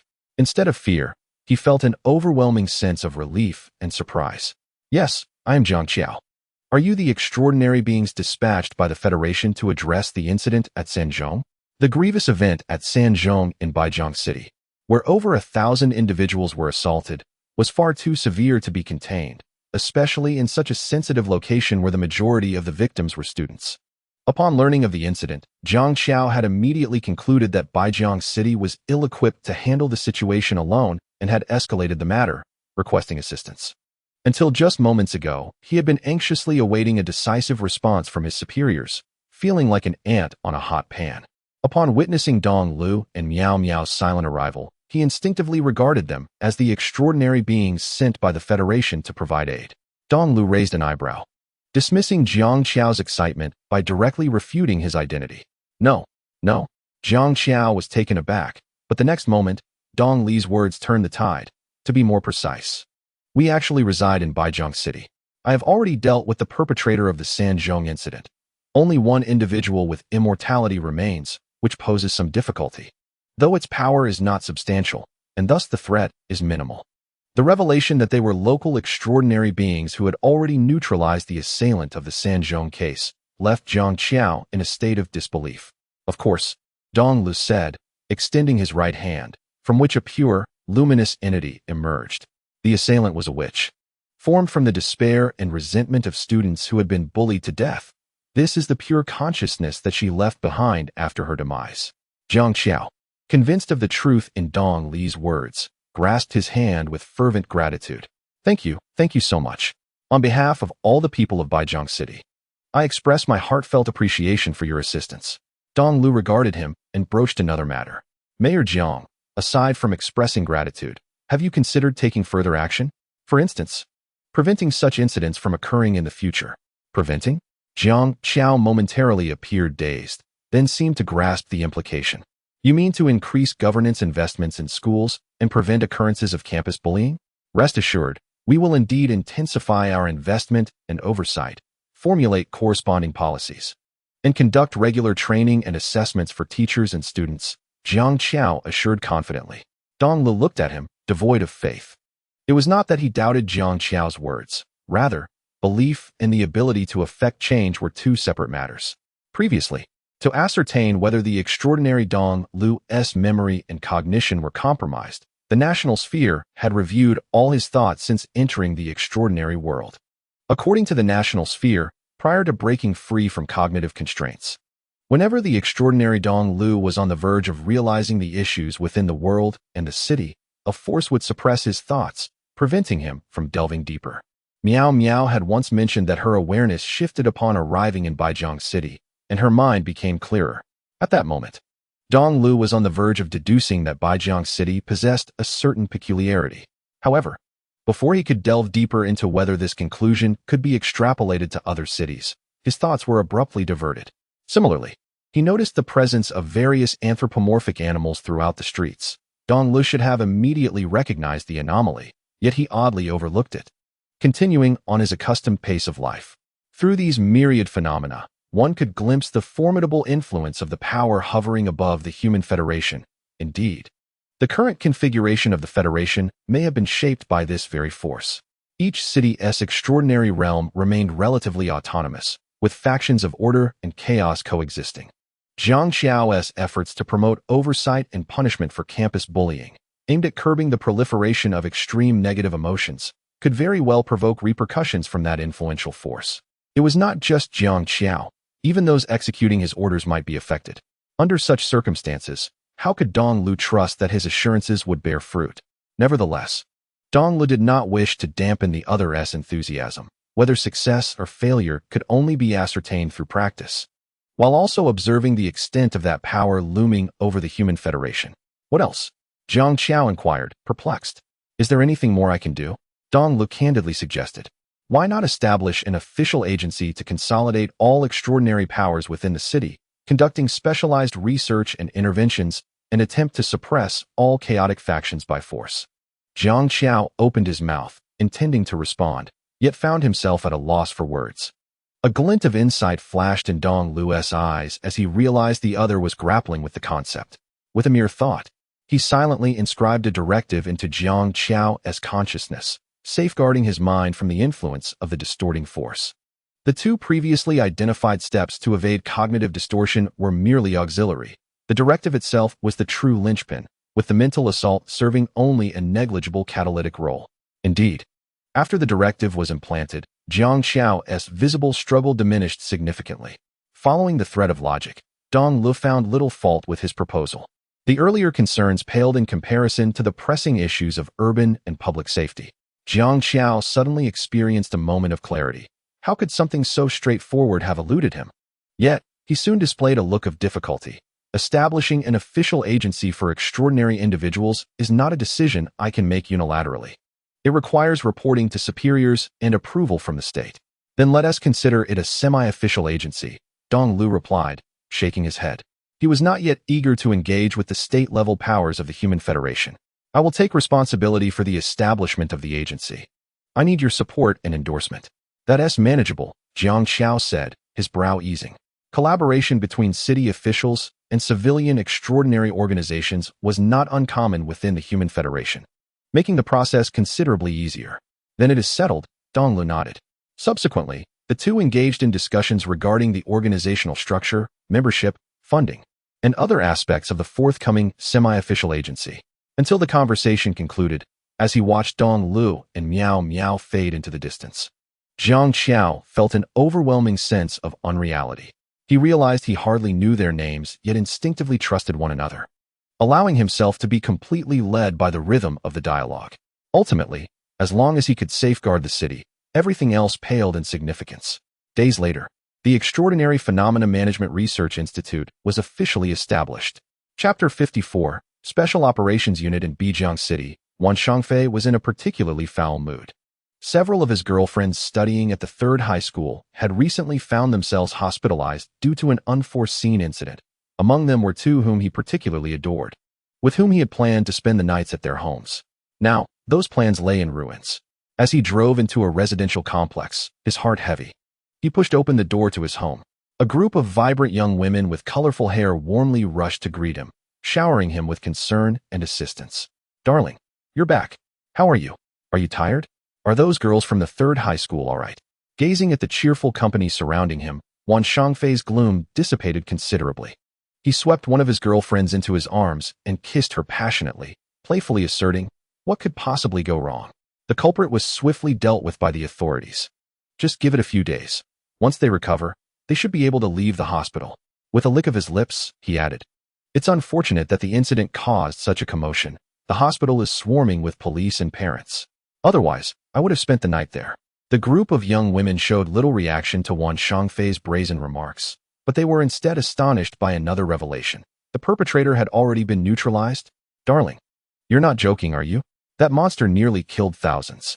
Just look it up online yourself." Wan Shangfei waved dismissively, his expression darkening as he recalled the authorities' swift response. It was worth noting that the incident at the third high school might have had some connection to him. About 2 or 3 years prior, an app had mysteriously appeared on his phone, capable of hypnotizing others without their awareness, compelling them to obey his commands. With such a convenient tool at his disposal, Wan Shangfei quickly began to entertain unsavory thoughts, exploiting the app to seduce numerous women. However, he soon grew weary of mere physical encounters and began to seek out psychological gratification. He reveled in conquering strong-willed individuals, using the app to gather scandalous information and dark secrets about powerful women, threatening them into submission while they remained fully aware of their situation. He derived pleasure from their hatred towards him, watching as they wished to see him dead, yet were compelled to obey him. He craved admiration and relished the role of a savior, thus setting his sights on impressionable students, using the app to drive his chosen girls to ruin, inciting campus violence to leave them defenseless, only to emerge as their sole beacon of hope, capturing their hearts entirely. At times, he would pursue the proud and defiant girls, enjoying their conflicted expressions of concern masked by stubbornness, relishing in the moments of quarrels that led to breakups, witnessing their regretful faces as they realized the gravity of their choices. If memory served him right, he had played a similar game at the third high school, with Yi Rulan being one of his intended targets. Alas, he had misjudged the scale of his actions and inadvertently pushed her beyond the brink. Upon hearing the news of 1,000 people being attacked at City No. 3 High School, Wan Shangfei felt an overwhelming sense of dread. His anxiety only began to ease slightly upon learning that the authorities had apprehended the assailant. However, that relief was but a fleeting moment. After all, the formidable power of the government was not necessarily a boon for Wan Shangfei. Should his transgressions come to light, he would be met with a dire fate. Contemplating this, He found himself devoid of any desire to engage intimately with his girlfriends, and he waved them away, pondering whether he should lay low for a while and sever ties with certain individuals. At that moment, several flashbangs suddenly burst through the window. Before the occupants of the room could react, a blinding white light erupted, accompanied by a severe tremor that rendered them temporarily deaf and blind. Simultaneously, a more intense commotion arose at the entrance. Wan Shangfei's expression shifted dramatically. Suppressing his nausea and discomfort, he fumbled for his phone in his pocket, recalling the familiar app by memory and feel. He raised it in front of him while turning and shouted, "Don't move. Everyone, stay still." Although he was uncertain who was attacking him, he realized that as long as he could present the assailant with the hypnosis interface, there remained a glimmer of hope for a reversal. However, in the next instant, the sound of gunfire rang out, and a bullet pierced through part of his arm, sending blood and flesh splattering. The phone slipped from his grasp. "Ah, my hand, my hand." Wan Shangfei collapsed to the ground in agony. Outside the shattered door, a group of heavily armed Special Forces personnel, clad in bulletproof vests and wearing masks and goggles, surged into the room, completely undeterred by Wan Shangfei's hypnosis app, swiftly subduing everyone inside. After confirming that there were no other threats, the commanding officer adjusted the radio device at his ear. "Black Hawk calling base. Black Hawk calling base. Over." After a brief pause, a voice responded from the other end. "Base received. Black Hawk, please proceed. Over." Mission target secured. Anomalous item retrieved, identified as a black smartphone. No friendly casualties reported. Currently sweeping the area for any additional anomalies. Over. Mission completion confirmed. Black Hawk, please expedite the transport of the anomalous item along with its holder and affected individuals back to base. Subsequent cleanup will be handled by other units. Over. Received. Over. Following a brief exchange, the radio fell silent, leaving only the meaningless background noise. Wan Shangfei and his girlfriends were herded at gunpoint into a vehicle. Even in the face of such dire developments, he clung to a flicker of hope. Once his senses returned, he bore the pain and attempted to entice the Special Forces members in the vehicle, saying, "Who are you? What do you want? I can give you anything. Money, women." In the next moment, he felt a sharp pain in his neck and was knocked unconscious on the spot. The vehicle fell into silence, driving for an extended period before entering an underground facility. After traversing through darkness, a blinding light emerged.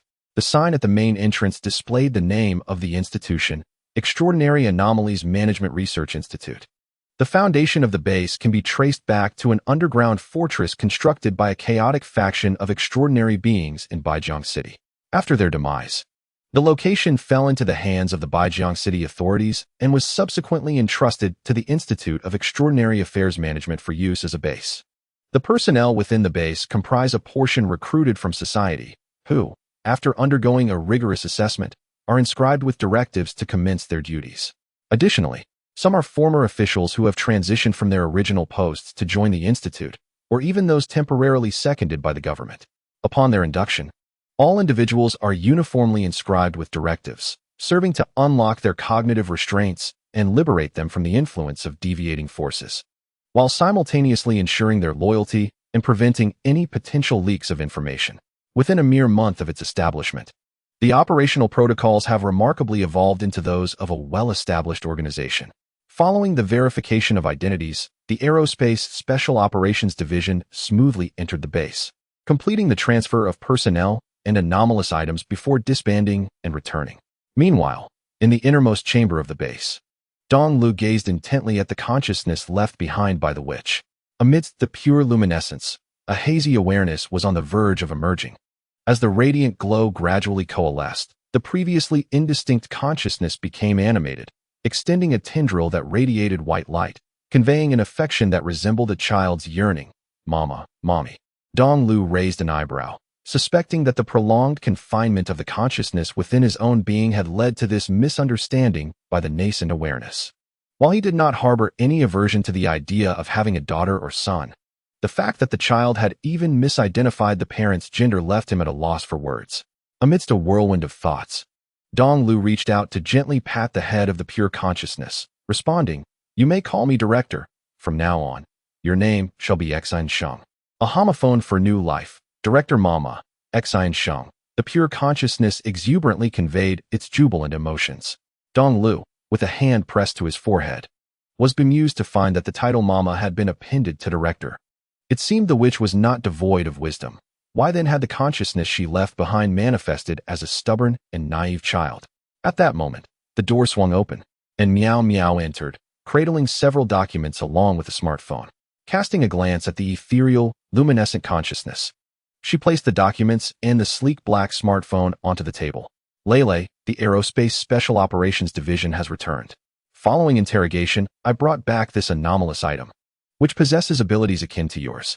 The Institute for the Management of Extraordinary Phenomena was established not long ago, and the various case files from the Baijiang City Police Department have become unilaterally transparent to the Institute. Coupled with Dong Li's intelligence network, numerous long-standing cases involving the extraordinary have been swiftly addressed. Cases involving individuals like Wan Shangfei, who rely on anomalous objects or possess limited abilities, are generally handed over to the Special Operations Division. If the strength or capability proves too challenging for the Special Operations Division to handle, Dong Lu himself will intervene. Confiscated anomalous items are meticulously categorized and managed for research purposes. Currently, the research work is primarily conducted by Dong Lu, while other scholars are temporarily tasked with learning and offering insights. As for apprehended individuals, arrangements are determined based on their crimes. For someone like Wan Shangfei, who exploits anomalies to wreak havoc on societal order, driving others to the brink of destruction, the death penalty is the utmost leniency, and they may occasionally be subjected to perilous experimental tests. Conversely, his female companions, once deemed mere victims, are typically released after their memories are completely erased. Dong Lu, having taken his phone and glanced around, noted that nearly a month had passed since the establishment of the Institute, during which time over 10 anomalous items had been confiscated and an even greater number of extraordinary individuals apprehended, yielding some initial research findings. For instance, anomalous items and extraordinary individuals exhibiting similar initial capabilities often share a fundamental connection, suggesting a relationship within their energy circuits. This similarity can be leveraged to enhance the understanding of how extraordinary powers manifest and function on a macro level. Consequently, Meow Meow recognized the potential of the hypnotic phone to assist Dong Lu and promptly retrieved it. "Thank you, I appreciate your efforts." Dong Lu expressed his gratitude. The once kitten who only knew how to eat cat food had shown remarkable growth. Meow Meow allowed a subtle smile to grace her lips. Her happiness stemmed from being able to support Dong Lu. "Well then, I shall take my leave. There is much work to be done." "Wait a moment, Meow Meow," Dong Lu called out. "Is there something else?" He gestured to the small light being, which immediately floated to his side. Meow Meow gazed at Xian Sheng. "Is that the consciousness left behind by the sorceress? It has developed self-awareness?" "Indeed. After erasing the sorceress's despair and suffering, her consciousness dissipated, leaving only this. While its power is considerable, its intellect is rather limited." The small light being seemed to sense Dong Li's words and puffed out its chest, stepping forward. Dong Lu gently patted Xian Sheng's head and turned to Meow Meow. "I have named it Xian Sheng and intend to entrust it to your care temporarily. What do you think?" "Me?" Meow Meow felt an inexplicable reluctance. "But I am barely a year old myself. Can't you simply inscribe a consciousness into it? Wouldn't that be more convenient?" "It is not merely a question of convenience. I wish to observe how a being of this nature develops naturally. For now, you are the only one in the Institute whom I can trust."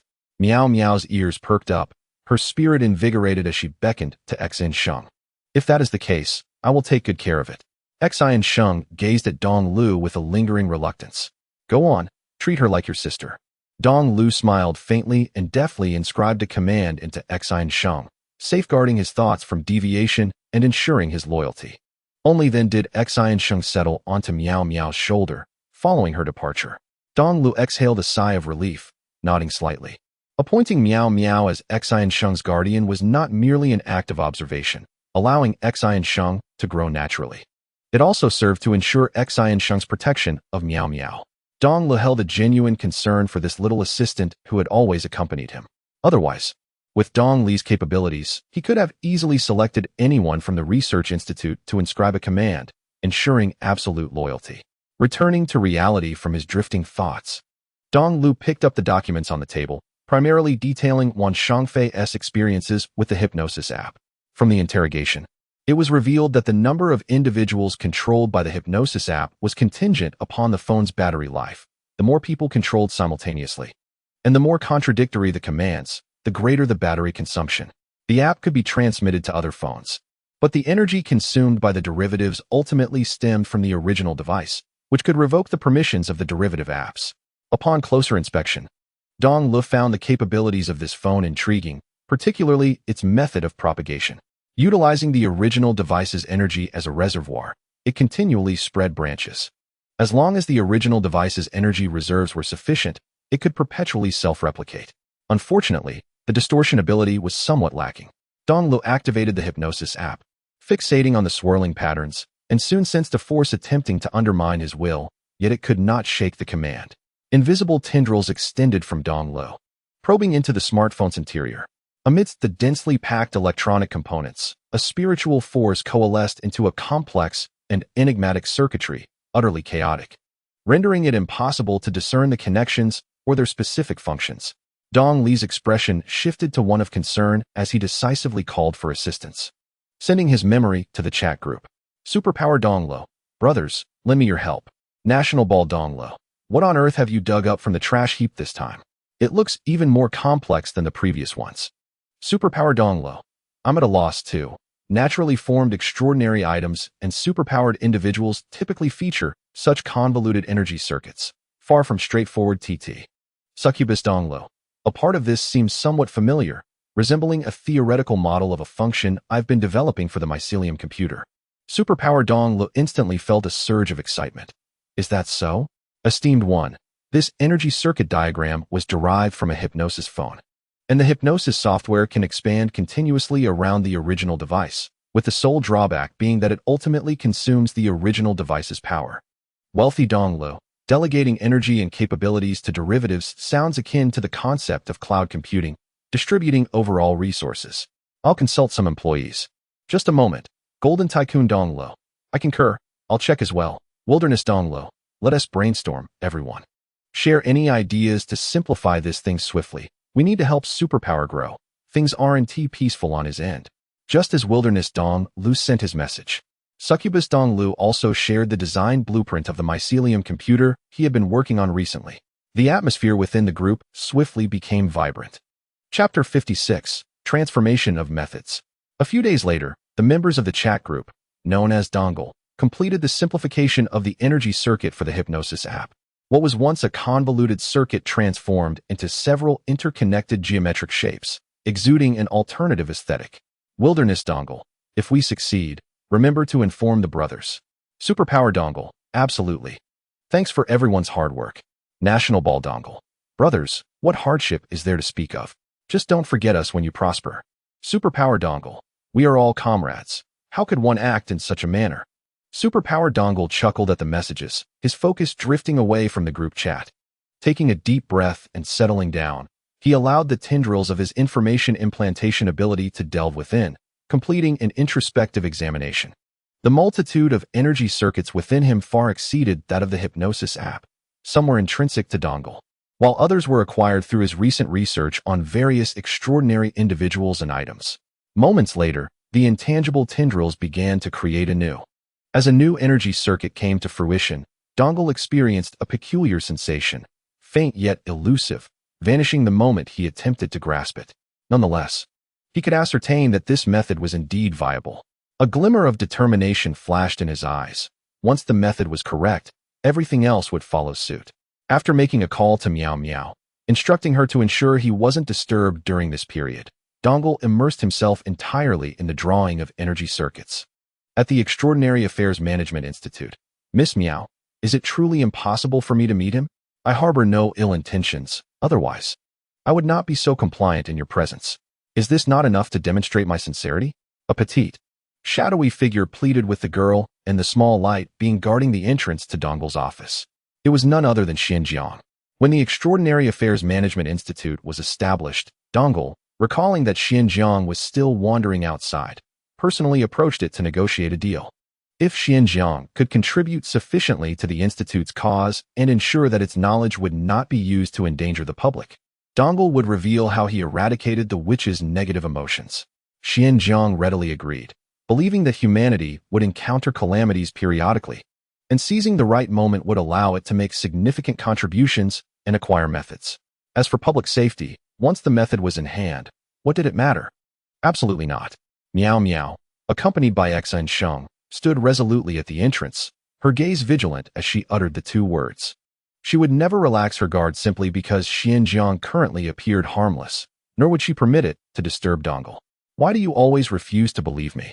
Xianjiang, recognizing Meow Meow's serious demeanor, sighed, and its form faded away. Before Meow Meow could exhale in relief, a sudden burst of white light erupted around Dongle's office, and Xianjiang's fragmented figure reappeared unexpectedly. Xa and Sheng emitted a threatening cry, warning it to desist from further attempts. Little one, I am the nurturer of your former self. Can you not simply overlook my presence? Silently infiltrating was thwarted once more. Xianjiang, while reconstructing its form, spoke with palpable resentment. In pursuit of the method to eliminate the witch's negative emotions held by Dongle, it had made every effort to suppress its creative inclinations, yet all it garnered was vigilance. Perhaps it would be better to abandon this place altogether. After all, no one could truly confine it. At that moment, the office door swung open, and Dongle emerged. Should you choose to leave, our transaction will be rendered entirely void. You can read my thoughts. Surely, mental tactics shouldn't affect me. Xianjiang paused, its erratic demeanor subdued as it regarded Dongle with seriousness. It seemed that with each encounter, Dongle elicited a distinct emotional response. Dongle shook his head. Not quite. However, I have recently acquired some new abilities that allow me to perceive the emotions radiating from a person, thus enabling me to infer their thoughts. Is that so? Congratulations then. Given your newfound strength, I assume you desire a worthy opponent. Provide me with the method, and I assure you I will create an adversary that meets your satisfaction. Xianjiang deftly redirected the conversation towards its own ambitions. Dongle reiterated the terms of their agreement. Our transaction stipulates that you must make a significant contribution before I disclose the method to you. Xianjiang pointed an accusatory finger at Meow Meow. But your people are preventing me from approaching you. How can I assist or contribute if I do not even know what you require? That may not necessarily be true. If you are willing to divulge all the knowledge you possess, I could reciprocate. Xianjiang fell silent for a moment, seemingly weighing the fairness of the proposition. That is inequitable. It then vanished without a trace. Dongle, unfazed, commended Meow Meow, who stood guard outside his office. Well done. Meanwhile, Xinxing, feeling discontent, circled around Dongle to draw attention to himself. Dongle added, Of course, little Xinxing, you have performed admirably as well. Humph. Xinxing, buoyed by the praise, leaped with increased enthusiasm, his white luminescence flickering like flames, producing a joyful melody. Dongle shook his head. If Meow Meow demonstrated mature reasoning, then Xinxing was, in every sense, a child. Meow Meow, I have a task for you. All right. What is it? Disseminate a video. The specifics have already been sent to you. Meow Meow pulled out her phone and noticed a new video in her messaging app. It was brief and rather simplistic, depicting a point evolving into a line segment, which ultimately transformed into a triangle, quadrilateral, pentagon, hexagon, and finally a circle.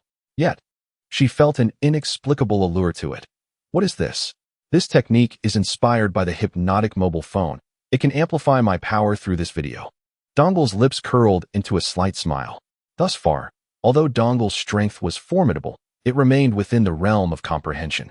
After all, he had to establish a power storage circuit within another's body and then extract the stored energy to sustain repeated high-intensity outputs. This method imposed a limitation on the rate of enhancement.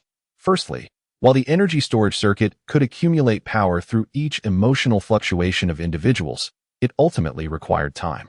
Secondly, he had to inscribe these circuits himself within individuals. An extraction of power could only occur within a certain proximity, which posed considerable constraints.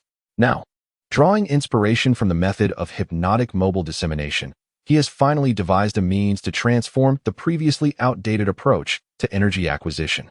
By positioning himself as the source of support and utilizing videos as imprinted nodes, anyone who views these videos will inadvertently become imbued with the power of Dongle, subsequently inscribing a reservoir of energy within themselves. When they wish to reclaim this power, they can do so through the video nodes. The only limitation lies in the supply of Dongle's energy. Should this supply dwindle, the video would merely remain an ordinary visual. However, As more individuals have their energy reservoirs inscribed, the influx of energy will inevitably resolve this issue. Ultimately, this will create a synergistic effect, where the entire world becomes a wellspring of Dongle's power. Although Meow Meow does not fully grasp the intricacies, she supports Dongle's initiative. Alright. I shall seek out the personnel from the information department shortly. Thank you for your efforts. Soon we shall possess the true power to safeguard ourselves in this peculiar world. Dongle chuckled, affectionately ruffling Meow Meow's hair. Chapter 57. Erecting a dam in the hearts of men at the Baijiang City Airport. Zhao Weihua, upon disembarking from the aircraft, eagerly scanned her surroundings with an exuberance that suggested she had stumbled upon an entirely new realm. Weihua, tone it down a bit. Haven't you noticed that everyone around is staring at you? The small white creature flying beside her slapped its own face in regret over its hasty choice of a contract partner. Zhao Weihua, alerted, glanced around and indeed noticed many eyes upon her. Instantly, she adopted a serious demeanor, feigning nonchalance while unconsciously quickening her pace. Only after exiting the airport did she exhale in relief. Gone were her previous reckless abandon. She now cautiously observed this unfamiliar city, scrutinizing the ears and tails of passers-by. Their restless demeanor led her to wonder if, given the right moment, she might impulsively reach out to touch them. That thought was abruptly interrupted when the small white creature blocked her view entirely. "Gee, what are you doing? Don't obstruct my sight," Zhao Weihua exclaimed, attempting to push her familiar aside, only for it to nimbly evade her grasp. In a stern tone, the creature, known as Qi, replied, "Weihua, we are not here for play. We must investigate the cause of the anomalies predicted to occur in Baijiang City. Have you contemplated what we shall do next?" Not long ago, in their home city, a magical girl endowed with prophetic abilities had witnessed the world shrouded in an indescribable shadow, from which countless strange entities emerged in Baijiang City, wreaking havoc upon the world. They had come to ascertain the source of this upheaval, seeking to determine if it heralded yet another grand battle. Zhao Weihua scratched her face, initially feeling apprehensive, but for reasons unbeknownst to her, the tension faded upon arrival, and she averted her gaze with a hint of guilt. "But you are here, right? You must have everything planned out." She looked on, exasperated. "You cannot always rely on me. When will you learn to stand on your own? Why should I grow up? Isn't this fine as it is?" Zhao Weihua retorted nonchalantly, well aware that magical girls were typically composed of youthful maidens. What if, upon growing up, one cannot become a magical girl? Never mind. Hand me your phone. Shihan initially intended to converse with the contractor, but hesitated upon recalling that she was merely a 13 or 14-year-old girl.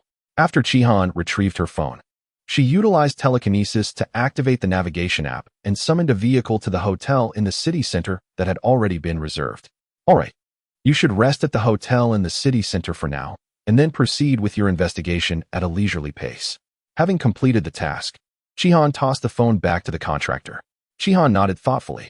"Should we seek out the Guardian organization of Baijiang City? I heard from a senior that the city's period of vacancy recently concluded, and a new Guardian organization has emerged. Their assistance could significantly ease our mission." However, Chihan's response surprised her. "No, we shall not seek them out." "Not seek them out." Chihan lightly tapped Chihan's head and explained, "Chihan, don't you find it rather coincidental? The timing of Baijiang City's vacancy ending coincides almost precisely with when we received the prophecy, merely a month apart.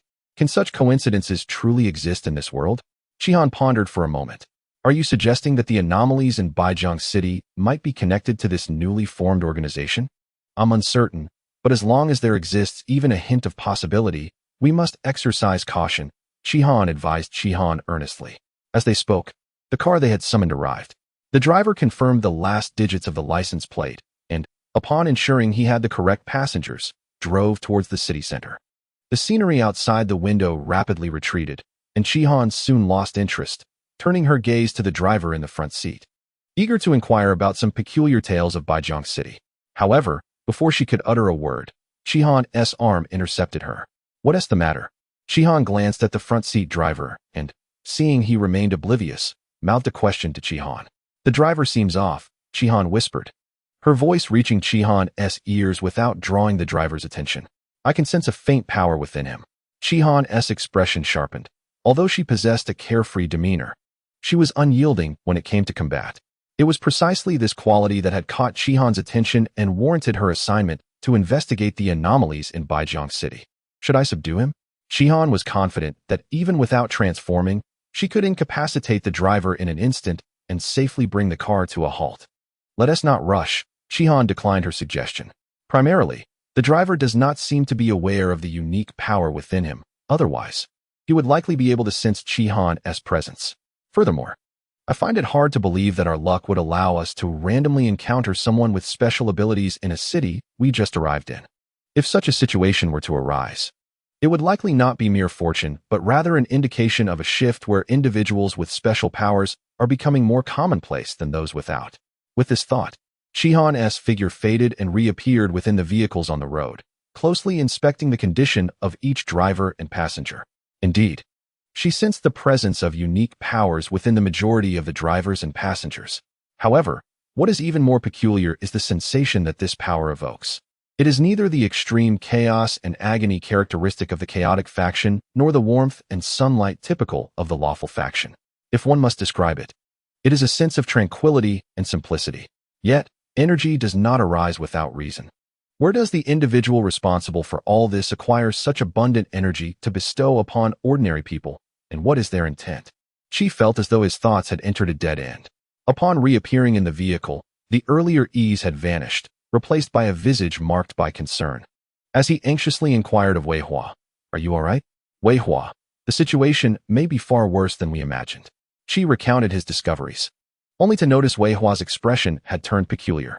"Qi, have you ever considered adopting a different perspective? How could those monsters and villains possibly benevolently distribute power devoid of side effects to ordinary folk? Is it conceivable that such power originally belonged to ordinary people, merely awaiting activation and harvest?" She instinctively wished to refute Wei Hua's fanciful notions, yet he found himself at a loss for words. Reluctantly conceding that her theory indeed aligned more closely with the logic of reality. Noticing his silence, Wei Hua's confidence swelled. "Qi, do you not always assert that all extraordinary powers stem from the human heart? If someone could erect a dam within the human heart, could they not redirect those powers?" Qi regarded Wei Hua with newfound respect, unable to fathom that such words were uttered by her. Just as she seemed poised to continue, a formidable shockwave surged forth, abruptly lifting all vehicles from the roadway. Chapter 58. After the tide recedes in that instant, as cars were hurled into the air, the world seemed to flip. The tremendous force struck, and she instinctively shielded Wei Hua and the driver in the front seat with his power, sparing them from calamity. Nonetheless, both sustained significant injuries, and the driver slipped into unconsciousness. Kicking open the car door, Wei Hua emerged, clutching her bleeding head, only to behold a figure radiating a grayish light, frantically wreaking havoc around them. "What in the world is this?" Qi, astonished, responded, "It is a corrupted magical girl." "A corrupted magical girl? A witch, perhaps?" "Close enough. A witch has always harnessed negative emotions as their source of energy, whereas a corrupted magical girl initially utilized positive emotions before succumbing to negative ones, aligning herself with the witch's faction. Such a transformation is perilously dangerous, often leading to severe psychological trauma. I cannot fathom why a being of this nature has appeared in Baijiang City. Qi, I have no interest in the convoluted details. Simply tell me, does she have any hope of salvation? Can she be defeated?" Wei Hua wiped the blood from her forehead, her expression seething with rage. Typically, a corrupted individual cannot revert to their original form. While the reasons behind her corruption remain unclear, allowing her to find peace is the best course of action. "Understood." Wei Hua clenched her fists, and her casual attire shimmered with light, instantly transforming into an exquisite pink gown, even her injuries significantly healing during the metamorphosis. The shadowy figure wreaking havoc in midair was drawn to the commotion caused by Wei Hua's transformation.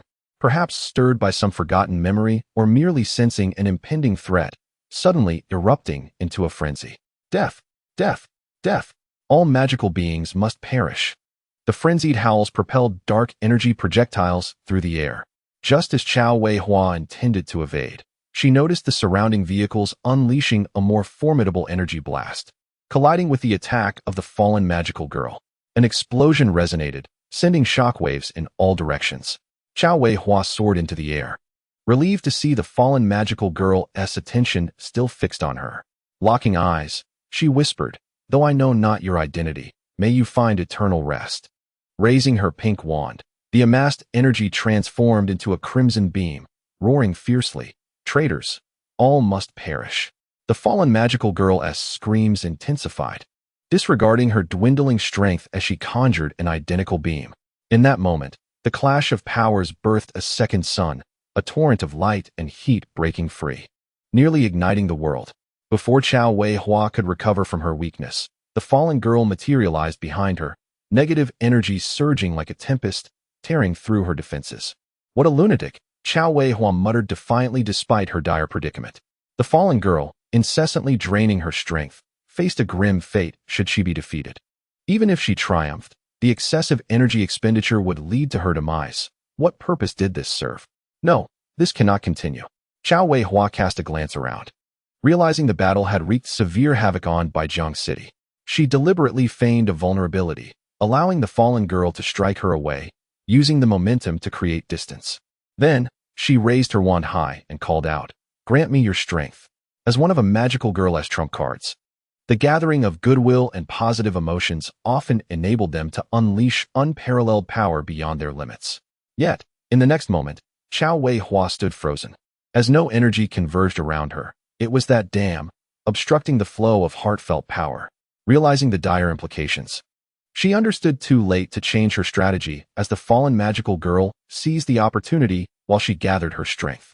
The surge of negative emotions crackled like lightning, overwhelming Chao Wei Hua, leaving her gasping for breath as wounds multiplied. Compounding her misfortune, the negative energy from the fallen girl infiltrated her body, hindering her ability to harness power. With a thunderous crash, Chao Wei Hua was sent hurtling to the ground, embedded into the earth. Wei Hua, Ji, witnessing her contract partner's fall, rushed forward in a desperate attempt to thwart the fallen girl's relentless assault, yet found herself unable to breach the girl's defenses, instead being torn apart by a single strike. Ji, as the dawn approached, Zhao Weihua anxiously yearned to rise. Yet the fallen maiden had no intention of granting her that opportunity. With both hands, she summoned a gray energy beam, transforming it into a torrential flow that spanned the heavens and the earth, gradually unfurling and engulfing the world. Time seemed to decelerate in that moment, prompting Zhao Weihua to instinctively shut her eyes, despairingly bracing for the imminent arrival of death, which felt both unexpected and tantalizingly close. After a brief interval, the anticipated agony failed to materialize. Instead, she sensed a gentle warmth enveloping her. Upon opening her eyes, she was left agape at the sight before her. A figure composed of flowing light stood protectively in front of her, effortlessly erecting a barrier of white light that absorbed all of the fallen maiden's assaults. With a gentle push, the white barrier surged against the maiden's attacks, erasing everything in its path. Dappled starlight cascaded from the heavens, signaling the end of the battle. Zhao Weihua found herself rendered speechless in astonishment. The flowing luminescence offered no reply. Its form suddenly diminished, transforming into a beam of light that landed upon another person's shoulder. Miao Miao approached with measured grace, her gaze scrutinizing as it fell upon Zhao Weihua and Qi. "You cannot be the revivers from Baijiang City, can you?" Zhao Weihua paused, bewildered. "Revivers? What is that?" Miao Miao contemplated for a moment, seemingly organizing her thoughts. "Surely you are aware of the Great War?" "Yes, but what does that have to do with the Great War?" Zhao Weihua inquired, perplexed. "Because some individuals may suffer severe injuries, teetering on the brink of death, or even fall into slumber during the Great War. In the past, these slumberers could harness the emotional energy unconsciously emanated by the populace to heal their wounds, awaiting the moment of awakening. However, Baijiang City recently underwent certain changes. The emotional energy disseminated by the people has been intercepted, causing the slumberers to awaken due to a lack of energy. Those who wish to survive will, like the individual from earlier, attempt to instigate events to gather energy for recovery." Zhao Weihua blurted out, "It's that dam." Miao Miao, perplexed, responded, "What dam?" Excitedly, Zhao Weihua articulated her earlier metaphor. "The dam is quite a fitting analogy. When the power of the people's hearts ceases to flow, the hidden truths lurking beneath the surface will finally reveal themselves." Miao Miao nodded in agreement, then swiftly shifted the conversation to discern this so quickly. "Have you come from other cities to investigate these matters?" Chapter 59. A back-and-forth performance. Zhao Weihua and Qi exchanged glances. Understanding each other's unspoken intent, they could not admit the truth. Just as Qi was about to speak, Zhao Weihua's voice preemptively emerged. How could that be? We are merely on vacation from other cities, simply possessing a heightened sense of perception. Although Miao Miao had come to their rescue, certain matters held greater importance than their lives. Until they clarified Miao Miao's affiliations and whether she could be trusted, they would not concede to anything. This was a lesson imparted by Qi, to remain composed and cautious. However, what Zhao Weihua failed to notice was that as she articulated her reasoning, two peculiar gazes were directed towards her. Miao Miao regarded her, as if observing an underdeveloped paramecium. It is well known that extraordinary individuals from various cities rarely venture beyond their own territories unless compelled by significant incidents. Vacations, evidently, do not qualify. She smacked her forehead in regret, lamenting her hasty choice of a contractor. I apologize, my child is rather naive. She was cautioned against disclosing our mission to anyone, which is why she acted thus. She pressed her small hands together in contrition towards Miao Miao, oblivious to Zhao Weihua's wide-eyed astonishment. We indeed received a task to investigate certain matters here. Approximately a month ago, an attack occurred at number 3 high school in Baijiang City. Although it was swiftly resolved, a companion of ours, endowed with unique perceptive abilities, discovered that the mastermind behind the incident might be an adversary we have pursued for quite some time. It was merely unexpected to encounter such an enigmatic situation upon our arrival. She spoke nothing but the truth. They had indeed received a mission and had encountered an old foe, though she refrained from indicating any causal link between the two events. The incident at number 3? I am not well acquainted with it. I have only recently regained consciousness and may not be of much assistance to you. Miao Miao too deceived with the truth. Zhao Weihua's eyes sparkled with admiration. You have only just awakened? You are also a resurrector, a senior from the previous major battles? I cannot claim to be a senior. Furthermore, if you wish to continue investigating the enemy, or even delve into the enigma of the Heart Dam, I strongly advise you to cease or seek assistance from your companions. You are ill-equipped to handle the current situation in Baijiang City alone. After delivering this counsel, Miao Miao departed with Xian Sheng, having already informed the Supervision Bureau of the circumstances at hand. Assistance would soon arrive, rendering her presence unnecessary. She glanced at Zhao Weihua, who remained dazed in place, and reproached her with frustration. Weihua, what are you waiting for? Go after them. They are ready-made allies. Huh? What do you mean, huh? Utilize your social skills, be persistent, and approach them. You are usually quite bold, are you not? That is different, Zhao Weihua argued. Being brazen in front of peers is not the same as in the presence of seniors and mentors. Nevertheless, her actions were earnest. Senior Miao Miao, please wait for me. You have just awakened, and I am certain there are aspects you do not understand. I can assist you. She shook her head, observing the immaturity of her contractor.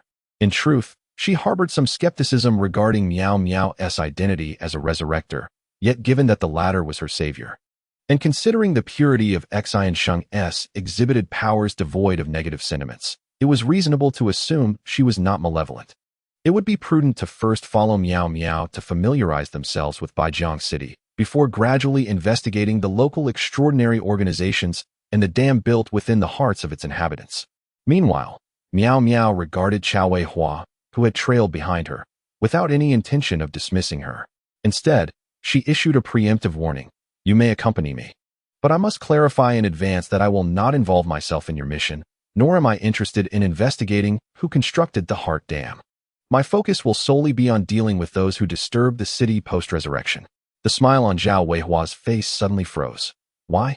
Does the senior not think that there is a significant secret hidden within? This could pertain to.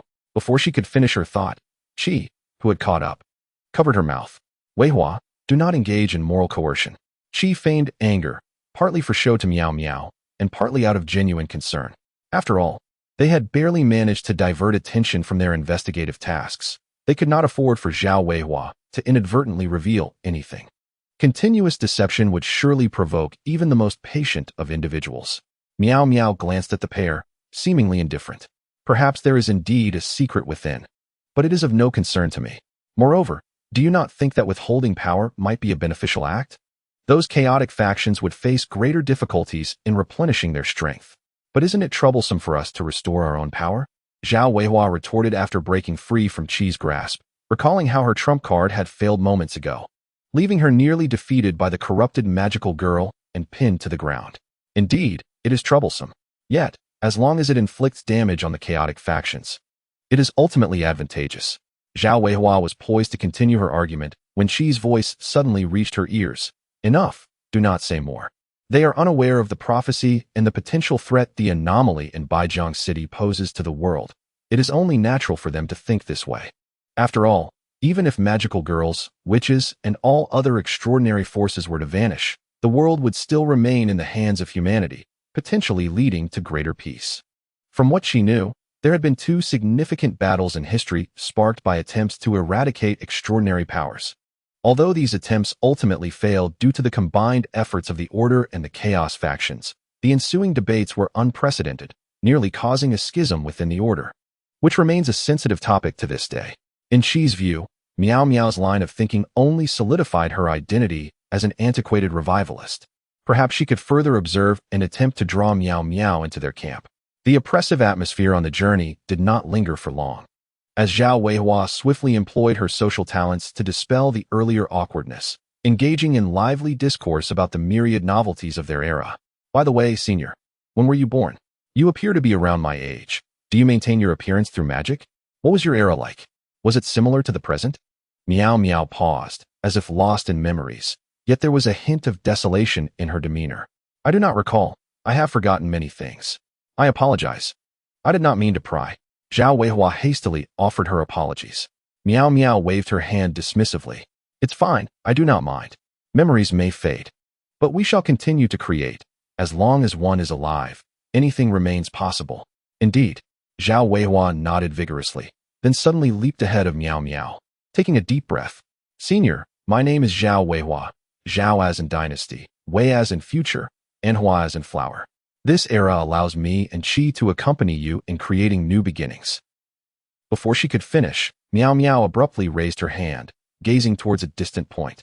Be cautious, there is a revivalist. Zhao Weihua followed Miao Miao's gaze.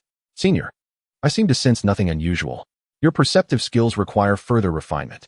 As she spoke, Miao Miao produced a mobile phone, opened a video, and tossed it to Zhao Weihua, who began to watch intently, memories automatically flooding her mind.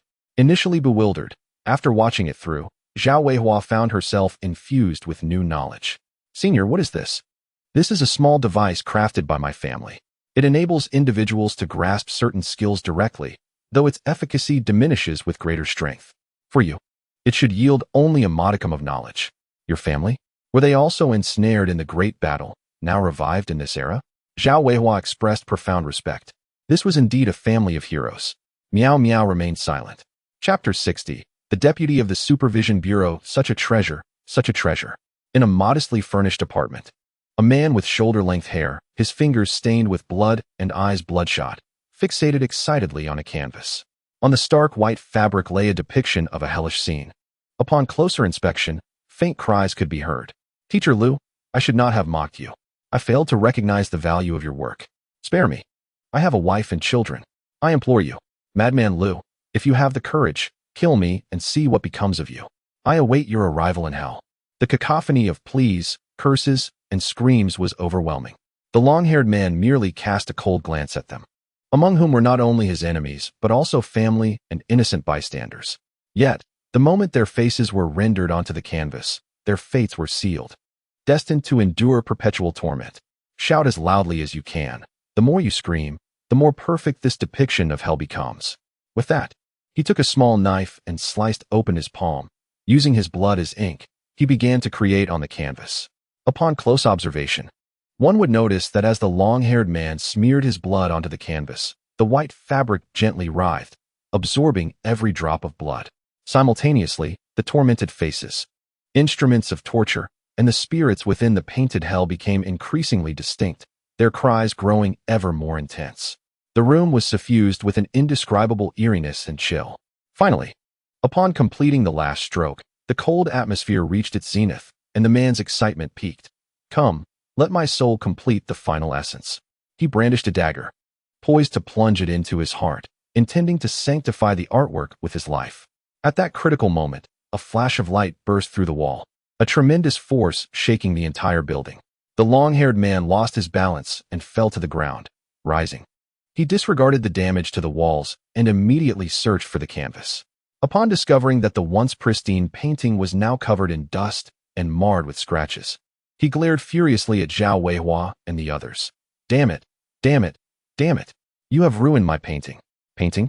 Zhao Weihua had hurriedly arrived to prevent the resurrected from causing harm, still processing what had transpired. She was met with the sight of a disheveled middle-aged man shouting in rage. Just as she was about to apologize, the man plunged a knife into his own heart, his vengeful gaze fixated on the intruding figures. Zhao Weihua. Miao Miao spoke up to remind, no need to look any further. He is merely a puppet controlled by that canvas. The true danger lies with the canvas itself. Zhao Weihua swiftly shifted her gaze to the canvas Miao Miao had mentioned. With the death of the long-haired man, the white canvas appeared to have completed some dark ritual, transforming from within to a blood-red hue, beginning to reverse erode the fabric of reality and forming a domain. Within this realm, malevolent spirits emerged from the canvas, their ghastly faces and sharp fangs brandishing instruments of torment, instilling a profound sense of dread. As senior, Zhao Weihua swallowed hard, an inexplicable fear welling up within her. Do not be afraid. It is merely the enemy's spreading power disturbing our reality. This domain, formed from negative energy, amplifies the negative emotions that seep outward the more one fears, thereby bolstering the enemy's strength. Conversely, if one can maintain composure, observe the flow of energy within the space, and concentrate their power, breaking free from these constraints is not insurmountable. Miao Miao clenched her right fist and struck out, creating several fissures in the blood-red infernal domain without relying on Xian Sheng's power. She then looked at Zhao Weihua, signaling her to follow suit. Yes, senior. Zhao Weihua felt a surge of determination. Her gaze swept over the clawing malevolent spirits, and her fear dissipated imperceptibly. Taking a deep breath, she dodged the attacks while attuning herself to the surrounding environment. Suddenly, a vortex appeared in her perception, and upon unleashing an energy beam towards it, the blood-red inferno collapsed instantaneously, and the world brightened, returning to its original state. The blood-stained canvas fell to the ground. The inferno it depicted vanished without a trace. Zhao Weihua turned excitedly, exclaiming, Senior, I did it. Indeed, well done, Miao Miao praised. Although the blood-red canvas did not unleash its full power due to the limited number of offerings, Zhao Weihua's ability to shatter the infernal domain in such a short time was indeed commendable. She approached to retrieve the canvas and waved to Zhao Weihua. Let us move on and search for the next reviver. Senior, shouldn't such malevolent objects be destroyed on sight? Zhao Weihua questioned, puzzled by Miao Miao's action of collecting the canvas, as they typically obliterated such things. Why destroy it? Power is merely power, as long as it can be wielded. It holds value. Who knows when it might come in handy? Miao Miao shook the canvas in her hand, unaffected by the whispers emanating from it. Zhao Weihua felt her worldview shaken. Is that so? She now felt as if she were facing an authoritative teacher, instinctively believing in her correctness. This mindset might be acceptable for students, but it posed a significant issue for a magical girl who constantly battled various hazardous entities. She noticed her wavering resolve. Weihua. Different eras possess different ideologies. You must adapt to your circumstances and avoid blind obedience. Understood. Moreover, you should engage with her more thoroughly. Whether in terms of power, skill, or mentality, your senior is an invaluable ally. Meanwhile, Miao Miao, noticing Qi and Zhao Weihua whispering to each other, paid it no mind. After all, it was merely a chance encounter, and a brief conversation was all that was warranted. If she could draw them into her camp and extract some intelligence, that would be splendid. If not, it was of little consequence. She soared through the heavens, persistently searching for the revivalists of a bygone era. At that moment, the dialogue between Zhao Weihua and Qi came to a close, and she seemed to have made a resolute decision, confronting Miao Miao.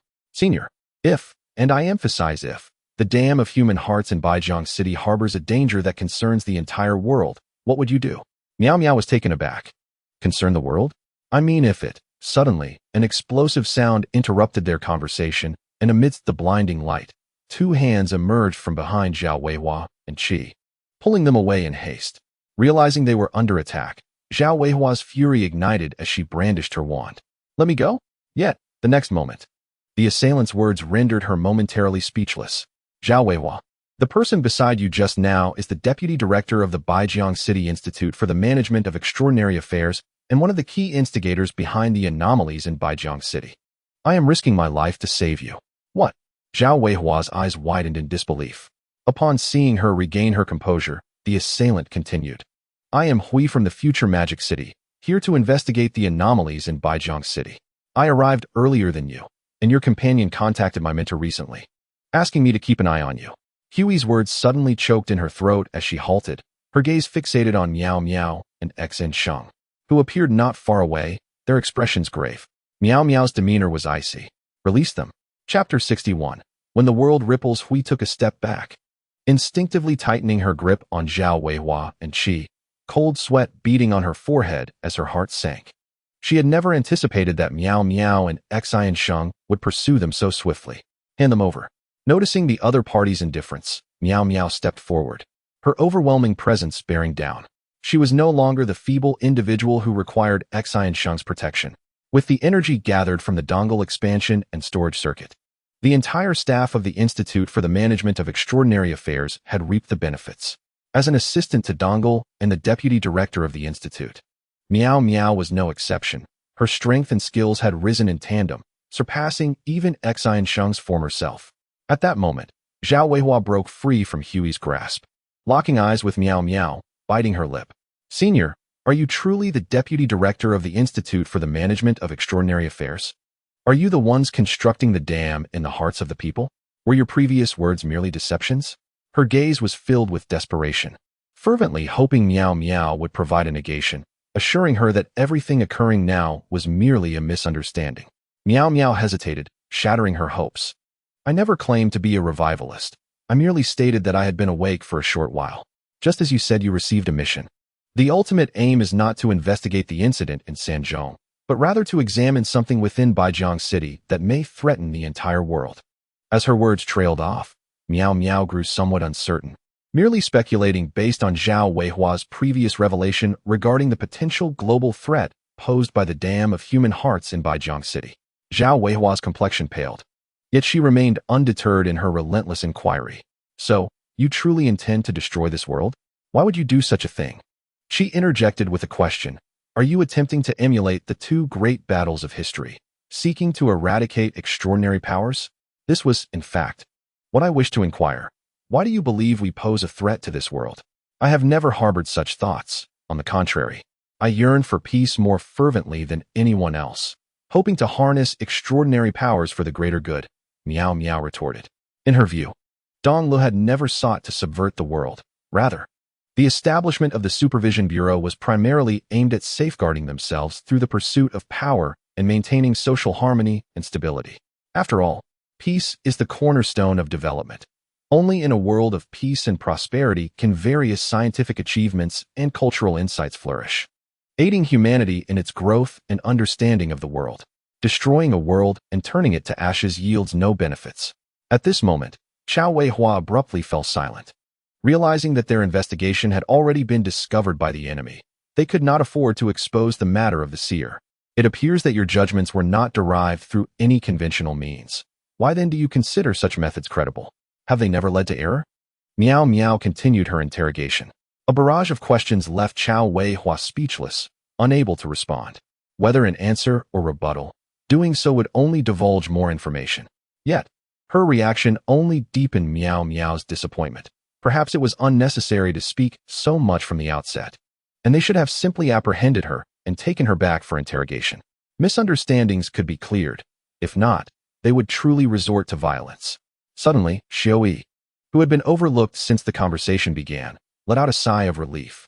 A blue light erupted beneath their feet, manifesting into a magical array. Seizing the opportunity while Zhao Weihua and the others were engaged in dialogue, he activated the teleportation array, exclaiming exuberantly, "Let us go." However, an unexpected occurrence transpired. Although the radiance of the teleportation array continued to rise, the surrounding scenery remained unchanged. Miao Miao remarked indifferently, "You are stalling for time to prepare the teleportation array. So, what do you think I am waiting for?" As her words fell, a more intricate magical array unfolded behind Miao Miao. From within the brilliance emerged a man and a woman, both appearing mature. Notably, the man's attire bore a resemblance to Xiao Yi's, albeit looser and of superior material.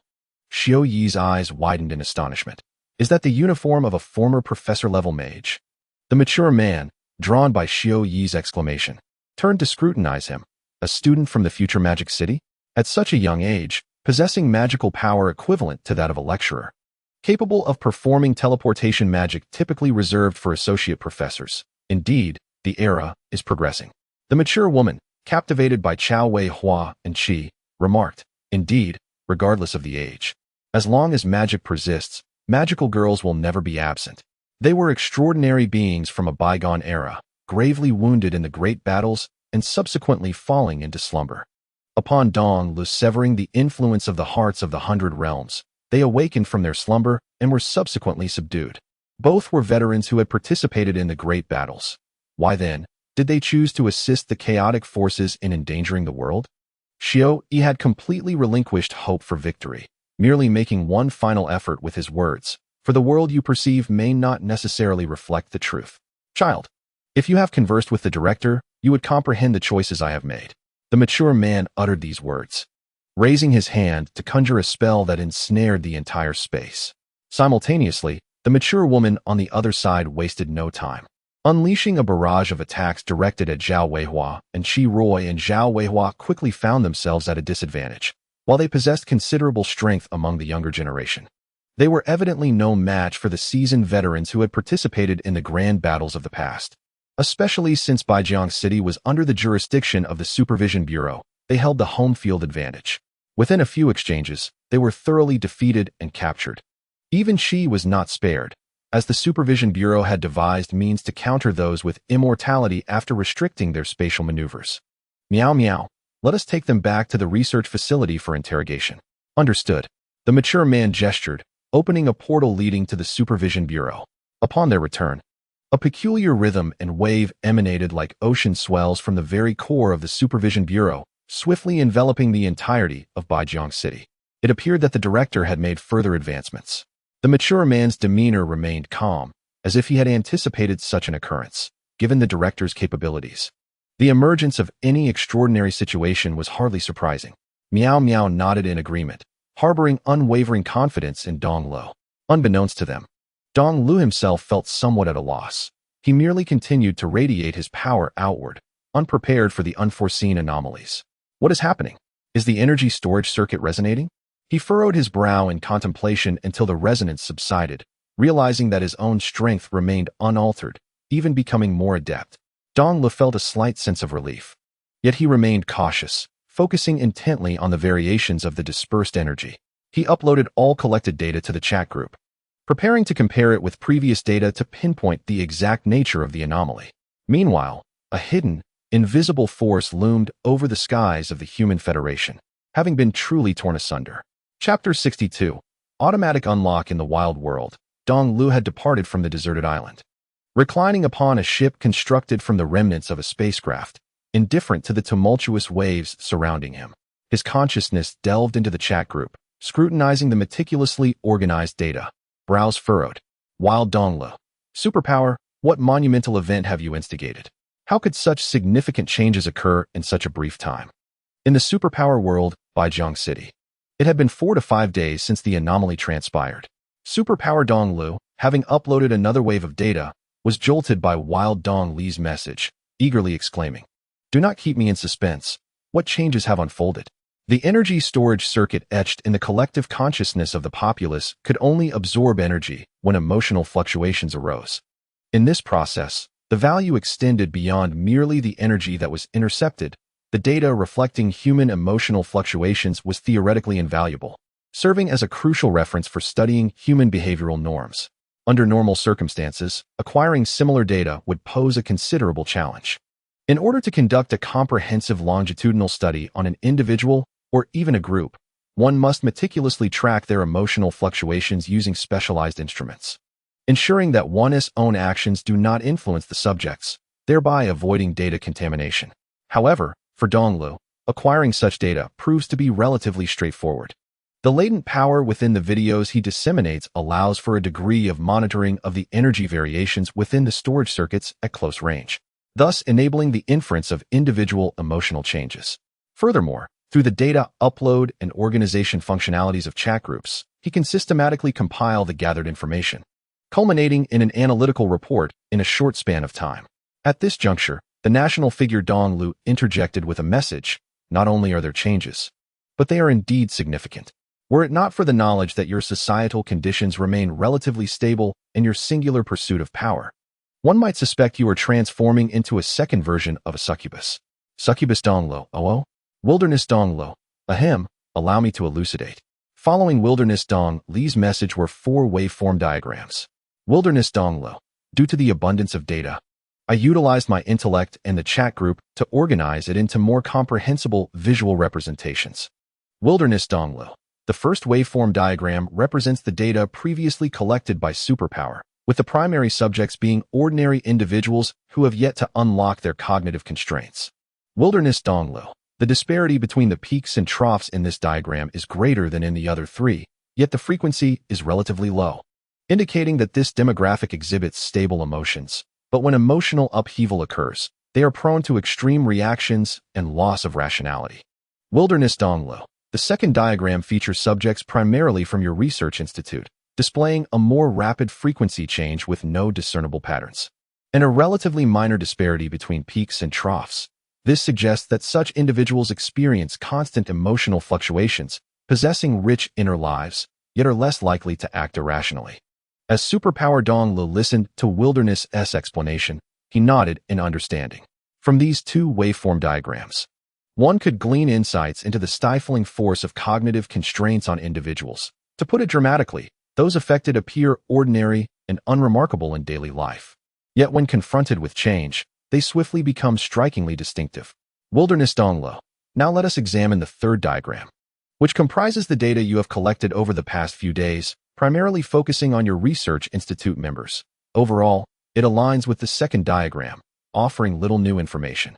Wilderness Dong Lu. The focal point is the fourth diagram, which also contains data from recent days, primarily surveying the general populace. Employing the analytical methods just discussed, Superpower. What do you observe? Superpowered Dongle. The frequency variation in the waveform has noticeably accelerated. The disparity between peaks and troughs has relatively diminished, making it less likely for individuals to adopt extreme positions, though they are more susceptible to emotional influences. Superpowered Dongle. It somewhat resembles a synthesis of the characteristics observed in the preceding 2 graphs. Wilderness Dongle. Indeed, but more accurately. It serves as a transitional product from the first graph to the second and third. Once more, several waveform graphs appear in the chat interface, annotated with time, measured in days. The shapes gradually evolve from a resemblance to the first graph to a form increasingly akin to the second and third. Wilderness Dongle. If we consider the first graph as a manifestation of the populace's cognitive constraints, and the second and third graphs as reactions following the liberation from these constraints, then the fourth graph may represent a transitional phase. Superpowered. Have you truly not implanted directives on a broad scale to liberate minds from their cognitive shackles? Superpowered Dongle. No. I merely established energy storage circuits to gather emotional energy. Just a few days ago, these circuits expanded to a significant magnitude, resulting in a sudden anomaly. Hence, I am compelled to analyze the collected data to discern the underlying issue. Wilderness Dongle. It must be a form of the butterfly effect. In any case, regarding emotional fluctuations, the populace in your world, particularly in Baijiang City, may be experiencing an automatic unlocking of their cognitive processes. You must exercise caution. Wilderness Dongle. It would be fortunate if the force-constraining thought were a natural occurrence. However, if it is artificially induced, you might find yourself in dire trouble, as the puppeteer behind it will not let you off easily. Wilderness Dongle. What are your thoughts? Will you continue to confront this head-on? Or will you eliminate some energy storage circuits to temporarily evade the spotlight? Superpowered Dongle. Evading is not an option. A few days ago, I received news that the Human Federation has received prophecies, and it appears I have become the target of a new wave of conflict. Wolfie Dongle. If I recall correctly, Superpowered. You established the Research Institute and expanded your influence out of concern for the dangers posed by your lack of power upon hearing about the impending conflict. Now, it seems you have inadvertently instigated this new round of confrontation. Golden Tycoon Dongle. Quite darkly humorous, indeed. Superpowered Dongle felt exasperated and sent a message. It is indeed rather darkly humorous. Wolfie Dongle. Can't we discuss this amicably? You do not harbor ambitions of world domination or destruction. Rather, we must unite against the shadowy force that may confine our thoughts. The confident super ability dongle declared that the likelihood of success is minimal, as they possess unwavering faith in their prophecies. To gain trust, one must cease the dissemination of power, yet in this critical moment, such an act would equate to self-sabotage. Should there truly be a puppet master behind the scenes, I would be doomed. The alluring demon dongle suggested that should help be required, he should not allow himself to be perceived as a mere boss to be vanquished, becoming the first dongle to fall offline. Super ability dongle, brimming with self-assurance, proclaimed his invincibility, for his strength surpassed their wildest imaginations. However, beneath his confident facade lay an unease. His progress was rapid, exceeding the expectations of anyone in this world. Provided he adequately prepared, he was confident in his ability to triumph in the grand battle. Yet, when faced with the looming shadow over the Human Federation, his certainty waned. Regarding the force influencing the Human Federation, Dongle understood that it was not a mere natural occurrence. He would not entertain any illusions. If action was to be taken, he must brace for the worst. Resolute, he contemplated further dissemination of video and power. Previously, he had targeted Baijiang City and other locales in a state of vulnerability, where extraordinary forces were weak, to avoid provoking excessive reactions from outside. However, as the threat approached his doorstep, the previous strategy had become obsolete, necessitating a more aggressive approach. Chapter 63. Curiosity about the principles of Prophecy. Paradise City, a modern metropolis with towering skyscrapers, was saturated with video information permeating every aspect of life, from colossal advertising displays in shopping malls to onboard televisions in buses and subways, and even on pedestrian smartphones and tablets. What should have been an ordinary scene filled Kiku City Xia with utmost concern. For this time, the adversary wielded video as a medium to spread and harvest power. Initially, the opposition had exercised restraint, refraining from spreading their influence within the bustling metropolis. However, just days ago, they became brazen, not only disseminating videos online, but also infiltrating official promotional content, transforming ordinary videos into instruments of power proliferation. Even if the authorities managed to ban dozens or hundreds of videos, new ones would quickly emerge, often more insidious. While viewing a single video might pose no threat, watching another immediately afterward could lead to insidious influences. Moreover, merely prohibiting online dissemination proved insufficient. The videos propagated by the super administrators would encourage viewers to share and save them, circulating them among acquaintances offline. To entirely halt their spread and curb the expansion of the super administrators' power would be exceedingly challenging. The only solution would entail a total mobilization of the Human Federation, implementing a comprehensive blockade both online and offline to sever all video material dissemination. A frenzied thought flickered through Kiku City Xia's mind. Given the high difficulty of discernment, one might consider the alternative of foregoing identification altogether, perhaps by modifying the foundational information protocols of the Internet or even temporarily incapacitating it, thereby outright prohibiting the dissemination of all videos. Since the adversary is capable of transmitting videos both online and offline, our side could similarly implement a blockade in both realms, erasing the tools that the super administration has left behind to collect energy from the populace. However, upon conceiving such a notion, she herself was taken aback. Without even mentioning the formidable challenges inherent in such operations, the repercussions are monumental, whether through altering the foundational network protocols or temporarily crippling the Internet. The ramifications on global development would be immense. Communication, education, entertainment, electronic information, and any industry that involves video dissemination would suffer, potentially leading to numerous bankruptcies or job losses, thus fostering a proliferation of negative sentiments within society. Should certain chaotic factions seize upon this opportunity, it is conceivable that before the super administration could resolve the situation, new adversaries might emerge. With these thoughts weighing heavily on her mind, Zhu Qingxia stepped into a conference room within a grand edifice. Around a large circular table sat dozens of young women, each adorned in various styles. Among them were even a few clad in student attire. As Zhu Qingxia entered, all eyes turned toward her. Some nodded, others waved, and a few even stood to greet her. "Sister Zhuqing, you have come too." Zhu Qingxia acknowledged the assembly with a nod and casually chose a seat. "Yes, I heard there were important matters at hand, so I rushed over. What exactly is it? Have we found a way to stem the tide of the super administration's influence? She was among the most seasoned and capable magical girls in Paradise City, having participated in the previous great battle. Though she rarely appeared in the public eye, in times of crisis, the magical girls of Paradise City would reach out to her as a venerable mentor. Upon hearing Zhu Qingxia's inquiry, a woman clad in a black business suit, clutching a report, responded swiftly. Many esteemed professors from future Magic City have been summoned and have devised a preliminary solution. They propose to utilize a strategy akin to that of the super administration, employing video dissemination for counter-interference. Specifics are still under experimentation, but results are anticipated in the coming days. Zhu Qingxia was momentarily taken aback. Her casual question had unexpectedly yielded a viable solution. While future Magic City had historically provided substantial support during past conflicts, never had their efficiency reached such heights. Is this confirmed? She asked.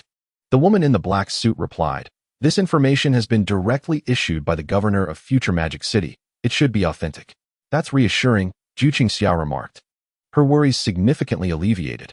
As long as the influence of the super administration could be curtailed, it would be tantamount to crippling their capabilities, greatly enhancing their chances of success.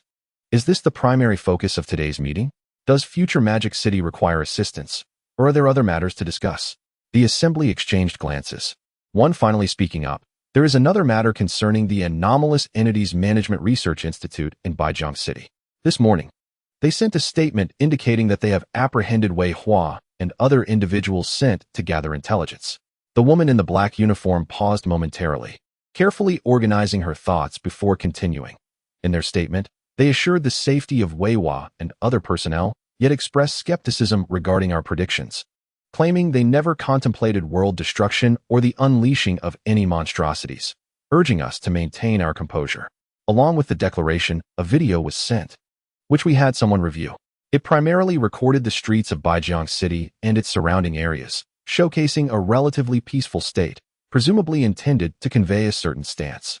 Zhu Qingxia wrapped her fingers on the table and turned to a woman with long azure hair and a hood. Mimi, what is your opinion? The others at the round table glanced toward her, for she was another formidable magical girl endowed with prophetic abilities. Even under the scrutiny of all present, her expression remained unchanged beneath the hood. She did not contest, but simply stated a fact. Prophecies have never erred, and this instance is not solely mine. Major cities such as Future Magic City, Iron Mountain City, and Dream City also possess seers or utilize prophetic devices, all foretelling the imminent occurrence of a world-threatening anomaly in Baijiang City. As time progressed, the prophecy grew increasingly vivid, with the Supernatural Affairs Management Research Institute of Baijiang City at the helm of the impending crisis. Her words sparked agreement among many. Indeed, how could one simultaneously expand their power and prepare for war while claiming innocence? Clearly, their intent was to consolidate all power within their grasp, aiming to subvert the Federation. I remained particularly concerned for Wei Hua's safety. She was merely a teenager, and I needed to devise a plan to rescue her swiftly. Amidst the cacophony of voices, one sounded particularly jarring and discordant. I actually wish to inquire about the principles of prophecy. Is there a comprehensive theory to explain it? Is it based on higher dimensional theories of timeline interference, or causality inversion triggered by superluminal speeds, or perhaps other theories?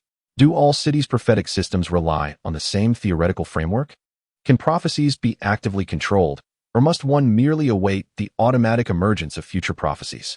How can we ascertain that the information derived from prophecies represents the true future, rather than a reality shaped by certain controlling forces? The voice, though not loud, resonated clearly in everyone's ears. At the round table, the women who had just been speaking froze, exchanging glances, having failed to identify the source of the voice, which did not seem to belong to a woman. Zhu Qingxia, Mimi, and the other two magical girls immediately became vigilant, transforming in an instant. Meanwhile, several streaks of light burst forth from the bodies of the magical girls present, coalescing into the form of Dongle. Rather than wait for the enemy to strike, he preferred to take the initiative, his gaze fixed on Mimi. Can you provide an answer? Chapter 64. The seer knows nothing of prophecy. How is that possible? How could it be within me? Zhu Qingxia and Mimi, along with their companions, had yet to respond. However, the group of magical girls, whose powers had been overwhelmed by a surge of light, could no longer remain passive. They had believed that their strength would allow them to resist the encroachment of Dongle's power, only to find themselves ensnared like ordinary citizens, caught unawares. Had Dongle not revealed himself, who knows how much longer they would have remained in the dark. With this thought, wary and hostile gazes cascaded towards Dongle like a flurry of snowflakes. Unfazed, Dongle's attention remained fixed on Juqingxia, Mimi, and several other seasoned magical girls. "Your Excellency is the director of the super administration," Juqingxia remarked, confronting the sudden turn of events. After a moment of silence, she inquired about Dongle's identity. Dongle nodded, reiterating his question. "So, could you indulge my curiosity? After all, I consider myself a protagonist of prophecy. To what extent have you applied your prophetic abilities? Can you exercise autonomous control? Is it possible to predict within a prediction, akin to a relay race, exhausting all possible futures? Or at the very least, do you possess a comprehensive theory?" His fascination with the power of prophecy, which transcends time and space, was palpable. If one could master it entirely, bringing futuristic technology to the present, it might ignite a technological explosion in the current era. This, in turn, could pave the way for new possibilities in prophecy, leading to even more advanced technologies. Could technology achieve an unceasing explosion, akin to stepping on the left foot with the right, until it reached the universe's limits? Presently, the superpowered world exhibited no signs of such an explosion. Either the Human Federation's extraordinary forces had yet to truly grasp prophetic abilities, or there were inherent limitations. Or perhaps the very essence of prophecy was flawed. Mimi furrowed her brow, choosing not to follow Dongle's line of questioning, but rather to pivot in another direction. "Are you attempting to exploit this to demonstrate the flaws in prophecy, thereby proving your innocence?" Sensing Mimi's intense hostility, Dongle dismissively shook his head, his expression suddenly inscrutable. "Prove myself? No, you may have misunderstood the situation. I am superior to you. I am well aware of my own capabilities. Therefore, it is not I who must prove anything to you, but rather you must demonstrate to me that your prophecies hold credibility. Otherwise, you are merely puppets, in which case I might consider sparing you. If not, I will have to employ special measures to dispel your hostility." As his words fell, an overwhelming pressure surged forth, seemingly materializing and pressing upon the hearts of all present, rendering their breaths momentarily stilled. The director of the super administration was far more formidable than described in the intelligence reports. Dongle extended a hand towards Mimi and asked, "Since you possess prophetic abilities, tell me, how many fingers will I extend next?" At that moment, an indignant magical girl exclaimed, "You are being unreasonable. No matter what we say, you can simply choose another number." "Indeed, I am being unreasonable," Dongle candidly admitted. "But is it not your prophecies that predict my thoughts? The number of fingers I choose is within my control, just as it is within my power to determine what I will do in this world. If your prophecies cannot eliminate even this level of uncertainty, how can I trust in their accuracy?" Faced with Dongle's provocation, Mimi, with a composed visage, articulated a novel concept. In the realm of microscopic physics, fundamental particles exist in a state of quantum superposition, embodying multiple states simultaneously. It is only through measurement of the quantum system that this superposition collapses into a definitive state. The future of humanity, through continual interaction with the world, tends towards fixation. An individual's thoughts resemble the superposed states of fundamental particles, rendering them unpredictable. Thus, your inquiry is fundamentally flawed from the outset. Dongle exhibited a tinge of disappointment. Since you have likened humanity to fundamental particles endowed with superposition, conceding the inability to accurately predict an individual's actions, you must also recognize a significant distinction, namely, the disparities among individuals far exceed those among fundamental particles. In this world, a singular fundamental particle scarcely influences the state of macroscopic entities. Yet, certain pivotal individuals possess the capacity to alter the fabric of society and the world at large. For instance, myself. Dongle's presence surged with increasing intensity, drawing the emotional energy of the entirety of Paradise City towards him. At this moment, my will dictated the future of all inhabitants of this city. I am the architect of the system, not merely a constituent element. I chart the course of the world rather than being swept along towards a predetermined future. The unpredictability of my will renders the future itself inscrutable. As Dongle's thoughts swirled, the entirety of Paradise City seemed to be suspended in time. All vehicles halted, Pedestrians paused to gaze at the headquarters of the magical girls, their expressions uniformly serene. My fascination with the capacity for prophecy compels me to share such musings with you, yet you have evaded my inquiries from the very beginning, failing to elucidate the principles behind prophetic abilities or whether they can be consciously wielded. While you may believe you are merely concealing information, based on my understanding of the world and your acknowledgement of the unpredictability of individuals, coupled with your unwavering belief that I will bring about the world's destruction, I am inclined to think that prophecy, for you, exists as a technological black box. You can only perceive the outcomes without grasping the underlying principles. Perhaps it is not you who harness prophecy, but rather prophecy that manipulates you. Dongle's gaze shifted towards a magical girl who had previously glared at him. In the next moment, her eyes regained their luster, and she became animated, finding herself in the round-table conference room, trembling with excitement, nearly moved to tears. She interposed herself between Dongle and several magical girls. Everyone, please, do not engage in conflict. It is all a misunderstanding. You may not believe me, but I have indeed returned from the brink of death. All prophecies are part of a conspiracy.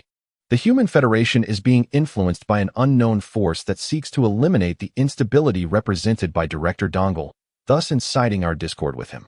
When we are mutually weakened, the world will fall back under their dominion. Dongle disregarded the distressed magical girl standing before them, instead focusing on the hooded Mimi. Signaling his disdain for the magical girl's prophecy through his actions, you predict that I will annihilate this world. Therefore, I offer this as my own prophecy. In the scene, several remaining conscious magical girls felt a profound chill coursing through their bodies. Before they could react, Dong Lu had already taken action, having acquired the answers he sought, rendering further discourse unnecessary. An unseen hand descended, causing the faces of the four alert magical girls to pale. A thundering explosion erupted within the building. Kikujo Kaze Mimi and two other seasoned magical girls managed to escape with great difficulty, only to realize they were surrounded by other magical girls. With the support of Dong Li's power, their juniors unleashed a terrifying strength, tenfold their normal capacity. Moments later, as the dust settled, Paradise City resumed its usual rhythm, with everyone continuing their daily lives. Dong Li's figure appeared in other cities, intending to strike swiftly before the forces of resistance could consolidate, dismantling them one by one. Chapter 65, Minor Obstacles. Future Magic City. The largest and most prosperous city within the Human Federation, renowned for its extensive application of extraordinary powers. Although referred to as a city, it essentially operates as a colossal research institution. All the residents within are mages, forming vast industrial chains centered around various magical academies, dedicated to the development and utilization of technology and magic. Despite multiple grand conflicts, this magnificent city has remained unshaken in its status within the Human Federation. Unless unforeseen circumstances arise, its splendor and greatness are poised to endure for a considerable time. However, today, an unexpected event unfolded. An invisible wave exploded in the city's skies, awakening the latent powers within people's hearts. Large groups of pedestrians halted abruptly, suddenly launching attacks towards various academies and research institutions. Quick, stop them. Use binding and stunning spells. Hold nothing back. They are already under control. Some of the alert individuals in Future Magic City were terrified by the sudden turn of events and hurriedly cast spells to intervene. The entire city was instantaneously ignited by the smoke of conflict, with explosions and roaring sounds cascading like raindrops. On a street near the city's largest research institute, Dong Lu manifested a translucent figure, furrowing his brow. Despite Future Magic City having a larger population and its residents being more qualified mages, the gathered power was still inferior to that of Paradise City, with many remaining conscious. Have they prepared in advance to guard against me? It was unexpected yet somehow reasonable. The most significant difference between Future Magic City and cities like Paradise City was that the actual governing body in Future Magic City consisted of extraordinary beings. Upon recognizing Dong Lu as a threat, Future Magic City could promptly take action, unlike the magical girls of Paradise City. But what significance does that hold? Dong Lu clenched his fist, soaring into the air towards the nearby large research institute. As he entered the vicinity of the institute, dozens of magical puppets appeared. Warning: flying is prohibited ahead. Please cease unlawful activities immediately, or we will take action. Before the message could be completed, Dong Li's gaze sharpened. and the incoming magical puppets exploded instantaneously, transforming into bursts of fireworks. Inside the institute, researchers monitoring the events through magical surveillance grew tense. "Professor, he has arrived. Release all test samples and swiftly sever his source of power." The head of the research institute, an elderly man with a head of white hair and sinewy muscles, spoke with an impassive demeanor. Upon receiving the command, the researchers, not daring to delay for a moment, deftly operated the nearby computer to upload the video. This was a sample developed by Future Magic City to thwart the spread of Dong Li's power. Although it had yet to undergo comprehensive experimental testing and could potentially have unpredictable effects on humans, there was no time for such concerns now. The instant the video was uploaded, the authorities of Future Magic City were informed and took immediate action to disseminate the video across the entire Human Federation's network. Almost simultaneously, the doors of the Research Institute were blasted open by Dong Lu. Amidst the swirling dust and smoke, researchers were controlled by Dong Lu and rushed toward the computer that was uploading the video. "Stop!" The head of the Research Institute sensed the impending disaster and struck out fiercely. Scarlet runes appeared densely on his arm, and the sleeves of his lab coat were instantly incinerated, a scorching wind sweeping forth, exuding immense power. Not enough. Dong Lu caught the attack effortlessly and simultaneously pressed a hand against the head of the Institute's abdomen. In the next moment, the head of the Research Institute was sent flying, embedding into the wall, his eyes rolling back in defeat. After completing his task, Dong Lu turned his gaze to the computer screen displaying the video, raising an eyebrow with an expression of keen interest. At that moment, the head of the Research Institute, embedded in the wall, suddenly regained a flicker of consciousness and weakly yet contentedly uttered, "Cough. You are too late. The video has already been uploaded. You will meet the same demise as those previous ambitious ones." Dong Lu glanced sideways at him. "You underestimate me. It is undeniable that your research has posed certain obstacles to me, but they are merely trivial. Now that I know what the obstacles are, I shall simply surpass them." Dong Li's ascent to this point was attributable not solely to his innate abilities. His efforts, alongside those of his peers in the chat group, were equally indispensable. They too engaged in the study of extraordinary artifacts and explored the laws of the world. Future Magic City was merely an impediment to one of his capabilities, and such a degree of obstruction was far from sufficient to shatter him. Paying no further heed to the gasping head of the Research Institute, Dong Lu commanded the controlled researchers to scavenge extensively. For Dong Lu, the vast scientific theories and research data accumulated by Future Magic City were the true treasures, far more valuable than tangible products. They not only enriched his understanding, but could also aid his peers in the chat group, facilitating connections across various fields. Of course, he was not solely focused on gathering spoils. The foremost objective remained to dismantle the resistance forces of Future Magic City. Once they surrendered completely, he would have ample time to gradually take over the research data. With that thought, Dong Lu soared into the sky. The video developed by Future Magic City primarily aimed to implant a trace of power within the populace, disrupting the engraving of energy storage circuits, thereby interrupting Dong Li's relentless expansion and power harvesting. The method and reasoning were commendable. However, it cannot affect those who have already engraved the energy circuits. And the dissemination of the video is not simply a matter of transmission. Just as the previous hypnosis app required a consumption of energy, the circulated video also necessitates substantial energy support. Unlike Dong Lu, who can harvest energy from the fluctuations of public sentiment and subsequently amplify the video's reach, thus forming a positive feedback loop, they are currently unable to establish such a cycle. Perhaps given more time, they could develop a similar mechanism. But Dong Lu arrived too swiftly. Thus, it must end. High above, Dong Li's demeanor was indifferent, his internal energy surging, breaking free from constraints. The energy contained within his form, once unleashed, would produce a pulse powerful enough to incapacitate all advanced technological and magical facilities in the Future Magic City, including energy-producing plants. Once sufficient energy was lost, the threat of the disruptive video could be swiftly neutralized. Thereafter, he could either condense another avatar or wait for those from other regions to arrive. The Future Magic City would ultimately fall into his grasp. However, just as Dong Lu was on the verge of self-detonation, an overwhelming force suddenly descended, effortlessly erasing Dong Lu and all the power he had left within the Future Magic City. Chapter 66, 66,189,101 by Jiang City. Extraordinary Affairs Management Research Institute. Dong Li's true form abruptly opened his eyes, gazing towards the future Magic City. All the power he had left there had been erased, leaving a significant void in his perception network. Dong Lu, did something go awry? Meow meow, noticing Dong Li's sudden awakening yet remaining silent, felt a wave of concern.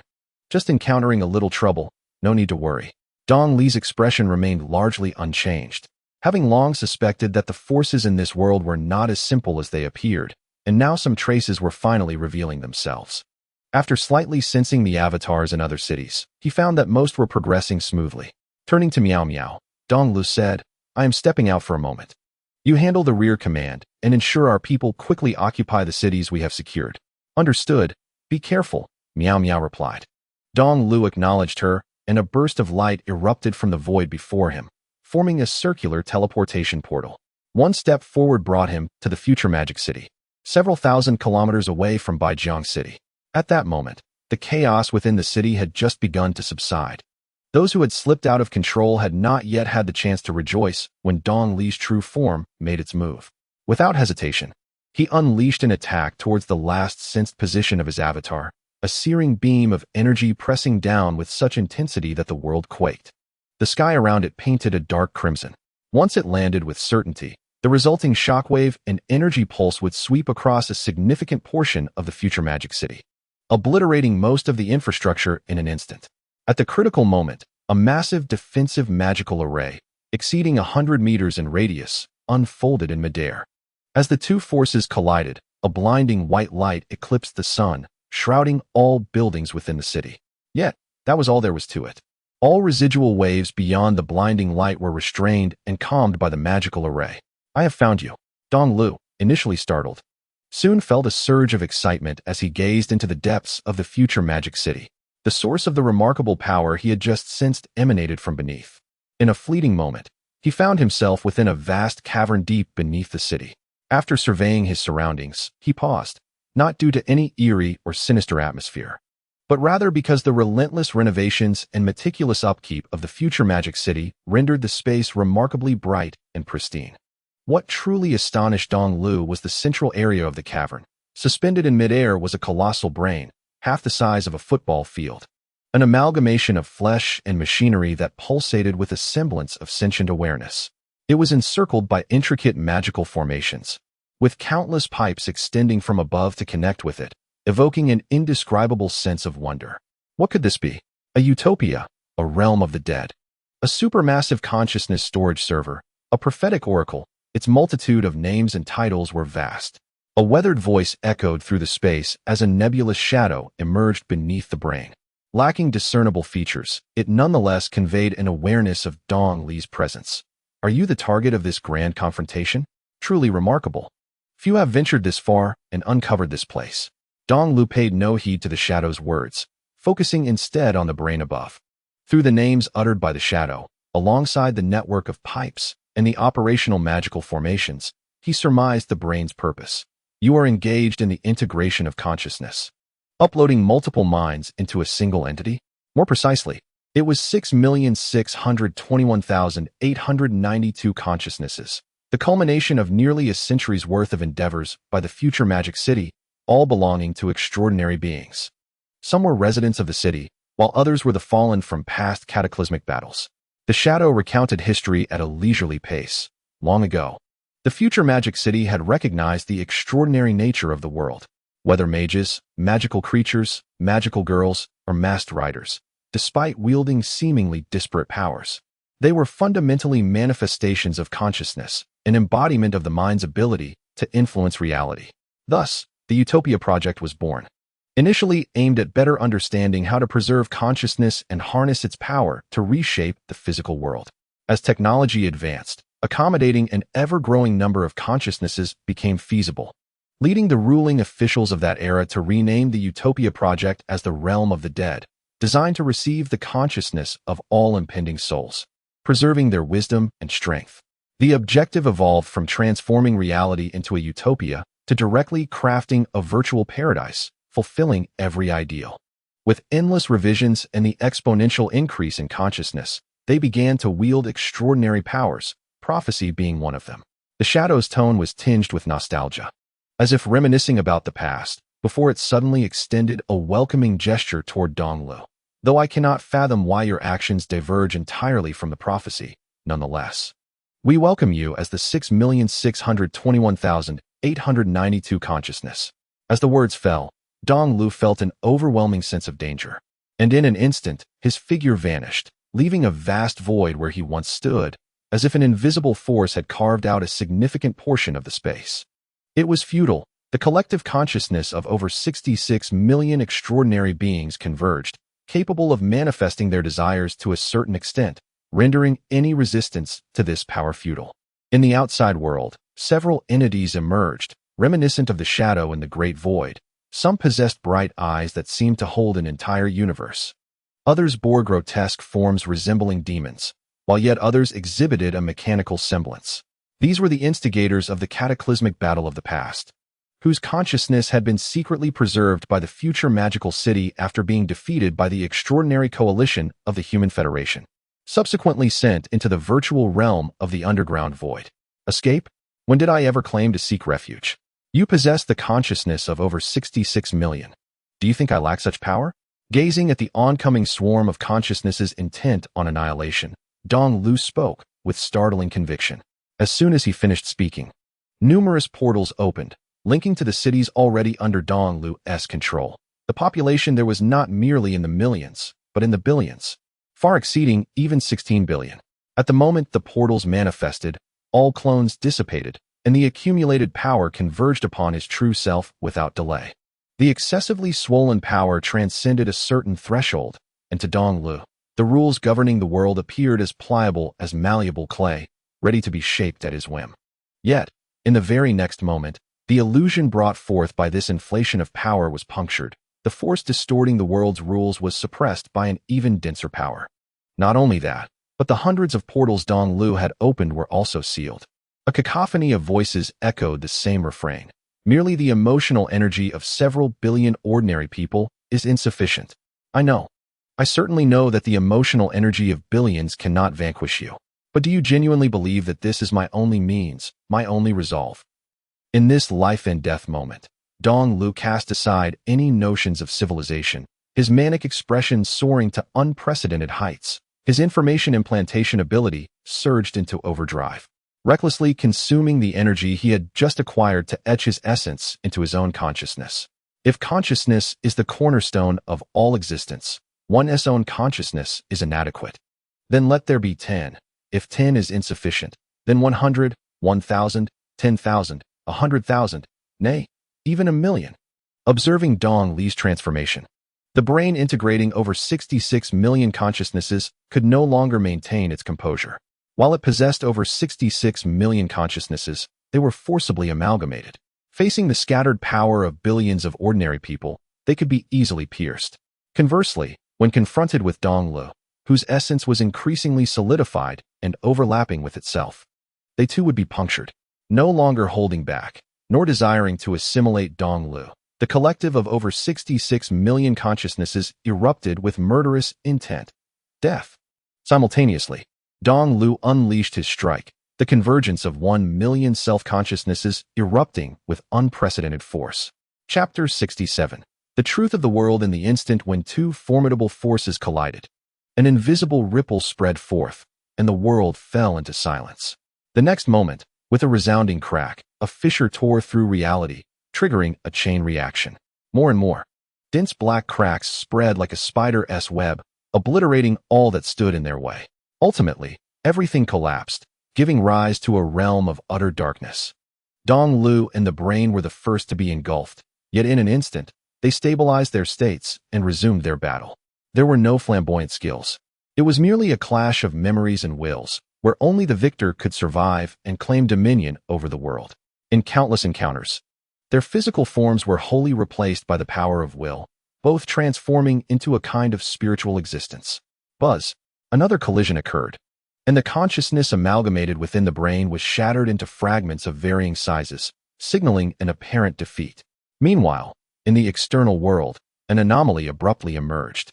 The bizarre force lingering above the Human Federation suddenly expanded rapidly, breaking through all constraints. Wherever it passed, heaven and earth were upended. All traces left by Dong Lu were utterly erased, and the remnants of battle vanished, restoring the world to its appearance over a month before the onset of conflict. This was not a reversal of time, but rather a reality overlay. More vividly, it was akin to utilizing an earlier save file to overwrite the present one. Having completed this, the Force did not cease its advance but continued to surge into the realm of darkness, intent on annihilating both Dong Lu and the brain simultaneously. In the face of life and death, Dong Lu unhesitatingly charged toward the shattered brain, brutally siphoning its power to form a shield before him. With a thunderous roar, as the collision occurred, the shield was riddled with countless cracks, teetering on the brink of collapse. In the future magical city, within the central government building's conference room, a sharply dressed middle-aged man suddenly stood up, scanning the surroundings with a peculiar urgency. The attendees cast puzzled glances in his direction. "My lord?" The governor of our future magical city, Zhang, opened his mouth, intending to speak, an inexplicable sense of urgency gnawing at him, yet he could not recall the specifics. Fortunately, this state did not persist for long. The confusion and anxiety in his eyes quickly dissipated, leaving clarity in their wake. "No, it's nothing. Let us continue the meeting." Although the officials attending the meeting found it peculiar, they dared not voice their concerns, for he was the leader of the future magical city. Simultaneously, in various cities of the extraordinary realm, many perceptive and top-tier extraordinary beings exhibited similar symptoms, sensing a subtle discord in the world, only to be swiftly subdued by the celestial forces enveloping them. The world remained unchanged, tranquil, and serene, in each uniquely characterized city. Different protagonists unfolded their own tales of adventure, romance, fierce battles, idols, and humor, oblivious to the passage of time. In the unperceived depths of the world, in a pitch-black environment where visibility was non-existent, Dong Lu, battered and bruised, emitted a faint, flickering light from his ethereal form. After a brief respite, he gradually stabilized. A sense of relief etched upon his face, grateful to have survived. He promptly reassured his group of his safety. "National Ball Dong Lu. Surviving is what matters. Golden Tycoon Dong Lu. Brothers, we were all quite worried, nearly fearing you would become the first among us to log off. Succubus Dong Lu. How severe are your injuries? Is there any way we can assist you? Extraordinary Dong Lu. It's manageable. I have a power bank with me, and my injuries are within acceptable limits. Although 1,000,000 of my essence has dissipated, my overall strength remains sufficient. Once I gather enough energy outside, I shall swiftly recover to my peak, perhaps even ascend to greater heights." National Ball Dong Lu. Regarding this matter, extraordinary. It would be wise for you to maintain a low profile for the time being, perhaps even adopt a cautious approach. Extraordinary Dong Lu. What is the matter? Has something occurred? National Ball Dong Lu. I just reviewed the materials you uploaded and discovered something significant within. Before completely exhausting the power of the integrated consciousness of the future magical city, Dong Lu utilized his abilities to swiftly peruse the adversary's memories and upload them to the chat group. Should he tragically fall victim to the machinations of the unseen hand, those materials would serve as his final contribution to the group. Conversely, if he survived, they could become capital for his future ascendancy. To his surprise, the results came swiftly. Upon reflection, it was rather logical. National Ball Dong Lu, despite his seemingly adorable appearance that unintentionally lulled vigilance, was fundamentally the embodiment of national will, processing information and pondering issues at a speed surpassing even that of extraordinary Dong Lu. Extraordinary Dong Lu, speak. Wealthy Dong Lu, indeed, do tell us. What have you discovered? The brothers are on edge. Wilderness Dong Lu, I share the curiosity. National Ball Dong Lu, patience, we must proceed step by step. You once remarked that in your realm, the essence of extraordinary powers originates from the consciousness of the mind, correct? Indeed, it leans towards idealism. A formidable will can alter reality. Have you ever contemplated what might transpire when the collective will of ordinary individuals converges? Most likely, it would dissipate due to chaos and lack of guidance. However, if someone could synchronize the intentions of all individuals at the same time and place, it might instigate some changes in the world. Absent any one of those conditions, the collective will of ordinary people would struggle to exert any influence. You have indeed thrived on this notion.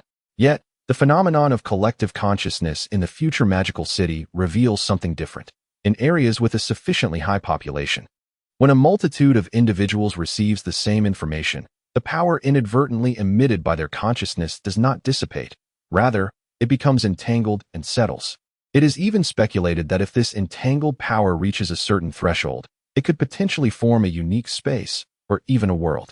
If the received information encompasses a complete worldview, the likelihood of forming such a space would increase significantly. It seems I discern a hint of something. Are you suggesting that the world of extraordinary powers might be a product of converging thoughts from other realms? Incredible. The revelation left the extraordinary being momentarily stunned. As a cascade of chaotic thoughts rushed in, a powerful will can indeed transform reality. The collective consciousness of billions of ordinary people could coalesce into a torrent stronger than any individual extraordinary being and should theoretically alter reality. There was a time when Meow Meow reclaimed a unique canvas that utilized human consciousness as fuel, allowing the world depicted in the painting to erode reality. Accepting this principle resolves many perplexities and inconsistencies regarding the world of extraordinary powers. If each city embodies a story, a tangible manifestation of cultural artistry, then the relative independence and uniqueness of extraordinary powers across the cities within the human federation becomes comprehensible, as their narrative settings differ. The sporadic grand battles and celebrations also find explanation. They are indeed interconnections of various narratives.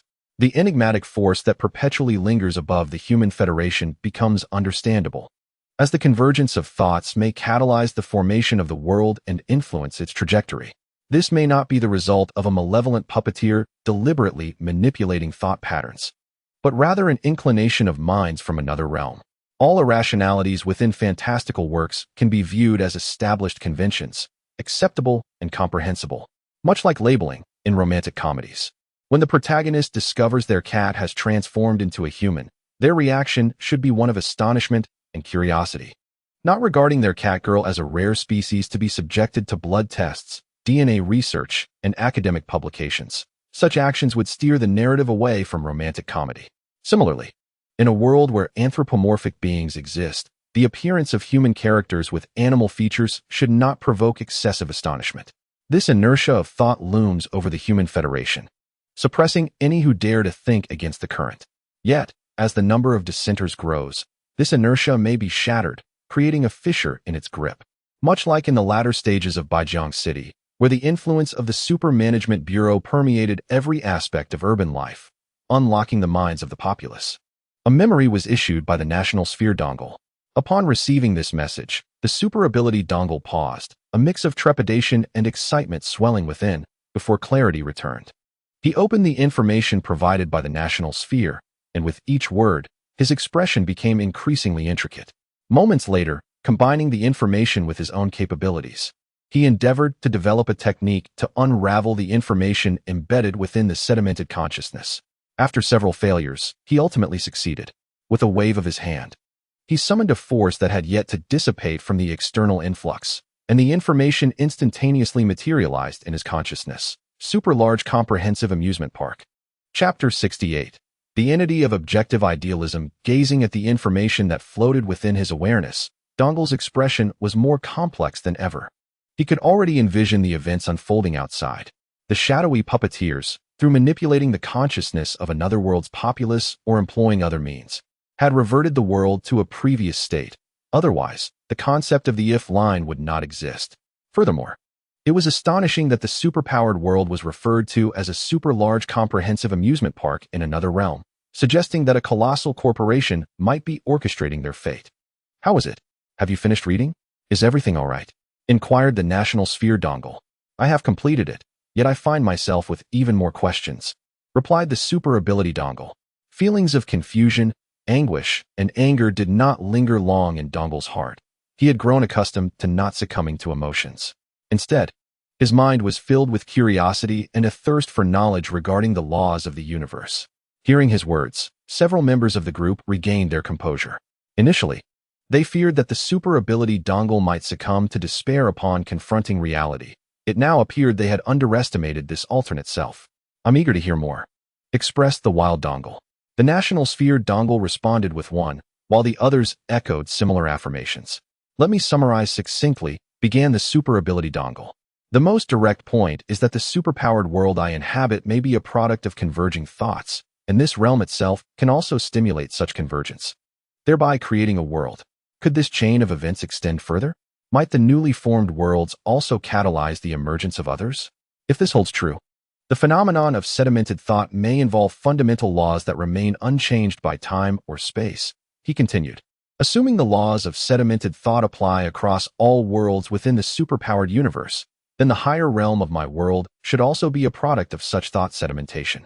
And the realm above that likewise, he posited, illustrating a tree diagram to represent the fractal relationships between worlds. Wealthy Dongle, that sounds rather unproblematic. Super Dongle, if this line of reasoning holds, then the number of worlds above my own must inevitably diminish, ultimately converging to a singular point, that is, the first cause or the entity of objective idealism. Golden Tycoon Dongle, it sounds quite terrifying. National Ball Dongle, it seems there is still something amiss. If Super's logic is valid, then a new question arises. From whence does that entity of objective idealism originate? Super Dongle, this is precisely the conundrum we shall explore gradually. If it did not exist from the outset, but was birthed upon the fulfillment of certain conditions, could there potentially be multiple entities of objective idealism within the universe? Might we even evolve into such an entity ourselves? Super Dongle, if everything, including the universe, is merely a thought of that entity from the very beginning, then I suppose I shall continue to ascend, seeking ways to traverse into other universes. Perhaps for some, the realization that their entire existence is merely a thought of another may lead them to adopt a laid-back approach to life. However, Super Dongle previously eradicated such notions from his lexicon and would never relinquish hope. Furthermore, he is not a native of the super universe, but was rather cast into it. The world he once inhabited lacked any assertion of will to manipulate reality. There are still numerous Dongles existing in other universes. Not wishing to engage with the entity of objective idealism, he can simply relocate. If he cannot provoke, he can certainly evade.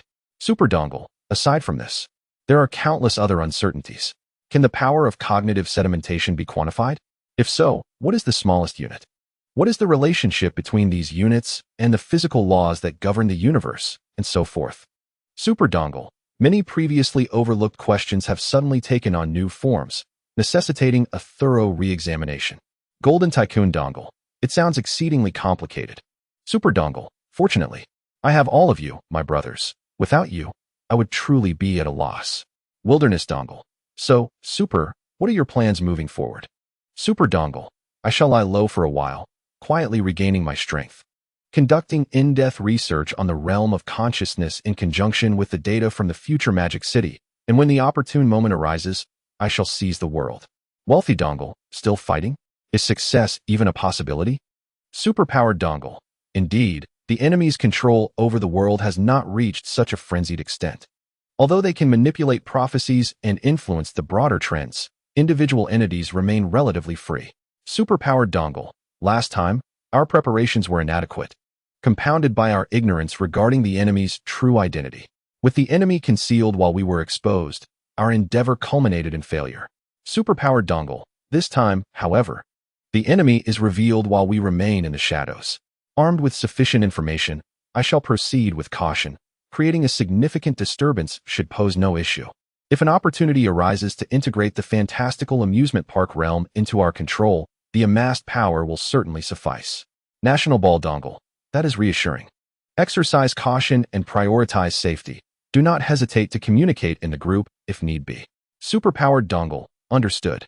As consciousness departed from the chat group, Dongle gazed upon the dim, lifeless world. In the next moment, the remnants of hundreds of thousands of cells simultaneously exerted their will, generating a spatial rift. And he transformed into a radiant beam, vanishing within. In the superpowered realm, Baijiang City, at this very moment, another Dongle was active outside. Endowed with the ability to implant information but devoid of a chat group or the memories of his original self. He had not even unshackled his thoughts. Merely a counterfeit created by a shadowy puppeteer to enhance the amusement park's allure. Having concluded a discussion with Meow Meow and the mayor of Baijiang City about establishing an organization to manage and investigate all extraordinary events within the city, Dongle exited the building. Meow Meow inquired, "What will be the name of this organization? Will it still be called Natural Selection?" Just as Dongle was about to respond, a torrent of information surged through his mind, and in an instant, he assimilated it. his gaze darkening significantly. It shall be called the Institute for the Management and Research of Extraordinary Phenomena. Meow Meow tilted her head. Isn't it supposed to be natural selection? The name in front of the psychological consultation room was quite appealing. Perhaps later, Dongle replied, affectionately ruffling Meow Meow's hair. We must not draw attention just yet. When the time comes to upheave this world, we can change the old name. Now, let us proceed. There is much to accomplish. All right. Chapter 69. The National Ball in action. The superpowered being truly bore a streak of misfortune. The yellow National Ball, adorned with a dragon and phoenix motif, looked sorrowfully at the silent superpowered Dongle in the chat group, mourning for another version of himself for a fleeting moment. Thankfully, he had chosen a second option at the outset. Otherwise, he would have fallen into the pit. Yet, that seemed incorrect. They were essentially the same person, already ensnared in the trap. Never mind, I'll ponder it later. Shaking his head, National Ball Dongle dismissed the myriad thoughts swirling in his mind, closed his eyes, and returned his consciousness to his primary self. A particular National Ball, engaged in observation, paused momentarily. After processing the information from the chat group, he resumed his original tasks. Although the Dongles in the chat group adhered to the principles of mutual support and proactive assistance, the constraints of reality inevitably limited their energy, preventing them from fully participating in the group's activities. This situation, however, was not yet overtly apparent. In the realm of group chats, the presence of Dongle is scarce, each with its unique circumstances. The affluent and the tycoons of gold dwell in a peaceful modern society, endowed with considerable wealth. Surrounded by numerous employees at their beck and call, they embody the essence of leisure, with ample time to engage in chat groups daily. The wilderness is a different tale altogether. The inhabitants of high civilizations, having recently escaped from deserted islands, find themselves adrift at sea, praying for a cosmic rescue ship to liberate them from their plight. Their existence is marked by idleness, learning, and a keen observation of group chats, leaving them with abundant free time. The succubi and superhumans, endowed with extraordinary powers, possess energy that far exceeds that of ordinary individuals. Beyond their work commitments, they too can spare time and vigor to peruse chat discussions and upload cultural works and technological documents from their worlds.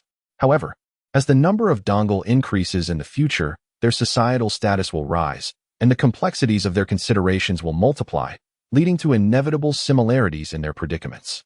Each Dongle must devise ways to liberate their energy. The national strategy for Dongle involves the division of consciousness to engage in dialogues within the chat group, assisting fellow Dongles. The primary consciousness absorbs the uploaded materials, enlightening the populace and guiding national development. When necessary, the two can interchange roles. The primary consciousness may assist other Dongles, while the subsidiary consciousness guides the citizens. Yet, the progress has not sufficed. After spending some time understanding the current transformations within Dongle Nation, the satisfaction remains elusive. The duration since his entry into the chat group has only been 2 to 3 months, a span too brief to affect visible positive changes within a nation, even with Dongle's utmost efforts. Reality, after all, is not a game, and he cannot truly oversee every citizen's circumstances from top to bottom. Fortunately, this sense of disillusionment did not linger long. With the return of a certain subsidiary consciousness, Dongle's spirits lifted. Seizing a firearm, he surged northward towards his neighboring Day Nation. In Day Nation, at the Hongguan, a battlefield shrouded in blood and fire, two opposing forces clashed with stark clarity, claiming countless lives with each passing moment. Upon the towering walls, the general of Day Nation wielded a long blade, desperately bellowing at his soldiers. Hold the line. You must hold the line. We cannot retreat. Should this final bastion fall, the plains beyond would offer no resistance against the advancing forces of Dongle Nation, plunging Day into peril. Yet, no matter how fervently he shouted, the grim reality remained impervious to human will. A tremendous roar erupted, shaking the ground. The Hongguan, steadfast for 3 centuries, finally crumbled. The forces of Dongle Nation erupted in jubilant cheers. Countless yellow spheres resembling Dongle surged forth like a tide through the breach in the city walls. Simultaneously, from the perspective of the nations, the battle between the yellow and white spheres reached its climax. Dongle's cannon blasted through the city wall. The gaping black muzzle aimed menacingly at the anxious Day Nation sphere behind it. Continue your arrogance, if you dare, Dongle exclaimed.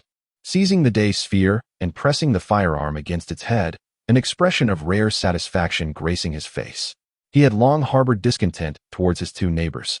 While the wisdom of individuals often extols the virtues of close kinship over distant relatives, on the scale of nations, one must be most vigilant of one's neighbors.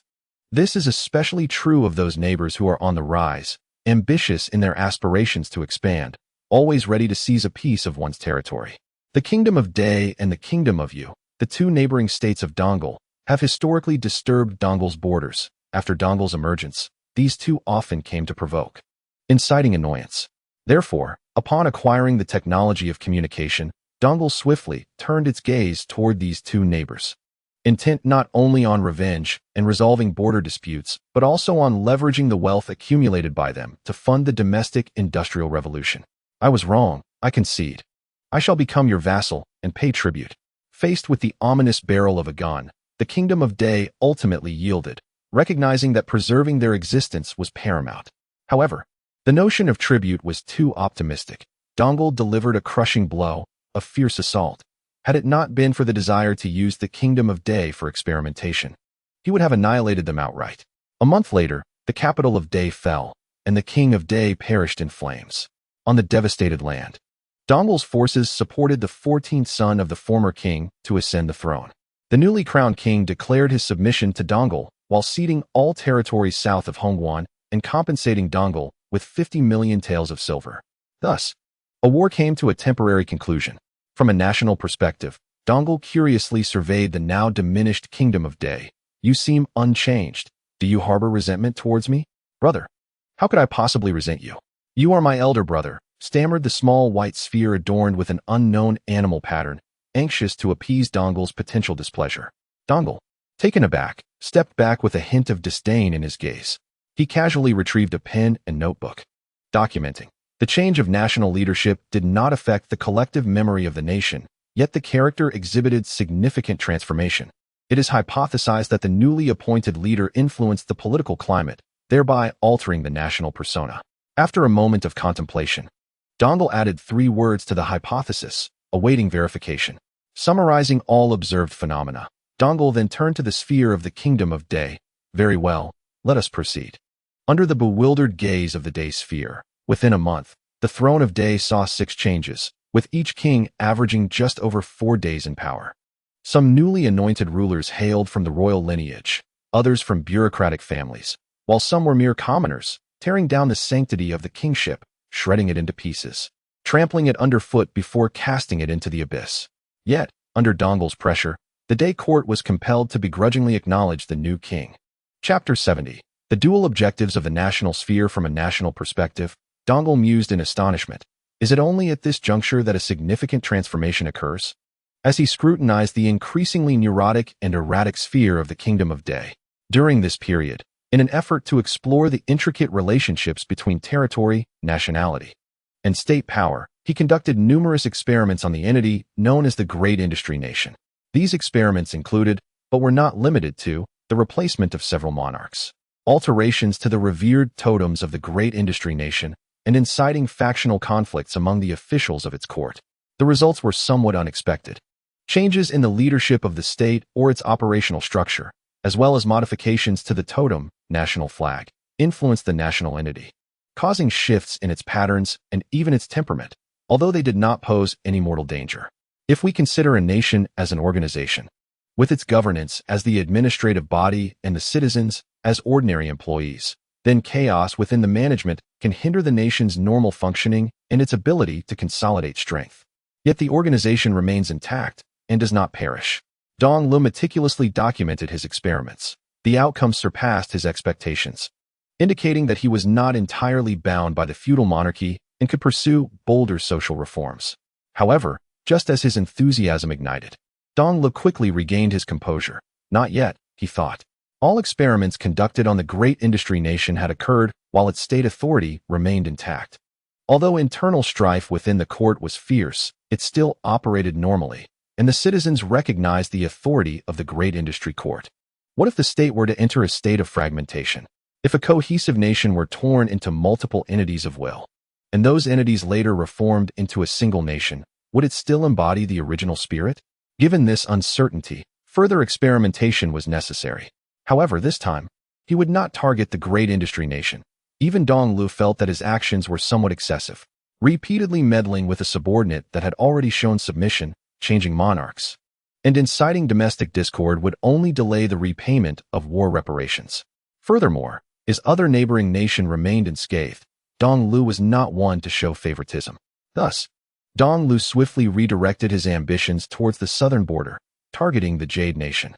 This time, he opted not for a direct military assault, but instead supported several factions of rebels within the Jade Nation, providing them with funds, provisions, and arms, allowing these insurgents to take the lead.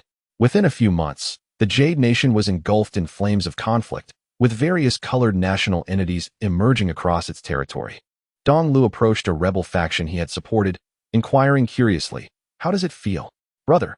exclaimed the pitch-black national entity, its eyes gleaming before suddenly welling with tears. "I have suffered greatly at the hands of the Jade Nation's troops. Can you provide more assistance?" "Assistance is negotiable," Dong Lu replied amiably. "But first, tell me, what is your current relationship with the Jade Nation?"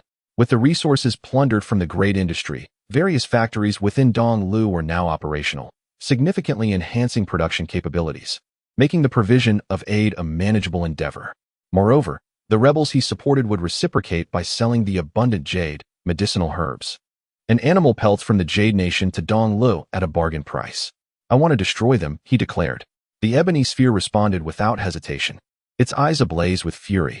Compared to Dong Lu, it harbored greater resentment towards the Yugua national sphere, which perpetually loomed over it, extracting blood and flesh. Likewise, the Yugua national sphere was eager to swiftly eliminate the internal rebels within its territory. Dong Lu inquired, "Do you possess his memories?" Although puzzled, the ebony sphere replied, "To some extent, though they are incomplete. Only by devouring more and more territory can I acquire additional memories. Can you still empathize with him? Or can you sense his citizens, and can he perceive yours?" Dong Lu asked further. The ebony sphere understood the implication. As national spheres, they could perceive their constituents and issue directives or inspiration. This applied to citizens as well as corporations, with institutional entities exhibiting clearer resonance and greater likelihood of obedience. If the ebony sphere maintained such a connection with the Yugua national sphere, it would be regarded as a subordinate entity of Yugua. After contemplation, the ebony sphere shook its head. "There is no connection. I cannot sense his people, nor can he perceive mine." "I see," Dong Lu murmured, then posed several more questions before departing. Meanwhile, Dong Lu's subconsciousness is operating within the territories of other rebel king spheres under Yugua, also completed their missions and returned with information.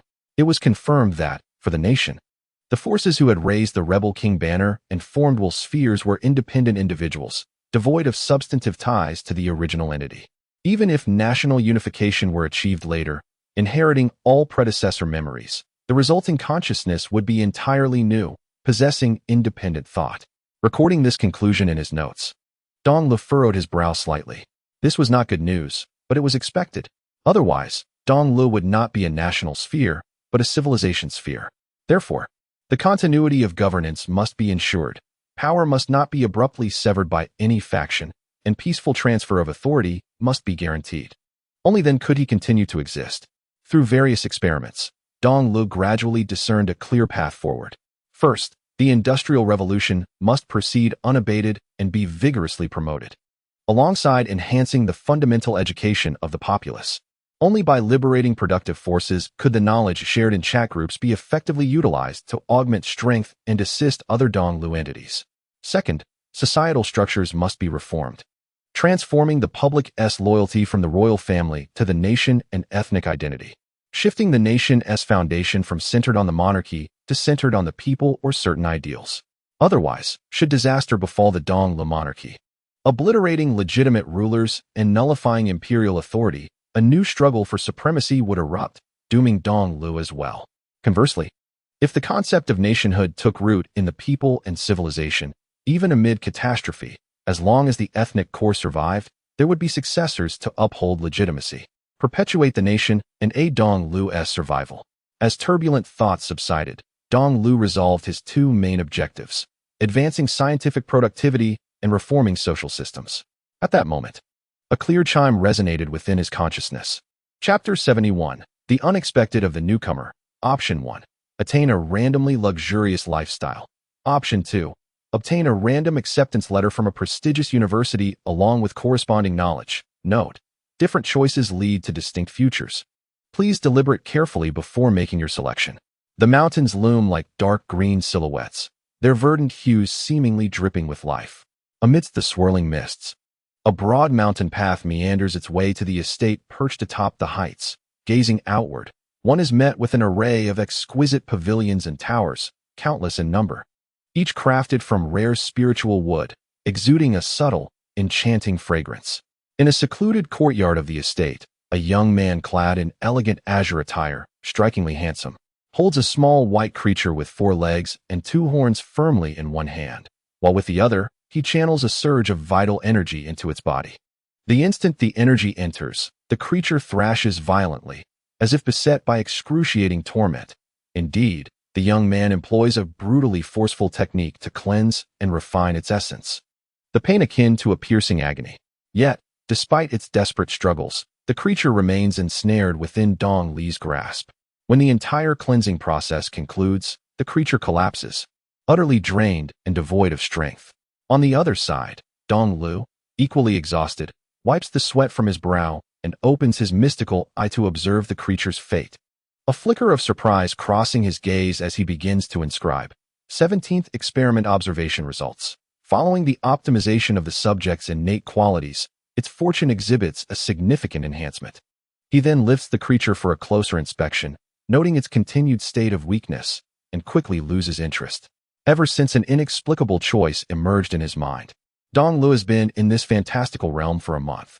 Although he has become a leisurely young master of a prominent family, enjoying a life of comfort with no worries for sustenance and receiving cultivation resources monthly, he often felt an overwhelming sense of suffocation upon his arrival. Especially when needing to interact with others, Dong Lu experienced a disconcerting illusion that he was the sole living being within the estate. It was only later that he discovered this was due to the spiritual wood used to construct the manor, which, even after being transformed into timber, continued to emanate a faint, calming aroma, soothing the mind and heart. The effect was particularly pronounced on those of lower cultivation. Over time, the emotional fluctuations of all the estate's inhabitants diminished significantly. Upon grasping the underlying reasons, Dong Lu ceased to concern himself with the people around him and redirected his focus towards his cultivation. In this world known as the Starry Sky continent, all beings can harness power through the inhalation of the vital energy in the air, yet while entering the path is one matter, how far one can traverse is another. Though cultivation in the Starry Sky continent lacks the rigid constraints of innate roots, it places great emphasis on fate and fortune. Regardless of how remarkable one's cultivation talent may be, if their fate is lacking and fortune insufficient, they may still fail to thrive. Conversely, as long as one's fate is robust and fortune flourishing, even if their talent is inferior to that of an ant, they may still have the opportunity to ascend to greatness. Dong Li's fate is one of wealth and nobility throughout his life, which is quite commendable in the realm of Tianqing continent. However, it falls significantly short of the true pinnacle. To achieve such heights, one must exert effort, pursue knowledge, and thoroughly investigate the intricate connection between fortune and destiny. Shaking his head, he dispelled the chaotic thoughts swirling in his mind. Just as Dong Lu was about to return to his room, a peculiar chime suddenly resonated. Scholar Dong Lu. A chat group? A golden finger? 0. Wilderness Dong Lu. Yes. The brothers in the group are all like-minded. Each of us encountered 2 choices, and after leaping into different timelines for a month, we joined this chat group, thriving on mutual assistance and shared knowledge. Wealthy Dong Lu. Speaking of which, Scholar, what were the 2 choices you faced? I'm curious. Scholar Dong Lu. One was a random luxurious life, and the other was a random acceptance letter from a prestigious university along with matching knowledge. Golden Tycoon Dong Lu. Intriguing. Hold on. Let me guess. Given your nickname starts with Scholar, you must have chosen the latter. However, our choices sometimes defy logic. The acceptance letter you received is likely not for a graduate program. Golden Tycoon Dong Lu. So the truth must be singular.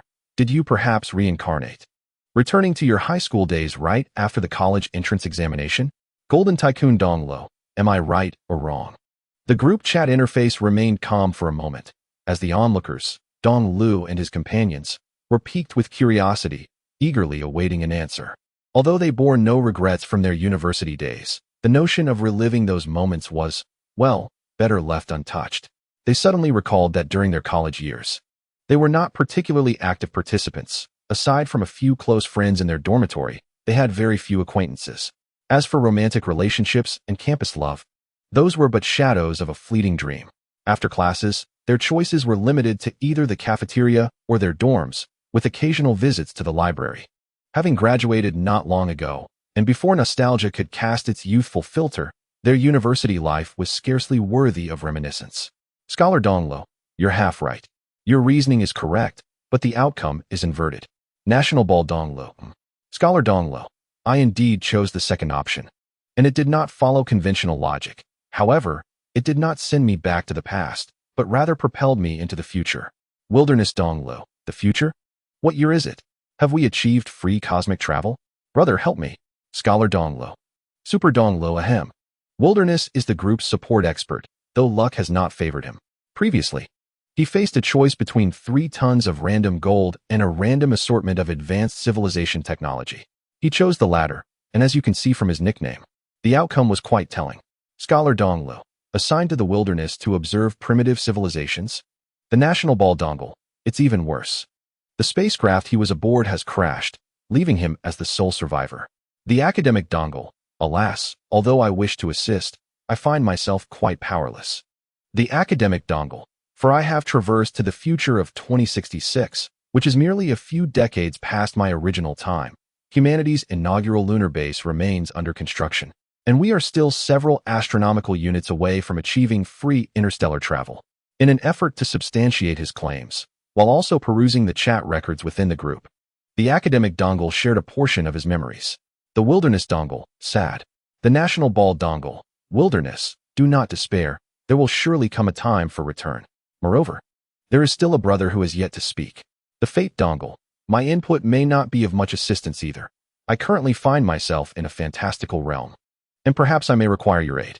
On the Starry Continent, the Fate Dongle had been lurking in the chat since joining the group, reviewing the discussions, and upon noticing the topic shift towards him, he unreservedly shared his memories. The Golden Tycoon Dongle, fantastical. I knew the choices would defy convention. A randomly opulent life has indeed led you to a realm of fantasy. The Wealthy Dongle, a world where one can pluck flowers and slay stars, filling the seas with dust. My goodness, you are truly remarkable. The Fate Dongle, it is not to that extent. The tomes often describe the might of the strong as capable of scorching mountains and boiling seas, with a mere thought traversing vast distances. Chapter 72.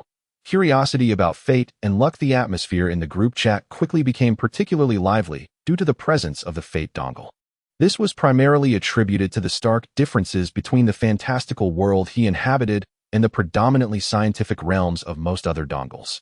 The Wealthy, the Golden Tycoon, the Wilderness, and the Academic need not be discussed further, as they are firmly rooted in pure technology. The realm of the supernatural, while inherently unique, still embodies an urban essence prior to the revelation of its truths, showcasing an array of technological marvels. The world of the Succubus, before the emergence of magic essence, merely represented a standard feudal era, focused on technological development. The world of the National Ball, despite its unique entities, still follows a technological progression.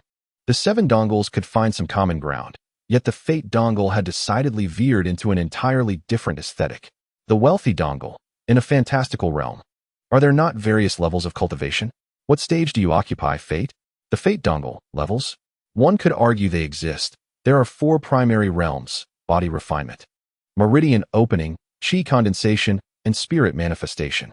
These are widely recognized, yet the subdivisions within each realm vary greatly in interpretation, leading to considerable confusion. I would consider myself at the threshold of the second realm. The Golden Tycoon Dongle. This is reasonable.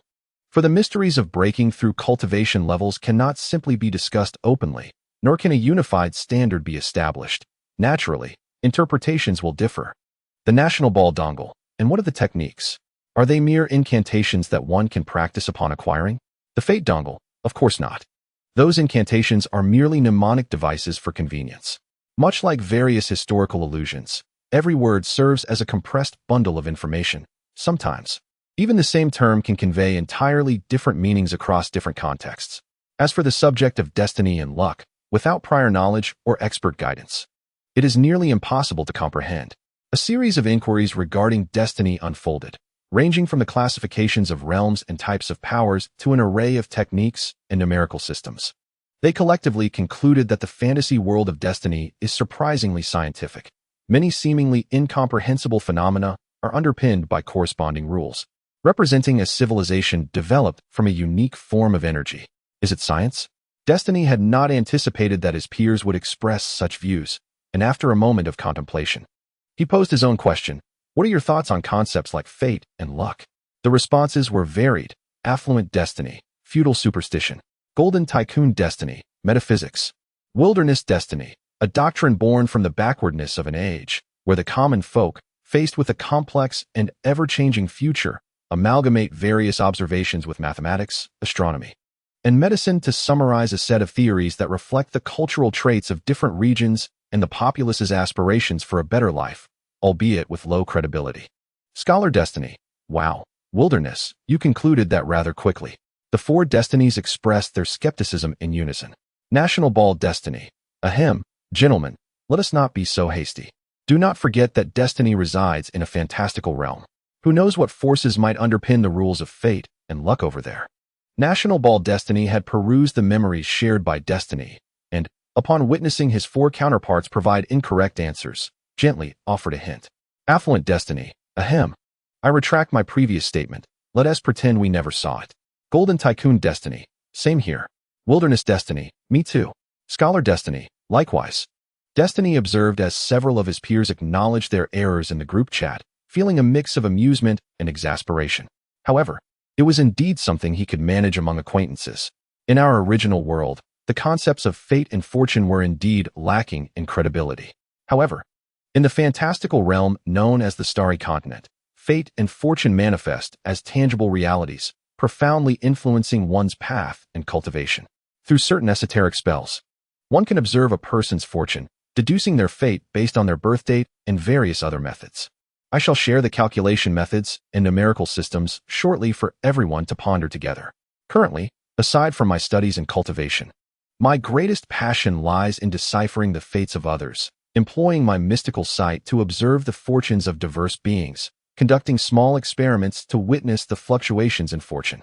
Intriguingly, I have noticed that when I nurture certain small animals, their fortunes tend to rise. Conversely, when abandoned, their fortunes decline.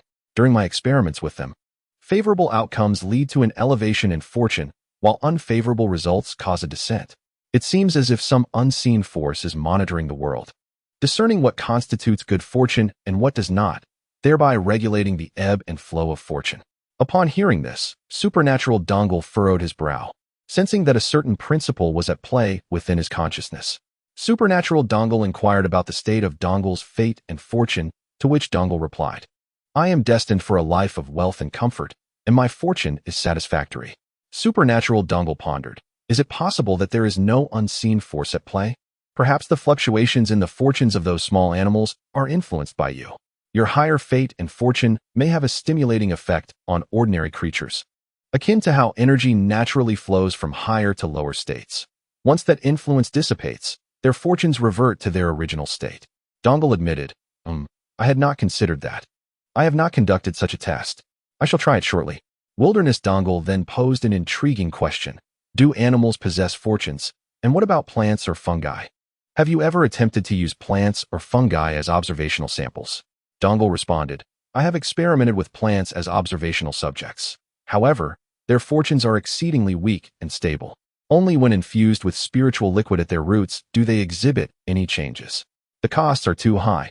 And if one seeks to study the fortune fluctuations of individual entities in complex environments, plants are not the most suitable choice. As for fungi, I have yet to explore that avenue. National Sphere Dongle asked, is fortune something that can only be perceived at the individual level, or does it also apply to collectives? Is there such a thing as national fortune? Dongle replied, fortune can be observed at both the individual and collective levels. However, if one's cultivation is insufficient, it is advisable to refrain from recklessly probing into collective fortunes or those of significant fortune bearers, as it may provoke backlash. Nevertheless, examining smaller collectives, such as a patch of grass or a grove of trees, poses no risk. The fortune of a single blade of grass or a solitary tree is minimal, and their aggregation is inconsequential, allowing for unfettered observation. Dongle continued, due to the stability of plant fortune, they provide an excellent opportunity to observe the relationship between individual and collective fortunes within simple environments, which remains a significant research focus of mine. Wilderness Dongle queried. Individual and collective, you say?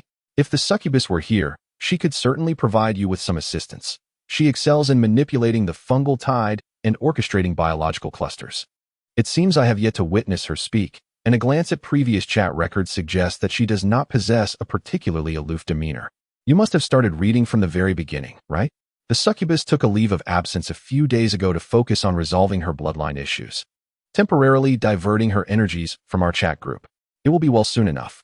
Meanwhile, in the realm of magic, the repercussions of the expanding fungal tide have begun to trigger a chain reaction across the world. Chapter 73, The Stigmatization of the Fungal Tide, Part 1. The Magical World, Year 943 of the Western Calendar. A year prior, Emperor Qinglong passed away, and the Crown Prince met his demise, leaving the ancient Guya Empire without a ruler. Although the 13th Prince seized the opportunity to ascend to the throne with the support of a coalition from the Western continent's nations, he remains unable to command respect. Subsequently, the nation fractured, giving rise to a chaotic era of warlordism. The land and its inhabitants are relentlessly ravaged by warfare among local factions, between these factions and the court, and even conflicts within the court itself, until a crimson glow emerged on the distant horizon. Wangshan City, a small county located 300 kilometers from Mo City, nestled amidst towering mountains and connected by several mountain paths, typically goes unnoticed. The lean youth, Lin Laoqi, routinely ascends the mountains to patrol, checking for any metamorphic beasts prowling nearby or villagers trespassing to hunt or gather firewood. As he neared the mountain's summit, he suddenly halted, sensing something blood-red in the distance. Squinting to observe more closely, he noticed the crimson hue seemingly expanding. Upon contemplating a chilling possibility, he gasped sharply, as if struck by lightning, frozen in place. It has arrived. It has truly arrived. The tide of blood has indeed come. Without uttering a word, he turned and sprinted back. His speed and agility surpassed that of the mountain monkeys, vanishing in the blink of an eye. With such prowess, even when confronted by metamorphic beasts, Lin Laoqi held confidence in his ability to evade them. This was precisely why the duty of patrolling the mountains fell upon him. Yet, when faced with the approaching tide of blood, he dared not entertain the notion of confrontation. Not only he, but no faction within ancient Asia would willingly confront that tide. In Wangshan City, within the courtyard of the county office, the newly appointed county magistrate was engaged in a discussion over tea with the patriarch of the Wang family, seeking to secure his support and solidify his position. Suddenly, several officials burst in, bringing Lin Laoqi in a state of panic. Before the two men could express their displeasure, the officials blurted out, Sir, there's been a calamity. Traces of the blood tide have been discovered outside the city. It can be seen on the mountains just beyond the city. What? Upon hearing this, the county magistrate, who had just moments ago appeared displeased, and the patriarch of the Wang family both turned pale. They rose from their seats, demanding sternly, Is what you say true? Absolutely, sir. I witnessed it with my own eyes on the mountain. A vast expanse has turned entirely red. It must be the blood tide. Thank the heavens for your protection, as I narrowly escaped with my life to deliver this news. Lin Laoqi, still shaken, felt as though he had truly endured a harrowing ordeal between life and death.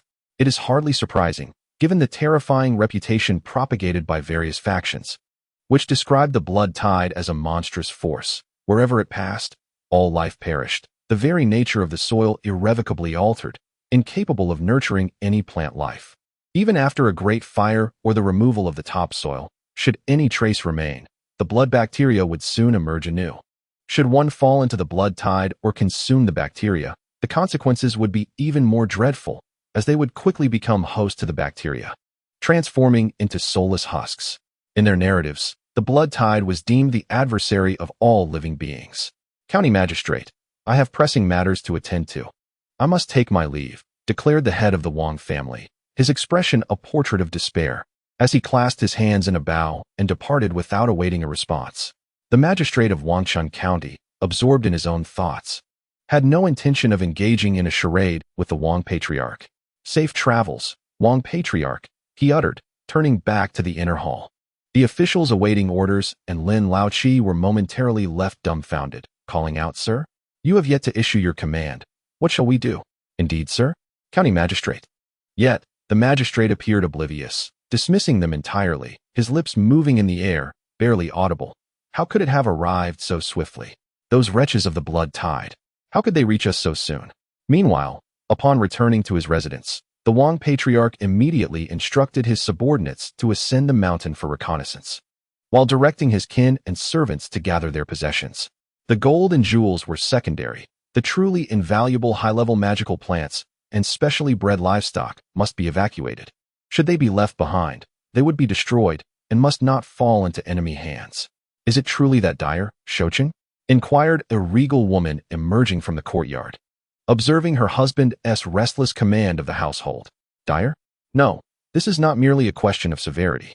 If the blood tide truly approaches, we, along with the entire esteemed families of Wangchun City, face annihilation."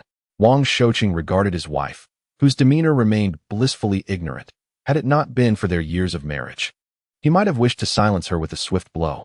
Indeed, the external narratives surrounding the blood tide, or rather the crimson tide, were predominantly slanderous. Yet this did not indicate that the blood tide was any less formidable. On the contrary, its sheer ferocity, compounded by its uncompromising policies against the affluent families that consumed human lives, had unified various factions in their relentless defamation.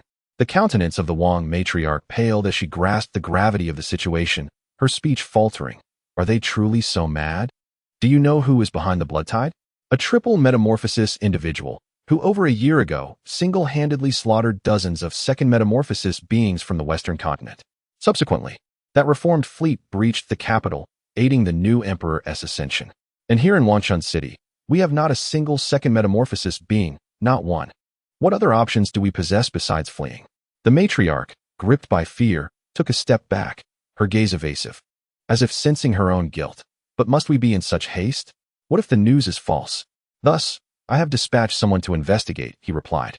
Wang Shocheng, weary of idle discourse with his wife, contemplated the severity of the situation. If it were not as dire, he mused, he would douse it in kerosene and set it ablaze, subsequently removing a meter of earth before igniting it once more. However, if it were indeed a matter of blood tide, preparations for evacuation would be paramount. At that juncture, a formidable group of Wang family members entered, forcefully escorting several battered youths. Among the injured was even Wang Shocheng's own nephew. Before Wang Shocheng could inquire about their intentions, the leading middle-aged man delivered a swift kick to one youth's leg, commanding him to kneel. Then, with a sycophantic expression, he turned to Wang Shocheng, exclaiming, "Patriarch, we have uncovered the truth." Wang Shocheng frowned. "What truth have you uncovered?" "The blood tide on the mountain was instigated by these fools. They heard rumors that the blood bacteria could greatly enhance human vitality and strength, and thus employed various means to procure some. However, during transport, a mishap occurred, resulting in some bacteria spilling onto the mountain path, left unattended as they departed. This is what caused the dissemination of the blood tide. Upon witnessing your command to secure the family's assets, they realized the calamity they had wrought and, in their panic, revealed their guilt, which I discovered." Upon concluding his explanation, the middle-aged man gestured to the side, and several individuals promptly dragged out a few burlap sacks. As the bags were opened, the vibrant red bacteria were exposed to the air, a striking sight indeed. Wang Shocheng, his expression inscrutable, turned his gaze towards the kneeling youths, all of whom were the second-generation heirs of the clan, holding considerable standing within the Wang family, aware that the rumors surrounding the blood tide were mere slander. Sensing the palpable tension and the looming specter of death, these audacious youths, who had previously feared nothing, suddenly broke down in tears, pleading for mercy as they prostrated themselves. "Patriarch, spare us. We were momentarily bewitched. Uncle Shocheng, I was wrong, truly wrong. My father died to save you, and I am his only son. Please, do not let our line end with me." Another youth clung to Wang Shocheng's leg, imploring, "Uncle, I should not have been so prideful or sought to benefit from the bacteria. You may strike or scold me, but please spare our lives." When Wang Shocheng remained unmoved, Their desperate eyes darted to Wang Shouqing's wife, yearning for her intercession. To their dismay, she turned away, feigning ignorance.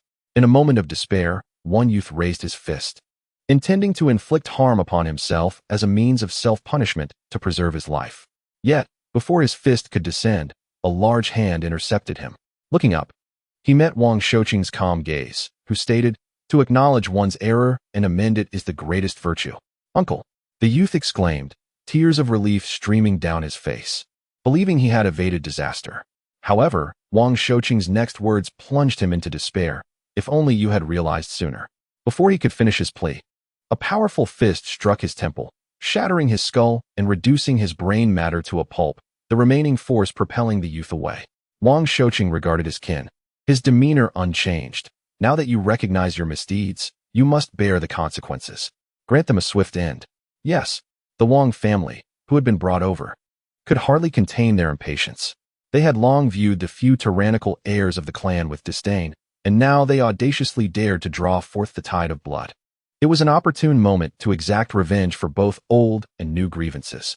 The few youths who had just been pleading for mercy, realizing their chances of survival were bleak, revealed their ferocity. One of them, with a sudden burst of strength, pushed away those surrounding him and struck his chest with a fist, spitting out a mouthful of blood. Come on. I am riddled with these blood pathogens. They dwell in my blood and flesh. Do you dare to kill me? Do you dare to approach? If you taint yourselves with my blood, you too shall be parasitized, and you too shall perish." Seeing this, others mimicked his defiance, and astonishingly, some of the Wang family members were indeed intimidated. There were those, perhaps speaking recklessly or perhaps aware of their inevitable doom, who pointed at Wang Shouqing and cursed, "Wang Shouqing, what does it matter if you kill us? If you are truly selfless, do you dare to kill your own wife? Do you think we are powerless?" Enraged, Wang Shouqing retorted, "You seek death." With a forceful leap, he plunged into the crowd, his palms enveloped in shimmering energy. The youths who had been captured were already injured and could muster no resistance. In an instant, all were slain. The splattering blood stained Wang Shouqing's resplendent attire a deep crimson. Having completed this gruesome task, Wang Shouqing did not cease his onslaught. Approaching his wife, with bloodied fists, he confronted her. "Did you assist them in bringing in the blood pathogens?" "Husband."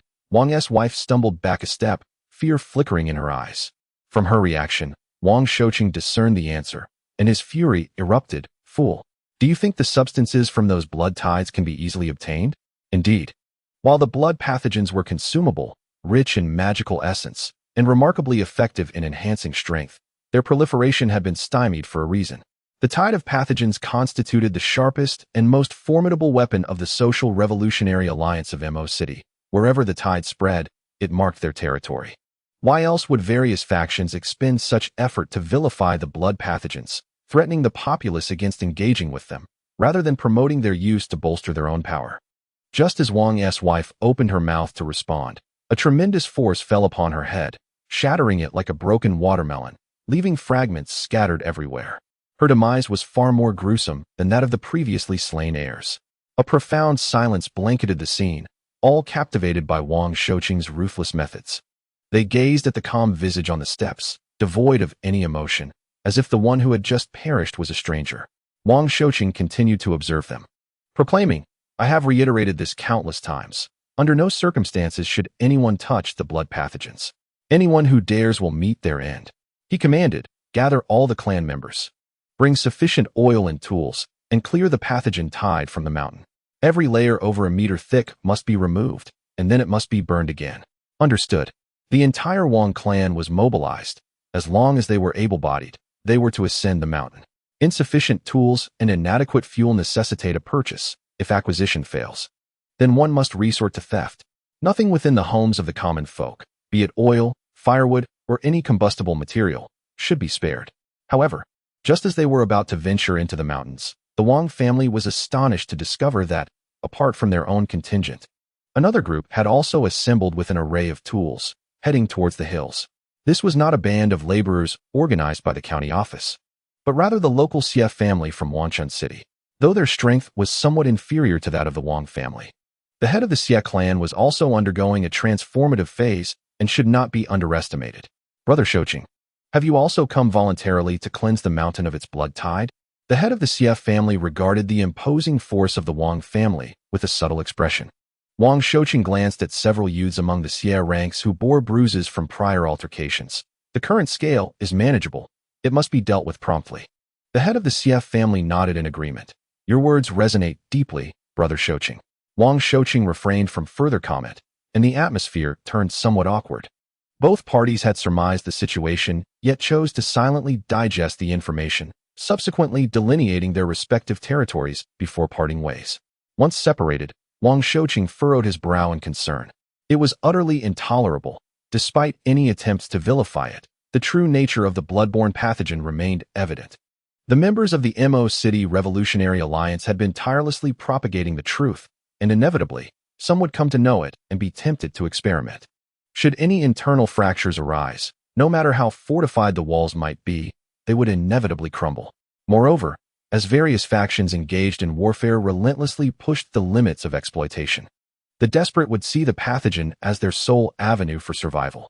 The potential consequences of parasitism and becoming mere husks of their former selves were distant concerns. Survival in the present took precedence over contemplating the future. With this thought, Wang Shouqing abruptly halted. If members of the Wang family could be seduced by the allure of the pathogen, taking reckless risks to cultivate it for enhanced power, then so too could members of the Xie family. Might there not be individuals among the populace willing to take similar gambles? Would they not err in their judgments? If there were always those willing to gamble recklessly, could it not indicate that Wangchun City was already infiltrated by the tide of pathogens? Contemplating this possibility, his expression shifted dramatically as he disregarded the strange glances from others and called out loudly, "Stop! Halt! Everyone, return with me at once." Yet, it was already too late. Unbeknownst to them, a singular gaze had locked onto their movements the moment they entered the mountains. Targeting coordinates, 32 degrees southeast, 3,200 meters away, with a height differential of -50 meters. Prepare for magical artillery bombardment. A transformed beast, now a node of the pathogen tide, rotated continuously as its directives were relayed. Adjusting its position, once preparations were complete, an overwhelming surge of magical energy converged from all directions, coalescing into a beam of light that surged forth. The earth resonated with a thunderous roar. Chapter 74. The development of the pathogen tide, combined. As the cacophony of explosions subsided, the once picturesque mountainside lay ravaged, its charred soil mingling with flesh to form a searing black sand. 3 kilometers away, a regiment clad in gray-green military uniforms employed binoculars and fungal radar to survey the distant scene. "Captain, the magical signal from the transformative phase has vanished. Continue to advance the pathogen tide. We must seize Wangchun City by day's end. Additionally, dispatch several soldiers to inspect the battlefield for any survivors." The impeccably dressed young officer stated, "Indeed." With the command issued, the entire contingent sprang back into action, with the node organisms leading the way, orchestrating the movement of the fungal tide within the controlled zone. Below, the fungi proliferated relentlessly, forming a thick mat that advanced steadily. A discerning observer would note that amidst the predominant crimson of the fungal blanket, there existed a variety of other colored strains. The closer one ventured to Wangchun City, the more diverse the colors became: white, yellow, gray, green. Were it not for their undeniable presence within the fungal tide, influenced in growth by the magical essence, they might easily be misidentified as mere ordinary fungi. This was, in fact, one of the fruits of Dong Li's research over the past year. Initially, Dong Li heeded the advice of the wilderness, directing the blood fungi strains to divide and mutate, aiming to enhance their capabilities and awaken their potential. In concert with the data upload feature of the chat group, thus retrieving information compressed within the magical essence. Unexpectedly, this led to the cultivation of a batch of differently colored strains. At first, Dong Li did not assign much importance to these varied strains until he later observed that the external world was exceedingly cautious of the blood fungi, yet remained oblivious to the other colors, posing little defense against them. Dong Li swiftly recognized this as an opportunity, envisioning the possibility of packaging the non-blood fungi strains as premium magical fungi varieties and marketing them through commercial networks. Profits were secondary. The foremost intention was to strategically position themselves externally, dispersing the seeds of the fungal tide across the globe. Once the forces of Mo City commenced their unified war, It would merely require igniting the control of the internal strains within the enemy to unleash the fungal tide, effortlessly seizing the city. In addition to these differently colored strains, the Social Revolutionary Alliance made significant strides in various other aspects of research. Part of this was attributable to Dong Li's transplantation of Earth-S technology, while another portion was the result of local adaptations in developing fungal tide technology, exemplified by the fungal tide computer. The peculiar concepts once proposed by Dong Lu in the wilderness were gradually being realized within the alliance, as the social revolutionary troops resumed their movements. In the distant Wangchun city, the magistrate of Wangchun heard the rumbling sound fading into silence, surmising that the fungal tide was nearing Wangchun city. He immediately set aside his concerns about competing with prominent families for resources and, without gathering any belongings, sprinted in a determined direction. With the physical prowess of a metamorph, the steep mountain paths posed no challenge compared to the flat terrain. Before long, Wangchun city was left far behind, shrinking into a mere speck until it vanished from sight. The trees on either side rushed past, yet the magistrate dared not pause, fleeing nearly 200 miles before he finally halted, hearing no sound. It seemed he had escaped. Observing the tranquility surrounding him, the magistrate's weary nerves relaxed slightly. Only then did he find the moment to ponder other matters. Though his life was spared, as a county magistrate, fleeing without a fight would leave him in a precarious position. He could not afford to leave his superiors without an explanation. This predicament could have been easily resolved by extracting funds from the local gentry of Wangchun city, leveraging connections to mitigate the issue. However, the sounds of conflict from outside the city had already begun to echo, leaving the magistrate no choice but to hastily depart. In dire straits, he contemplated parting with the cherished tea tree he had nurtured at great expense. The thought pained him deeply, yet he felt a flicker of relief. Had he brought the tea tree with him upon his appointment, he would have been without any valuable gifts to offer. Suddenly, a voice pierced his thoughts. "It seems you are troubled, my lord. How may I assist you?" "Leave. This is none of your concern." The magistrate, already in a foul mood, snapped back, only to realize that he was not within the confines of his office, nor his residence. How could someone dare to question him here? In the next moment, a force hurled him backward, crashing through several trees before he finally came to a halt. A foot pressed down upon his chest, accompanied by a cold, commanding voice. "Where do you come from? Why are you here?" "Brother Wei, you have frightened this esteemed gentleman," remarked Tao Li, somewhat exasperated. His partner's impulsiveness was getting the better of him. "Who are you?" The magistrate, still dazed from the blow, could hardly comprehend how he had encountered two transformed beings in such an unexpected manner. Wei Wenli shot a beam of light that struck the magistrate's thigh, causing blood to spurt forth. "Now I ask, you answer. No extraneous words. Otherwise, the next wound will be far more grievous.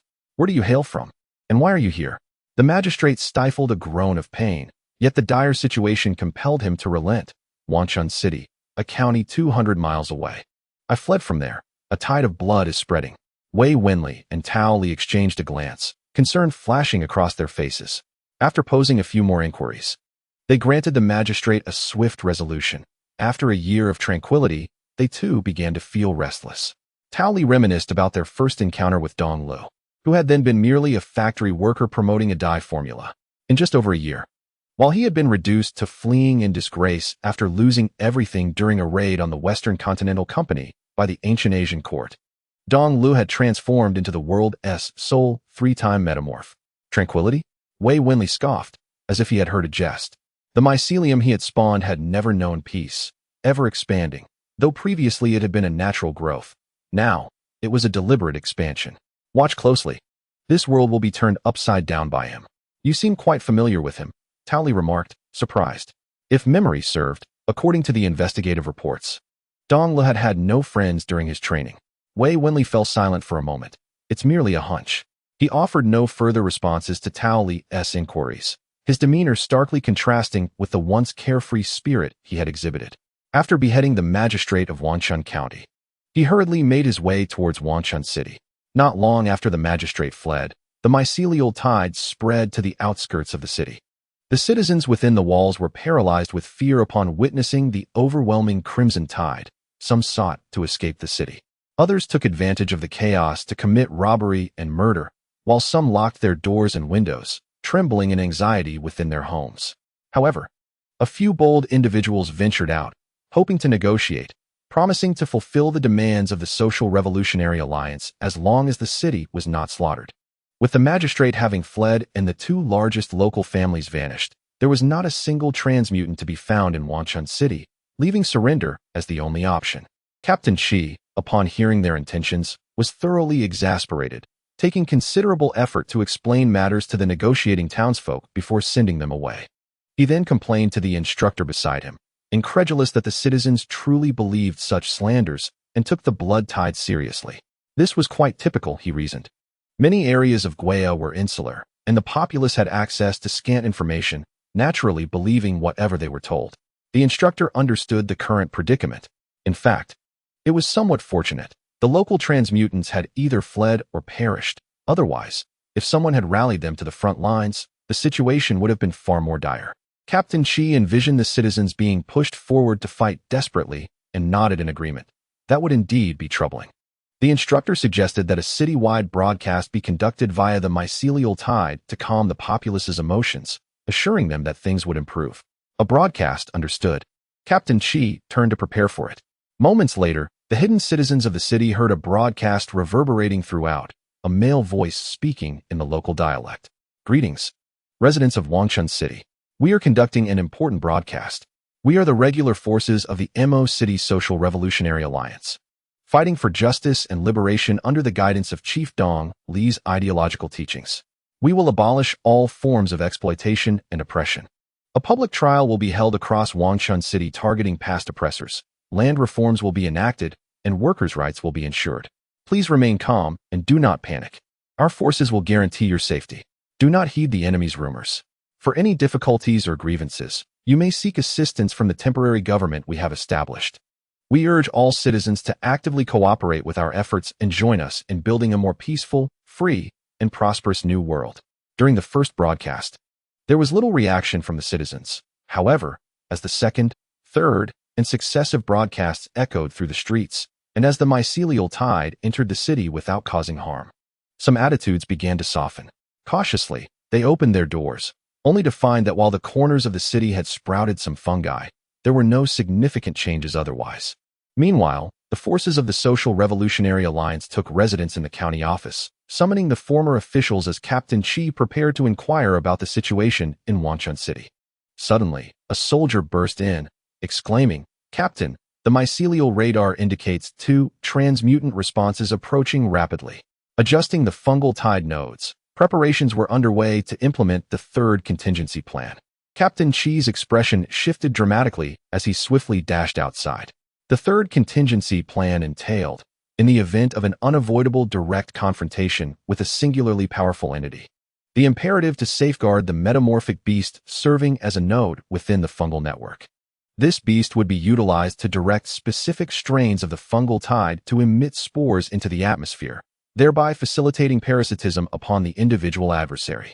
Subsequently, the metamorphic beast would be instructed to administer targeted magical substances to promote the growth of the spores, enabling the defeat of the singular entity even in the absence of any metamorphic power on our side. However, this method was only effective against a singular metamorphic phase. Should the target undergo a second metamorphosis, their formidable physique would easily eradicate the spores introduced into their body, and the magical substances permeating their being would insulate them from the influence of specific external magical elements, rendering this strategy ineffective. Bursting from the room, Captain Chi indeed sensed 2 approaching auras, and without hesitation, he advanced to confront them. Just as he was about to engage, the figures before him came to a halt. "Wait, do not strike. We are not agents of the court," Tao Li promptly declared, establishing his position. "We represent the Yuan Wang Hall to negotiate, seeking an alliance and hoping you might inform your superiors." Yuan Wang, an alliance? Captain Chi furrowed his brow, skepticism evident in his eyes.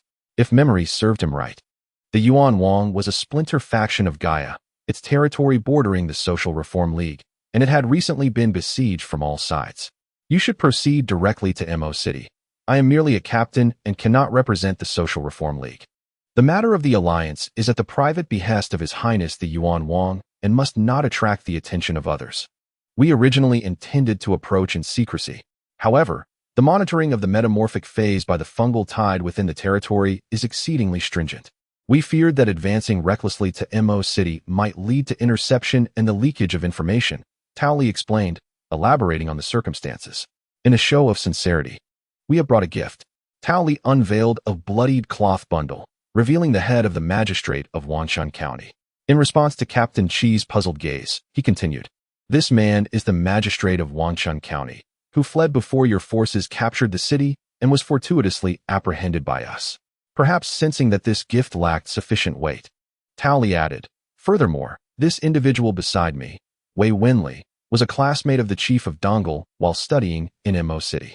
Over a year ago, he fell victim to persecution by the Guya court and has been in hiding. We hope you might assist in conveying this message, and I would be immensely grateful." Captain Chi scrutinized Wei Wenli with a discerning gaze. Although skeptical, he recognized the necessity of due diligence. "I will draft a report to my superiors, but the final decision rests with them." Tao Li beamed with joy. "Thank you."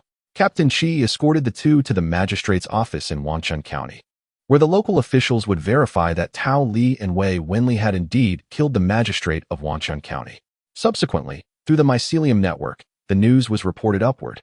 A few hours later, the headquarters of the Mo City Social Revolutionary Alliance responded, indicating that the troops were temporarily stationed in Wanshan City, and Captain Chi, accompanied by Tao Li and Wei Wenli, returned to Mo City with the speed of 3 metamorphs. They covered the distance of several hundred kilometers and arrived back in Mo City before nightfall. However, both Tao Li and Wei Wenli felt utterly unfamiliar with the now transformed Mo City. The streets and alleys were illuminated by various glowing fungi. The material of the ground had been replaced with a more unique substance, a product of the hardening of fungi upon exposure to oxygen. The previously chaotic buildings and the myriad of signs had been dismantled and reorganized, resulting in a more aesthetically pleasing environment filled with greenery. Is this really Mo City? Chapter 75, Hidden Tests. Indeed, it is Mo City. Captain Chi, upon hearing their remarks, appeared nonchalant. Since the chief took over here and established the alliance, we have been diligently working on the transformation of Mo City, investing significant effort to achieve its current state. Transformation? Tao Li and Wei Wenli glanced at the dreamlike city before them. Feeling as though they were confronted with an absurd tale, their understanding of the world shattered into pieces. It was akin to an ancient person suddenly appearing in a modern metropolis, facing a plethora of unfamiliar technological advancements. The shock and impact beyond description. What kind of transformation could render a city into such a state? Captain Chi said nothing further. For individuals of this era, if they had not personally participated in the reconstruction and development of Mo City, their reactions would largely mirror those of Wei and Tao. With time, they would naturally acclimatize. Let us proceed. I shall take you to the guest house where you may rest. Should the Alliance wish to converse with you, dedicated personnel will reach out. Captain Chi led the way, guiding Tao Li and Wei Wenli to a hotel. After explaining the situation to the reception staff, he departed. The staff at the guest house arranged accommodations for the two. If you require assistance, you may input some magical essence into the blood-red fungi in your room, and communication can commence. The front desk will be able to hear you. Alternatively, you may approach the front desk directly, and we will do our utmost to assist you. Tao Li nodded absently, posing the most pressing question. May I inquire how long diplomatic personnel typically wait before they might meet with Chief Donglu? That, I cannot say. It depends on arrangements from above, replied the staff member, regarding the two with a curious gaze, intrigued by their identities, though refraining from further comment about their desire to meet the chief. Very well. Tao Li and Wei Wenli departed, feeling disheartened. In the following days, they remained at the guest house, yet no matter how long they waited, news eluded them, as if the Social Revolutionary Alliance had forgotten them. Even inquiries at the Mo City Social Revolutionary Alliance headquarters yielded only responses of ongoing arrangements and a request for patience. It seems he is not particularly eager to meet us, Wei Wenli remarked, unsurprised by the outcome. Although he claimed to be a classmate of Donglu, he was acutely aware of the true circumstances. He had little acquaintance with Donglu, and even initially harbored thoughts of mocking him out of anger after being repeatedly rebuffed. In retrospect, Donglu may have already perceived his disdain, and considering the philosophy he now espouses, it was indeed a sign of magnanimity that he did not execute them the moment they arrived in Mo City. It was impossible to leverage their camaraderie to gain negotiation leverage, the likelihood of missteps was far greater. Despite having laid bare the circumstances to repay the kindness shown to him, he was perplexed as to why Prince Yuan insisted on having him and Tally come. Perhaps. Tally sighed. He had initially contemplated whether to utilize the previous favor or even to defect entirely and join the Social Reform Alliance. Now, it seemed he had overthought it. Since that individual was not inclined to meet them for the time being, why not explore the city instead? Tally suggested. Outside. People describe the internal strife of the blood tide and portray Mo City as a hellish place. Opportunities to traverse such a beautiful inferno are rare. Wei Winley instinctively wanted to decline, but recalling that returning meant merely staying in the guest house to sleep, he acquiesced. Let us take a look then. He had always believed that strength equated to everything, that the powerful could easily manipulate the weak, demanding whatever they desired. Dismissing moral decorum as a hypocritical remnant of a bygone era, frequently opposing his father. It was only after he himself was ruthlessly crushed by a stronger force, with all his family and friends perishing, that he felt remorse. Now, it was an opportune moment to witness how the world would transform under the guidance of a leader with a different ideology. However, unbeknownst to them, a pair of eyes lurked in the shadows, watching their every move. Days later, whose city, one of the largest cities in the central region of the ancient Guya Empire. A great river flows through it from east to west, not only providing abundant freshwater resources to nourish the land, but also serving as the city's transportation artery, fulfilling freight demands and fostering prosperity during peaceful times. Yet, with the ancient Guya entering an era of fragmentation, this once thriving central city had lost its former glory, now rife with desolation and decay. In the Yuan Wang Manor, a handsome middle-aged man sat in an armchair, placing a red confidential letter on the table, his expression betraying undeniable weariness. Your Highness, news has arrived from Mo City. Has the negotiation failed? A man resembling a Westerner in the Great Hall inquired. Given the two individuals you insisted I send, is such an outcome not to be expected? They did not even meet the chief of the Social Reform Alliance. Prince Yuan replied, casting a resentful glance at the Westerner standing nearby. Michaela Alt, a rear admiral of the Lorelei Kingdom's navy, had once provided a crucial warning over a year ago, allowing the Lorelei Kingdom to evade a fate of slaughter at the hands of Donglu, like other Western nations. Following that incident, he received significant accolades and subsequently participated in the new Joint Fleet's assault on the ancient Guya court, as well as in supporting the 13th Prince's ascension. Among other endeavors, logically, with his military achievements and stature, he could have remained in the Lorelei Kingdom, enjoying a lifetime of wealth and prestige. Yet the reason for his presence in the territory of a fragmented ancient Guya power and his entanglement with Prince Yuan remained a mystery. It cannot be stated thus. Although we have contemplated the idea of approaching that chief, if Tally were to encounter him, there indeed exists a possibility of yielding fruitful results. You perceive us too darkly, Michaela remarked with a shake of her head. Should the Yuan King truly forge a partnership with the Social Reform Alliance, they would welcome such an outcome. This would grant them enhanced avenues and opportunities to comprehend the Social Reform Alliance and Dongel. The absence of results can merely be attributed to the misfortune of the Yuan King. Huh, the Yuan King scoffed coldly. Were it not for the internal and external turmoil he faces, beset by multifarious forces, he would never have been reduced to a puppet of the Western continent nations, subservient to their commands. Your Highness, the Yuan King, need not harbor such resentment. All our actions are predicated upon the foundation of mutual cooperation and benefit. Observing the Yuan King's considerable vexation, Michaela felt it necessary to elucidate matters clearly to avoid jeopardizing their collaboration. Over a year ago, the chief from Mo City emerged unexpectedly, employing a method that remains enigmatic to this day to generate the fungal tide, completing the third metamorphosis. His initial strike decimated dozens of secondary metamorphoses from the Western continent, and although he later fell into silence, we are all aware that he was merely biding his time, cultivating his followers. Once his adherents gain sufficient control over Gaia, he will undoubtedly act without hesitation to eradicate you all, that is, every faction within Gaia, achieving unification, and perhaps even pursue further expansion. You do not wish to become sacrificial pawns, nor do we desire for the world to devolve into his personal playground. At least on this point, our objectives align. Michaela spoke with deliberate calmness, asserting that this necessitates power, sufficient to counter the third metamorphoses, formidable enough to withstand the fungal tide. At this juncture, Michaela suddenly smiled. In this regard, the late Emperor Qinglong of Gaia has greatly aided us. The extensive data he collected has proven invaluable, significantly enhancing our understanding of how to achieve the third metamorphosis. The Yuan King seamlessly took over the conversation. However, a new dilemma arises. According to the knowledge and information acquired by the awakened, while the third metamorphoses will indeed be more powerful, they will not embody the same demeanor as that chief. Precisely so, Michaela nodded, taking a seat on a nearby chair, crossing her legs and intertwining her hands. According to the recorded data, the third metamorphosis represents a genuine watershed moment, integrating one's deepest desires into their bloodline, resulting in an enhancement of strength, spirit, and mastery over magical essence. However, it also brings forth other implications, such as genetic anomalies.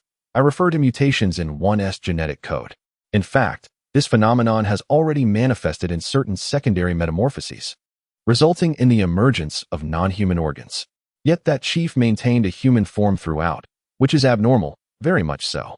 The Yuan King scoffed, as if observing a madman. Thus, you suspect he may not have ascended, but rather acquired some special technology. A secondary metamorphosis that has not ascended, yet has slaughtered dozens of secondary metamorphoses and instilled fear in the coalition of several nations from retaliating. Even now, should one wish to thwart or probe him, they dare only to act covertly, leaving me to serve as the vanguard. I cannot discern whether to label you cautious or timid. Listening to the sardonic remarks of the Yuan Wang, Michaela maintained his composure. There was no necessity to engage in discourse with a mere pawn. Furthermore, among the slain second metamorphs, none hailed from the Lorelei Kingdom. The chief had not ascended, but was merely the subject of audacious conjecture by a faction of scholars. A notion I find unconvincing. Rather than a failure to ascend, I would prefer to believe that his elevation was incomplete, that an error had occurred. Thus, we have persistently dispatched individuals to observe and gather intelligence. This time, I instructed you to send Wei Wenli and Tao Li to gauge the situation. One has a past grievance with the chief, while the other has rendered him a favor. By analyzing the chief's previous conduct, psychologists estimate that even if he bears no interest in alliances, there exists a 70% probability he would be inclined to meet at least one of them. Presently, both have been left in limbo for several days without a whisper of news. Combined with the intelligence collected by our other personnel, the chief's sudden disappearance and prolonged absence, with all matters being managed by the deputy chief, substantively indicate certain issues. Michaela softly articulated the conclusion. The chief's enhancement had encountered complications, rendering him unable to appear before others with ease. Yuan Wang countered, what if he simply has other matters to attend to? What if your assumptions are incorrect? Michaela regarded Yuan Wang with a gentle smile. No plan is devoid of risk. Should your highness be unwilling to accept the third metamorphosis experiment project, we can seek alternatives. He had accurately gauged Yuan Wang's inability to refuse. The other party had reached a dead end. Unless one was willing to abandon everything they currently possessed, they had no choice but to acquiesce to their proposal, to embrace the still imperfect third metamorphosis experiment, and to attempt to become a third metamorph. To scout the situation in Dongle. At the very least, if Dongle were indeed in peril, Yuan Wang might seize the opportunity to assert dominance over the entire Guya Empire with the strength of the third metamorphosis, emerging as the greatest victor. Yuan Wang's expression darkened profoundly. Every plan is fraught with risk, so the burden of that risk is to be shouldered by others, is it? He suddenly shifted his gaze, fixing a steely stare on Michaela, demanding, are you not concerned that I might betray you and ally with Mo City to annihilate you and divide this world? You may contemplate such actions, and perhaps even pursue them, yet the chief has already proven his character through action. He will not conspire with you. Otherwise, he has had countless opportunities to become the master of this nation, and I would not seek your collaboration. Yuan Wang clenched his fists, acutely sensing the disdain. Michaela continued, of course, you may attempt to go solo. However, given that we can assist you in becoming a true third metamorph, we can equally facilitate the metamorphosis of others. We possess ample means to address any crisis. Yuan Wang closed his eyes, tilting his head back against the high-backed chair, murmuring, let me consider. Indeed, our methodology is an enhancement of Emperor Qinglong's approach, and given the inherent dangers, it warrants thorough contemplation. Michaela rose to take her leave, stating that she would not impose any further. yet she felt compelled to remind him to be mindful of the time. Should outsiders breach the perimeter, there would be insufficient moments to complete the third metamorphosis, leaving no room for regret. As Michaela departed, the sovereign of Yuan remained seated in contemplation. Beneath the setting sun, shadows elongated and spread, ultimately merging with the world. The figure within the Yuan manor, however, remained motionless, akin to a statue. Meanwhile, on his territory, various factions were voraciously feasting upon one another, capturing city after city. The prominent families within hastily capitulated, aligning themselves with external forces to mount an assault against the sovereign of Yuan. The hostile factions encroaching upon his domain swelled like a snowball, poised to invade whose city with remarkable ease. Yet, some observers sensed an anomaly and voiced their concerns. Was it not somewhat too facile? After all, the sovereign was a seasoned second metamorphosis practitioner. If he truly unleashed his ferocity, employing a strategy akin to kite flying, he could still contend with them. Indeed, matters seemed overly straightforward, but with so many second metamorphosis practitioners among them, the sovereign could very well possess other schemes. Beside the questioner, another remained unconcerned, asserting that as long as they ensured he did not escape, victory would be theirs. The questioner fell silent, casting a glance towards whose city, a hint of anxiety lurking in their gaze. Would it truly unfold so effortlessly?